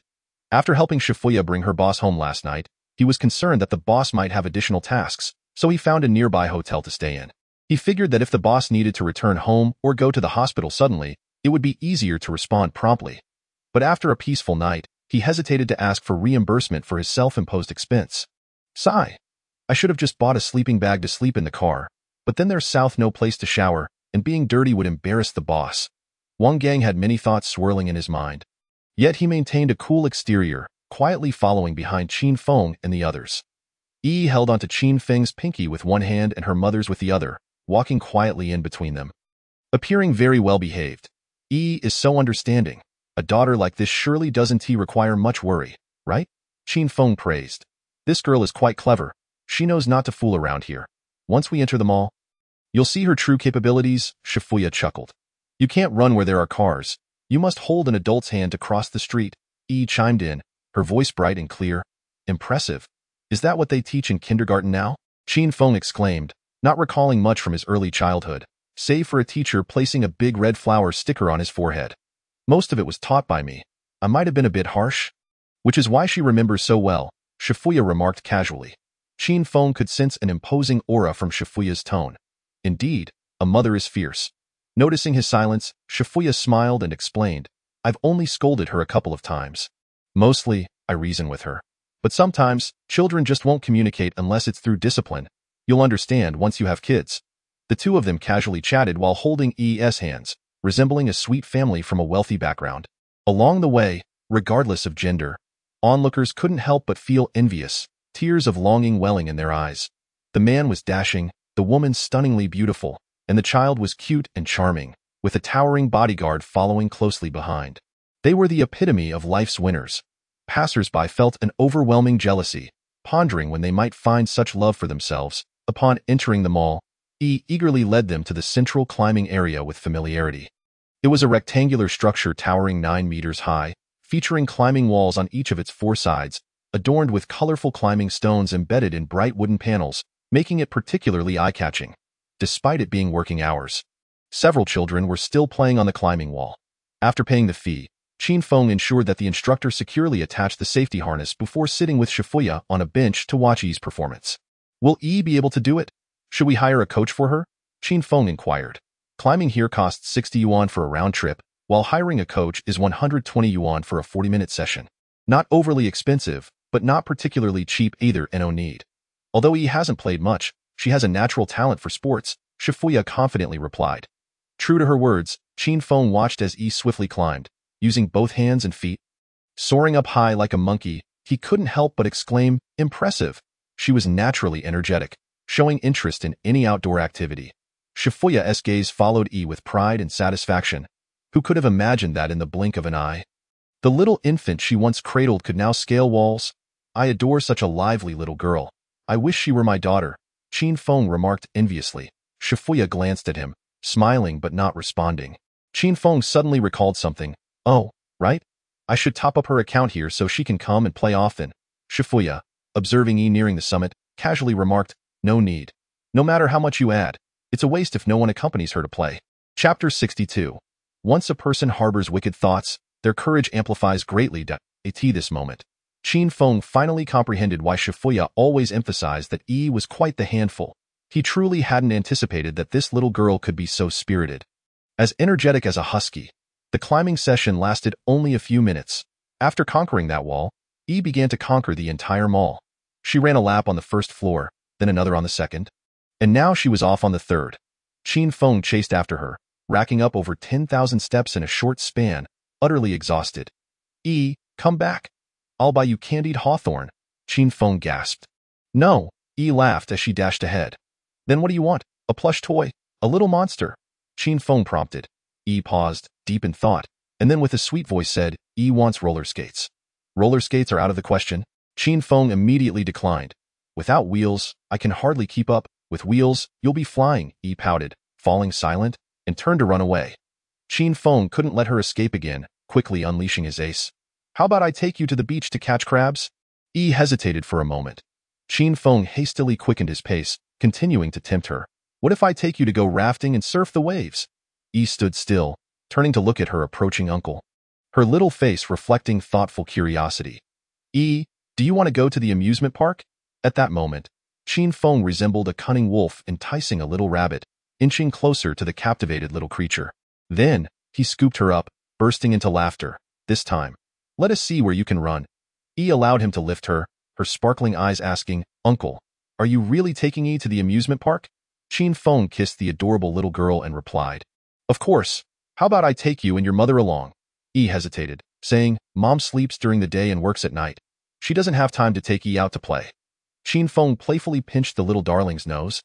Not anymore. Uncle can make sure Mommy stays home to play with Yi every day. Really? Yi's eyes lit up. Really? But you have to stand by Uncle's side and tell him more about what Mommy likes. Qin Feng encouraged gently, Do you know what Mommy loves most? Mother's favorite is definitely money, Yi asserted. What else does she like? Qin Feng continued to inquire, undeterred. She also likes Yi. Then what does Mother dislike the most? The goose from the neighbor's house. I was asking about what Mother dislikes, not what Yi dislikes. Mother does not enjoy visiting grandmother's house. Yi guessed it might be because the neighbor's large goose frightens her. She doesn't like going to grandmother's house? Mother finds it too noisy there. Qin Feng pondered thoughtfully, carrying Yi as they hurried towards Shifuya. Shifuya strolled leisurely behind, occasionally stepping into shops to browse. With a locator on her daughter's wristband and two burly men following closely, she felt at ease. Children at the age of 5 or 6 can be quite troublesome, often disappearing in the blink of an eye. When she took Yi out to play alone, she had to use a leash to keep her in check. Shifuya entered a Givenchy women's clothing store. She had a fondness for this brand, although the prices were steep, with each piece costing several tens of thousands. Shifuya had a high salary and could afford it, but due to various expenses for the child and future savings, she had only been able to admire from afar. However, things had changed. She now had a man willing to support her, alleviating her previous concerns. After browsing the store, she spotted a deep V black lace evening gown and hesitated whether to call Qin Feng to try it on for her opinion. Just then, a rotund Mediterranean man approached her and remarked, Are you here alone, beautiful? Shifuya glanced at him, noting his gray collared shirt, the belt cinching his greasy belly, and the ostentatious gold watch on his wrist. His small eyes squinted as he smiled, the flesh on his face quivering. Disgusted by his lewd appearance, Shifuya silently set the dress down. Hey, beautiful, don't you like this one? I think it would suit your figure perfectly. Why not try it on? If it fits, I can gift it to you, Bao Hongbiao suggested. showcasing his $30,000 Vacheron Constantine. Watch as he picked up the dress Shifuya had just put down and handed it to her with a grin. He had been dragged to the mall by his young girlfriend and was waiting on the sofa while she tried on clothes. Suddenly, he noticed a sexy woman with chestnut long curls enter. The woman's stunningly elegant face, clad in a chic black spaghetti strap dress, revealed skin as smooth and radiant as fresh milk, captivating Bao Hongbiao, who had been growing impatient. This exquisite beauty was far superior to his girlfriend, who only sought money and possessed mediocre looks. Instantly smitten, he approached her, and "Oh thanks, my husband is wealthy," Shifuya replied flatly. Seeing her alone in the mall, Bao Hongbiao assumed she must have a poor relationship with her husband and began to criticize him, saying, "Your husband is really something. How could he let such a beautiful woman like you wander around shopping alone? He clearly lacks understanding." This self-satisfied ugly man repelled Shifuya. "Get lost," she retorted. Bao Hongbiao, undeterred by her attitude, excitedly continued, "Hey, beautiful, don't be so fierce, it's fate that we met. Let's exchange WeChat and chat a bit." Shifuya furrowed her brow, casting a cold glance at the rude middle-aged man, contemplating whether to slap him. However, she refrained from wanting to leave Qin Feng with the impression of a nagging widow, so she chose to endure and silently turned away. Taken aback by Shifuya's chilling gaze, Bao Hongbiao felt an inexplicable urge to conquer her. Recently, he had made a significant profit, which had also emboldened him. He chased after her, pleading, "Hey, beautiful, how much would it cost for you to accompany me just once? Just name your price." Shifuya halted and turned, her eyes flashing with cold fury. She felt an impulse to call for help. Having been in the bar business for many years, summoning a van for assistance would be effortless. Such individuals would only behave themselves after receiving a beating. If that didn't work, she could always threaten him with a splash in the water. There were countless methods at her disposal. Bao Hongbiao was intimidated by her fierce demeanor, which seemed as if she were ready to strike. He hesitated, stepping back, but then felt a loss of face. Just as he was about to speak, a man carrying a little girl entered, followed by a burly man. "What's going on?" Qin Feng asked, noticing the unsettling atmosphere. Taking a deep breath, Shifuya's expression softened as she smiled and greeted Qin Feng. "Honey, you're here." Chapter 63. Qin Feng was quite fierce in his youth.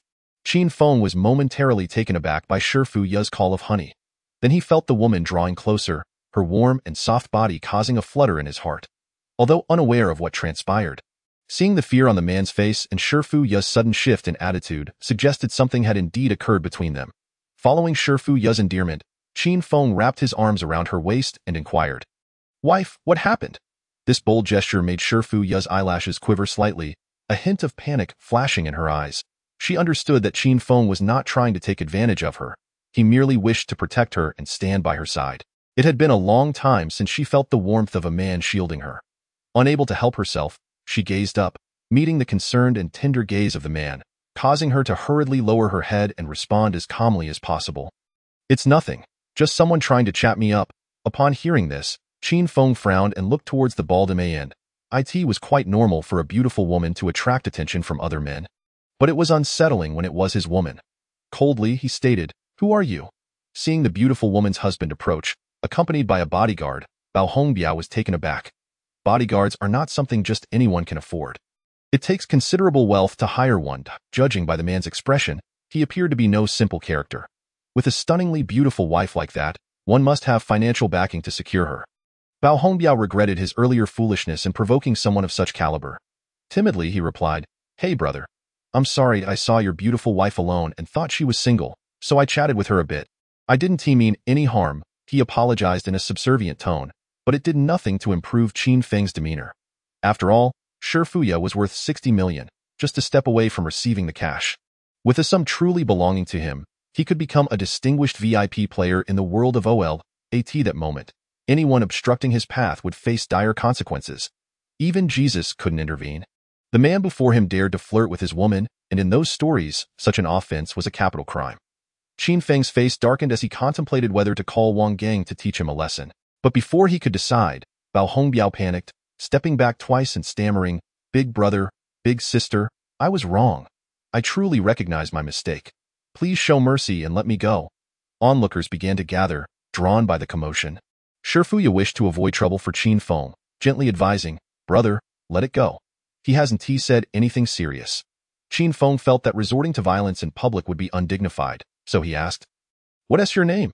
Hearing his request for his name, Bao Hongbiao feared he might be seeking revenge later. As a businessman, he understood that if someone wanted to make his life difficult, operating a business would become impossible. Realizing he had likely provoked someone formidable today, he looked into Qin Feng's cold and confident eyes and felt a surge of fear. To avoid retaliation, Bao Hongbiao gritted his teeth and slapped himself hard. Pleading, "Brother, I shouldn't have spoken out of turn. Please, have a generous heart and let me off the hook." This unexpected act startled Qin Feng. He felt a flicker of familiarity, as if he had seen this man somewhere before. Prompting his inquiry, to his surprise, the man was so cowardly that he slapped himself. Shifuya was equally astonished. This middle-aged man was so submissive before her brother. Did they know each other? Meanwhile, a sales assistant rushed over to apologize. Hoping to defuse the situation, Shifuya, not wishing to escalate matters, tugged at Qin Feng's arm and softly said, "Let him go. I want to continue browsing for clothes." Seeing that Shifuya seemed unbothered, Qin Feng chose not to press the issue further, coldly telling the man, "Scram, don't let me see you again." Hearing those words, Bao Hongbiao felt as if he had been granted a reprieve. Expressing his gratitude fervently, "Thank you, brother. Thank you." He even neglected his girlfriend, who was changing clothes inside, and dashed out. Hearing a man in his 40s call him brother felt strange to Qin Feng, but he dismissed it, feeling satisfied that the matter was resolved, and accompanied Shifuya to continue shopping. The onlookers, who had gathered to witness the altercation, began to disperse. The more beautiful a woman is, the easier it is for her to attract attention. If a man isn't vigilant, someone might swoop in. If a man lacks substance, a stunning girlfriend could easily be lured away as they walked. They couldn't help but sigh about the situation, just when everyone thought the drama had concluded. A girl, who looked fairly decent, suddenly shouted at the couple, "Qin Feng, is it because you hooked up with this rich woman that you dumped me?" Chapter 64. She is here, she is here. What? Hooked up with a rich woman? Heartlessly dumped his girlfriend? The onlookers were quite stirred this time. The earlier incident of a man teasing another's wife lacked any real intrigue. However, the unfolding drama of a wealthy woman casting aside her unworthy spouse captivated everyone's attention. They couldn't help but gather once more. The staff refrained from intervening, determined to witness the entire spectacle unfold. Qin Feng, upon hearing that familiar voice behind him, felt a sudden chill run through him. He turned around sharply, locking eyes with the fiercely assertive woman before him. She was clad in a striking red dress emblazoned with the Givenchy logo. Her face heavily made up, with narrowed eyes and a sharp, disdainful expression. It was Jiang Manxue. In an instant, Qin Feng recognized her. He had found the bald, middle-aged man's appearance somewhat familiar earlier and had been trying to recall where he had seen him. Now, with her presence, he remembered that this man was involved with Jiang Manxue, a fact he had clearly observed that night in the car. Qin Feng let out a cold laugh and retorted, "What I do with whom is none of your business. You are not my girlfriend." Jiang Manxue's eyes widened in indignation, her voice shrill and piercing. "After all these years I've stood by you. And now you abandon me for this woman's wealth, playing the role of a father to her child? Are you even human?" Jiang Manxue had indeed come with Bao Hongbiao. She had overheard an argument while in the changing room and mistakenly believed Qin Feng was confronting her for being out with another man. Hesitating, she lingered in the changing room until she realized that they had broken up and that she had the right to be with someone else. When she finally emerged, she found her boyfriend being chased off, while Qin Feng appeared joyful, cradling a little girl, with a beautiful woman gazing at him affectionately. The harmonious scene stung Jiang Manxue. Why should they be so happy at her expense? She recalled how Qin Feng had abruptly deleted her from his contacts, accusing her of being materialistic, and concluded that he must have latched onto a wealthy woman to gain such confidence. Unable to endure it any longer, she resolved to unmask his true colors. "Qin Feng, you disgust me. For money, you're willing to play the fool. I've stood by you through thick and thin, enduring the scorn and disdain of others, yet you choose to pursue a second-hand item." Witnessing her outburst, Qin Feng felt repulsed and impatiently replied, "Can you have some dignity? Please stop being disgusting." He pointed to his own head and explained to Shifuya, "Don't mind this lunatic. She's not quite right in the head." Jiang Manxue feigned sorrow, crying out, "Look at yourself. Have you forgotten the promises you made? You said I was your salvation, that you'd love only me, that you'd work hard to give me the best life. Even if it meant suffering yourself, I never imagined you would delete me for such a woman. Is money really that important to you? Do you think you deserve to throw away all those years we shared?" Qin Feng's expression gradually hardened. This woman had wasted 3 years of his life and now sought to ruin his happiness. Anger surged within him. Brother Wang, hold her down. I want to teach her a lesson. Brother Wang's eyes narrowed as he strode toward Jiang Manxue. Mistaking him for Qin Feng's ally, Jiang Manxue, fearing for her safety, quickly retreated behind the crowd, shouting, "Help! This couple wants to kill me. Save me," as she dodged. She continued to yell, "Someone stand up for me. This man is cheating, and the woman must be equally vile, possibly even betraying her husband." Her outcry incited a flurry of murmurs among the onlookers. "That woman is too beautiful. She can't be good." Someone remarked that I read in the news about a wife who conspired with her lover to poison her husband. Wow, is this the modern-day Wu Dalong? Another chimed in, "People will do anything for money. Look at that man. He is clearly with that woman for financial gain. Rich people have such twisted games. That man must be quite the charmer. No matter how good he is, it's all for naught now that his ex-girlfriend has exposed him. Look at how red the rich woman's face has turned. She might break up with him right after this." Shifuya's expression darkened. Regardless of Qin Feng's past, she would not allow this woman to insult her man. With too many people around, calling for bar security would only escalate the situation. She decided they should leave and deal with Jiang Manxue later. Grabbing Qin Feng's hand, she softly said, "Let us go, brother. Don't let this woman upset you. She is not worth it." Chapter 65. Shifuya's aroma in life. One inevitably engages in particularly embarrassing actions, ones that provoke sleepless nights filled with regret upon recollection. Qin Feng was infuriated as he reflected on the foolishness of his past, now publicly exposed by this woman, igniting a desire to silence her. Yet, as Shifuya took his hand, he gradually calmed down, realizing her feelings were what truly mattered at that moment. With victory within reach, he wished to spare Shifuya any distress. He gently placed the little girl, in Brother Wang's care and firmly grasped Shifuya's hand, softly reassuring her, "Wife, don't listen to that woman. I was just playing around with her." "Yes, I know," Shifuya nodded. She had little concern for the slanderous remarks. After all, how could a wealthy man resort to delivering takeout? No delivery person could possibly have 6 million, let alone be willing to do so. This was likely just a wealthy young man experiencing life. Shifuya didn't doubt Qin Feng. She only worried that being with her, a widow, might make him a subject of ridicule. Her earlier use of brother was not only directed at him but also a reassurance to herself. Indeed, for a widow, being an older sister was far less embarrassing than being a wife. She had never intended to seek anything from him, but when he affectionately called her wife, it stirred a flicker of emotion within her. Overcome with guilt, Shifuya sighed, "From now on, just call me sister." Qin Feng gazed into Shifuya's innocent eyes, suddenly realizing that she might fear being a burden to him. Worried about potential mockery, a smile broke across his face. If he didn't care about others' opinions, could he not seize an opportunity to enhance their bond? "Sister, don't be afraid." He boldly stepped forward, enveloping Shifuya in his embrace, gazing deeply into her eyes.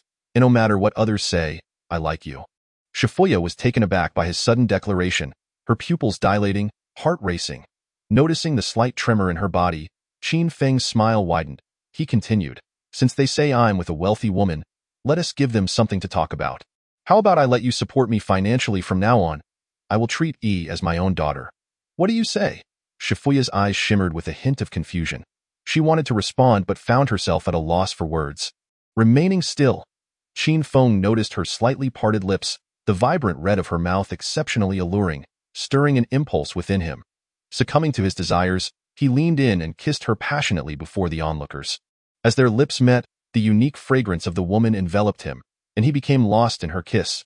Shifuya felt the warmth of his affection, and in that moment, her defenses crumbled, leading her to embrace him tightly.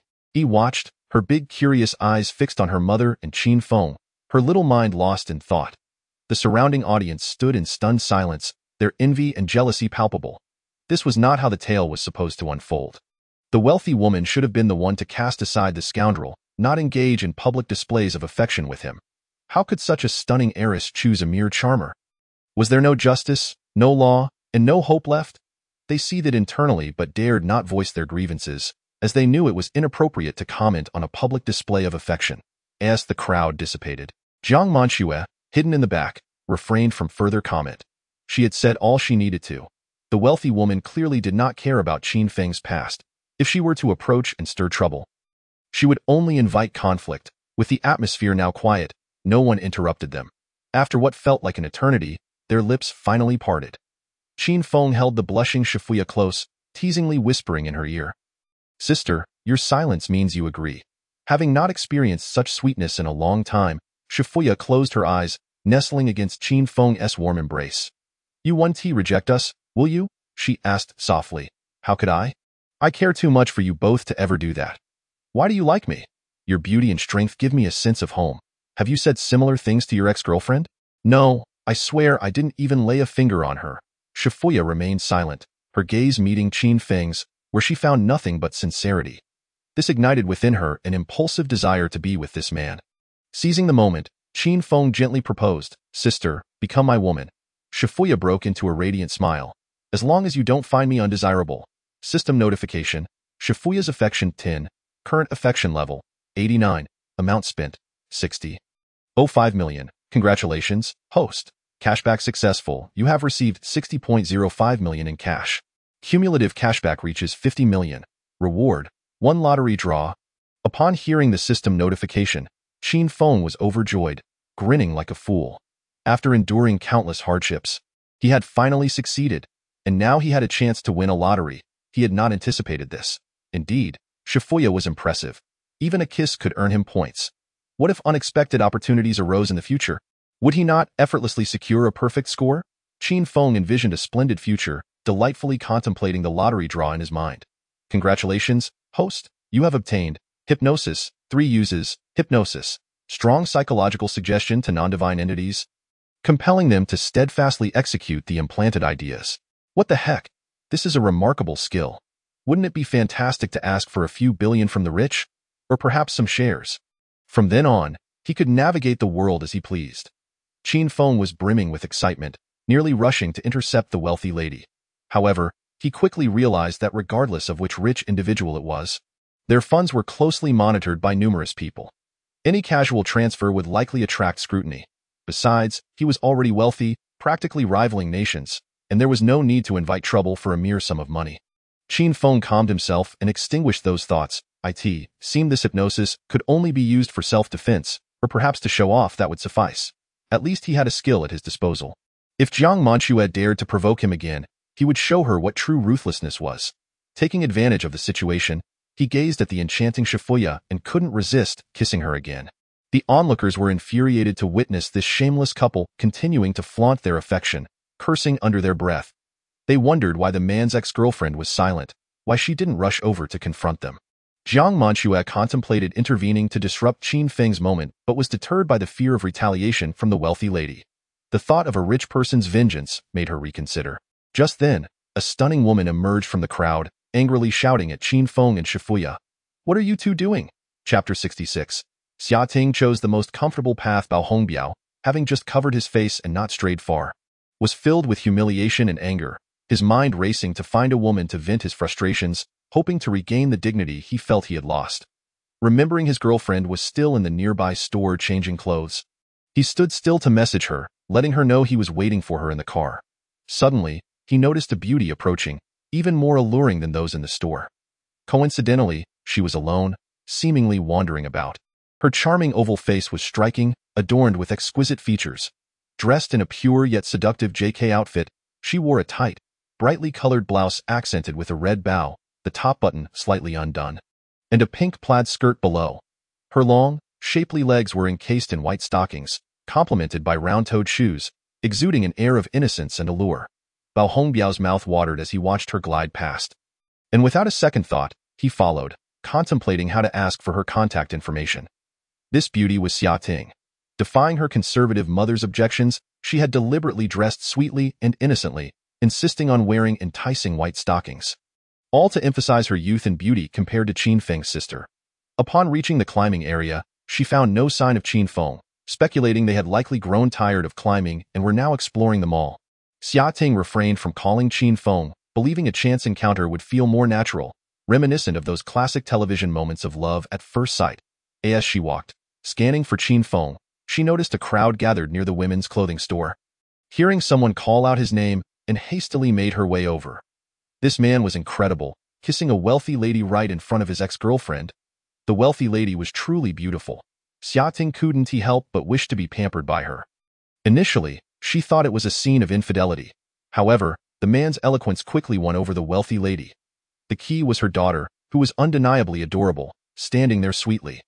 The onlookers were abuzz, and upon hearing the mention of a woman with a child, Xia hurriedly pushed her way through to see and was taken aback by the sight before her. There stood Qin Feng, kissing the sister he had only just met the day before. It appeared they were both thoroughly enjoying the moment, utterly unashamed in public. Xia was furious. She had known all along that this man was a scoundrel. "Qin Feng, what are you doing?" she exclaimed, shocking the onlookers who had been about to leave, suddenly alert to the unfolding drama. They couldn't believe their eyes. One after another, women were confronting this man, who truly deserved a thunderous strike for his audacity. Following Xia, Bao Hongbiao, initially hesitant to enter the store, became excited upon seeing such a stunning woman questioning the man, eagerly rushing in to witness the spectacle. Qin Feng was startled by Xia's voice, feeling a wave of panic at being caught by his genuine girlfriend. Just as he contemplated releasing Shifuya, the confidence of having 60 million steadied his resolve. Ignoring Xia's outburst, he lingered on Shifuya's lips for a few moments longer, reluctantly releasing her. His calm demeanor suggested that it was not he who was being caught in the act. System notification. Xiating's affection, -1. Qin Feng slowly turned his head to assess Xiating. Her JK attire was indeed appealing and quite to his taste. The white stockings accentuated her long legs enticingly. However, at that moment, her wide, bell-like eyes were filled with fury, her proud chest rising and falling with anger. Resembling an agitated little kitten, "Ting, you are here," Qin Feng greeted with a smile, adopting an air of nonchalance. Xiating, seeing him still embracing Shifuya, felt tears welling up in her eyes from anger. She questioned again, "What are you two doing?" Shifuya glanced at Qin Feng and mischievously whispered, "Aren't you going to let go?" She understood that being with Qin Feng came with such encounters. There were few women who could resist a wealthy, handsome man who knew how to charm. She didn't mind, as long as he was there when she needed him. Qin Feng did not let go. Though he held affection for Xiating, he had previously made it clear in the car that he would have other women. The restraint he had shown before was for this moment of freedom. It was just a kiss. "Why make such a fuss? You." Xiating pointed an accusatory finger at Qin Feng, wishing she could bite him. "What is wrong with me?" Qin Feng replied innocently, "You have no shame. You said you wanted to be with me." Xiating spat. "Indeed, if you join us, wouldn't we all be together?" Qin Feng replied, puzzled. Xiating was taken aback by his shamelessness, incredulously asking, "You want me to join you too?" "Yes, is that acceptable?" Qin Feng inquired earnestly. Xiating was stunned, taking a moment to regain her composure. You are shameless. I despise you." Tears glistened in her eyes, her voice filled with 1,000 grievances. Qin Feng, emboldened by his newfound wealth, was not afraid of her tears. He realized that Xiating's affection had only decreased by 1 point upon seeing him with Shifuya, leading him to suspect that there was something amiss, and a bold thought crossed his mind. "Don't cry. Come here for a hug," Qin Feng coaxed, releasing Shifuya and smiling. "Go hug your sister, you scoundrel," Xiating retorted between gritted teeth. "Then would you like to be my sister?" Qin Feng asked softly, stepping closer to her. Xiating was utterly taken aback by his words. She had vowed never to be a mistress, and for a man to suggest such a thing was an affront to her dignity. Now, 3 choices lay before her: to turn and walk away, to berate Qin Feng before leaving, or, You scoundrel, I will fight you," Xiating cried, tears brimming as she lunged at Qin Feng's shoulder to bite him. "Ouch!"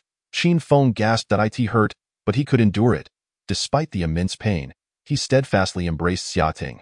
Shifuya stifled a laugh but was caught by Xiating's glare, causing her to bite down even harder. The crowd was utterly stunned. It appeared that the situation had settled. What kind of charm did this man possess? How could he kiss a wealthy lady and still embrace his sister? This scoundrel deserved 1,000 deaths. The crowd watched Qin Feng, who seemed to relish being bitten, wishing they could pull out a gun and shoot him. Among the onlookers, Jiang Manchue recognized Xiating, although they had never been in the same class. The school beauty's fame was undeniable, attracting attention wherever she went. When Xiating first appeared, Jiang Manchue speculated that Qin Feng must have used the wealthy lady's money to support this school beauty. She had anticipated a standoff between the school beauty and Qin Feng would leave him at a loss for words. Yet, she was astonished to see them embrace so swiftly, leaving her no opportunity to intervene and form an alliance against the scoundrel. Chapter 67. Ming Mei Hui. Is it my fault? Jiang Manchue was furious. The man who had once humiliated her now seemed to be embracing victory, surrounded by women as if he were a winner in life. She could no longer endure the disparity. An unnamed inferno blazed within her heart. Unable to restrain herself, she leapt from the crowd, wailing for her parents, seeking the sympathy of those around her. Everyone, please judge this situation. This scoundrel has been juggling 3 affairs, abandoning me irresponsibly after 4 years of deceit. Now that he has a new love, he has cast me aside. As her words fell, the already envious onlookers began to murmur and point fingers at Qin Feng, whispering amongst themselves, yet they maintained a semblance of rationality. No one stepped forward to defend Jiang Manxue. After all, such occurrences were hardly rare. There are countless scoundrels in the world, and Qin Feng was merely one among them. Who could blame that foolish woman for falling for such a rogue? However, the subsequent revelation from Jiang Manxue piqued the crowd's interest. Not only is he a scoundrel, but he is also a pervert. Even when I was on my period, he wouldn't leave me alone. When I refused him, he threatened to send my nude photos to my family. The atmosphere gradually hushed. All ears were attuned to the woman's expose. This was the juicy gossip they craved. They were eager to discover if there were any further shocking revelations. Last time, when he got me pregnant, he only gave me 300 yuan for an abortion. Claiming the child wasn't his, this scandal left the crowd astounded. The relentless waves of drama caught them off guard. With wide eyes, they watched as Jiang Manxue, disregarding her dignity, collapsed to the ground, utterly heartbroken. Weeping profusely as she recounted her former lover's myriad transgressions. Her raw, desperate display appeared genuine, especially in light of the fact that the man before them had entangled himself with 3 women, an unforgivable offense. In that moment, the onlookers' gazes towards Qin Feng shifted to one of disdain. They could hardly believe that the seemingly handsome man was capable of such egregious behavior, prompting an urge to chastise him. The noise around them grew, voices swelling in intensity, a cacophony of opinions swirling together, rendering individual words indistinguishable amidst the clamor. Xia Ting, upon hearing Jiang Manxue's cries, momentarily forgot her own grievances against the scoundrel. She turned to glance at Jiang Manxue, then at Qin Feng, her eyes brimming with disbelief. She was not astonished that Qin Feng was a scoundrel, but rather that this man seemed to relish the battle. This was unacceptable. It was bound to lead to illness. Xia Ting felt compelled to impart a lesson on women's health to Qin Feng. Meanwhile, Qin Feng felt as though 1,000 needles were pricking his back. As if he were sitting on a bed of nails, he never anticipated that this woman would stoop so low as to utter such words in a bid to tarnish his reputation. He wished to clarify a few points, but the opposing party appeared unreasonable, throwing a tantrum and hurling insults, leaving him utterly powerless. With a heavy sigh, Qin Feng resolved to play along to the bitter end. Jiang Manxue, do you know why I broke up with you? His voice was not loud, yet the confidence radiating from him compelled everyone to listen intently. Such an aura was naturally bestowed upon those with wealth and assurance. Is it not because you have set your sights on another woman, you heartless scoundrel? Jiang Manxue accused, her eyes devoid of tears yet feigning breathlessness to elicit sympathy. Is it not also because you have become increasingly unattractive? When I first met you, you were quite lovely, but now, even with makeup, it is a sight too grim to behold. How pitiful. Upon hearing this, Jiang Manxue gasped, scarcely believing her ears. What did you say? She stammered. Qin Feng chuckled, launching into a tirade. I said you have aged, your skin has dulled and wrinkled, the collagen has vanished, and your hair has grown thin. Insulting a woman by targeting her most cherished attributes is the cruelest form of derision. Such pointed remarks would undoubtedly haunt her each time she gazed into a mirror. The moment she noticed any sagging skin or lost strands of hair, anxiety would consume her, especially when uttered by a man. These words bore a devastating impact, akin to a woman telling a man he lacks a car or a home. Jiang Manxue was infuriated. She had not anticipated such humiliation from Qin Feng, particularly in front of so many witnesses. Remembering how he had once cherished her, she could hardly bear the sting of his merciless words, branding her as old and ugly. "Ah!" she screamed, charging towards Qin Feng as if a string in her mind had snapped. In a fit of rage, she raised her hands, intent on tearing his mouth apart and marring the faces of the women beside him, determined that these despicable creatures would never dare to show their faces again. Her movements were swift, and in the blink of an eye, she stood before Qin Feng. Just as the crowd anticipated a physical confrontation between the two, Wang Gang, who had been behind Qin Feng, stepped forward, positioning himself in front of Jiang Manxue, casting a cold, disdainful gaze upon her.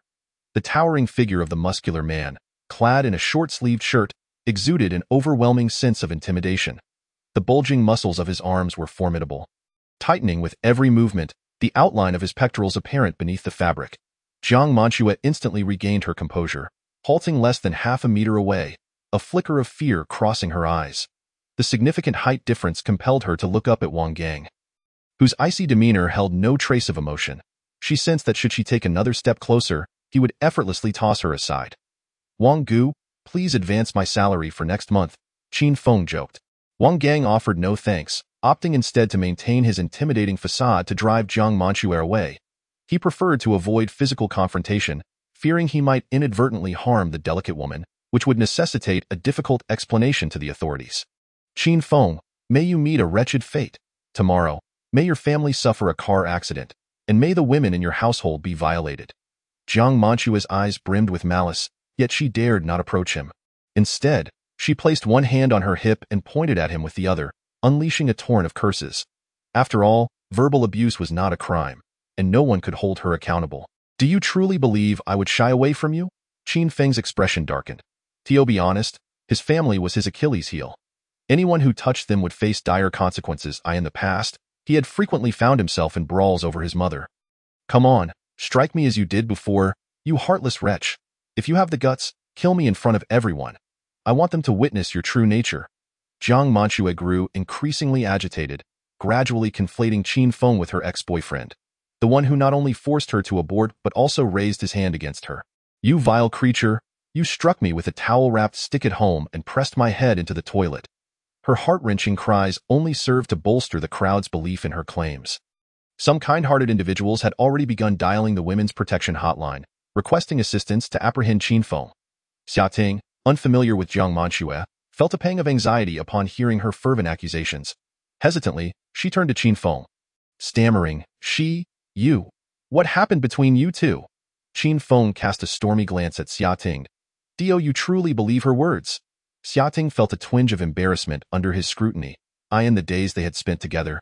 Qin Feng had presented himself as a pure-hearted gentleman, gentle, considerate, and endlessly indulgent. He had never forced her into anything, either in the bedroom or out. This was one of the reasons she remained by his side. Shifting her gaze away from him, she muttered softly, who knows what twisted thoughts lurk in the minds of men? Qin Feng's brows furrowed. I never strike women, he added silently in his mind. If violence is to be meted out, it shall be by others. Xia Ting scoffed lightly. Well, if you ever dare to strike me, I will retaliate against your son. Chapter 68. The first use of hypnosis. Meanwhile, Bao Hongbiao, upon hearing of his girlfriend's assault, was elated. The man had committed such heinous acts against his beloved. He promptly reached for his phone to call the police. With justice on his side, he felt it was his duty as a boyfriend to intervene. If evidence were to emerge, he could easily sue the man if it happened that the abuse occurred while his girlfriend was pregnant. Hiring a competent lawyer could very well lead to imprisonment for the scoundrel. The thought of him behind bars brought a wicked smile to Bao Hongbiao's face, as he envisioned the two beautiful women he knew becoming single. Lost in his daydreams, he spoke loudly into the phone.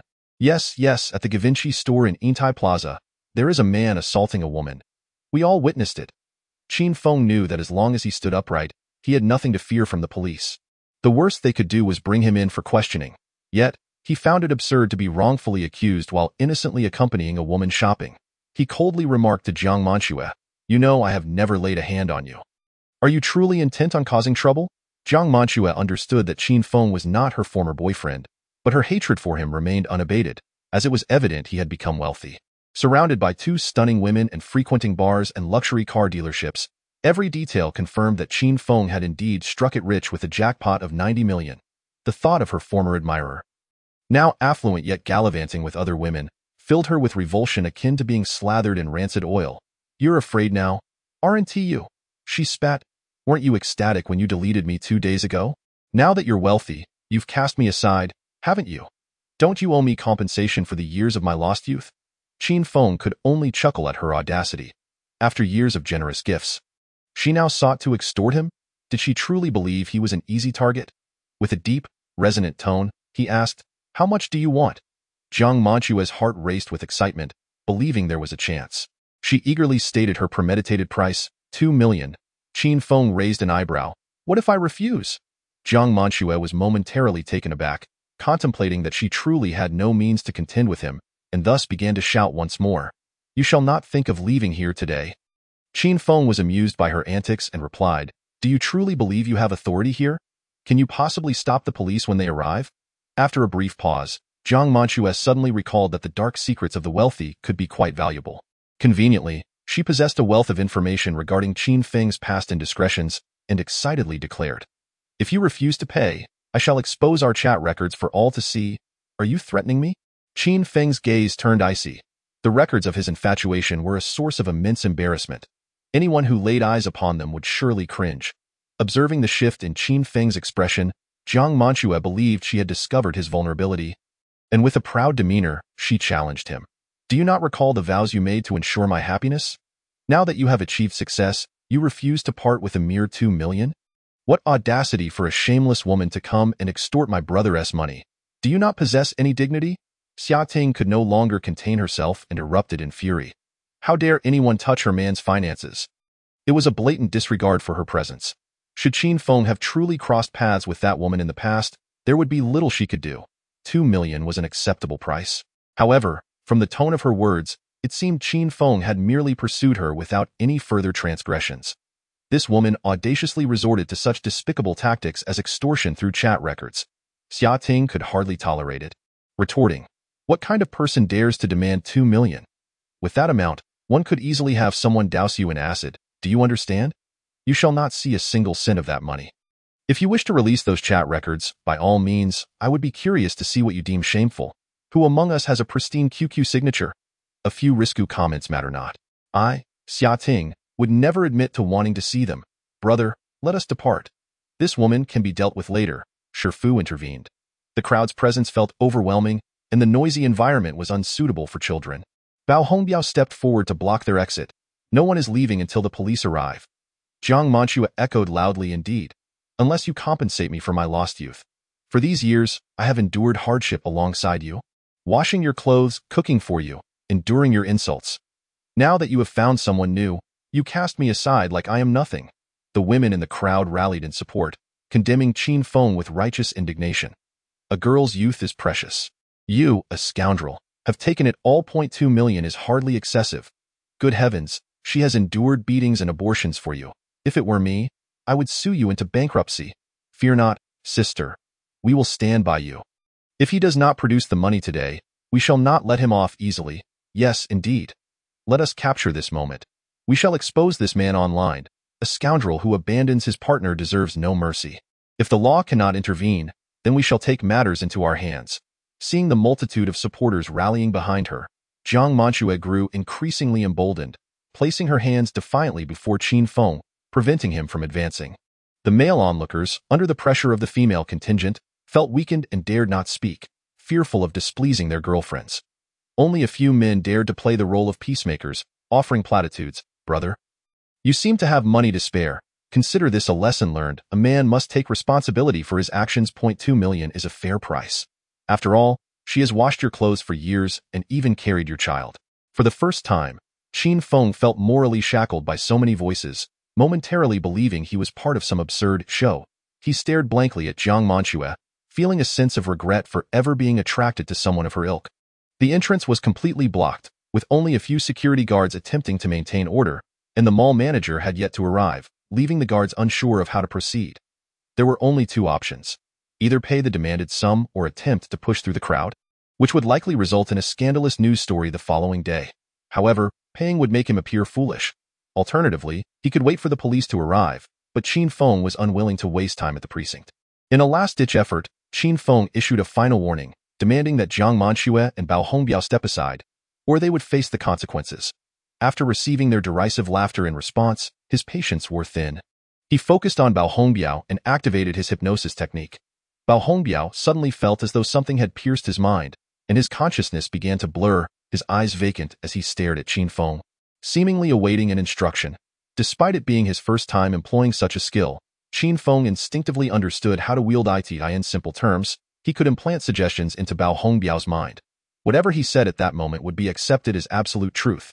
Initially, Qin Feng had intended to instruct Bao Hongbiao to strike Jiang Manxue, but upon realizing the potential of this ability, he decided to take it further.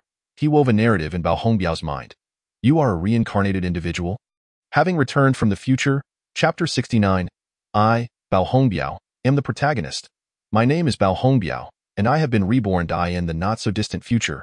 I will marry the woman beside me, Jiang Manchua. I love her dearly, and I work tirelessly to provide her with a quality life, meeting her every desire.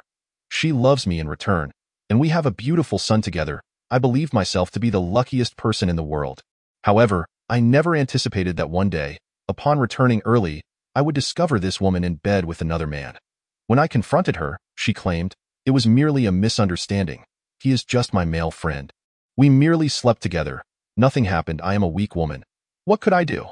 I simply made a mistake that any normal girl might make. Rest assured, the child is undoubtedly yours. I refused to believe her. And disregarding her protests, I took our 2-year-old son for a paternity test. When the results revealed I was not the biological father, I was consumed by rage. Meanwhile, she continued to offer excuses, suggesting it might have been due to too much soy sauce during pregnancy, or perhaps a mix-up at the hospital. Insisting that the child looked somewhat like me. Does blood relation truly matter? Why must you be so calculative? We truly love each other. Is that not enough? I was so enraged that I lost consciousness and was rushed to the ICU for emergency treatment. In my hazy state, I overheard my wife requesting the hospital to discontinue treatment and witnessed her attempting to remove my oxygen tube. Struggling for breath, I desperately opened my eyes to call for help, only to see my wife entwined with another man, discussing how to divide my inheritance. In my fury, a blood vessel ruptured, and darkness enveloped me as my heart ceased to beat. Just when I thought I had perished, I heard a voice. Do you wish to be reborn? I do. I want to be reborn. I seek revenge on that woman. In the next moment, I found myself back in the mall 3 years prior. Tears streaming down my face. The heavens had granted me another chance at life that I vowed to dedicate my existence to exacting revenge on that woman. Jiang Manchua. A furious roar echoed throughout the hall, sending chills down the spines of all present. Before anyone could comprehend what was unfolding, the man, previously an ally of that woman, swung his arm and delivered a resounding slap to her face. The crack of the slap reverberated through the air, a testament to the force behind it. Jiang Manchua felt the sting of the blow, her face instantly swelling, sharp sounds ringing in her ears, and the metallic taste of blood filling her mouth. Her mind went blank, utterly bewildered by the chaos, and she gazed at her boyfriend in terror. The world around her fell silent, as if time itself had frozen. You vile woman, I shall end you. Bao Hongbiao, feeling unsatisfied, rushed toward Jiang Manchua, seizing her by the hair and delivering a flurry of slaps to her face. Each strike was delivered with full force, the sound echoing like firecrackers in the air. The onlookers stood in stunned silence, afraid to even breathe. Ah! Help me! Jiang Manchua screamed wildly, her face swollen and marred with red welts, collapsing to the ground, writhing in agony as she attempted to escape the man's relentless assault. Yet, his grip on her hair was unyielding, and all she could do was clutch his wrist with both hands, raising her arms to shield her face. Then came a thunderous crack as a fist, the size of a sandbag, collided with her face. Jiang Manchua felt her features cave in, a searing pain radiating from her nose as warm blood began to flow uncontrollably. The agony was unbearable, magnified 1,000-fold by the most sensitive nerve endings in her nose, sending shockwaves of pain to her brain. Breathing became a torment, and in her dazed state, she instinctively began to plead for mercy. Please, darling, stop hitting me. I realize my mistakes. I won't do it again. Bao Hongbiao, consumed by rage, continued to drag her by the hair, kicking and hitting with merciless ferocity. You dare to pull out my oxygen tube? Today, I will end you. Jiang Manchua writhed on the ground like a helpless insect, convulsing in pain. Her teeth were all loose in her mouth, blood streaming from the corners of her lips, and a large handful of hair had been violently torn from her scalp. She was in excruciating pain, screaming incessantly. Help! I'm innocent, I swear I am. Qin Feng had not anticipated that hypnosis could be so tyrannical. After a brief moment of dazed realization, he quickly grasped the equally astonished Shafaya and Xiating and retreated slowly, allowing the stage to be taken over by the pair of lovers driven mad by their passion. The trio of Qin Feng quietly blended into the crowd to watch the unfolding drama. The audience was transfixed by the domestic violence scene, completely unaware that the original male protagonist had infiltrated their midst. The female spectator, who had earlier jumped up to support Jiang Manchua, now shrank back in fright at the sight of the ferocious man assaulting her. Hiding behind her boyfriend, too terrified to utter a sound. Meanwhile, the male spectators, unable to bear the sight of a woman being beaten, contemplated intervening, but were apprehensive that the lunatic might lash out at them as well.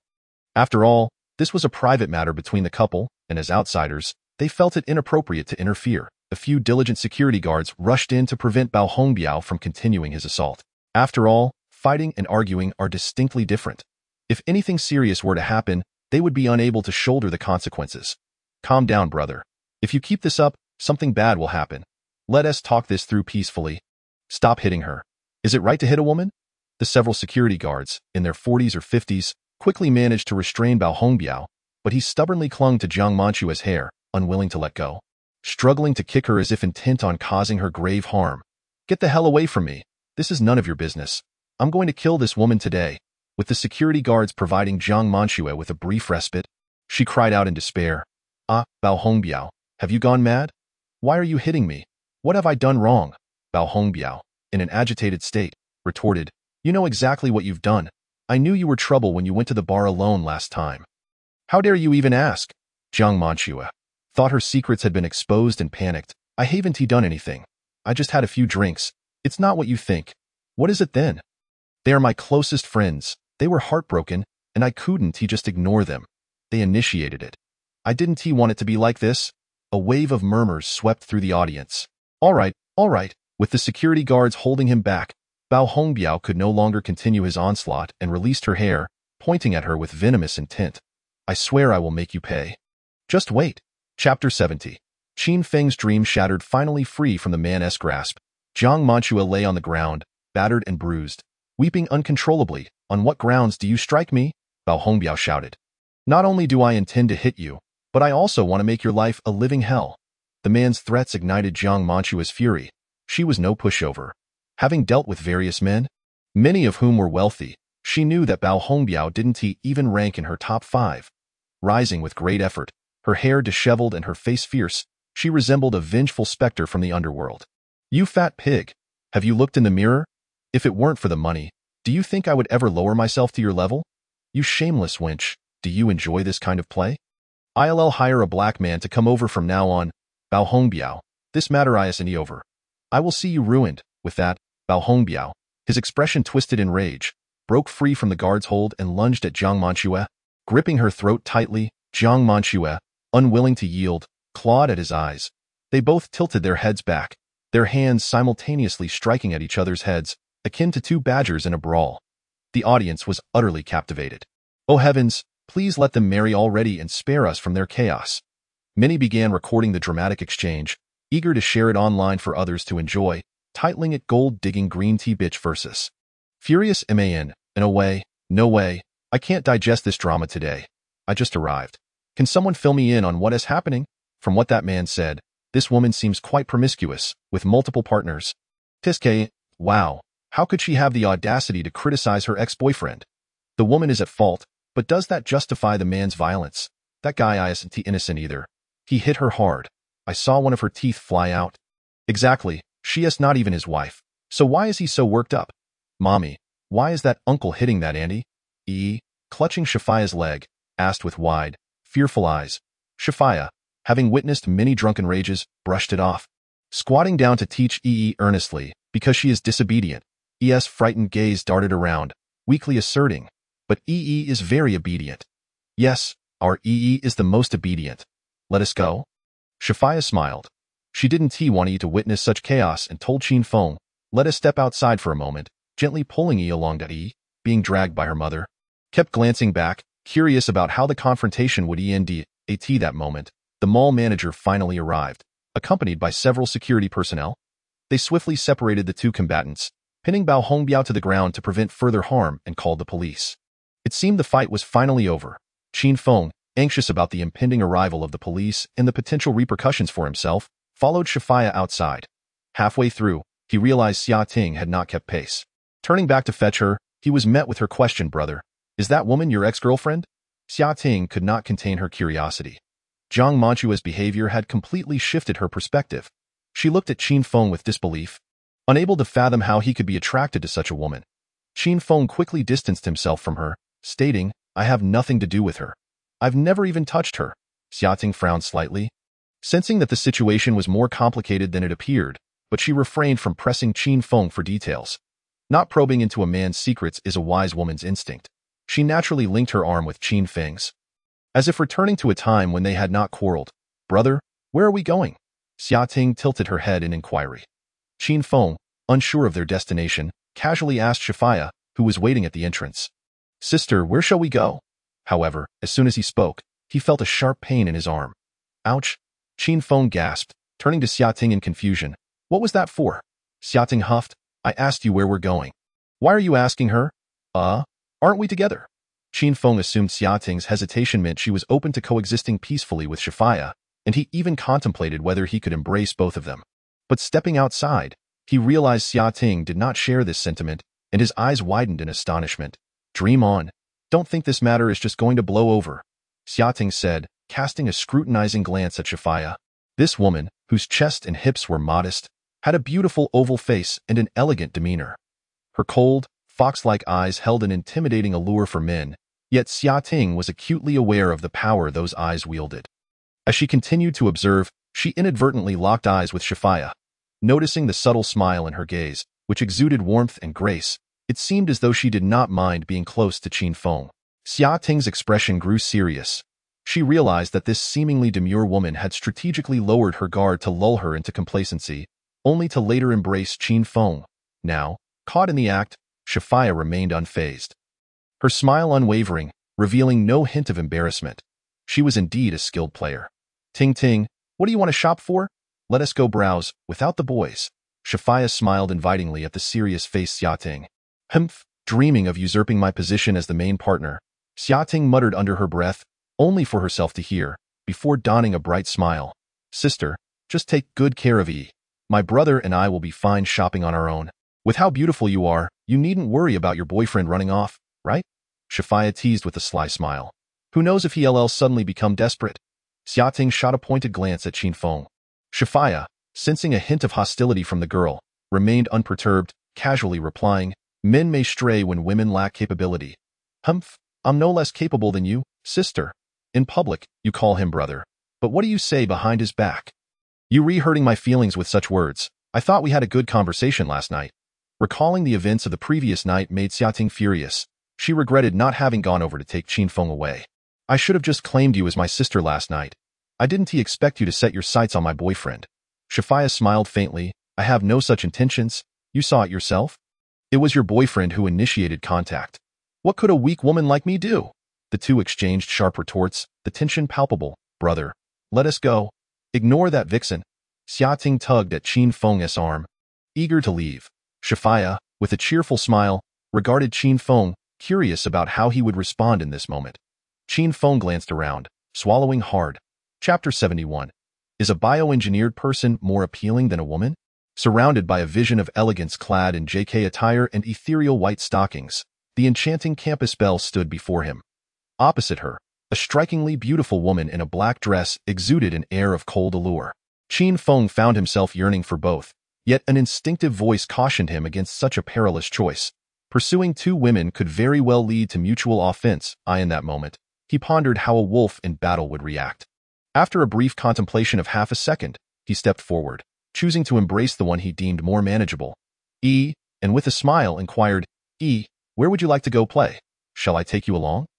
Sweetly exclaimed, Yes, I want to go back and watch the adults fight. Qin Feng. Excellent. None of them are easy to handle. ATA loss. He proposed to divert their attention by suggesting a movie outing. Shafaya nodded in agreement.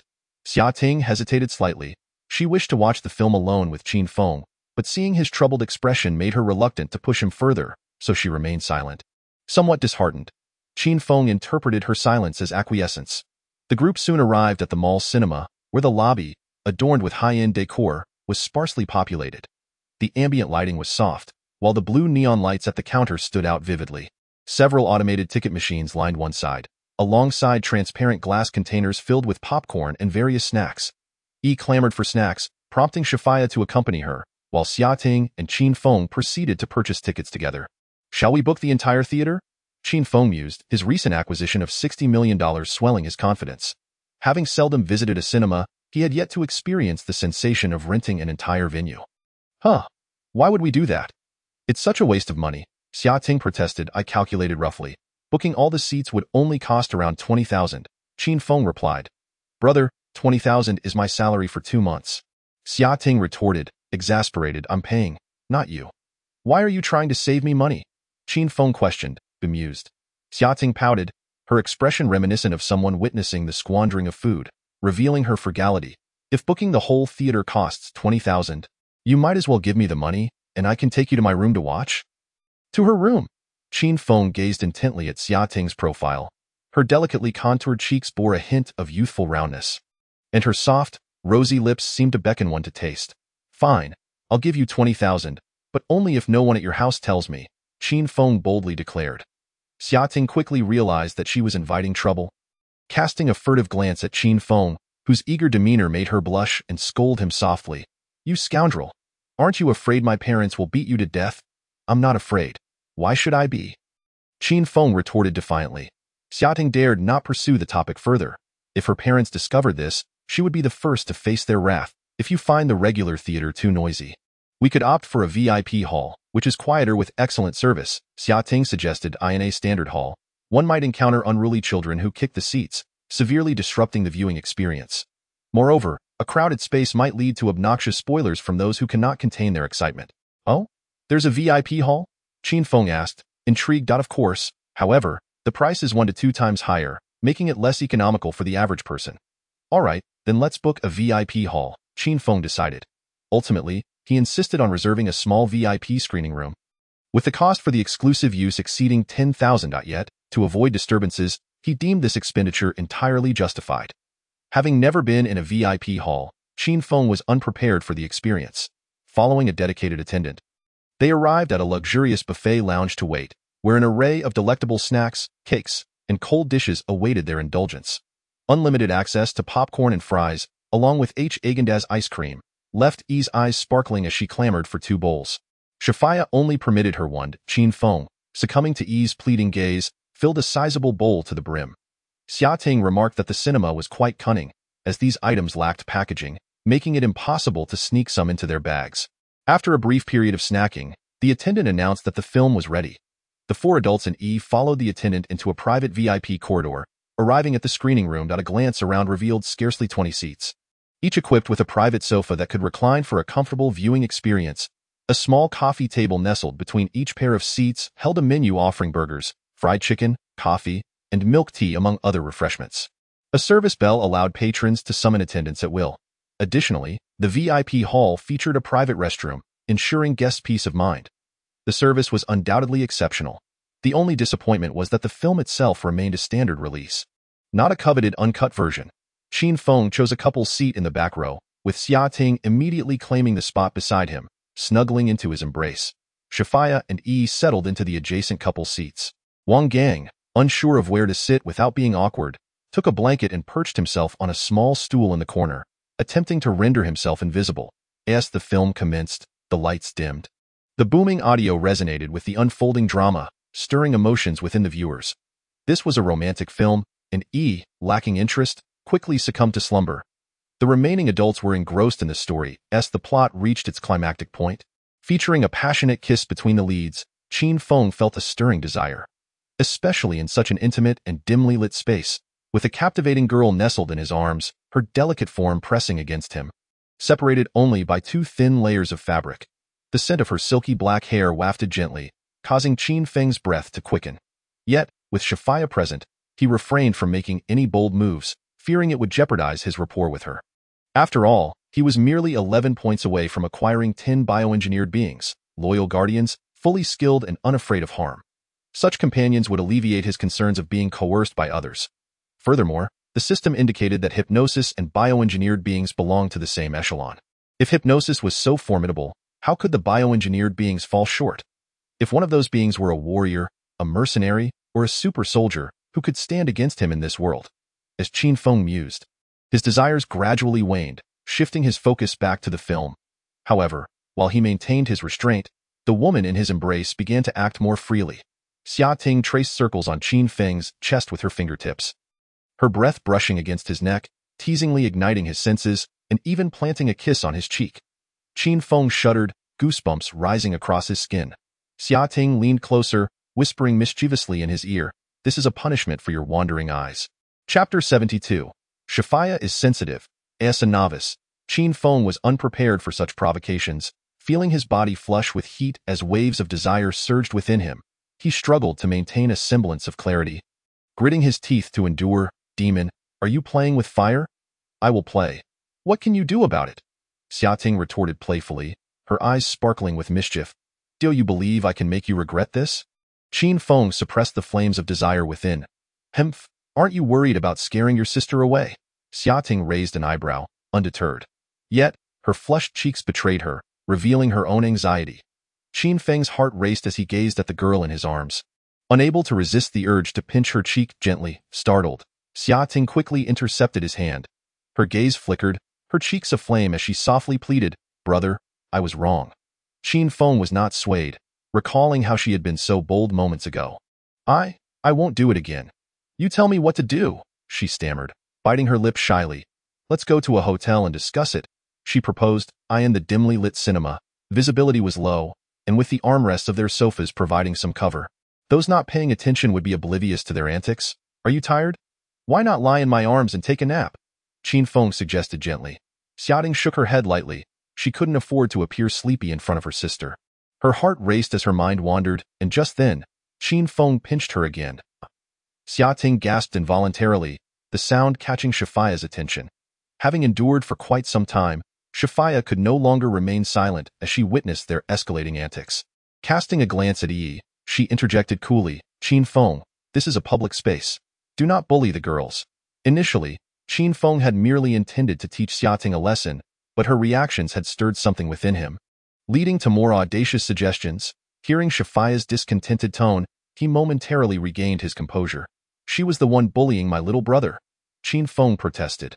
Xia Ting was taken aback, not expecting him to throw her under the bus, and indignantly retorted, "You shameless creature." "The shameless one is you," Qin Feng replied, his tone serious. "Just focus on the movie. Look at you. Where are your thoughts wandering?" Xia Ting's eyes widened in disbelief as she regarded the man who had moments ago been filled with longing. Now subdued by another woman's words and even turning the tables on her, fuming, she bit her lip, then, in a fit of anger, seized his arm and bit down hard. To her surprise, she found the flesh on his arm more delectable than that on his shoulder, prompting her to bite down even harder. Qin Feng grunted softly, valiantly enduring the pain. He contemplated how he might attain Xia Ting's formidable physique, considering that it might allow him to withstand such bites in the future. Shafaya glanced over at Qin Feng, whose face contorted in pain, a smirk playing at the corners of her lips. "Now you know the cost of teasing someone, don't you?" Qin Feng managed to force a stubborn smile. Claiming he felt no pain, Shafaya said languidly, "Ting Ting, would you like to try shaking your head while biting?" Xia Ting obediently bit his arm and gave her head a little shake.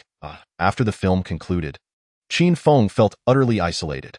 Xia Ting had actually linked arms with Shafaya, chatting and laughing as they walked ahead, while he held on to Yi, trailing behind like a mere follower. Just moments ago, they had been like enemies. Now, they appeared as if they were the closest of sisters. He couldn't comprehend the convoluted thought processes of women. Nonetheless, their improved relationship was a positive development. After meandering for a while, it was time for dinner. The group casually selected a restaurant within the mall, and the four settled down in the dining hall. Wang Gang, feeling self-conscious, stood at the entrance until Qin Feng pulled him inside and instructed him to eat at the adjacent table, allowing him to order whatever he wished. Wang Gang, being frugal, opted for a plate of fried rice. Qin Feng perceived this as a challenge to his authority as the boss, and he promptly ordered 7 or 8 dishes via his phone. Just as he was preparing to settle the bill, suddenly, a call came in. Glancing at the contact name, he noted devilish figure. It was Su Beishi, the one who had offered a 30,000 discount on a 20-point affection rating. He immediately recalled that he had promised to dine at Su Beishi's restaurant tonight. After a moment of hesitation, Qin Feng decided to hang up. He still had 2 women to manage, so he wasn't in a rush to deal with that one. Casually lifting his gaze, he noticed Xia Ting watching him with a look of suspicion, while Shafaya lowered her voice in conversation with Yi, clearly intrigued by Qin Feng's phone call. Ha, just a friend of mine," Qin Feng explained nonchalantly. "I had arranged to meet for dinner today. Is it a man or a woman?" Xiating probed incisively. I haven't met them, Qin Feng replied ambiguously. He indeed hadn't met her, having only seen her photograph. However, such a vague response would inevitably lead others to assume it was a woman, and perhaps their relationship was complicated. Shifuya felt a twinge of irritation. While she was not particularly bothered by her man having other women, she was quite sensitive to him being reckless with his affections. A man who falls for every woman he meets typically lacks sincerity. Leaving her feeling somewhat deceived in just one day, the scenario had unfolded to include an ex-girlfriend, a current girlfriend, an online acquaintance, and herself as the sister. Let's head back for dinner. Uncle has something to attend to this evening, Shifuya said, gently taking Yi's hand and speaking to Qin Feng with a hint of coolness. Brother, you should go about your business. It would be inconsiderate to leave her hanging. System notification. Shifuya's affection level decreased by 5. Qin Feng was startled, cold sweat trickling down his back. Shifuya appeared as calm as ever, her words seemingly selfless. Had it not been for the system notification indicating her anger, he would not have perceived any issue. These women were exceedingly sensitive. Could a single phone call incite such displeasure? Chapter 73. Taking 2 girls to meet a woman. Qin Feng intercepted Shifuya, helplessly explaining, Sister, there's nothing between me and that woman. I just bought a customized Porsche from her and exchanged a few words I didn't ask. Why are you so eager to explain? Shifuya shot him a sidelong glance, smiling lightly. Isn't it because I'm worried you might be upset? Qin Feng inquired with concern. Don't overthink it. I'm not upset, Shifuya replied softly, her expression serene, as if she genuinely bore no ill feelings. Yet, in Qin Feng's mind, he silently lamented, Damn it, if you're not upset. Then why don't you return my affection points, you rogue? Upon hearing that he was the purchaser of the Porsche, Xiating also felt a twinge of jealousy, sarcastically commenting, Oh, brother is quite impressive. He just took someone to buy a car yesterday and is already dining with someone else tonight. Fearing another potential source of jealousy might further diminish his affection points, Qin Feng quickly clarified. It's not what you think. She owns a restaurant, and I casually mentioned I would go show my support, so she invited me tonight. If she wants you to go, then you should go, Xiating replied playfully. I'm just worried about not having dinner today, aha. I find that hard to believe, she added, her eyes sparkling mischievously. How about we all go meet her since we haven't ordered yet? Qin Feng found himself in a dilemma. Wouldn't it be inappropriate to bring 2 girls along on a first date? Surely, Su Beishi's affection points would plummet. How could he ever pursue her afterward? That woman's characteristics and rewards were rather appealing. Understanding a woman's heart was a skill that could significantly enhance his future endeavors with other women. Hesitating, he turned to Shifuya and asked, Sister, should we really go eat at her place? Shifuya casually responded, It's up to you. Either way is fine. From her tone, he discerned her inclination to go. After a moment of contemplation, he decided to forego Su Beishi. After all, that girl's monetary incentives to decrease affection points were rather troublesome. It was wiser to stabilize the budding relationships with Shifuya and Xiating first. Thus, he promptly dialed Su Beishi's number, explaining that he had accidentally hung up earlier and would be arriving shortly for dinner. With 5 people in total, since he had no further intentions towards Su Beishi, it would merely be a simple meal, devoid of any complications.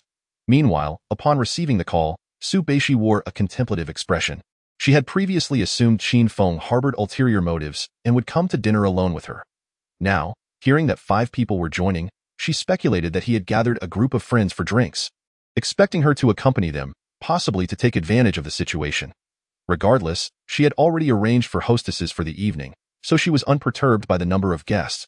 Su Beishi exuded confidence, rising to instruct the staff to prepare for their arrival. Inside Shifuya's car, Xiating squeezed in, joining Yi in the back seat for some playful antics. The 4 arrived first, while Wang Gang trailed behind in his own vehicle.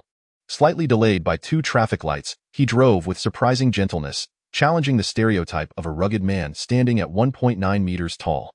The Zuaxian Lu was situated along the riverfront, where the shimmering lights of the lake complemented the scenic beauty, creating an exquisite and serene ambience, with picturesque views at every turn.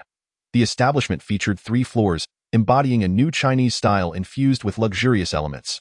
The welcoming hostess guided Shifuya to park the car and approached with a warm smile, inquiring if they had a reservation.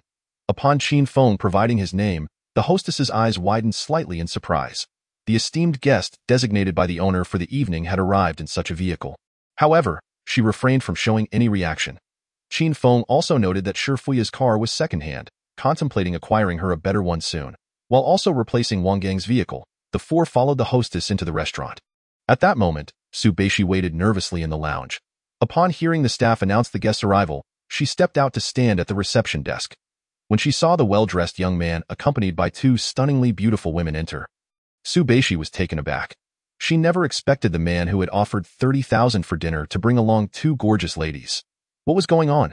Were they bringing their own drinks? Especially upon noticing the little girl trailing behind the man, her astonishment grew. Was he out with his wife and child to meet another woman? No matter how handsome he was, such arrogance seemed excessive. She couldn't help but scrutinize Qin Feng, who was impeccably dressed, exuding an air of confidence. While he couldn't be classified as conventionally handsome, he possessed a certain charm that suggested maturity and composure beyond his years. Particularly, the tender smile he wore while interacting with the little girl painted the image of an ideal husband.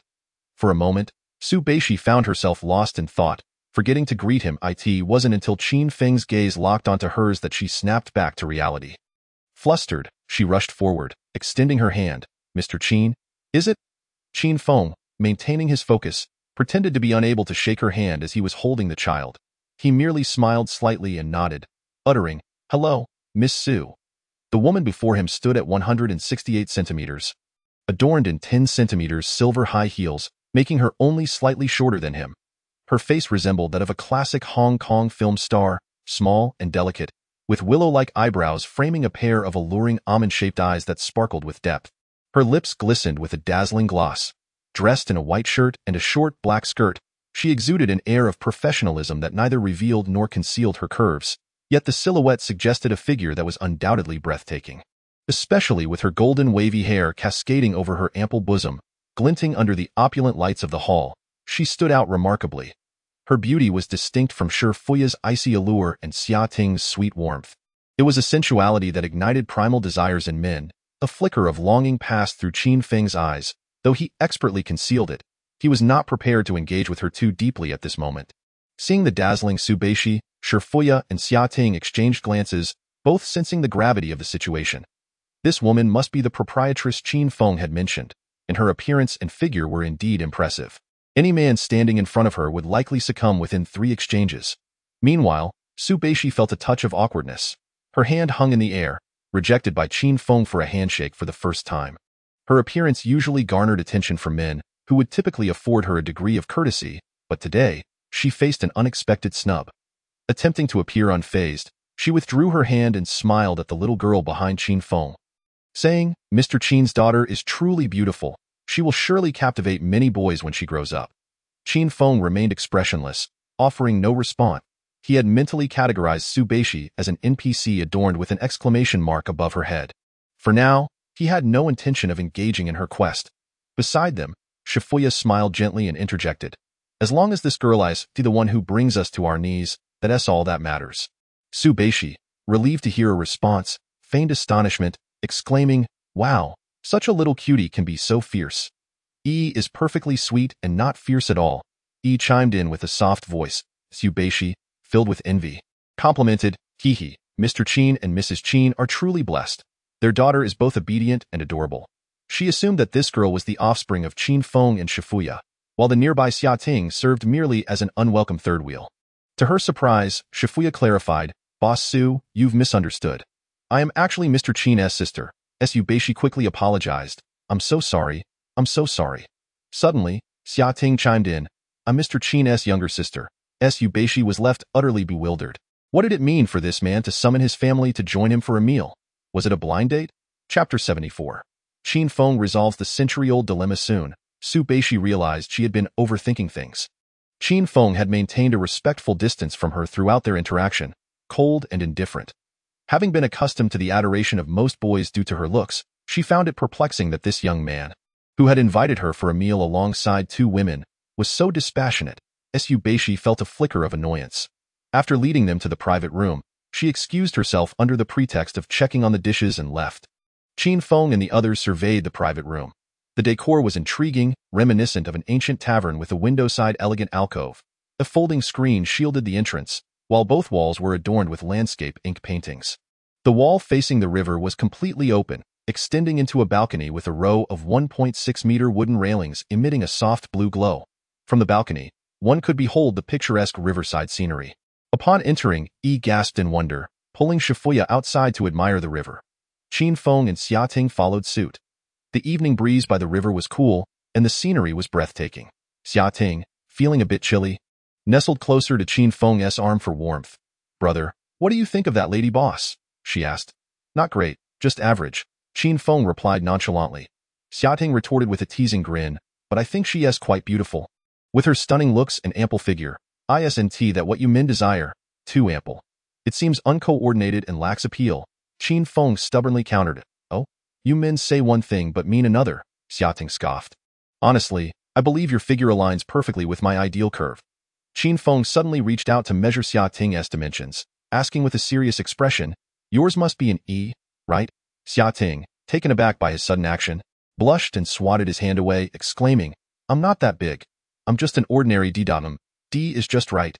I like it," Qin Feng replied with a grin. Xiating, flustered, turned her gaze to the scenery. Hearing them discuss dimensions, Shifuya glanced down at her own figure, her expression turning somewhat despondent. Noticing her low spirits, Qin Feng felt compelled to do something to comfort her. After a brief internal struggle, he decided to take a bold step. Summoning his courage, he slowly and firmly wrapped his arm around Shifuya's waist, careful not to disturb Xiating's focus on the view. Shifuya's body tensed momentarily before she gradually relaxed. Glancing at Qin Feng's anxious expression and Xiating, who was engrossed in the scenery, and couldn't help but tease softly, "Brother, you're quite bold." This caught Xiating's attention. Qin Feng, secretly embracing Shifuya, feared Xiating would become upset and didn't want to be discovered. As Xiating began to turn her head, he quickly leaned in, perfectly timing his lips to meet hers. Having practiced kissing with Shifuya earlier, he adeptly closed Xiating's eyes with a kiss while tightly holding Shifuya against him to evade any prying eyes in the dim light of the balcony. With the evening breeze swirling around them, the man felt an exhilarating sense of triumph, enveloped by two beautiful women. At that moment, Su Beishi entered with a tray of dishes and was taken aback by the scene before her. There stood the man, sandwiched between two stunning women, one clad in a cute short skirt and the other in an elegant long gown, each possessing distinct charms. If this were captured and shared online, it would undoubtedly incite envy among countless admirers. Su Beishi realized that this dinner was likely not meant for her at all. She felt entirely superfluous, having never held much affection for Qin Feng. Witnessing him flaunting his affection for two women only solidified her impression of him as a scoundrel. Yet, she didn't feel anger towards his actions. It was quite normal for a young, handsome man of wealth to be surrounded by attractive women. If given the opportunity, she too would want to test her own worth. However, seeing Qin Feng in such a state, it seemed he wouldn't have time for her. Silently, she set down the dishes and turned to leave. Qin Feng, noticing Su Beishi's departure from the corner of his eye, was puzzled. Did this woman not find her feelings for him diminished even in light of such a display? How curious as he kissed, his eyes inadvertently darted, catching Xiating's attention. Following his gaze, she spotted Su Beishi's graceful silhouette and felt a twinge of jealousy. She thought to herself, how could he kiss me while glancing at another woman? Claiming he has no interest in her, gently pushing away from Qin Feng's embrace, she huffed, "You don't even put your heart into kissing me." Qin Feng attempted to explain, "No, I was just, humph." Xiating dismissed his defense, turning away in silence and returning to the private room. Just as Qin Feng contemplated chasing after her to console her, he hesitated, realizing it might be unwise to indulge her whims. Now that he had wealth, he was less concerned about her few $100,000 in returns. He could afford to be a bit more carefree, as long as he spent his money wisely. His standing with her would undoubtedly improve over time. Shifuya smiled playfully, "Naughty brother, have you figured out how to appease her yet?" Seeing Qin Feng not pursuing Xiating, she assumed he was contemplating ways to soothe her and considered offering him some advice. Feeling relaxed, Qin Feng gazed at Shifuya, her radiant smile and alluring lips more enticing than Xiating's, and he couldn't resist leaning down to kiss her. Shifuya's eyes narrowed in delight. Before she could register her surprise, she found herself lost in the kiss. Qin Feng savored a brief taste before pulling away, gently saying, "Sister is truly wonderful, possessing the grace to be accommodating, unlike that young lady." Shifuya licked her lips lightly, amused by his words, and began to engage in banter. "Well, I'm pure and innocent, so of course, I have the right to be a little willful, unlike a wilted flower like me." "Who says that?" Qin Feng asserted firmly. "Die in my heart, sister is the best woman. If I'm so great, why are you trying to flirt with other girls?" Shifuya shot back suddenly, her fox-like eyes fixed intently on Qin Feng. Startled, he realized the gravity of her question. A poor response could cost him dearly tonight. Reflecting on the narrative's events, he slowly replied, "First, I want to clarify that I am not a scoundrel. Secondly, I only believe I can provide a warm and happy home for the girls I like. Lastly, my heart is big enough for all of you." He attempted to convey sincerity, yet the nature of his words was inherently dubious, and no amount of earnestness could mask his flirtatious essence. Shifuya listened quietly, a flicker of enigmatic amusement dancing in her eyes. "If I and Xia Ting were to fall into the water, who would you save first?" "Oh no, here we go, the century-old dilemma." Qin Feng grimaced, pondering deeply before finally declaring, "I would always prioritize your safety and do everything in my power to prevent such a situation from arising. If forced to choose, for now, I would likely save you first, as you have provided me with money, and my fondness for you is higher." Chapter 75. Su Beishi sells herself to bury her father's system notification. Shifuya's affection, 6 nice. The affection level has returned. Qin Feng sighed in relief. In truth, such questions have straightforward answers with standard responses. For any variation of the question, the answer remains, "You are the most important to me. I love you dearly." Women merely wish to hear your sentiments, not engage in logical discussions. If your feelings are genuine, then soothe her. If not, attempt to reason with her. Qin Feng embraced Shifuya and returned to the private room. Upon witnessing their affectionate display, Xia Ting's anger flared anew. Pouting, she turned her face away. Awaiting Qin Feng to coax her, he sat beside her, opting not to provide the comfort she sought, instead sharing laughter and conversation with Shifuya. Though he held a fondness for Xia Ting, her frequent displays of childishness felt somewhat excessive. In contrast, Shifuya's straightforwardness yielded immediate results. Qin Feng was not unwilling to console Xia Ting, he merely found it tiring. And given that such gestures did not enhance his affection level, he was curious to see how she would react to his neglect. At tea that moment, Su Beishi transformed into a server, presenting a plate of boiled water cabbage. Proclaiming it to be a delicacy once reserved for emperors at state banquets, the dish appeared unimpressive, merely a few cabbage leaves sculpted into lotus shapes, beautifully plated yet minuscule in portion. Curious, Qin Feng inquired about the price. And upon hearing it was 648, he fell silent. A large plate of cabbage with meat from a roadside stall costs merely 18. The price for these few flowers is 648. Surely Zhongli cannot afford such extravagance? Qin Feng, having never indulged in such high-end cuisine, perceives the wealthy as fools, wasting money on mere decorative vegetables that, once consumed, yield no difference from the most humble fare. His heart brims with disdain for the affluent. This sentiment lingers until Su Beishi approaches with a delicate teapot, pouring clear chicken broth over the jade-like cabbage. In an instant, the dish exudes an extraordinary aroma. Despite its seemingly insipid appearance, devoid of any meat, the fragrance is rich and meaty, igniting an insatiable appetite. Just as Qin Feng prepares to sample this culinary marvel, Shifuya gently retrieves a piece of cabbage, placing it in a pristine bowl and thoughtfully adding some broth. Setting it before him, she then proceeds to serve in a similar manner, patiently feeding her. The entire act appears remarkably tender and natural, as if it were the most ordinary occurrence. In stark contrast to the sulking school beauty beside them, Qin Feng muses that if they were to receive a system notification, it would surely read, Qin Feng's favorability towards Shifuya 10, towards Xia Ting -10. Discarding such errant thoughts, he scoops up the petite piece of cabbage and takes a bite, only to be astonished by its exquisite flavor. The cabbage, softened by the broth, retains a delightful crunch, while the meticulously simmered chicken soup imparts a rich, meaty essence to the leaves, resulting in a crisp, juicy, and utterly delectable experience, leaving his taste buds overwhelmed with delight. Truly, a dish fit for royalty. Qin Feng is completely captivated by this culinary creation, exclaiming its deliciousness, and no longer can he afford to scorn the tastes of the wealthy. Meanwhile, Xia Ting sulks as she watches Qin Feng engrossed in his meal. Neglecting her presence, feeling a pang of grievance, observing Shifuya's virtuous demeanor as she serves Qin Feng, and seeing Qin Feng's enjoyment, she feels as though they form a genuine family unit, blissfully harmonious, while she remains an unwelcome outsider. The more she thinks about it, the more sorrowful she becomes. If this continues, she fears she may be left out. No. Why should such a wonderful man slip away? Xia Ting steels herself, rising to mimic the others and serving a bowl of cabbage before Qin Feng, softly stating, "Brother, if you enjoy it, you should have more." Qin Feng glances at Xia Ting in surprise, Taken aback that she could calm herself without needing to be coddled. Aren't you jealous?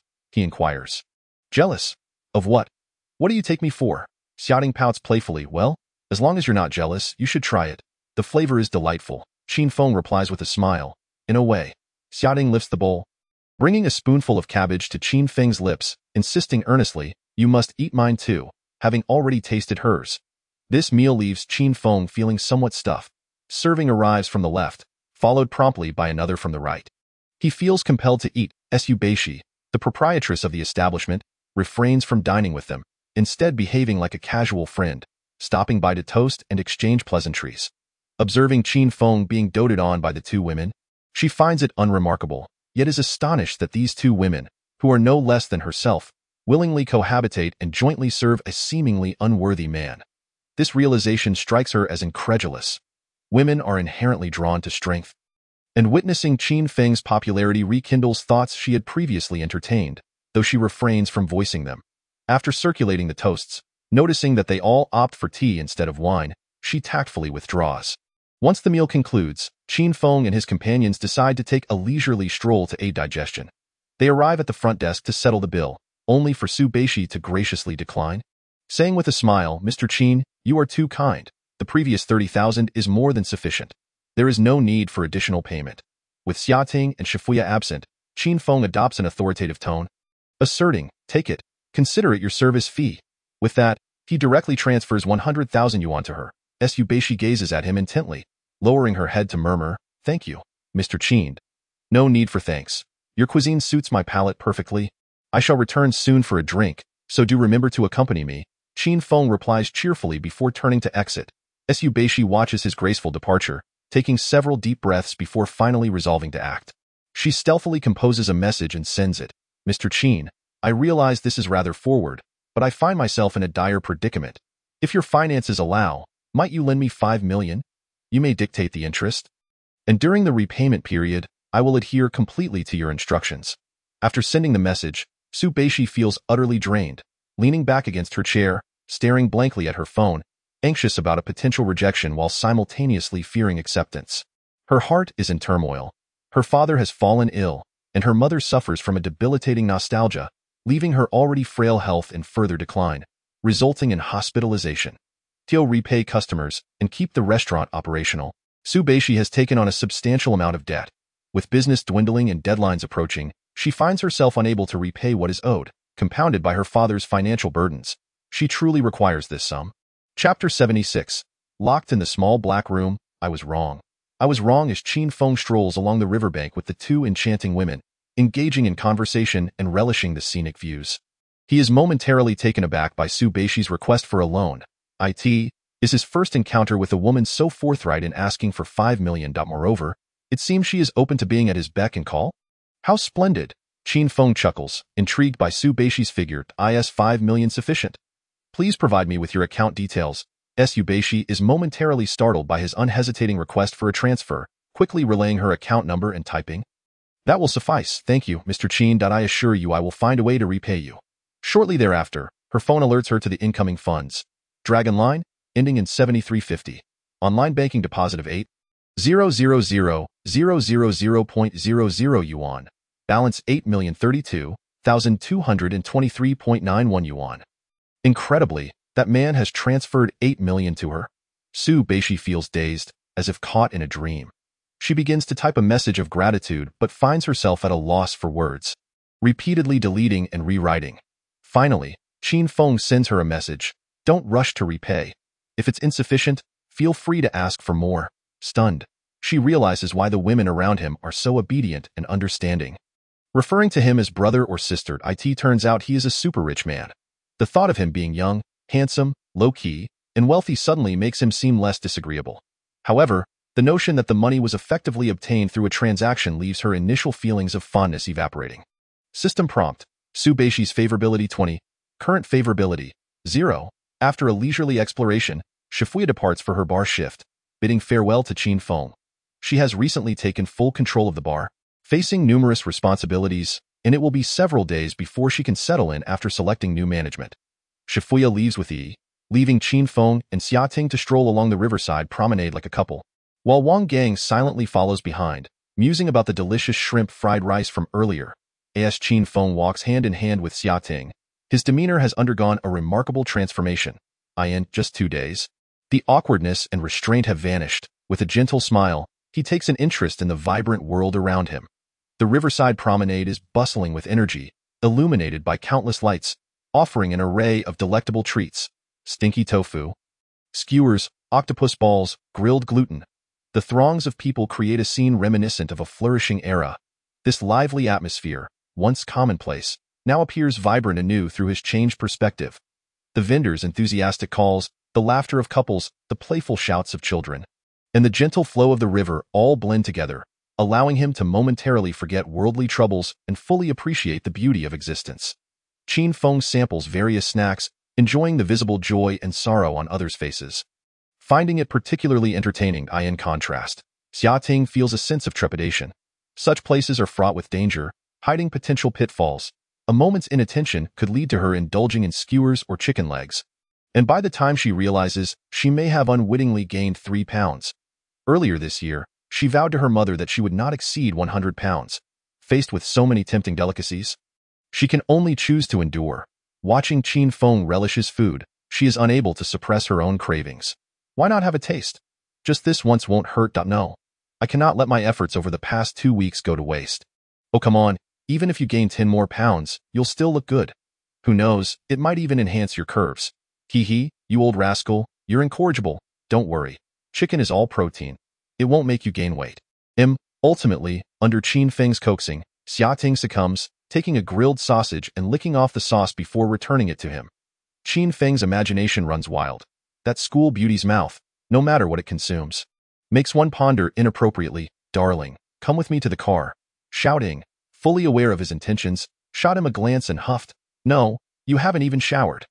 Qin Feng tightened his grip around Xiaoting's waist, pulling her close to him, savoring the contours of her delicate figure, and whispered, Then let's head to the hotel now.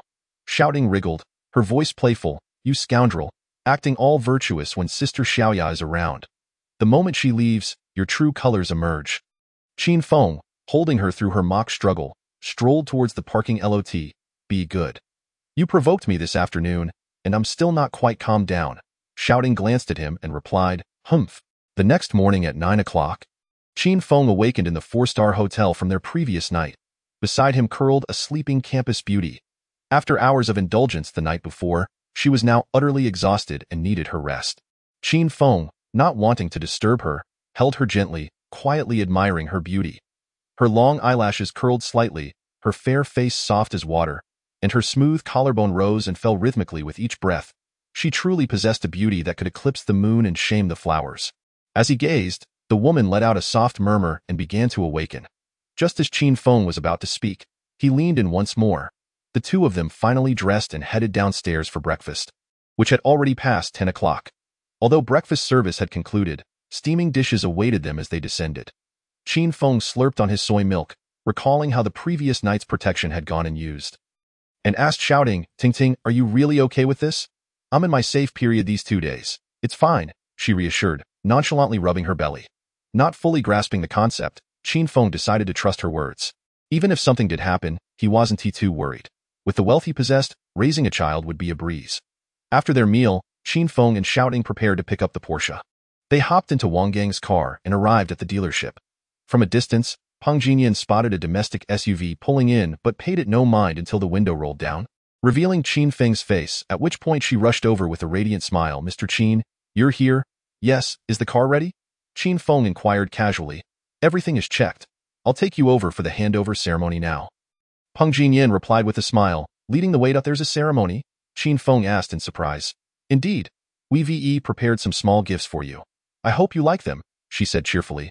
All right, lead the way, Qin Feng nodded. This was Xiaoting's first car purchase, and the prospect of a handover ceremony heightened her excitement. She linked her arm with Qin Feng's and followed Peng Jinyan. Upon entering the delivery showroom, a flamboyant red convertible stood at the center.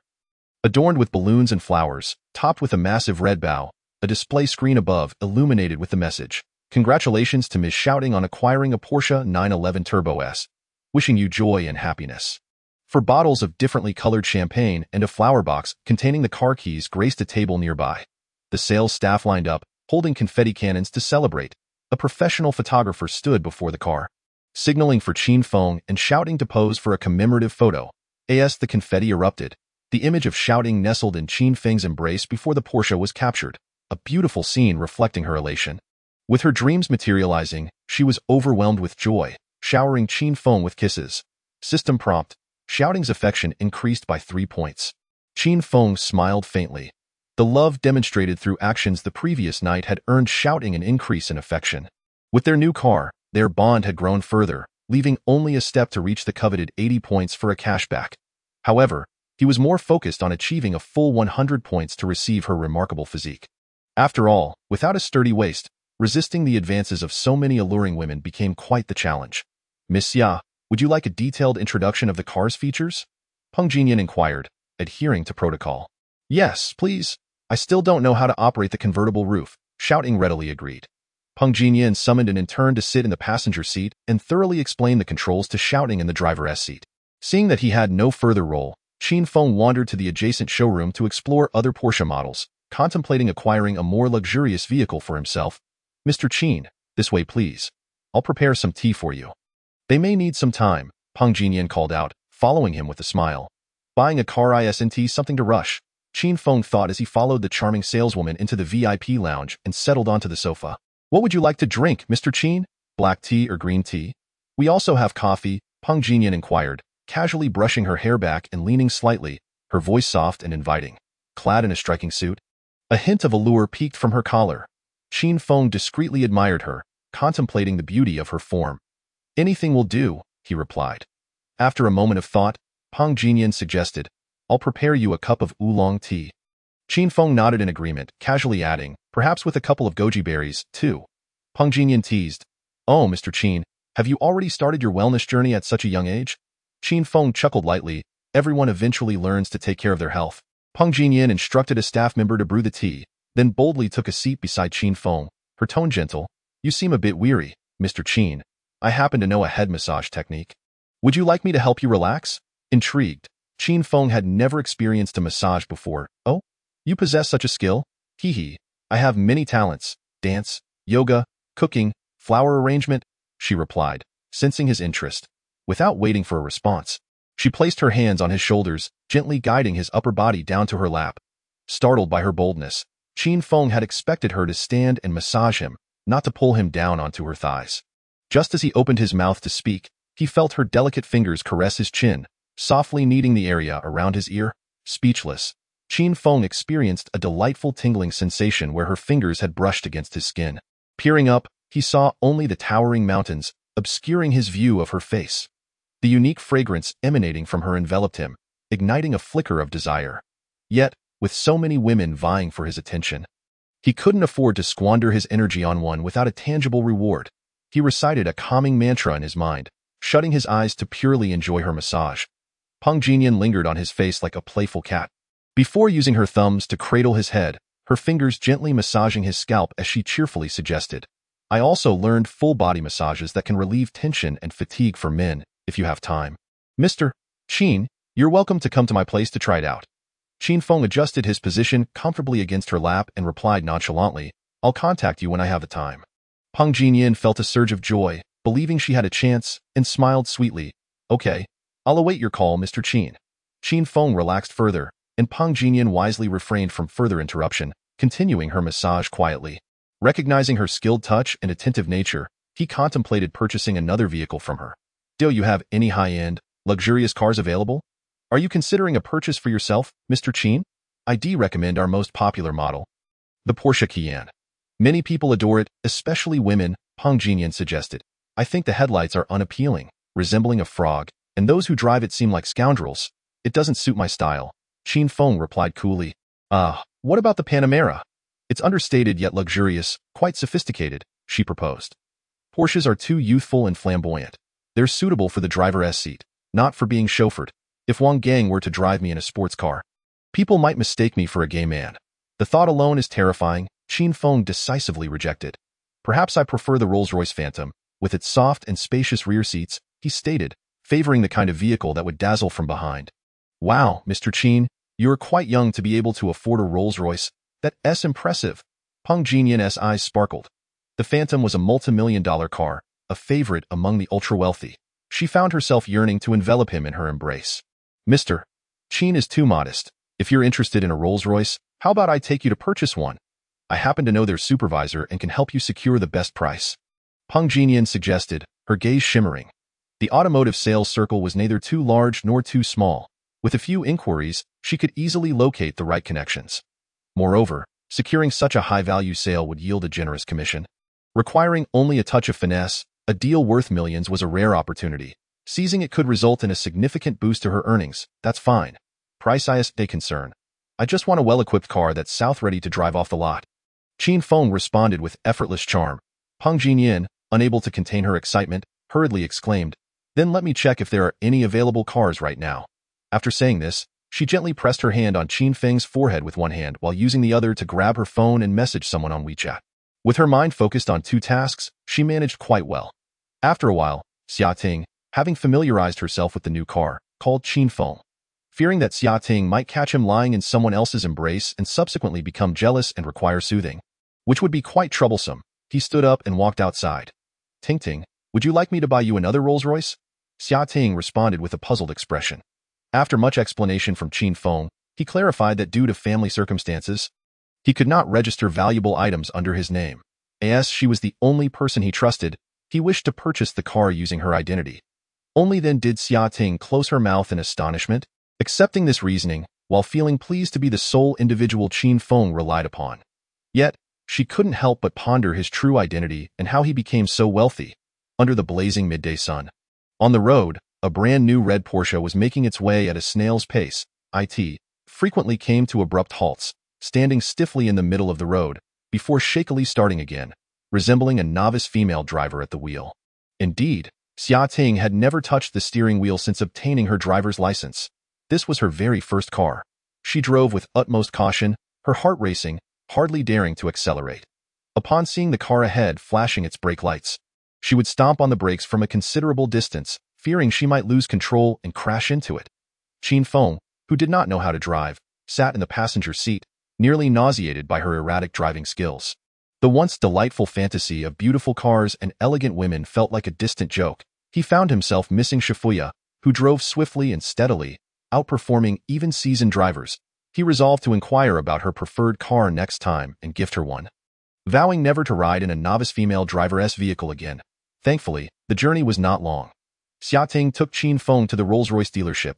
A 10-minute walk turned into a 20-minute drive. When she parked in front of the dealership, she astonishingly wedged the car across two empty spaces, preparing to exit. Qin Feng was left in disbelief. Peng Jinyan arrived first and stood at the entrance with a well-dressed middle-aged woman, waiting. Upon seeing Qin Feng exit the vehicle, she quickly approached him. "Mr. Qin has arrived. Welcome, Mr. Qin, Miss Xia." The two women greeted him with beaming smiles. The middle-aged woman glanced at Xia Ting but did not seem to mind her careless parking. Wealthy individuals often have peculiar habits, and some prefer to occupy two parking spaces. "Hello, hello." Qin Feng stood for a moment to catch his breath before responding with a smile. He did not scan the middle-aged woman, as even if she were a 90 out of 100, he had no interest that a woman in her 40s was simply not appealing to him. "Mr. Qin, let me introduce you. This is Qiu Lily, the sales manager here." Peng Jinyan introduced. "Welcome to our dealership, Mr. Qin. Please come inside." Qiu Lily greeted warmly, slightly bowing and gesturing for them to enter. "Yanzi has already conveyed your requirements to me. We currently have two available cars. One is an extended version, and its price is relatively higher. Let's go for the extended one." "A man must have the long version," Qin Feng interjected before she could finish. Qiu Lily was momentarily taken aback.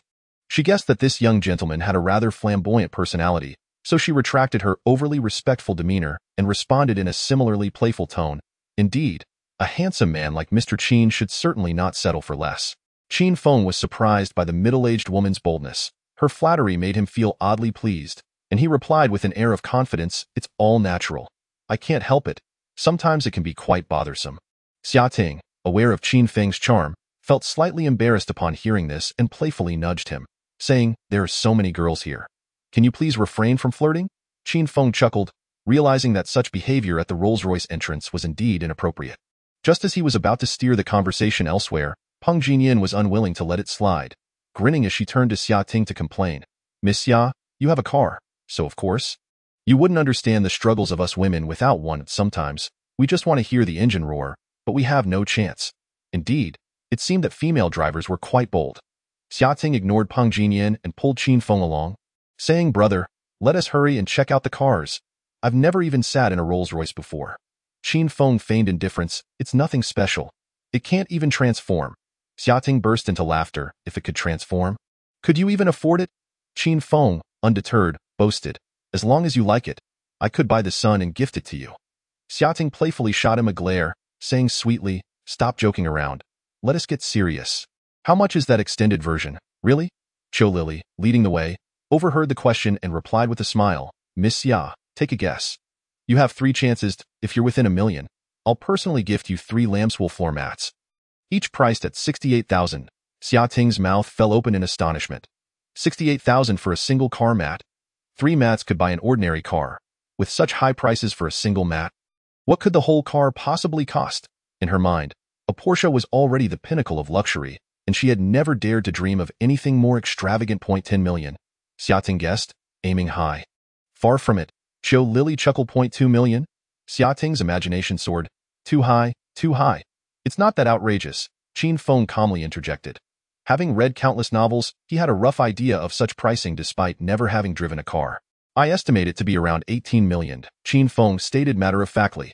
Qiu Lili gazed at him in admiration, lightly clapping her hands, and praised, as expected of Mr. Qin. Even without seeing the car, you can deduce its price out of thin air. Truly impressive, though she appeared to marvel at Qin Feng's ability to guess the price. Internally, she was somewhat skeptical. The car indeed cost over 18 million. There are many possibilities for guessing the price. It could be coincidence, or perhaps Qin Feng had prior knowledge of the car's presence. The wealthy often share circles, and such information is easily accessible with a few inquiries. Nothing extraordinary about it. Chapter 79. Mr. Qin, you wouldn't mind my age and fading beauty, would you? Xiating exclaimed in astonishment. Indeed, Rolls-Royce stands as a unique entity in the automotive industry. The Phantom is a symbol of status and identity. Therefore, your boyfriend has discerning taste. Whether in cars or people, he only chooses the best. Qiu Lili's flattery made Xiating feel elated, and she smiled brightly at Qin Feng. The group, filled with laughter and chatter, arrived at a small exhibition hall, where a single black car was parked, shimmering with myriad colors under the splendid lights. The vehicle stretched nearly 6 meters in length and stood 2 meters high. Quietly resting there, it resembled a slumbering steel beast, exuding an immense aura. The front showcased the iconic square grille, with the headlights at either end appearing quite striking. The classic coach doors further underscored the car's uniqueness. The Spirit of Ecstasy statue at the front welcomed Qin Feng and the others. Mr. Qin, allow me to introduce you to the overall pricing of this Rolls-Royce Phantom. The base price is 9.8 million, with an additional 2.6 million in taxes and 5.7 million for optional features. The total comes to 18.1 million. Xiating gasped in disbelief, muttering, "Are the options really that expensive? That could buy 2 Porsche 911s. The hall fell silent, and Xiating's voice clearly reached Qiu Lili's ears. She chuckled and, donning gloves, gestured toward the wheels, explaining, "This polished black wheel option costs 380,000, equivalent to a BMW 5 Series. Rolls-Royce is a luxury brand under BMW, so comparing it to a BMW is quite fair." She led them to the rear and pointed at the exhaust pipes, stating, "This chrome exhaust pipe is priced at 150,000. The welcome light that illuminates at the entrance, featuring the R logo, is 18,000. The embroidered patterns on the seat backs cost 14,000. The electric curtains in the back seat are 26,000, worth a BMW 3 Series. The 2 executive airline seats in the rear are priced at 900,000. The golden gallery on the center console is 70,000. The most eye-catching starlit ceiling is 60,000. Additionally, there are the sound system, vehicle assistance system, and the electric retractable logo. Stop, please, Xiating exclaimed, covering her head. Upon seeing such an opulent vehicle, she suddenly felt that her 3 million Porsche was no longer appealing. At that moment, she was overwhelmed with the desire to experience riding in it. However, recalling her previous rejection, she hesitated to approach. Qin Feng, on the other hand, felt little emotional impact. To him, money had become merely a number. Purchasing this car primarily served to enjoy its spacious rear and maintain his image. Driving it on the road would also help avoid unnecessary negative emotions. He nudged the serious-looking Wang Gang, saying, "Brother Wang, you should be able to handle this 6-meter car, right?" Wang Gang nodded solemnly, appearing reticent, stable as a mountain. Yet, in reality, Upon hearing that an electric curtain cost 26,000, he was already sweating profusely. The thought of actually driving such a car made his legs tremble. Goodness, this was like 10 houses rolling down the street. If it got scratched or dinged, would his salary even cover it? He wondered if he should wear a dust suit to drive it. What if a mischievous child, like in the news, stealthily came at night to remove the logo? Where would he find someone to compensate for it? Wang Gang's mind was in turmoil, yet no one could hear his silent screams. As Qin Feng observed his calm demeanor, he couldn't help but silently commend him for his composure, a testament to the formidable psychological resilience cultivated during military service. He decisively summoned Qiu Lili, instructing her to prepare the contract for a full payment and to designate the car owner as Xia Ting. Qiu Lili, accustomed to such matters, understood that the affluent often required their assets to be impeccably clean and discreet. Flaunting luxury vehicles or estates could easily attract unwelcome attention from the powerful. Mr. Qin's affection for Miss Xia was genuinely moving. It required immense trust to place an 18 million vehicle in her name. The depth of their relationship stirred a sense of envy within me, even as an older woman. Listening to Qiu Lili's words, Xia Ting gazed at Qin Feng with delight, her face radiating happiness. Qin Feng relished the praise, for every word from the older woman resonated with him. This phenomenon mirrored why ancient emperors favored sycophants. Well-placed flattery could elicit great joy from a ruler. As he observed Qiu Lili continuously engaging in subtle persuasion with Xia Ting, Qin Feng found himself contemplating the possibility of bringing her on board as his steward. Surely, she would be capable of caring for any future companions he might introduce. "May I inquire, Qiu Lili? What is your current salary?" he asked, perhaps a bit presumptuously. Surprised, Qiu Lili quickly deduced the underlying intention of his question. After a moment's reflection, she smiled and replied, "The salary is rather average, slightly higher than that of a typical individual, but not by much. The primary appeal of this job is its ease. There are not many transactions throughout the year, management is not taxing, and it is conveniently located near home." Qin Feng discerned the implications of her words and sighed. "Ah, what a pity." Peng Jinyan, observing the exchange, teased Qin Feng, "Hee, Mr. Qin, are you considering poaching?" "Indeed," Qin Feng replied. "Qiu Lili is not only beautiful but also meticulous. Her manner of speaking and working is quite pleasing. I was pondering whether I could sway her with a financial incentive. I'm not sure what Qiu Lili's annual salary is, but our supervisors typically earn around 1 million. How much does Mr. Qin intend to offer to entice her?" Peng Jinyan inquired, intrigued by the prospect of such a wealthy individual seeking talent. A common occurrence in their line of work, Qin Feng contemplated before responding, perhaps 2 to 3 times that amount. While he could afford more, he mused that excessive remuneration could diminish motivation, akin to a satiated cat neglecting to chase mice. The room fell silent, astonished by Qin Feng's nonchalant offer of such a generous salary. After all, someone who could afford a Rolls-Royce was indeed a person of weighty words. The shock stemmed from the casualness with which he dispensed such high compensation, 2 to 3 million, a sum that even the most elite assistants could scarcely expect. Peng Jinyan felt a pang of jealousy. She was younger, more vivacious and capable, yet Qin Feng seemed drawn to this woman in her 40s. The comparison was disheartening. Qiu Lili, too, was taken aback by Qin Feng's proposal. Their establishment could not compare to the more sought-after Porsche dealerships. While there were many affluent individuals in Huaxia, few could afford a Rolls-Royce, leading to annual salaries that sometimes fell short of 1 million. Hearing Qin Feng's potential offer of 2 to 3 million stirred her interest, though she kept her excitement in check. With a beaming smile, she invited Qin Feng to the VIP lounge and instructed her colleagues to prepare the contract and insurance. After settling the business at hand, she brewed tea for Qin Feng and his companions before politely inquiring, "Thank you for your appreciation, Mr. Qin. I have considered changing jobs, but I have yet to find a suitable opportunity. May I ask what role you envision for me?" Qin Feng candidly replied, "I am in need of an assistant to help manage my daily affairs and tend to household matters." "How many companies do you own, and what are their functions? Will I need to travel frequently or entertain clients?" Qiu Lili asked, her concern evident. "I possess no companies at present, but I anticipate that I will in the future," Qin Feng stated casually. Qiu Lili exhaled, relieved. She surmised that Mr. Qin might not yet have taken over his parents' business or that siblings were assisting, alleviating his burdens. If he were to establish a company later, the pressure would be lessened, especially as she would likely have grown more familiar with him by then. "Mr. Qin, your foresight is impressive. If you are planning to start a business, may I inquire about its nature?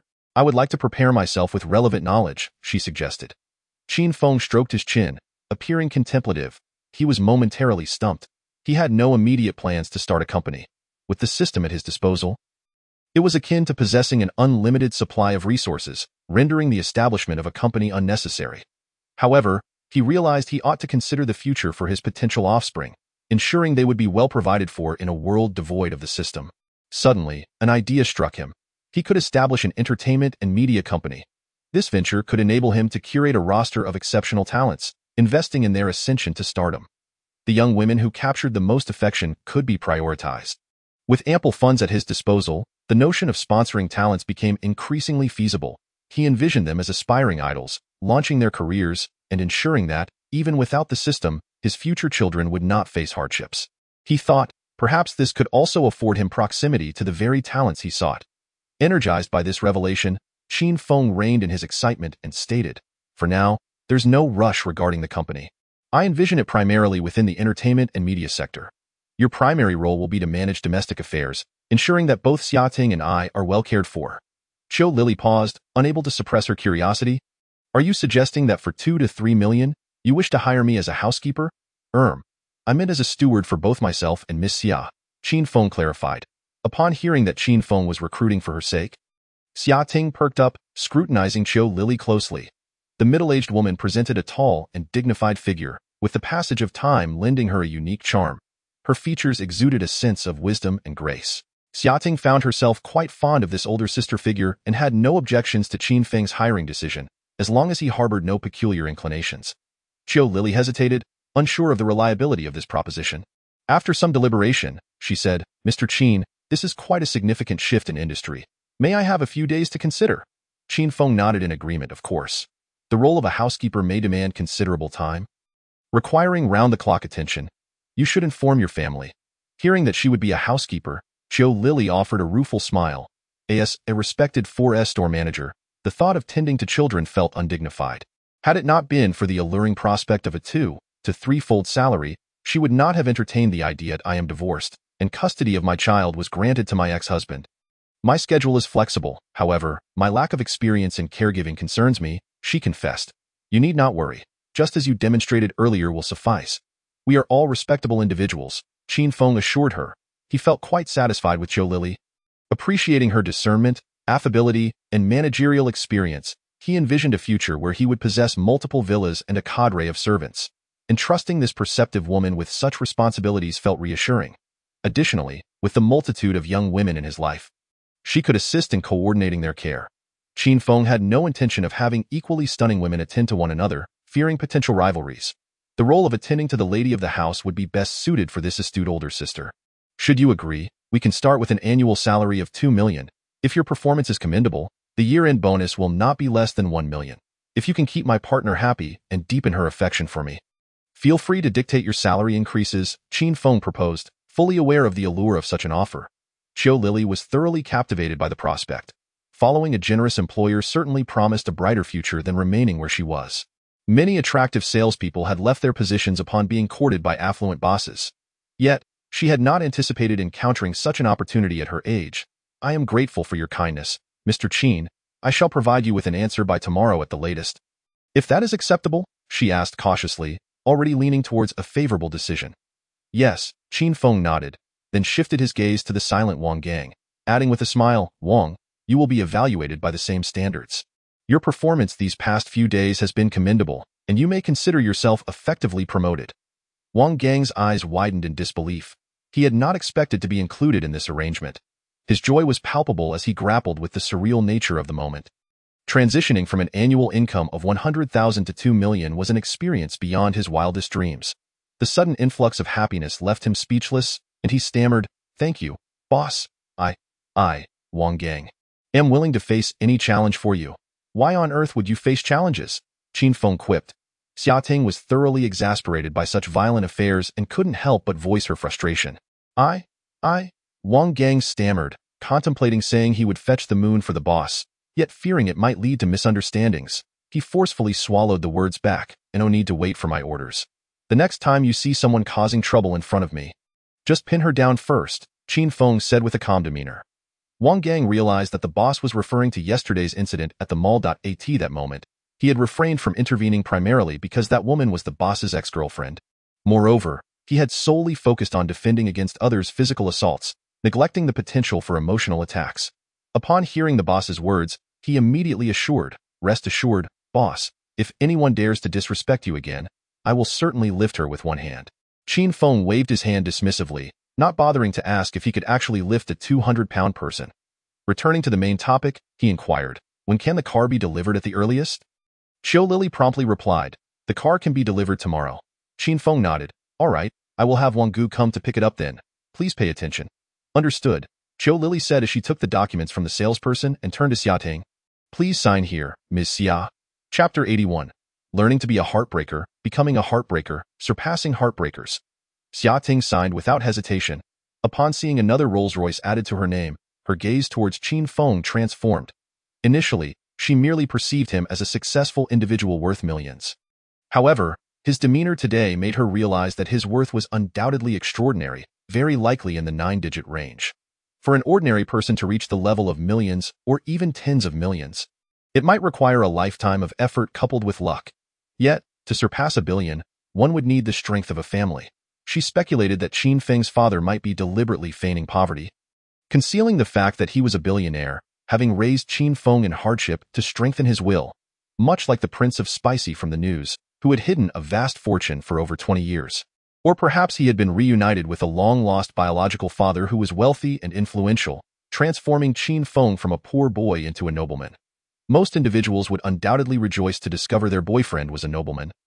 Yet Xia Ting could not find joy in it. This implied a disparity in social standings, making it highly unlikely that he would marry her.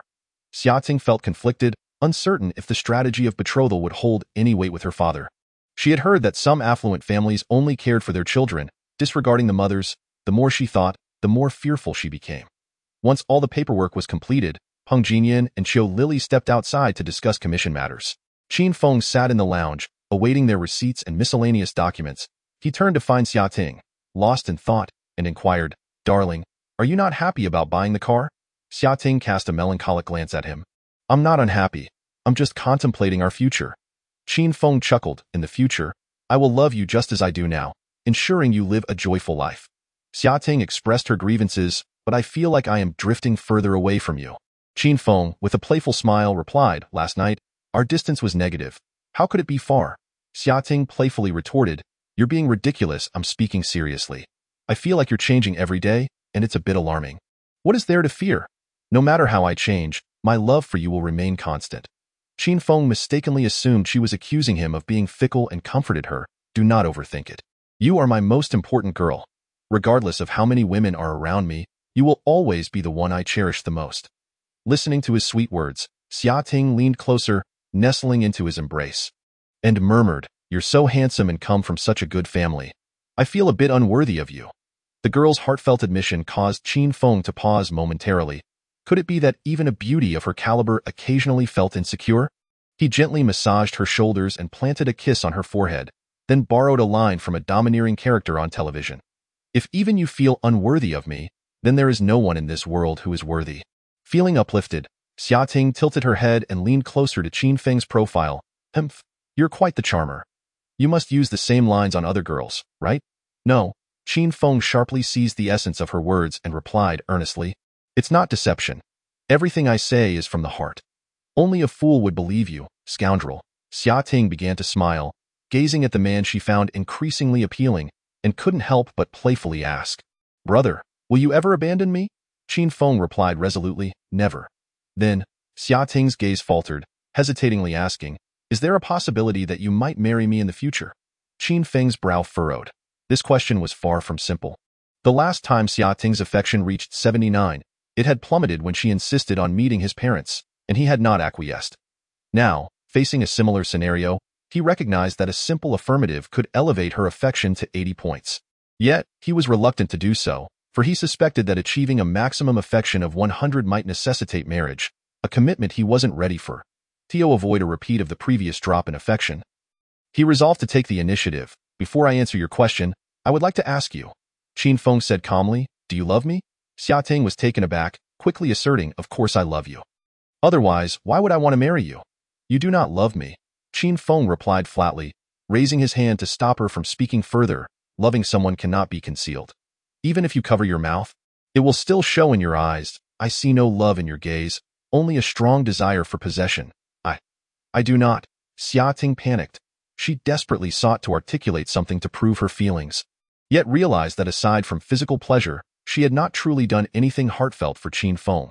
Instead, she recalled the many times he had been patient and accommodating toward her. The wealthy young man who could easily afford a Rolls-Royce had indulged her every whim. While she had behaved like a petulant princess in that moment, she frighteningly recognized that she had never genuinely fallen for Qin Feng. Instead, she merely harbored a greedy desire to marry him for a comfortable life.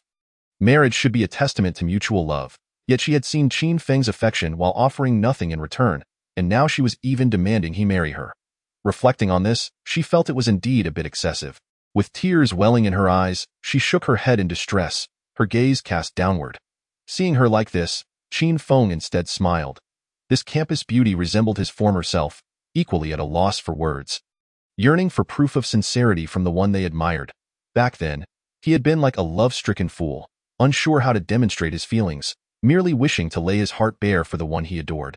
Ultimately being toyed with, now, the roles had reversed. He had become the one in a position of power, while the beauty appeared speechless and disoriented. Seizing the opportunity, Qin Feng resolved to make the most of this moment. Just as he was about to continue intensifying the conversation, Peng Jinyan and Qiu Lily entered the reception room. Wishing to avoid interruption, he waved his hand, signaling them to leave. Upon noticing his gesture, Peng Jinyan and Qiu Lily quickly bowed in apology and exited. In the reception room, Qin Feng began his soul-searching interrogation. Look at Sister Xiaoya. She likes me just the same. Yet, does she get jealous? Does she throw tantrums like you? Does she bring up marriage daily? If you truly love me, you should consider my feelings more, rather than thinking of marriage as a means to bind me. Marriage is merely a piece of paper. What matters is the person. If the person is wrong, the relationship is doomed, and that paper can be torn apart, leaving you with a marriage certificate marked with divorce. Wouldn't that be even more painful? Initially, Xia Ting felt extremely sad and guilty, her tears precariously close to falling. However, upon hearing Qin Feng praise Shifuya's gentleness and grace, her stubbornness flared up, instantly banishing her tears.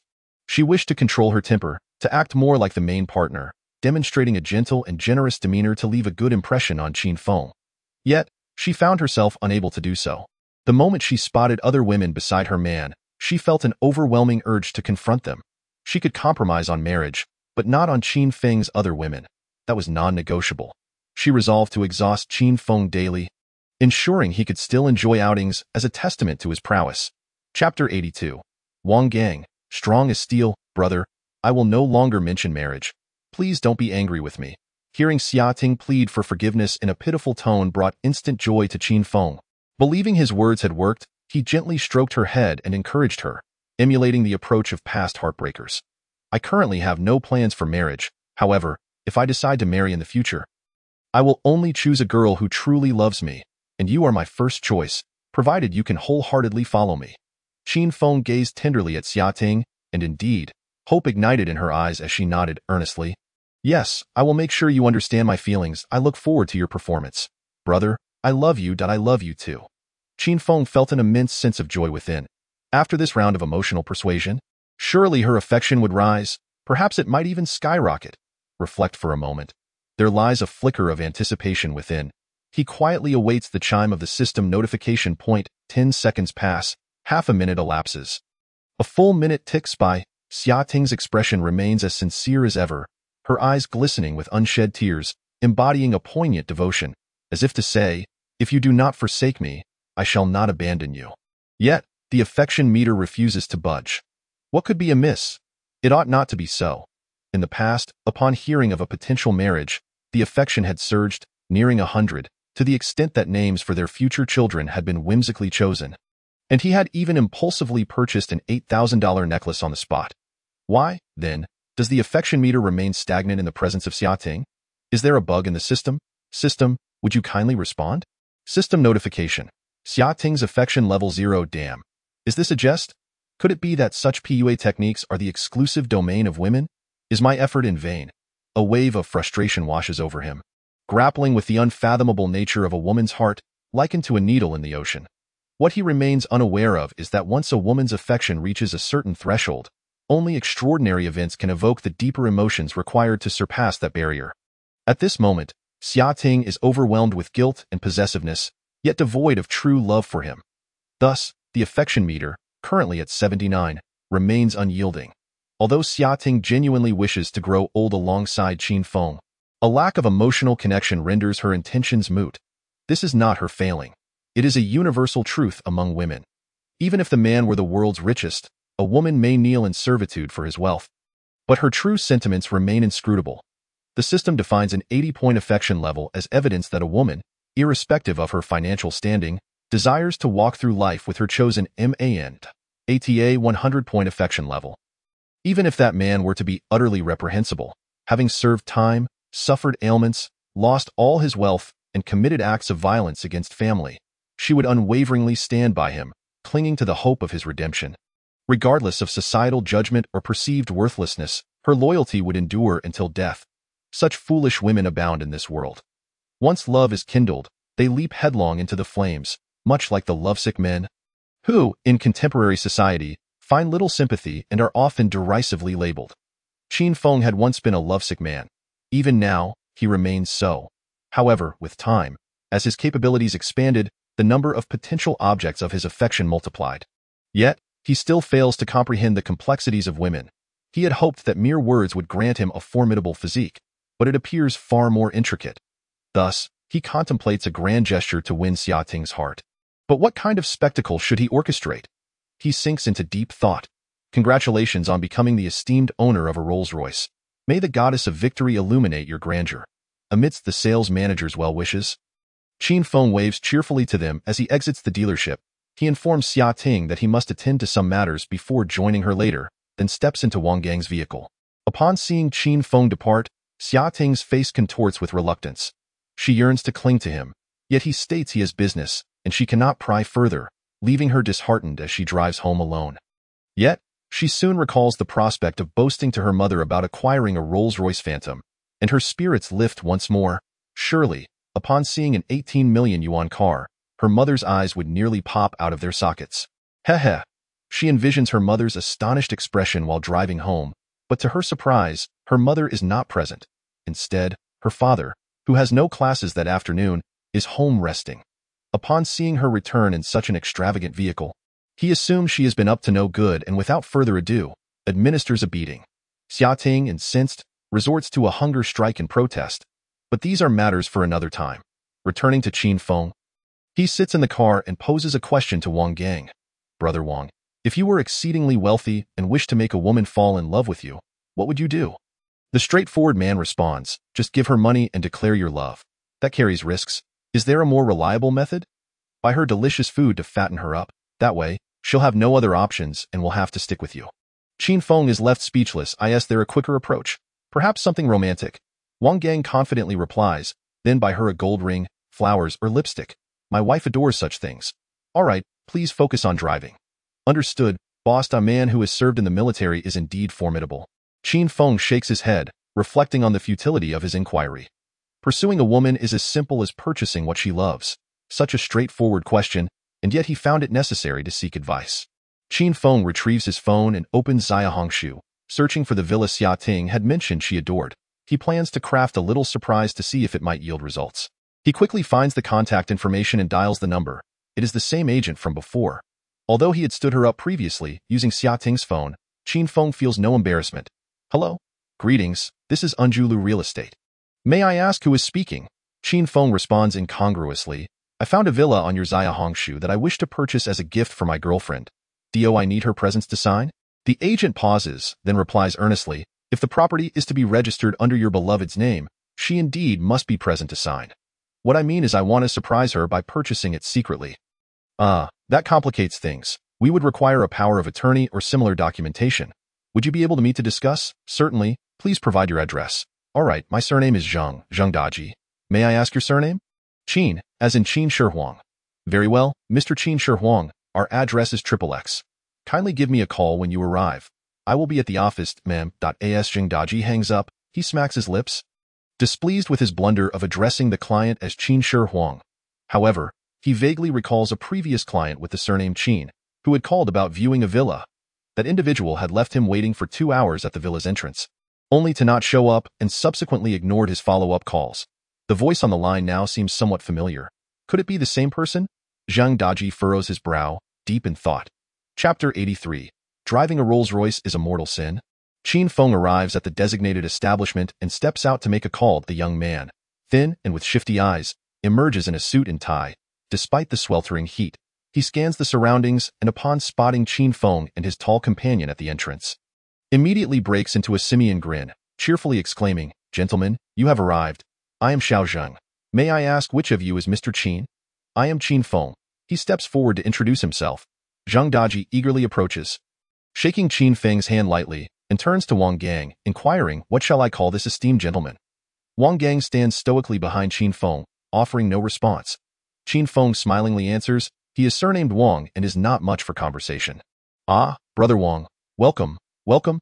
Please, do come inside."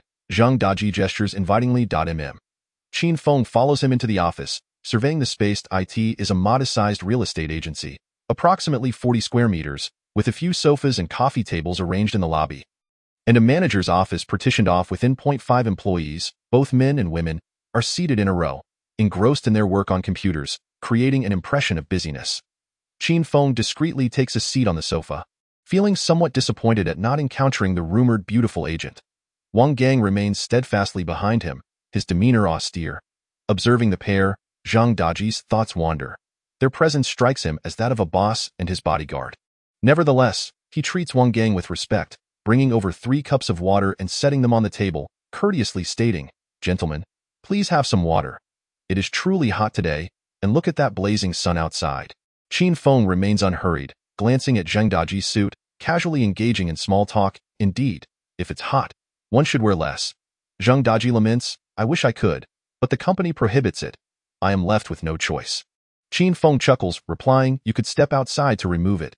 Zhang Daji sighs, "No matter where, if caught, my salary would still be docked, alas." The two exchange a few casual remarks. For reasons unknown, Qin Feng feels an innate fondness for this young man who openly critiques his own company. In him, he discerns a reflection of his own past, struggling for financial stability, ensnared by societal expectations. Despite being young, he dons an adult's attire, presenting himself as a mere subordinate. However, Qin Feng is no savior, unable to extend help beyond purchasing a property and providing a commission. Steering the conversation back to the matter at hand, he queries, "How can one buy a house for another without their consent?" Zhang Daji adopts a serious tone, taking a sip of water before explaining, "Brother, I must tell you, secretly purchasing a house for your girlfriend is rather complicated. Firstly, the purchase must be made in full. Any loans involve the bank, and we cannot risk deception in their presence. Secondly, we would require your girlfriend's household registration and identification documents. Lastly, we need to arrange a power of attorney, which is straightforward but incurs additional fees since this transaction must remain confidential. Do you understand?" Zhang Daji raises his eyebrows, appearing even more shifty-eyed. Upon hearing this, Qin Feng realizes that aside from the household registration being somewhat troublesome, the other requirements are entirely feasible. It is merely a matter of financial resources. Moreover, the system permits the discreet purchase of gifts for others. He ponders for a moment and sends a message to Qiu Lily, requesting her to contact Xiating and ask her to bring her household registration to the dealership for the car registration. Hoping to deceive her into compliance, Qiu Lily swiftly contacted Xiating. At that moment, Xiating had just arrived home and had not yet faced any repercussions. Without a moment's hesitation, she agreed. Upon entering, she rushed to ask her father for the household registration book. Her father had never heard of needing such a document to purchase a car, and the staggering sum of 3 million yuan for the Porsche left him both embarrassed and furious, prompting him to take action. Seeing that things were progressing smoothly, Qin Feng flashed a smile and nonchalantly inquired, "All right, you can start the process directly. Money is not an issue. How quickly can this be resolved?" Zhang Daji was taken aback, completely at a loss, as he didn't even know which property to purchase. "Boss, have you already selected a house?" Qin Feng replied, "The villa belonging to your childhood friend, Hong Shu, priced at 8 million. Zhang Daji scratched his head. "Boss, I don't recall having hosted you." Qin Feng, feeling somewhat embarrassed, explained, "I called you a couple of days ago, but I couldn't make it due to unforeseen circumstances." Zhang Daji exclaimed, "Wait, you're the one who stood me up the day before yesterday?" Qin Feng awkwardly admitted, "I'm sorry, something came up." Zhang Daji, still astonished, speculated, "You can't possibly be intending to buy the house without even viewing it, can you?" Qin Feng chuckled and nodded. He simply hadn't had the time to visit.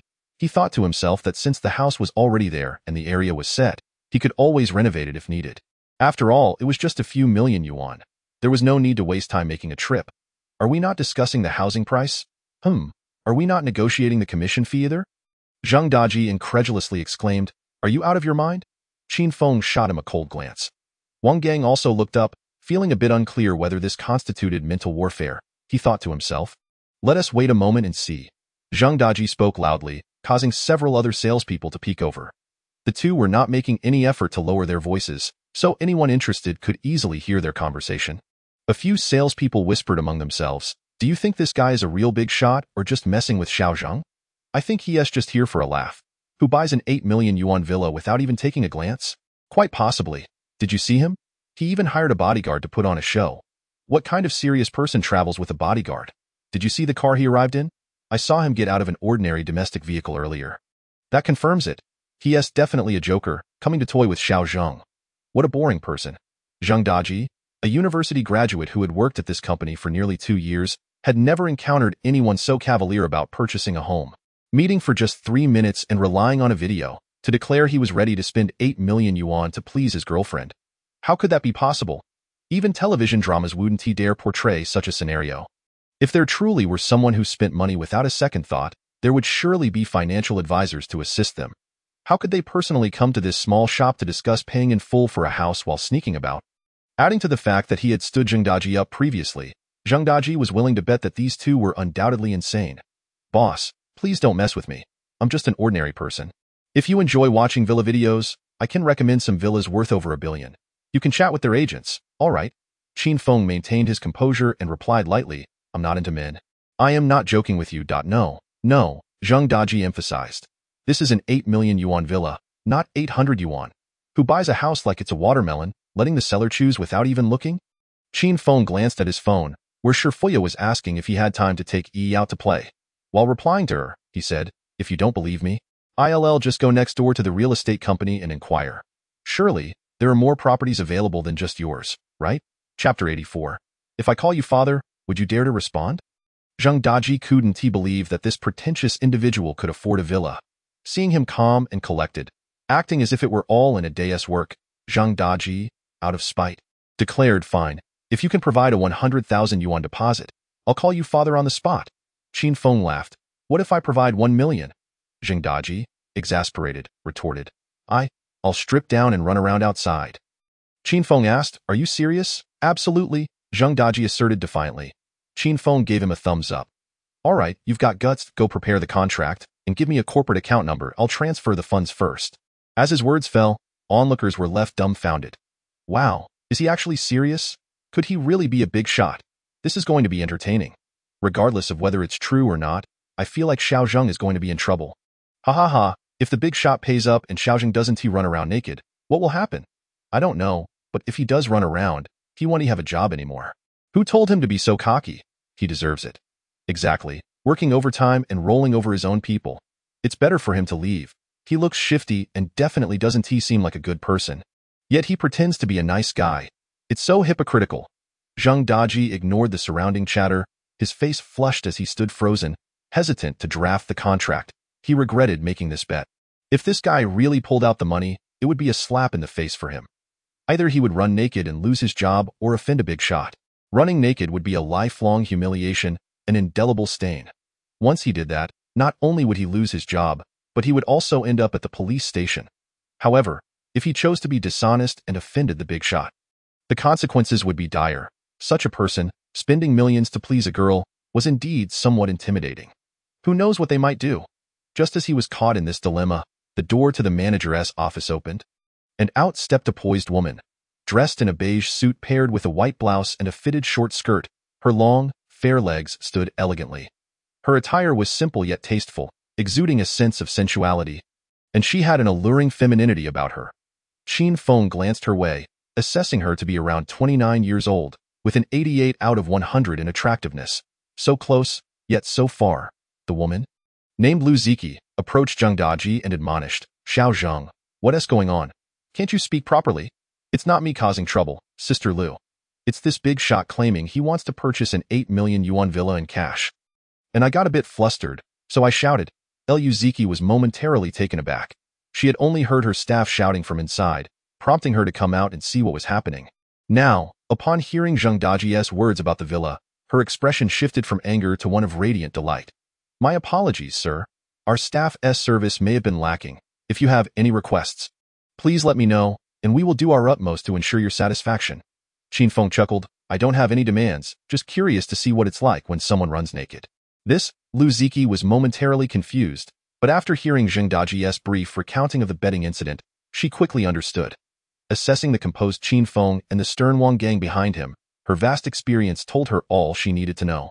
She quickly donned a smile and said, Mr. Qin, I sincerely apologize. Our staff is quite young and tends to make inappropriate jokes. Please don't take it to heart. Running naked wouldn't reflect well on our company. The manager had come to plead on behalf of her staff, and with Zheng Daji bowing in apology behind her, Qin Feng had no intention of making things difficult for this worker.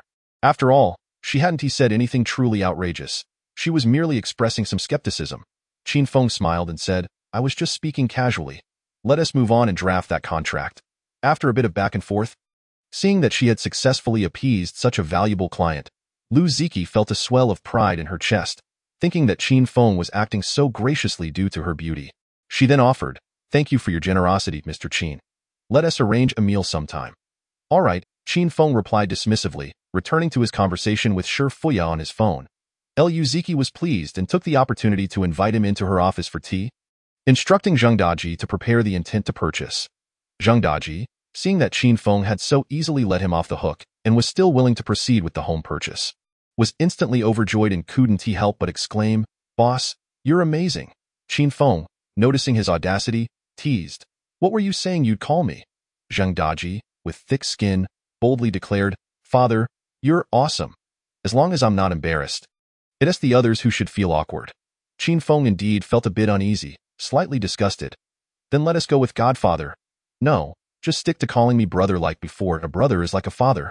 Dear Godfather, I wish to support you in your old age. After signing the agreement with the agency and paying the 1 million yuan intent to purchase, they arranged for the homeowner to come tomorrow to officially sign the contract.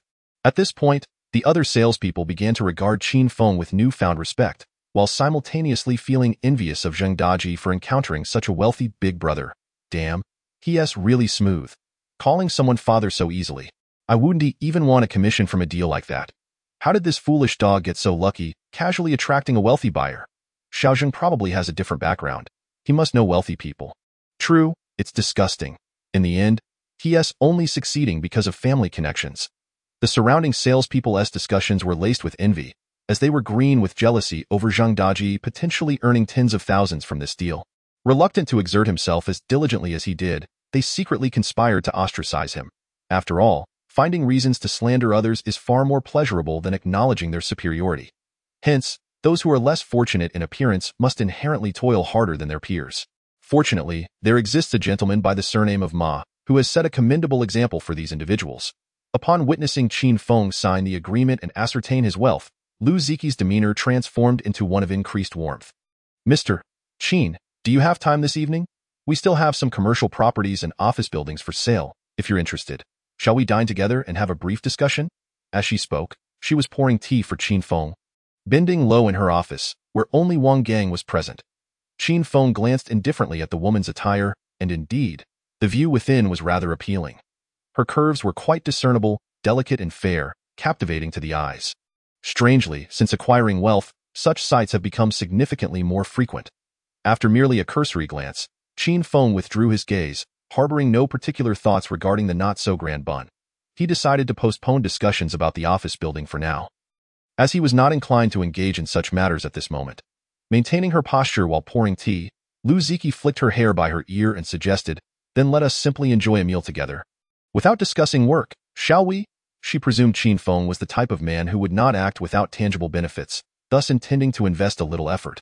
After all, a man who could purchase an 8 million villa outright without a second glance certainly warranted a meal and some dialogue. Luziki believed herself to be naturally beautiful, with an irresistible charm. She thought that with a little initiative, even the wealthiest of men would succumb to her allure. However, to her surprise, Qin Feng stood up and turned to leave, uttering only, I shall not dine. I am busy today.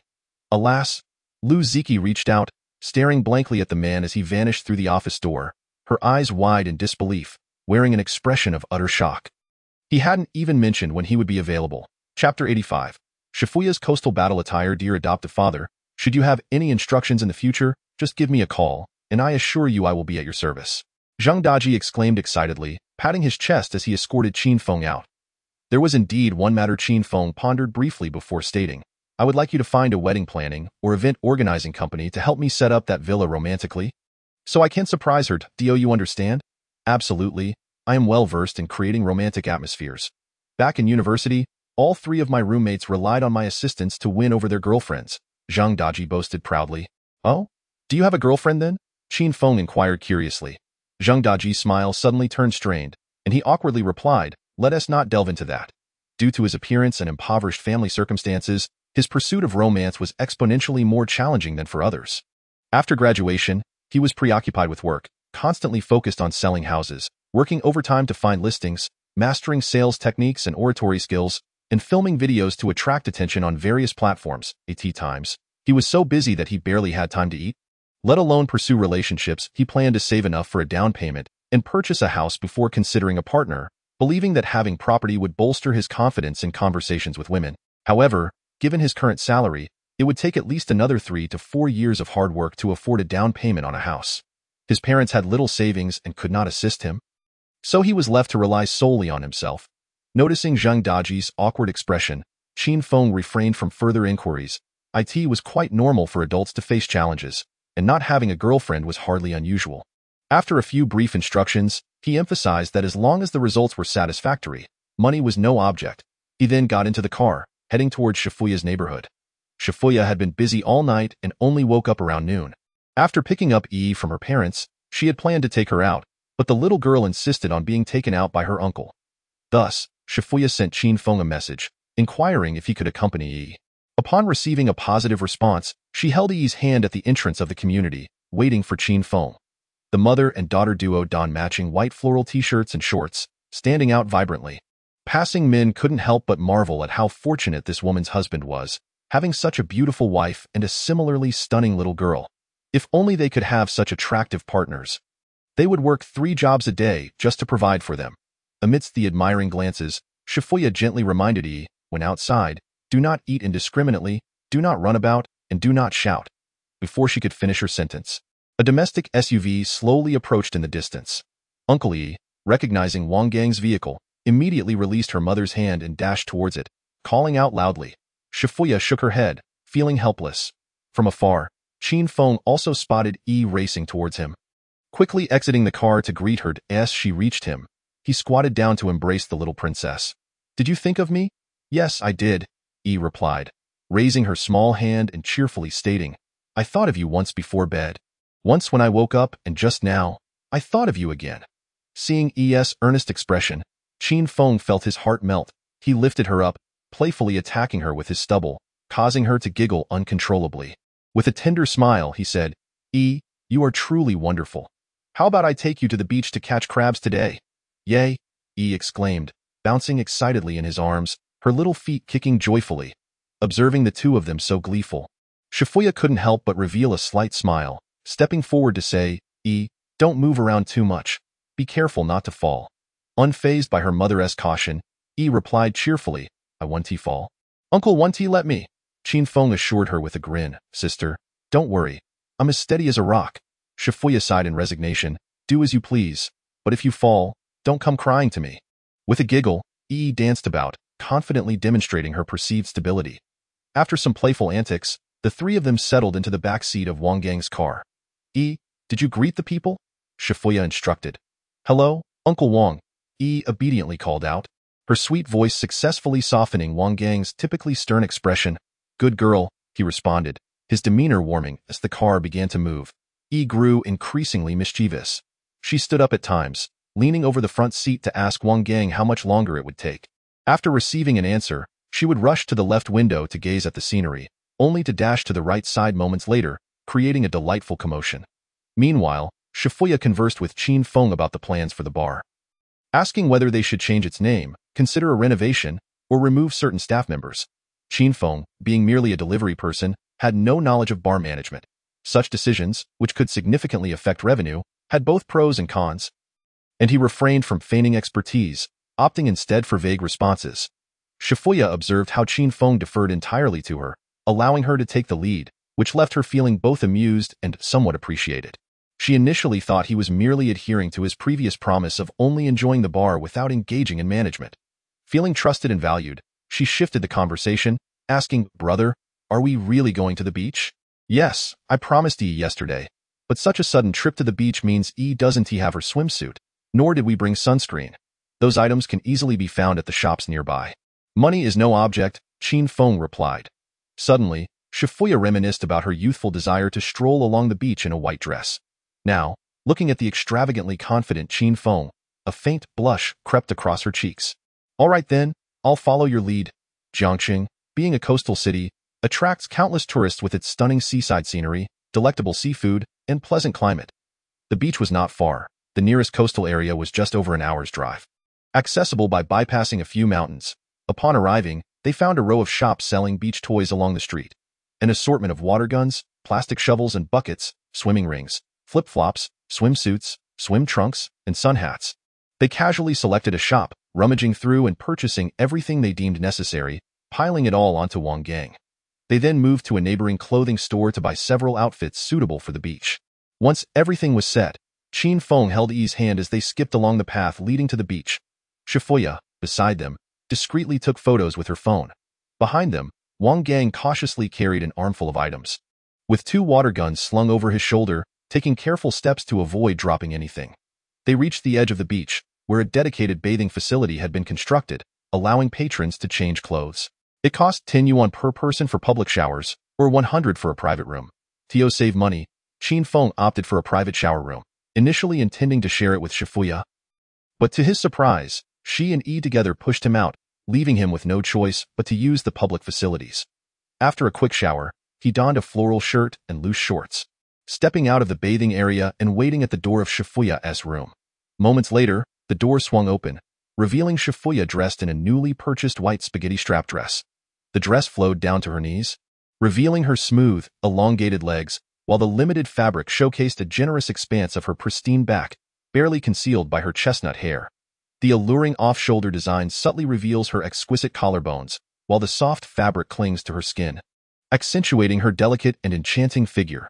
Truly, it is the attire of a goddess by the sea, and Qin Feng found himself transfixed. Chapter 86. Brother, your death is indeed tragic. Shifuya, clearly unaccustomed to wearing such innocent, youthful attire, felt a twinge of discomfort in front of Qin Feng. Especially under the gaze of his unabashedly naked eyes, she grew increasingly bashful. Shifuya gently nudged him, signaling him to avert his gaze. She then took the hand of her daughter Yi, dressed in a sweet pink princess-style swimsuit, preparing to head to the beach. With beauty before him, Qin Feng's heart fluttered, yearning for a closer view. A mischievous thought crossed his mind, and he quickly grabbed Shifuya's arm, saying, "Sister, it seems you haven't evenly applied sunscreen on your back. There are still patches of white. Let me help you reapply it inside." Shifuya looked at Qin Feng, seeing his serious demeanor, and couldn't help but feel skeptical. She lacked confidence in her daughter's application. Indeed, having a patch of white on her back would be rather unsightly. Yi interjected, "I applied it evenly, uncle is just being silly." He'll prove his point. Qin Feng swiped his finger across Shifuya's back and presented it to her. Upon seeing the sunscreen on his finger, Shifuya reluctantly accepted his words. Inside the room, with her back turned to Qin Feng, she casually remarked, "Just wipe off the excess. There's no need to reapply. That simply won't do. The sun is so intense. Uneven application can lead to unsightly patches. Perhaps you should lie on the bench, and I can help you reapply." Qin Feng closed the door with a grin, saying, "E is right here. Do you really think I would do anything inappropriate?" E, feeling slighted by her mother's doubt, stood with her hands on her hips, asserting, "Mommy didn't even have sunscreen on her back a moment ago." After a moment's thought, Shifuya acquiesced and lay down on the bench, her body curving in a compact manner. Qin Feng's scheme succeeded, and he chuckled inwardly, realizing the effectiveness of online tactics.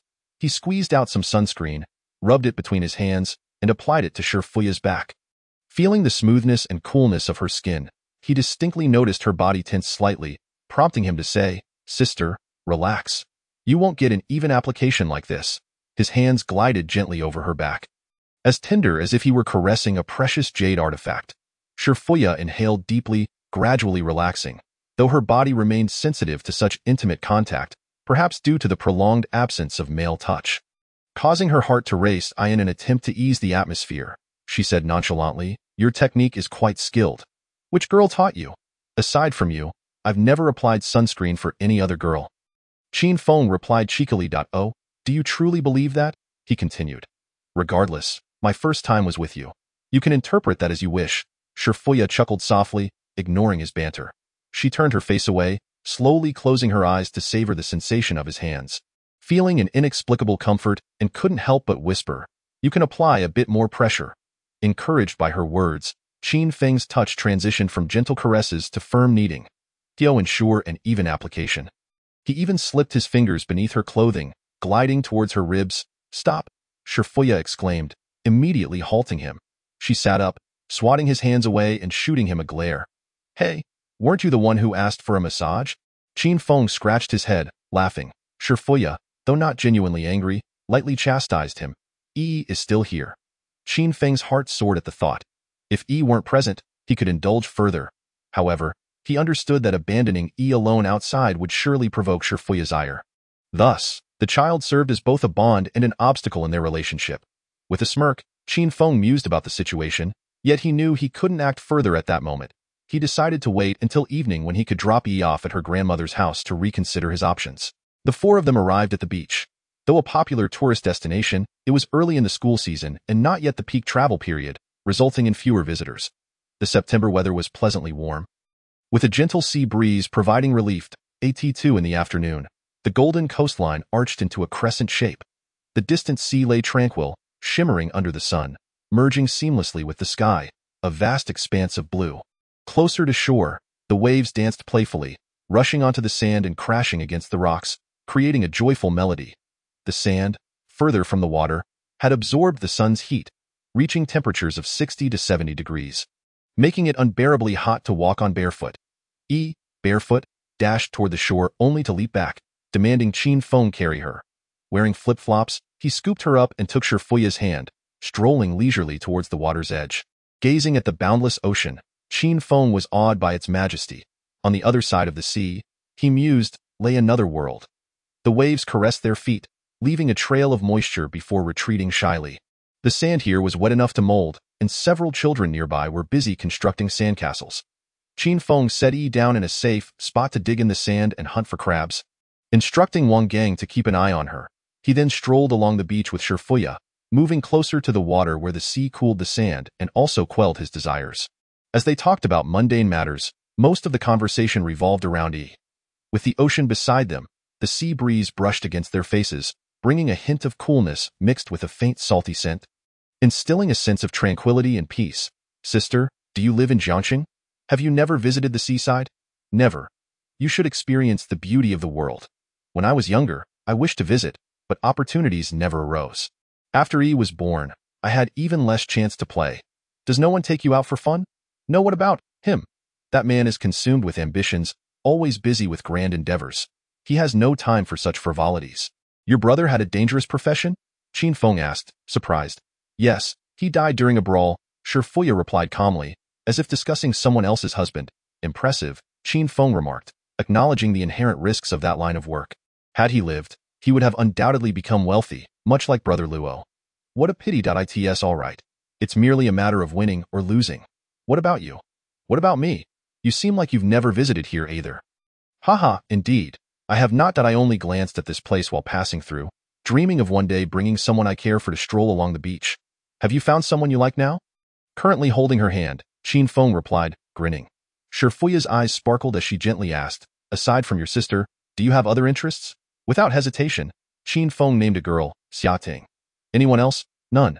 Shifuya laughed, sensing the boy's sincerity, reminiscent of his promise to help her build a home that night. "Brother, there are many dubious women out there. If you trust me, next time bring your love interest home, and I'll help you assess her." "Aren't you jealous?" Qin Feng scrutinized her expression, ensuring her words were genuine. "Of course I am, but jealousy accomplishes nothing. It's better to assist you in discerning, to avoid being ensnared by women," Shifuya replied. her face reflecting only mild concern. Chapter 87. Even the most beautiful little girl can be bothersome. Rest assured, Qin Feng said, confident in his ability to navigate relationships, I am quite astute. Typically, only the foolish would incessantly proclaim their own intelligence. Shifuya lightly covered her mouth, her fox-like eyes twinkling with amusement. Then, sister, being so clever, do you know what I'm thinking right now? Qin Feng asked playfully. I have no desire to know. Oh. Qin Feng swiftly removed her hand from her mouth and kissed her. Wrapping his arms around her waist and pulling her close, savoring her sweetness as he slowly released her, he left her with a teasing remark. Tonight, I'll show you how a fool conducts himself. A blush crept onto Shifuya's face, and she shot him a gentle glare, not replying, yet her demeanor suggested an unspoken agreement for the evening's possibilities. Qin Feng felt a surge of excitement. After a while, they turned back to find Yi. The little girl had been digging for quite some time and had indeed uncovered a few treasures. A moon snail, a starfish, several small crabs the size of fingernails, and a few unknown seashells. Qin Feng was full of admiration, praising Yi for her cleverness. The little girl beamed with pride. Having made the trip to the beach, they naturally wanted to enjoy the ocean. Noticing a nearby rental for high-speed boats, Qin Feng suggested, Sister, there are boats over there. Let us rent one and take a spin on the water. No, Yi is too young to ride. Then we can go. And Wang Gang can watch over Yi. Shifuya's expression revealed her hesitation. She was reluctant to go on the boat primarily because she wanted to keep Yi within her sight, especially during outings. It wasn't that she distrusted Wang Gang, but rather that Yi was more precious to her than life itself. If anything were to go wrong, it would drive her to madness. Seeing her discomfort, Qin Feng wisely refrained from pressuring her, merely watching enviously as a group of young people enjoyed the thrill of the boat rides. Dear brother, Shifuya said apologetically, let's bring Tingting along to play next time. You and she can go surfing while we wait for you both on the beach. Qin Feng comforted her with a few cheerful words. Indeed, it was quite inconvenient to bring a child along. They dared not venture into even slightly dangerous areas. Earlier, as they passed by the dock, several fishing vessels were moored by the sea. A sign on one of them read, 1,000 for a boat to go out and cast nets.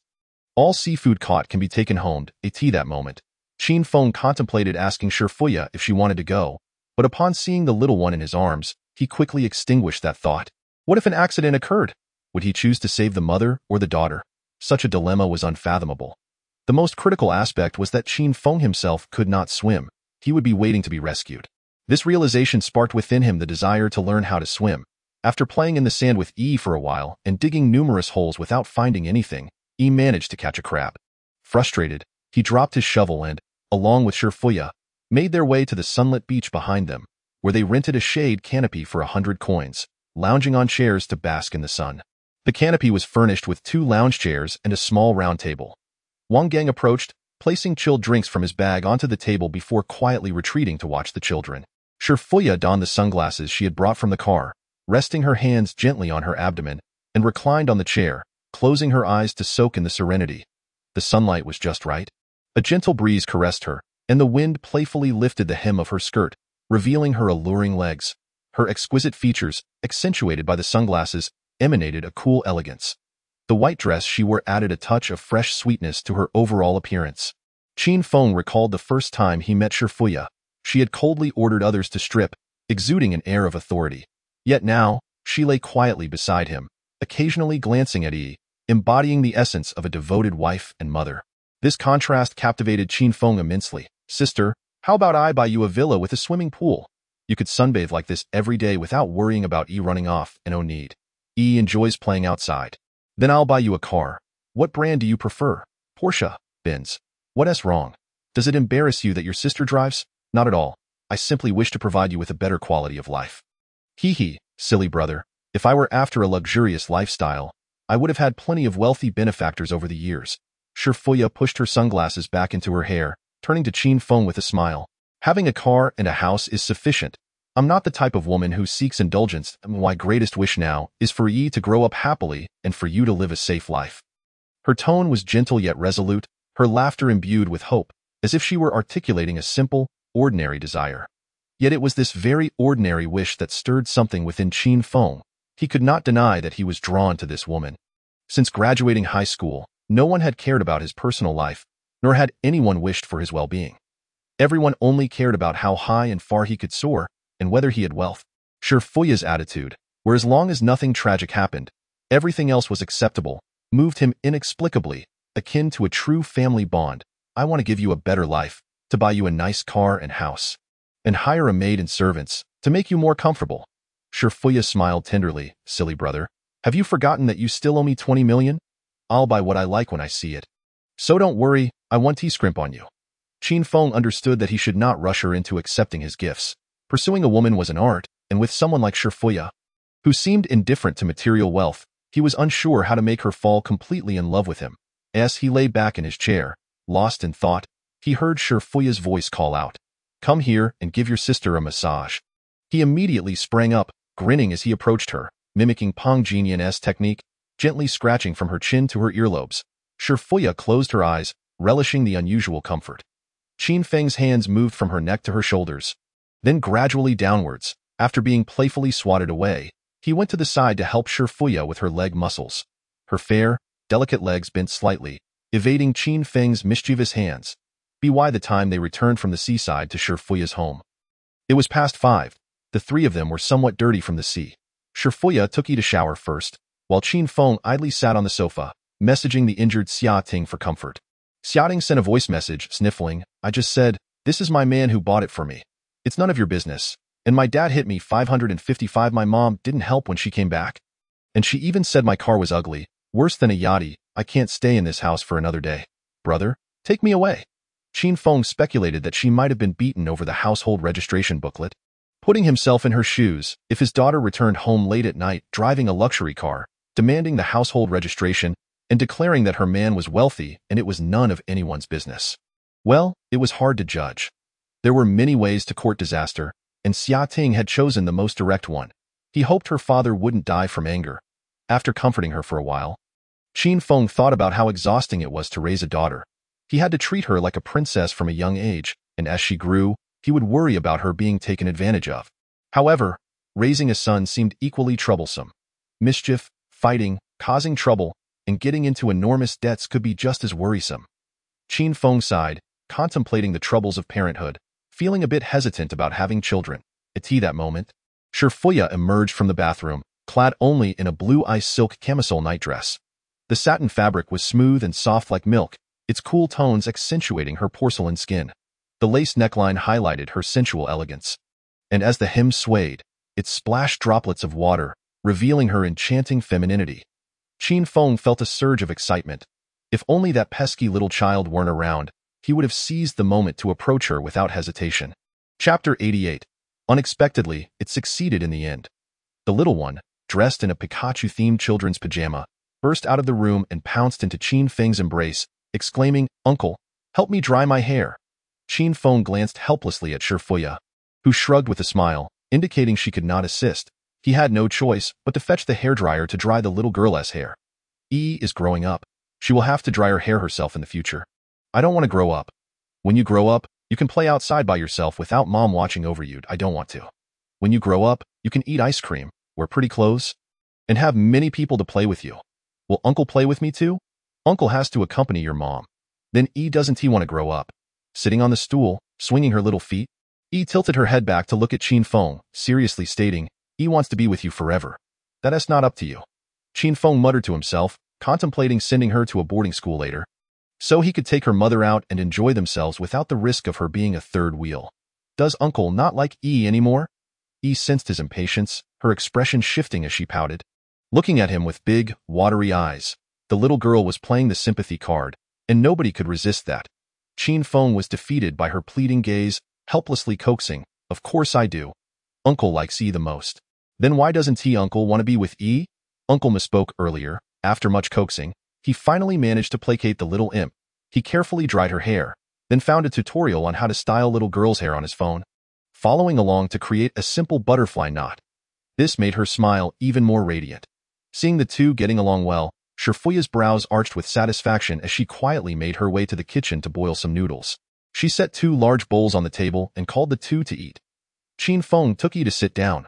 The noodles were quite ordinary, garnished with a fried egg, a few slices of vegetables, as well as sausages and beef. The vibrant colors and enticing aroma made them quite appetizing. Ignoring the heat, Qin Feng rolled a hefty portion onto his chopsticks, blew on it slightly, and devoured it in one go, chewing only a couple of times before swallowing. His eating style was akin to that of a ravenous wolf. Being fed by her mother, stared wide-eyed at Qin Feng, her spoon slipping from her grasp. Observing his voracious appetite, Shifuya quickly advised, "Eat slowly. No one is competing with you." "Hee, the noodles you made are so fragrant," Qin Feng exclaimed, unable to contain himself as he fished for beef, praising her. "Are you full? Should I get you another bowl?" Shifuya inquired. "No need. It's better to eat less for dinner." Qin Feng waved his hand dismissively, continuing, "Otherwise, I won't have room for a late-night snack. I want a late-night snack too." Chimed in. "Late-night snacks are unhealthy. Children shouldn't eat them," Qin Feng advised kindly. "Mom, is it really unhealthy?" "Indeed," Shifuya giggled, nodding. Looked up at her mother. Seeing her smile so casually, she felt skeptical. Frowning slightly, she pouted, her eyes darting around as she pondered. Qin Feng, fearing this little one might disrupt his plans, hurriedly suggested, Be good and sleep with Grandma tonight. Tomorrow Uncle will take you to the amusement park." "No, wants to sleep with Uncle," whined. Qin Feng was taken aback, hastily coaxing, "Uncle has to fight tigers tonight. Are you scared?" With a gentle and delicate tone, proclaimed, is a good baby." "Tigers do not eat good babies," Qin Feng, amplifying his insistence, replied, "A male tiger does not eat good babies. Tonight, Uncle intends to confront a fierce female tiger, one that devours everything." Shifuya felt a slight warmth creeping to her ears and cast an annoyed glance at Qin Feng. Her brows and eyes were exceptionally enchanting, with the corners of her eyes slightly arched, exuding a beguiling charm that was utterly captivating. Qin Feng found himself momentarily entranced by her alluring gaze. And seeing her lack of opposition, a foolish grin spread across his face. Shifuya's cheeks flushed with embarrassment as she couldn't help but interject, "Don't lead astray." Glancing between Qin Feng and her mother, sensed something amiss and exclaimed, "Uncle is lying. There's no tiger. Uncle just doesn't want to sleep with At that moment, Qin Feng genuinely wished to kick out. "Stop causing a ruckus, Tomorrow, Uncle will buy you a big toy car for you to play in." "How about that?" "No. What about roller skates?" "Humph. Then what do you want?" "I want Uncle to tell me a story and help me fall asleep." Qin Feng, ensnared by the little imp, felt tears welling up in his eyes, his expression one of exasperation. Shifuya stifled a laugh beside him. Qin Feng had originally planned to sneak away and return after the little one was sent off. But upon seeing her on the verge of tears, he sighed, his heart softening, and reluctantly agreed. "Just endure tonight. There will be plenty of opportunities in the future. No need to rush." To his astonishment, the little one cheered and added, "Mommy should sleep with us too." Qin Feng was flabbergasted. This little girl was becoming increasingly demanding. With her present, Shifuya would undoubtedly refuse, only adding to his torment. Just as he was about to decline, he heard Shifuya say, "If he can eat her meal obediently, Mommy will sleep with you." "Yay, Mommy, make the noodles like Uncle does. I want a big bite." Observing the exuberant Qin Feng swallowed hard. Feeling a twinge of anxiety about the impending night. As the clock struck 9, after a shower and donning a fresh set of men's pajamas, Qin Feng engaged in a childish Ultraman game with After helping Qin Feng with his laundry, Shifuya stepped onto the balcony to take a call from the bar, remotely managing the establishment. While playing, suddenly leapt into Qin Feng's arms. Yawning and resting her head on his shoulder, gradually succumbing to slumber. She hadn't napped at noon and had played all day. This time, she was genuinely tired. The unexpected delight overwhelmed Qin Feng. And with great care, he embraced and carried her into the room, placing her gently on the bed and murmuring softly to her. After ensuring she was fast asleep, he managed to contain his excitement and stealthily left the room to the balcony of another room. "Is it those individuals we threw out last time? Just a few of them? Are they merely handing out flyers at the door? Have they opened a small bar as well?" Senjong San to handle it. "But don't be too harsh." Shifuya was discussing matters. She was suddenly embraced from behind by a man, letting out a startled yelp, but quickly regained her composure, suppressing her instinctual reaction, and continued her conversation on the phone. "No, nothing. I'll be there tonight. If anything happens, message me." Qin Feng leaned his head against Shifuya's neck, planting a soft kiss while his hands roamed restlessly over her silk pajamas. Amidst the conversation, a frantic voice came through the receiver. "Sister Xiaoya, are you all right? Are you sick? Where are you? I'll take you to the hospital. I'm fine." Just like this, Shurfuya hastily ended the call. Feeling the man's warm breath against her, his body radiating heat, yet she maintained a facade of calm, pressing down on his hands while softly inquiring, "Is he asleep?" "Imichim," Qin Feng replied, his voice deep and husky. Reminiscent of a lion's excited growl before an attack, Shurfuya's heart raced as she felt his fingers gently tracing her waist. Each touch sent ripples through her body. The room's lighting was controlled by a switch. One press illuminated the bright incandescent light, 2 press transformed it to a warm orange hue. After 3 presses, Shurfuya relinquished her struggle against Qin Feng, yielding to him, allowing the seductive warm tones to envelop her body. As the atmosphere thickened with unrestrained intimacy, suffocatingly intoxicating. Chapter 89. Qin Feng's desire to purchase toys online. The two concluded a round of playful rivalry. Qin Feng lay on the bed smoking, with the woman beside him showing no disapproval of his habit, in stark contrast to the fiery summer ting. Shurfuya was exceedingly indulgent, allowing him to act recklessly, permitting everything without boundaries. Watching her tenderly wipe away his sweat, Qin Feng lost all sense of irritation. "Sister, if you spoil me like this, I might turn bad. Hee, I never expected you to be any better." The following morning, at 7:30, Qin Feng awoke to find Shurfuya absent from his side. Rising, he ventured next door and discovered her sleeping while cradling Yi. Not wanting to disturb them, he tidied up briefly and headed downstairs. He planned to grab some breakfast and bring back a heartfelt meal for them. The early autumn morning was pleasantly warm, the air crisp and refreshing.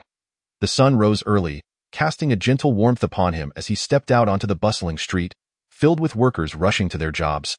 Elders escorting children to school, and vendors out shopping for groceries. Standing at the entrance of the community, Qin Feng admired the serene scene before him. Suddenly, a stunning beauty dashed past him, leaving a trail of fragrant air in her wake. She wore a form-fitting pink yoga outfit on top and sporty shorts below, her long, athletic legs glimmering in the sunlight. A red headband with the words "strive" and "struggle" adorned her forehead, and her long, dark hair was casually tied up, bouncing with her every step.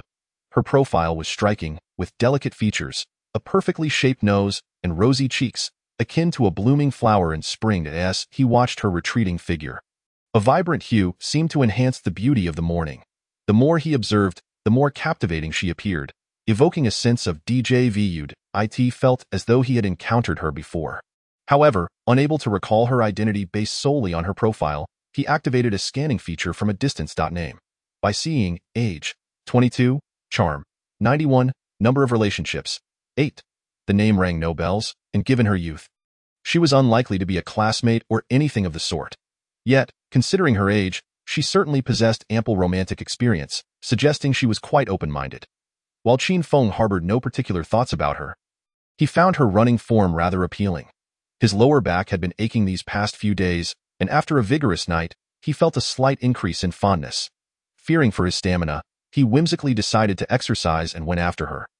Matching her pace as she ran, he kept stride, and when she walked, he did too, prompting her to glance back at him several times. After gaining some confidence from his newfound wealth, he flashed her a bright smile and nodded.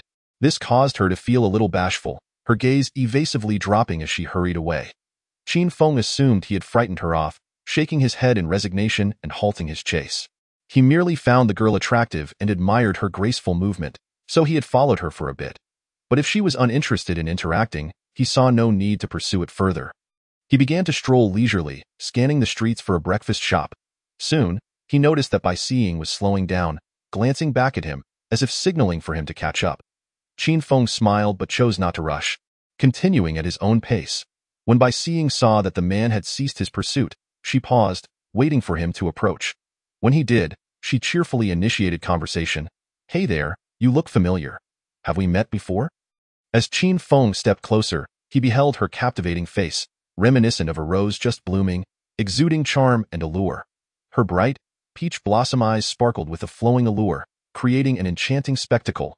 Listening to her sweet voice, Qin Feng suddenly recalled that he had delivered meals to her several times while working as a delivery driver. During those encounters, she had worn a nude-colored yoga outfit, seemingly live-streaming from her home. The lightweight fabric clung to her form, showcasing her figure with every movement, leaving a lasting impression, especially paired with her distinct dimples and endearing voice. He vividly remembered her, along with her hefty friend. Back then, She had boldly inquired whether this delivery boy could fix computers, as her stream often lagged. Had her friend not been so robust, he might have nearly ventured in to assist her. Perhaps I have a rather ordinary appearance, Qin Feng chuckled. By seeing cupped her chin, pondering for a moment, yet she couldn't recall who he was. After all, who would remember what a delivery man looked like? She shrugged it off, casually greeting him. Are you out for a morning jog? Not exactly. I'm out hunting for food. Then allow me to recommend a fantastic breakfast spot, known for its incredible crab yellow buns and hearty spicy soup. Oh, where is it? Qin Feng expressed interest in the crab yellow buns. Just ahead, take a right, and it's about 300 meters down. By seeing cheerfully pointed towards the intersection, smiling brightly, feeling uplifted by her enthusiasm. Qin Feng expressed his gratitude with a smile. I was just looking for a breakfast place. Thank you. How about I treat you to breakfast? There's no need for formality. I'll continue my run. Farewell. With a smile. By seeing waved at Qin Feng and gracefully resumed her long strides towards the lakeside park. She had noticed Qin Feng's vaguely familiar demeanor, his composed and unruffled aura, the carefree smile, and the floral shirt he wore, all imparted an extraordinary impression. It was this allure that prompted her to initiate a conversation.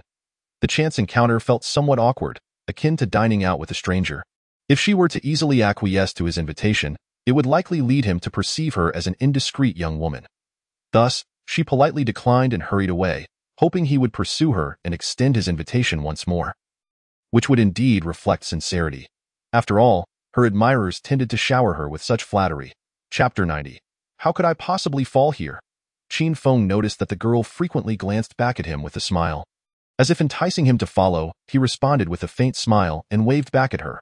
However, he refrained from chasing after the young girl who had already experienced 8 romantic relationships at such a tender age. Inviting her to dinner was merely an attempt to gather more information about her, to ascertain what kind of rewards might be reaped. At present, he had an infant to care for at home and an ailing sister confined to bed. He had no time to indulge in fleeting romances. Moreover, a girl with eyes full of romantic prospects was hardly worth the effort. Today, she might smile at him coyly, yet tomorrow she would offer the same smile to another stranger. If they were to cross paths again in the future, he could simply spend money to sample her charms, without engaging in any chase games. Furthermore, his heart was already occupied by 2 women and a small child, leaving no room for others. After a leisurely stroll, Qin Feng located the dumpling shop she had mentioned. The establishment was spacious and adorned in a distinctive style reminiscent of ancient dining halls. A fluttering banner proclaimed, Top Scholar Crab Soup Dumplings. The clientele was sparse, with only 3 tables occupied out of a dozen. Steaming baskets filled with dumplings wafted clouds of vapor from the kitchen, while delivery orders arrived incessantly, accompanied by the cheerful jingle of My Heaven, from Xiao Yeya. Upon examining the menu, Qin Feng's eyes widened in shock. Crab soup dumplings, 20 yuan each. Small dumplings, 30 yuan for a basket, 5 pieces. He was taken aback by the exorbitant prices. How could a single dumpling demand 20 yuan? He recalled that in the past, 2 hefty meat buns and a soy milk would only cost 5 yuan. In a slightly earlier era, meat buns the size of one's face could be had for 3 yuan. Could these dumplings possibly be filled with gold? After ordering a crab soup dumpling to sample the fare, he took a seat at a table. Following the server's instructions, he carefully bit into the dumpling, allowing the steaming broth to cool slightly before gently sipping it. The broth was light yet rich, thick without being greasy, and the flavor was exquisite. As he devoured the entire dumpling, the delicious taste of crab permeated his palate, with a pleasant salty texture likely from the crab meat sautéed over high heat. Whether it was worth the price remained uncertain, yet the taste was undeniably delightful. Truly, there was merit in the cost. Satisfied, Qin Feng ordered 2 portions of each item, along with soy milk, disregarding whether 3 people could finish the feast. When the bill arrived, it totaled 160 yuan. He paid, lamenting how times had changed. When did breakfast become 100 yuan affair? Shaking his head, he hurried back to Shifuya's home to prevent the dumplings from cooling. The entrance to Shifuya's residence was secured by a fingerprint lock. After recording Qin Feng's fingerprint yesterday, he entered to find that Shifuya was still asleep. However, Yi was awake, sitting alone in the living room engrossed in a children's book. Upon seeing Qin Feng return, the little girl scampered over, whispering, "Uncle." Qin Feng affectionately ruffled her hair and gently said, "Go wake your mom for breakfast. But mommy usually sleeps in the morning. We shouldn't disturb her." Yi replied earnestly, her expression both adorable and considerate. Qin Feng cast a glance at the half-open bedroom door, where Shifuya's graceful form lay beneath a light blanket, her alluring curves barely concealed. A thought struck him, and he set the breakfast on the dining table, handing Yi a pair of chopsticks, irrespective of whether she could manage them. "You eat first? Uncle will check if your mom wants to get up," he said, and with that, he stepped into Shifuya's room. Closing the door behind him, Yi furrowed her little brow, worried that Qin Feng might disturb her mother's slumber, fearing her mother might scold him. Leaving her unsure of whom to support, she stared at the closed door, a hint of concern crossing her cherubic face. "Big treasure, rise and shine," Qin Feng exclaimed as he approached the bed, leaning down to kiss Shifuya's lovely face. Whispering in her ear, the beauty stirred, emitting an incomprehensible murmur, her long eyelashes fluttering, yet she showed no intent of opening her eyes. Her graceful body shifted slightly, as if protesting the interruption of a delightful dream.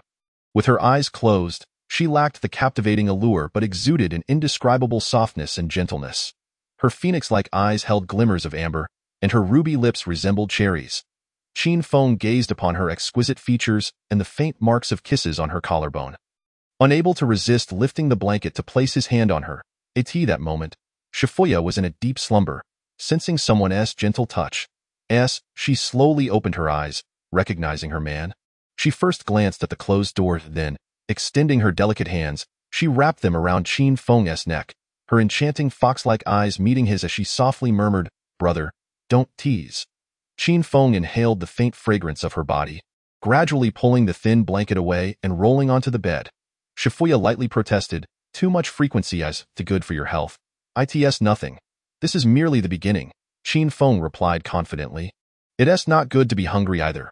I'll go prepare breakfast for you, and we can talk afterward." Shifuya gently coaxed, "No need.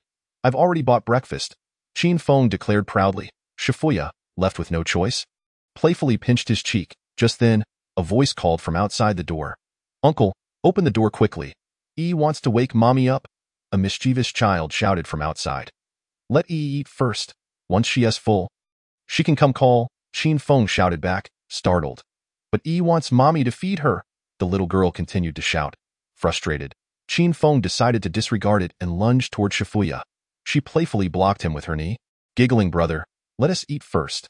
Qin Feng feigned grievance. "Sister, how could you be so cruel?"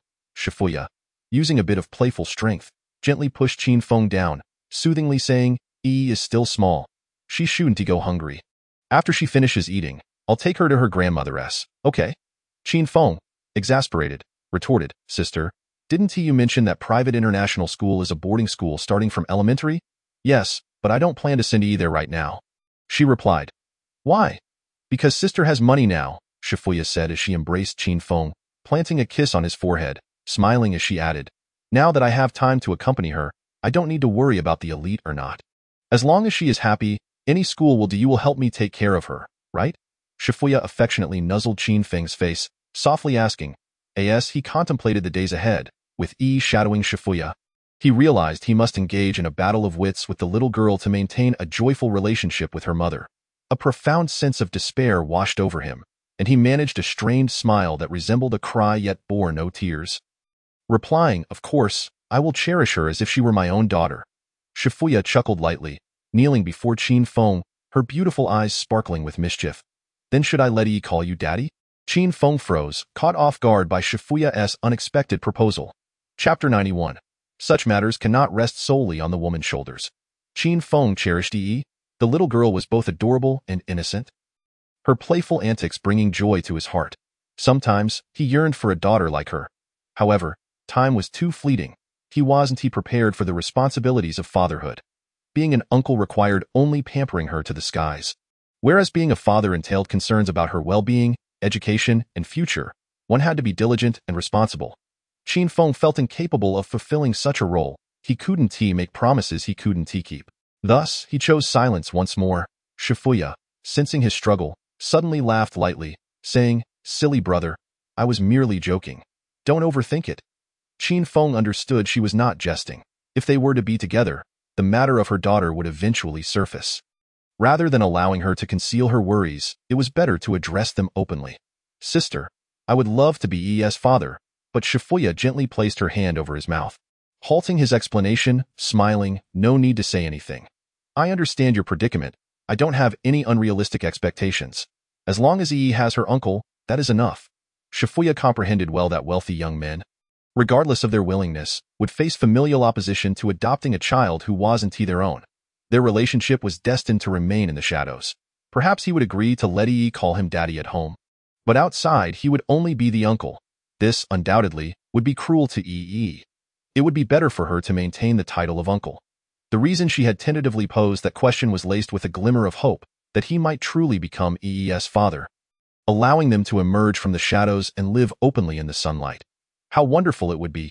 Yet, reality often proves to be so merciless. From his profound gaze, Shifuya discerned the struggle and dilemma within him.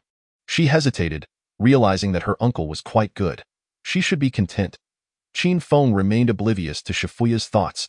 Observing her sensitivity and gentle demeanor, he noted that even after his rejection, her fondness for him remained intact. As she proactively offered him comfort, stirring feelings of guilt within him. However, matters concerning fatherhood cannot be taken lightly. After all, Yi was not his biological child, and the sudden call of dad felt somewhat foreign to him. Nevertheless, he did not wish to cause Shifuya any sorrow. After a moment's contemplation, he wrapped his arm around her waist and declared with conviction, "Sister, how about you bear me a child?" Shifuya was taken aback. She had contemplated numerous responses, but never anticipated Qin Feng would utter such words. Staring blankly at him, she was at a loss for words. With our own child, I could rightfully assume the role of Yi's father. Qin Feng thought, feeling a sense of pride in his cleverness. Our child? Shifuya asked, bewildered. Her thoughts were entirely consumed by Yi, and she had never considered her own desires. Yes, sister, do you know? Among all women, you are the only one who stirs my heart. I love you, and by extension, I also love Yi. I wish to provide a respectable home for both of you. Qin Feng's romantic confession enchanted Shifuya, who longed for this reality to be true. Tired of the darkness, she yearned to return to the warmth of sunlight. She cautiously inquired, "You wouldn't mind what others say, would you?" "I do mind. But who cares when you are my woman? A little hardship is nothing." Qin Feng replied with a smile. "Besides, our child will call you sister. She can't continue to call me uncle, can she?" Listening to the man's jest, Shifuya was completely moved. If what he said were true, after having a child, they could openly be together, Yi would have a father, and he would have his own child. Wouldn't all problems be resolved? However, all of this depended on the premise that this man would not abandon them again. "Brother, will you leave us once more, just as he did?" Qin Feng assured her, "I will not. I will shoulder the responsibility of being a father and ensure that you both live happily and safely." Shifuya's heart swelled with fervor at Qin Feng's words. "If you can do that, sister will follow you for the rest of my life, serving you." Qin Feng smirked, recalling how she had brought him down earlier. Shifuya gently dabbed at the corner of her eyes, glancing at him with a soft smile. "I'm sorry, sister was wrong." Before Qin Feng could respond, she called out, "Yi, you can have breakfast by yourself. Mommy will sleep a little longer," and with that, she playfully pushed him back onto the bed. System notification. Shifuya's affection 5, current affection level, 96. After a brief slumber of 2/4 of an hour, Shifuya emerged from her room, her face glowing with a rosy hue that enhanced her charm. Qin Feng, feeling somewhat weak, sat at the dining table, fidgeting restlessly. This robust physique must be acquired quickly, he thought, even if it meant resorting to deceit. "Uncle, did mommy hit you?" Yi dashed over, noticing Qin Feng's lackluster demeanor, reaching out to touch his cheek with concern. "Mommy was very fierce this morning. I didn't dare disturb her." "Yes, mommy is extremely fierce," Qin Feng replied, still feeling apprehensive. "Next time mommy hits you, just cry, that way, she'll stop." Yi leaned in, whispering her advice in Qin Feng's ear. "What if I can't cry?" Qin Feng asked curiously. The little girl earnestly instructed, "You just start crying, and soon enough, you'll cry." Such a young child. Yet she understands the art of feigned tears. It seems women are naturally gifted at crying, Qin Feng mused, feeling his understanding of women deepen. "What are you two whispering about?" Shifuya emerged from the kitchen, holding a plate of steaming buns, smiling brightly. "Nothing." Yi quickly climbed back into her childish chair, obediently announcing, "Yi wants to eat soup dumplings. Did you not eat earlier?" Shifuya inquired.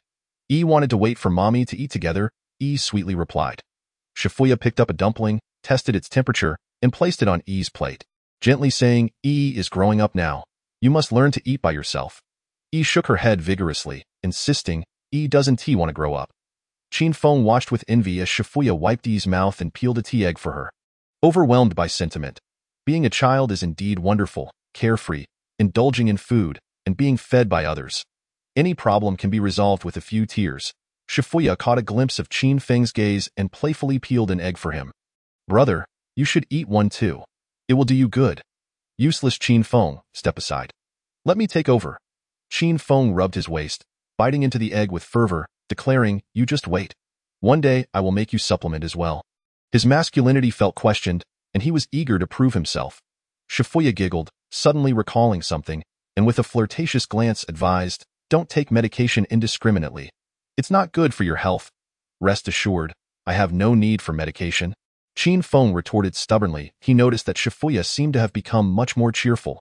Previously, she had been reserved and calm, seemingly indifferent to anything beyond Yi. But now her smile was becoming more vibrant. Her speech increasingly feminine, and she had learned to tease him. Is Uncle ill? Yi asked with concern upon hearing about medication. Shifuya gently patted Yi's head, reassuring her, Uncle is not sick. Don't say such things. Oh, Yi mumbled, nibbling on her dumpling while her eyes darted around. Qin Feng focused on his meal, eager to replenish his energy. After finishing breakfast, Yi dashed to turn on the television, settling on the sofa to watch cartoons. It seemed she had refrained from watching earlier due to her mother's slumber. Such an obedient and considerate child was genuinely endearing. Qin Feng leaned against the kitchen door for a moment of rest. Watching the busy figure of the woman in the kitchen, feeling rejuvenated, he approached, closed the kitchen sliding door, and embraced Shifuya, who was clad only in a silk nightgown. Aren't you afraid of turning to dust? Shifuya chuckled lightly. Not at all. It's for our child, Qin Feng proclaimed, initiating a playful advance, yet he sensed a lack of strength, as his previous exertions with Xia Ting had left him drained. Enough of that. Dear, Shifuya said, wiping her hands and turning to halt his advances. Seeing his efforts thwarted, Qin Feng ceased his antics. After a brief embrace, inhaling her faint fragrance, he grew anxious. Sister, what if we can't have children? That wouldn't concern me. Yi has already proven my ability to bear children.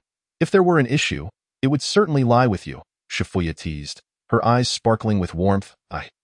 Qin Feng was momentarily speechless, eager to demonstrate his worth, but his weakened state left him feeling somewhat insecure. Shifuya, with her cool hand, gently caressed his cheek, comforting him, don't worry. With today's advanced medical technology, if you're anxious, we can consider IVF. Qin Feng felt an inexplicable surge of anxiety. Shifuya's words made it seem as if they could have a child at any moment. The sudden notion of impending fatherhood was akin to the sensation of needing to urinate when one is not actually desperate, an irresistible feeling. Shifuya glanced at him, not letting the opportunity slip, softly asking, do you prefer a boy or a girl, or perhaps twins? Qin Feng, dazed, inquired, can we choose? Shifuya, with an enigmatic smile, replied, I don't know. You might want to ask at the hospital. Maybe. We should just let nature take its course, as long as the child is as well behaved as Yi. That would be perfect, Qin Feng stammered. What? Are you lacking confidence in your own genes? Shifuya teased. Lifting his chin with a playful grin. The two were close, and even through their thin garments, he could sense her soft form. Qin Feng felt a surge of determination. Rest assured, I will ensure you give birth to a super baby. Shifuya challenged him. I look forward to it. Just you wait, Qin Feng declared. Realizing that this line of conversation would lead to trouble, he promptly retreated to join Yi in watching cartoons, ignoring the teasing laughter that followed. As Qin Feng watched the animated show, he found Paw Patrol to be quite enjoyable, telling the story of a young boy and his 5 rescue dogs helping others. The plot was uplifting, exaggerated, and captivating. Meanwhile, the little girl beside him chimed in, calling out, Chase, Marshall, let's rescue. Shifuya entered with freshly washed grapes, placing them on the table as she joined in the viewing. Qin Feng suddenly realized that watching cartoons could be a genuinely delightful experience. A diligent wife and an obedient daughter. If only he could escape the clamor of the world, he would wish to live in such simplicity forever. Alas, life is fraught with troubles. Qin Feng's phone began to ring incessantly. The first call was from Wang Gang, informing him that the car had arrived, and Xia Ting was also at the forest store, asking what to do. What should I do? You ask me, who should I ask? Qin Feng contemplated deeply, mulling over the matter for an extended period, ultimately deciding to have Wang Gang inquire if Xia Ting would like to join him in watching an animated film. Wang Gang, being straightforward, approached her with the question. The response indicated that Miss Xia seemed quite irate and had driven away. With a sense of helplessness, Qin Feng hung up the phone, just about to send a message to appease her. When a second call came through, it was Qiu Lily, who expressed her agreement to take on the role of a housekeeper and inquired about the work arrangements for the day. However, as Qin Feng had yet to purchase a villa, he had no work assignments to offer. He asked Qiu Lily to come over to meet someone and to discuss the arrangements for picking up EE in the future. The third call was from the real estate agent, confirming an appointment with the landlord to sign the contract at 1 o'clock that afternoon. The fourth call came from Jiang Manchue, who lamented that she was alone in the hospital and craved some milk tea. At that moment, Qin Feng was taken aback, bewildered by her request. What did her desire for milk tea have to do with him? He exclaimed. Excuse me, who are you? Are we that familiar? His perplexity drew the attention of Shifuya and Yi, who turned to look at him. Qin Feng, I know you still love me. I have observed your actions over the years, and recently, you have been intentionally provoking me. Haven Tu. You wish for me to sever ties with others and be with you wholeheartedly. Don Tu? Very well. I promise to treat only you with kindness from now on. Qin Feng hastily attempted to employ hypnosis, hoping to make her forget his existence. However, he soon discovered that hypnosis required direct eye contact with the target. Leaving him feeling overwhelmed, he interrupted Jiang Manchue's incessant declarations and pleaded, I apologize. It was my immaturity that led me to be interested in you. I shall not pursue the financial expenditures incurred over the years. Let us simply release each other, shall we? To his dismay, Jiang Manchue's voice escalated, her piercing soprano ringing in his ears. I have removed everyone else from my life. What more do you want from me? Must I strip bare before you will consider forgiving me? Qin Feng yearned to tell her, even if you were to shed your skin, I would not cast a glance in your direction. Stop, Jiang Manchue. I shall reiterate for the last time. I do not wish to see you again. Please refrain from harassing me in the future. Qin Feng, are you even a man? Your girlfriend has been hospitalized, and you do not even bother to check on her, yet you wish to break up with me? We have never had any meaningful connection. I warn you to cease your slander. Fine, if you wish to sever our ties, then pay me 2 million. From henceforth, I shall no longer disturb you. You ought to take a good look in the mirror. What makes you worth 2 million? Qin Feng was so incensed that he found it laughable. Could there truly be such shameless individuals in the world? Despite her numerous transgressions, she had the audacity to demand money. It was as if the universe revolved around her. I will give you 3 days. If you do not transfer the money, prepare to become an internet sensation, Jiang Manchue threatened before hanging up. As he listened to the busy signal on the line, his fingers tightened in a white-knuckled grip. At that moment, he felt an overwhelming urge to eliminate that vile woman. Chapter 93. This woman is ruthless. I am intrigued. When a person suddenly acquires wealth, those around them often develop envious eyes.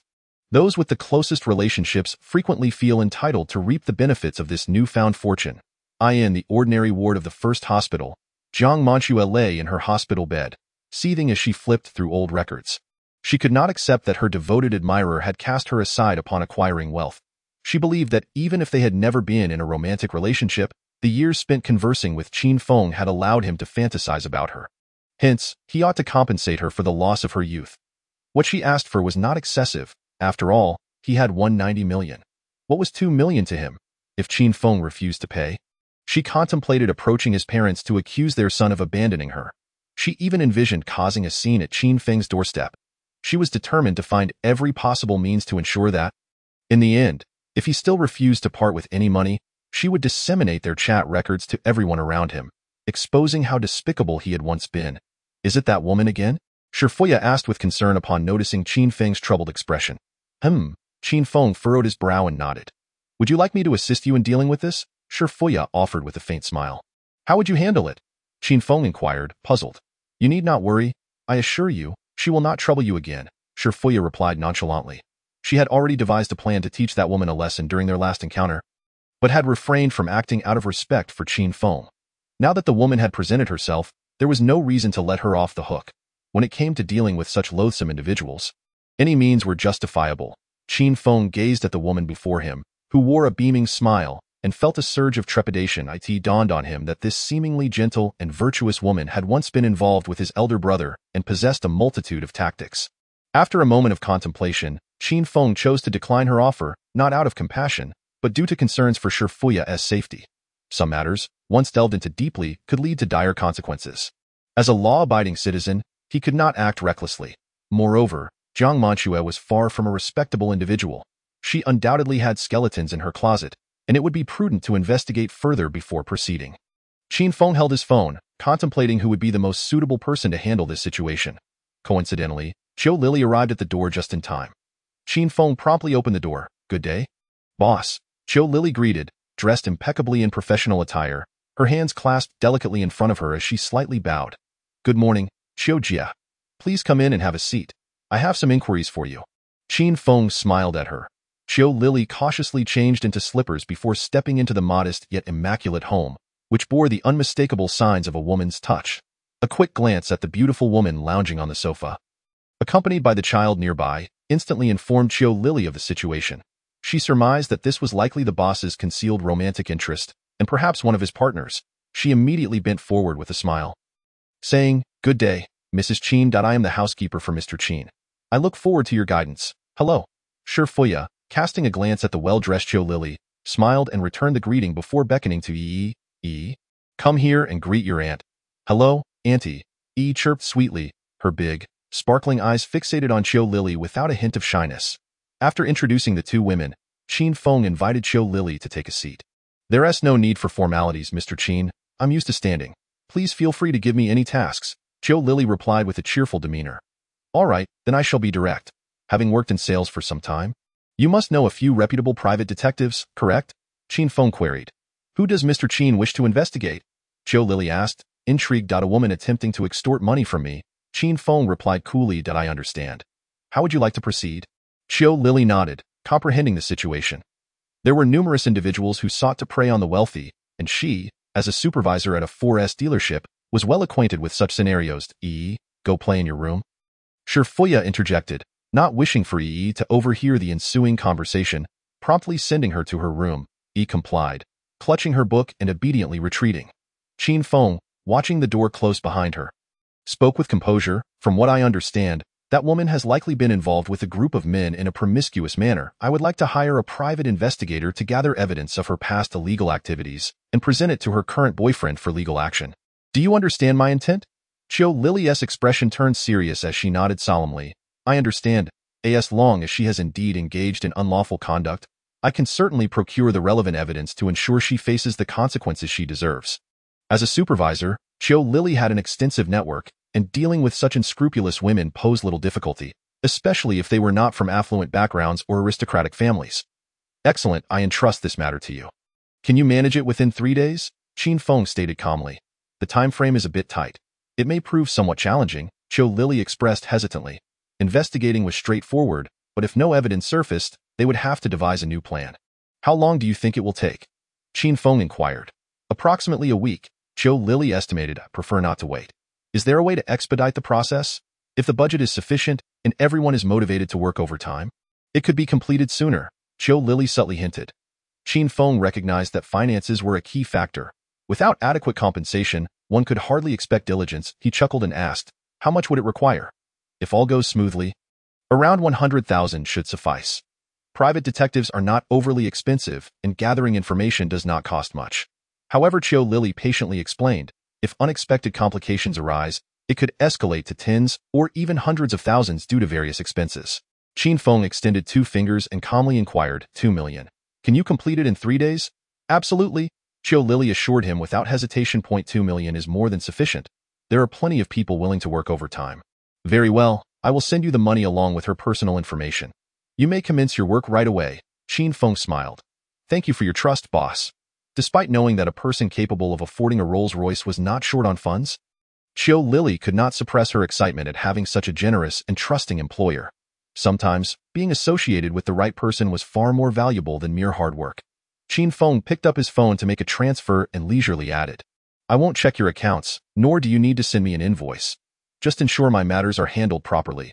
Whatever you manage to earn is your skill. If things go awry, well, I can't predict what might transpire. Rest assured, I, Qiu Lily, have been serving the wealthy for many years, and I possess a commendable level of professionalism. The money you provide will solely be spent on your affairs. I shall never misuse it." Qiu Lily declared with confidence. One is averse to money, yet at her age, her yearning for it had diminished.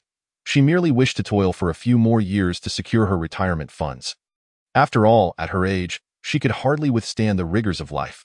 Wouldn't it be better to earn a modest, justifiable income and live the latter half of her life without guilt? I believe in you. If you accomplish the task well, I shall reward you with a substantial bonus. Qin Feng nodded, sending the documents and funds.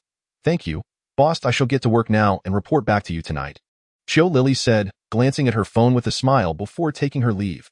Chapter 94. The two types of people I dislike most. Once Zhou Lily departed, the house fell silent. Shifuya refrained from inquiring about Qin Feng's former girlfriend. Instead, she switched to a melodramatic romance drama, engrossed while occasionally popping grapes into her mouth. Naturally, Qin Feng offered no explanations, and upon observing Shifuya leisurely enjoying her grapes, he opened his mouth, letting out a sound of anticipation. With a playful smile, Shifuya picked a grape and was about to feed it to him. However, the man took advantage of the moment, reclining on her lap, gazing up with an expectant expression. Don't do that. Will see, she admonished, yet she still fed him the grape, and no harm done. Let her adapt early to how her parents express affection, Qin Feng mused, chewing the sweet and tangy grape. Swallowing it whole, skin and all, he then opened his mouth again, signaling for more. Noticing Shifuya's small hand slightly curled, poised near his lips, it appeared she was waiting to offer him something. Confused, Qin Feng emitted another sound of anticipation. Shifuya cast him a sidelong glance, chuckling softly, as she peeled a grape and gently placed it in his mouth. The absence of the skin diminished the sourness, leaving only sweetness, causing Qin Feng to involuntarily squint in pleasure. Time devoid of worries always seemed to pass swiftly, and before he knew it, noon had arrived. After enjoying a lunch prepared by Shifuya, Qin Feng intended to indulge in a rejuvenating nap. Yet, upon hearing Shifuya's reminder, he recalled the 8 million yuan property awaiting his signature. After expressing his gratitude for her reminder, he settled into the Rolls-Royce, heading to the agency. Wang Gang, with a serious demeanor, drove slowly yet cautiously, his eyes betraying a hint of tension, fearful that an intoxicated individual might leap out to obstruct the vehicle for a scam. Qin Feng rested in the spacious backseat, able to stretch his legs comfortably with ample distance from the front seats. The airline-style seat featured a massage function, and after a brief exploration, he quickly figured out how to activate it. Relishing the comfort that wealth afforded him, he closed his eyes and drifted into slumber. As the vehicle quietly approached the agency, he had already fallen into a deep sleep. Wang Gang parked the car steadily and, upon noticing his boss asleep, listened to his rhythmic snores, indicating he was enjoying a sound slumber. He pondered whether disturbing his boss's pleasant dreams might provoke a grumpy awakening. At this moment, only a few minutes remained until 1 o'clock. And he hesitated, contemplating whether to rouse his boss. Zhang Daji stood outside the store, glancing around anxiously. The landlord had arrived long ago and had consumed several cups of tea in Lu Ziqi's office. Tasked with welcoming his esteemed adoptive father, he felt increasingly anxious as he waited for the arrival of his low-key domestic vehicle. Instead, a menacing Rolls-Royce pulled into the parking space he had reserved for his adoptive father. The limited parking available in front of their store typically discouraged outsiders, yet he dared not ask the owner of such an extravagant vehicle to move. While he might have approached someone driving a million-yuan car, he felt it best to avoid confrontation with this apparent super-rich individual. A mere bump might incur a hefty price. As the designated time approached, he prepared to call his adoptive father when a well-dressed young man with gold-rimmed glasses emerged from the store.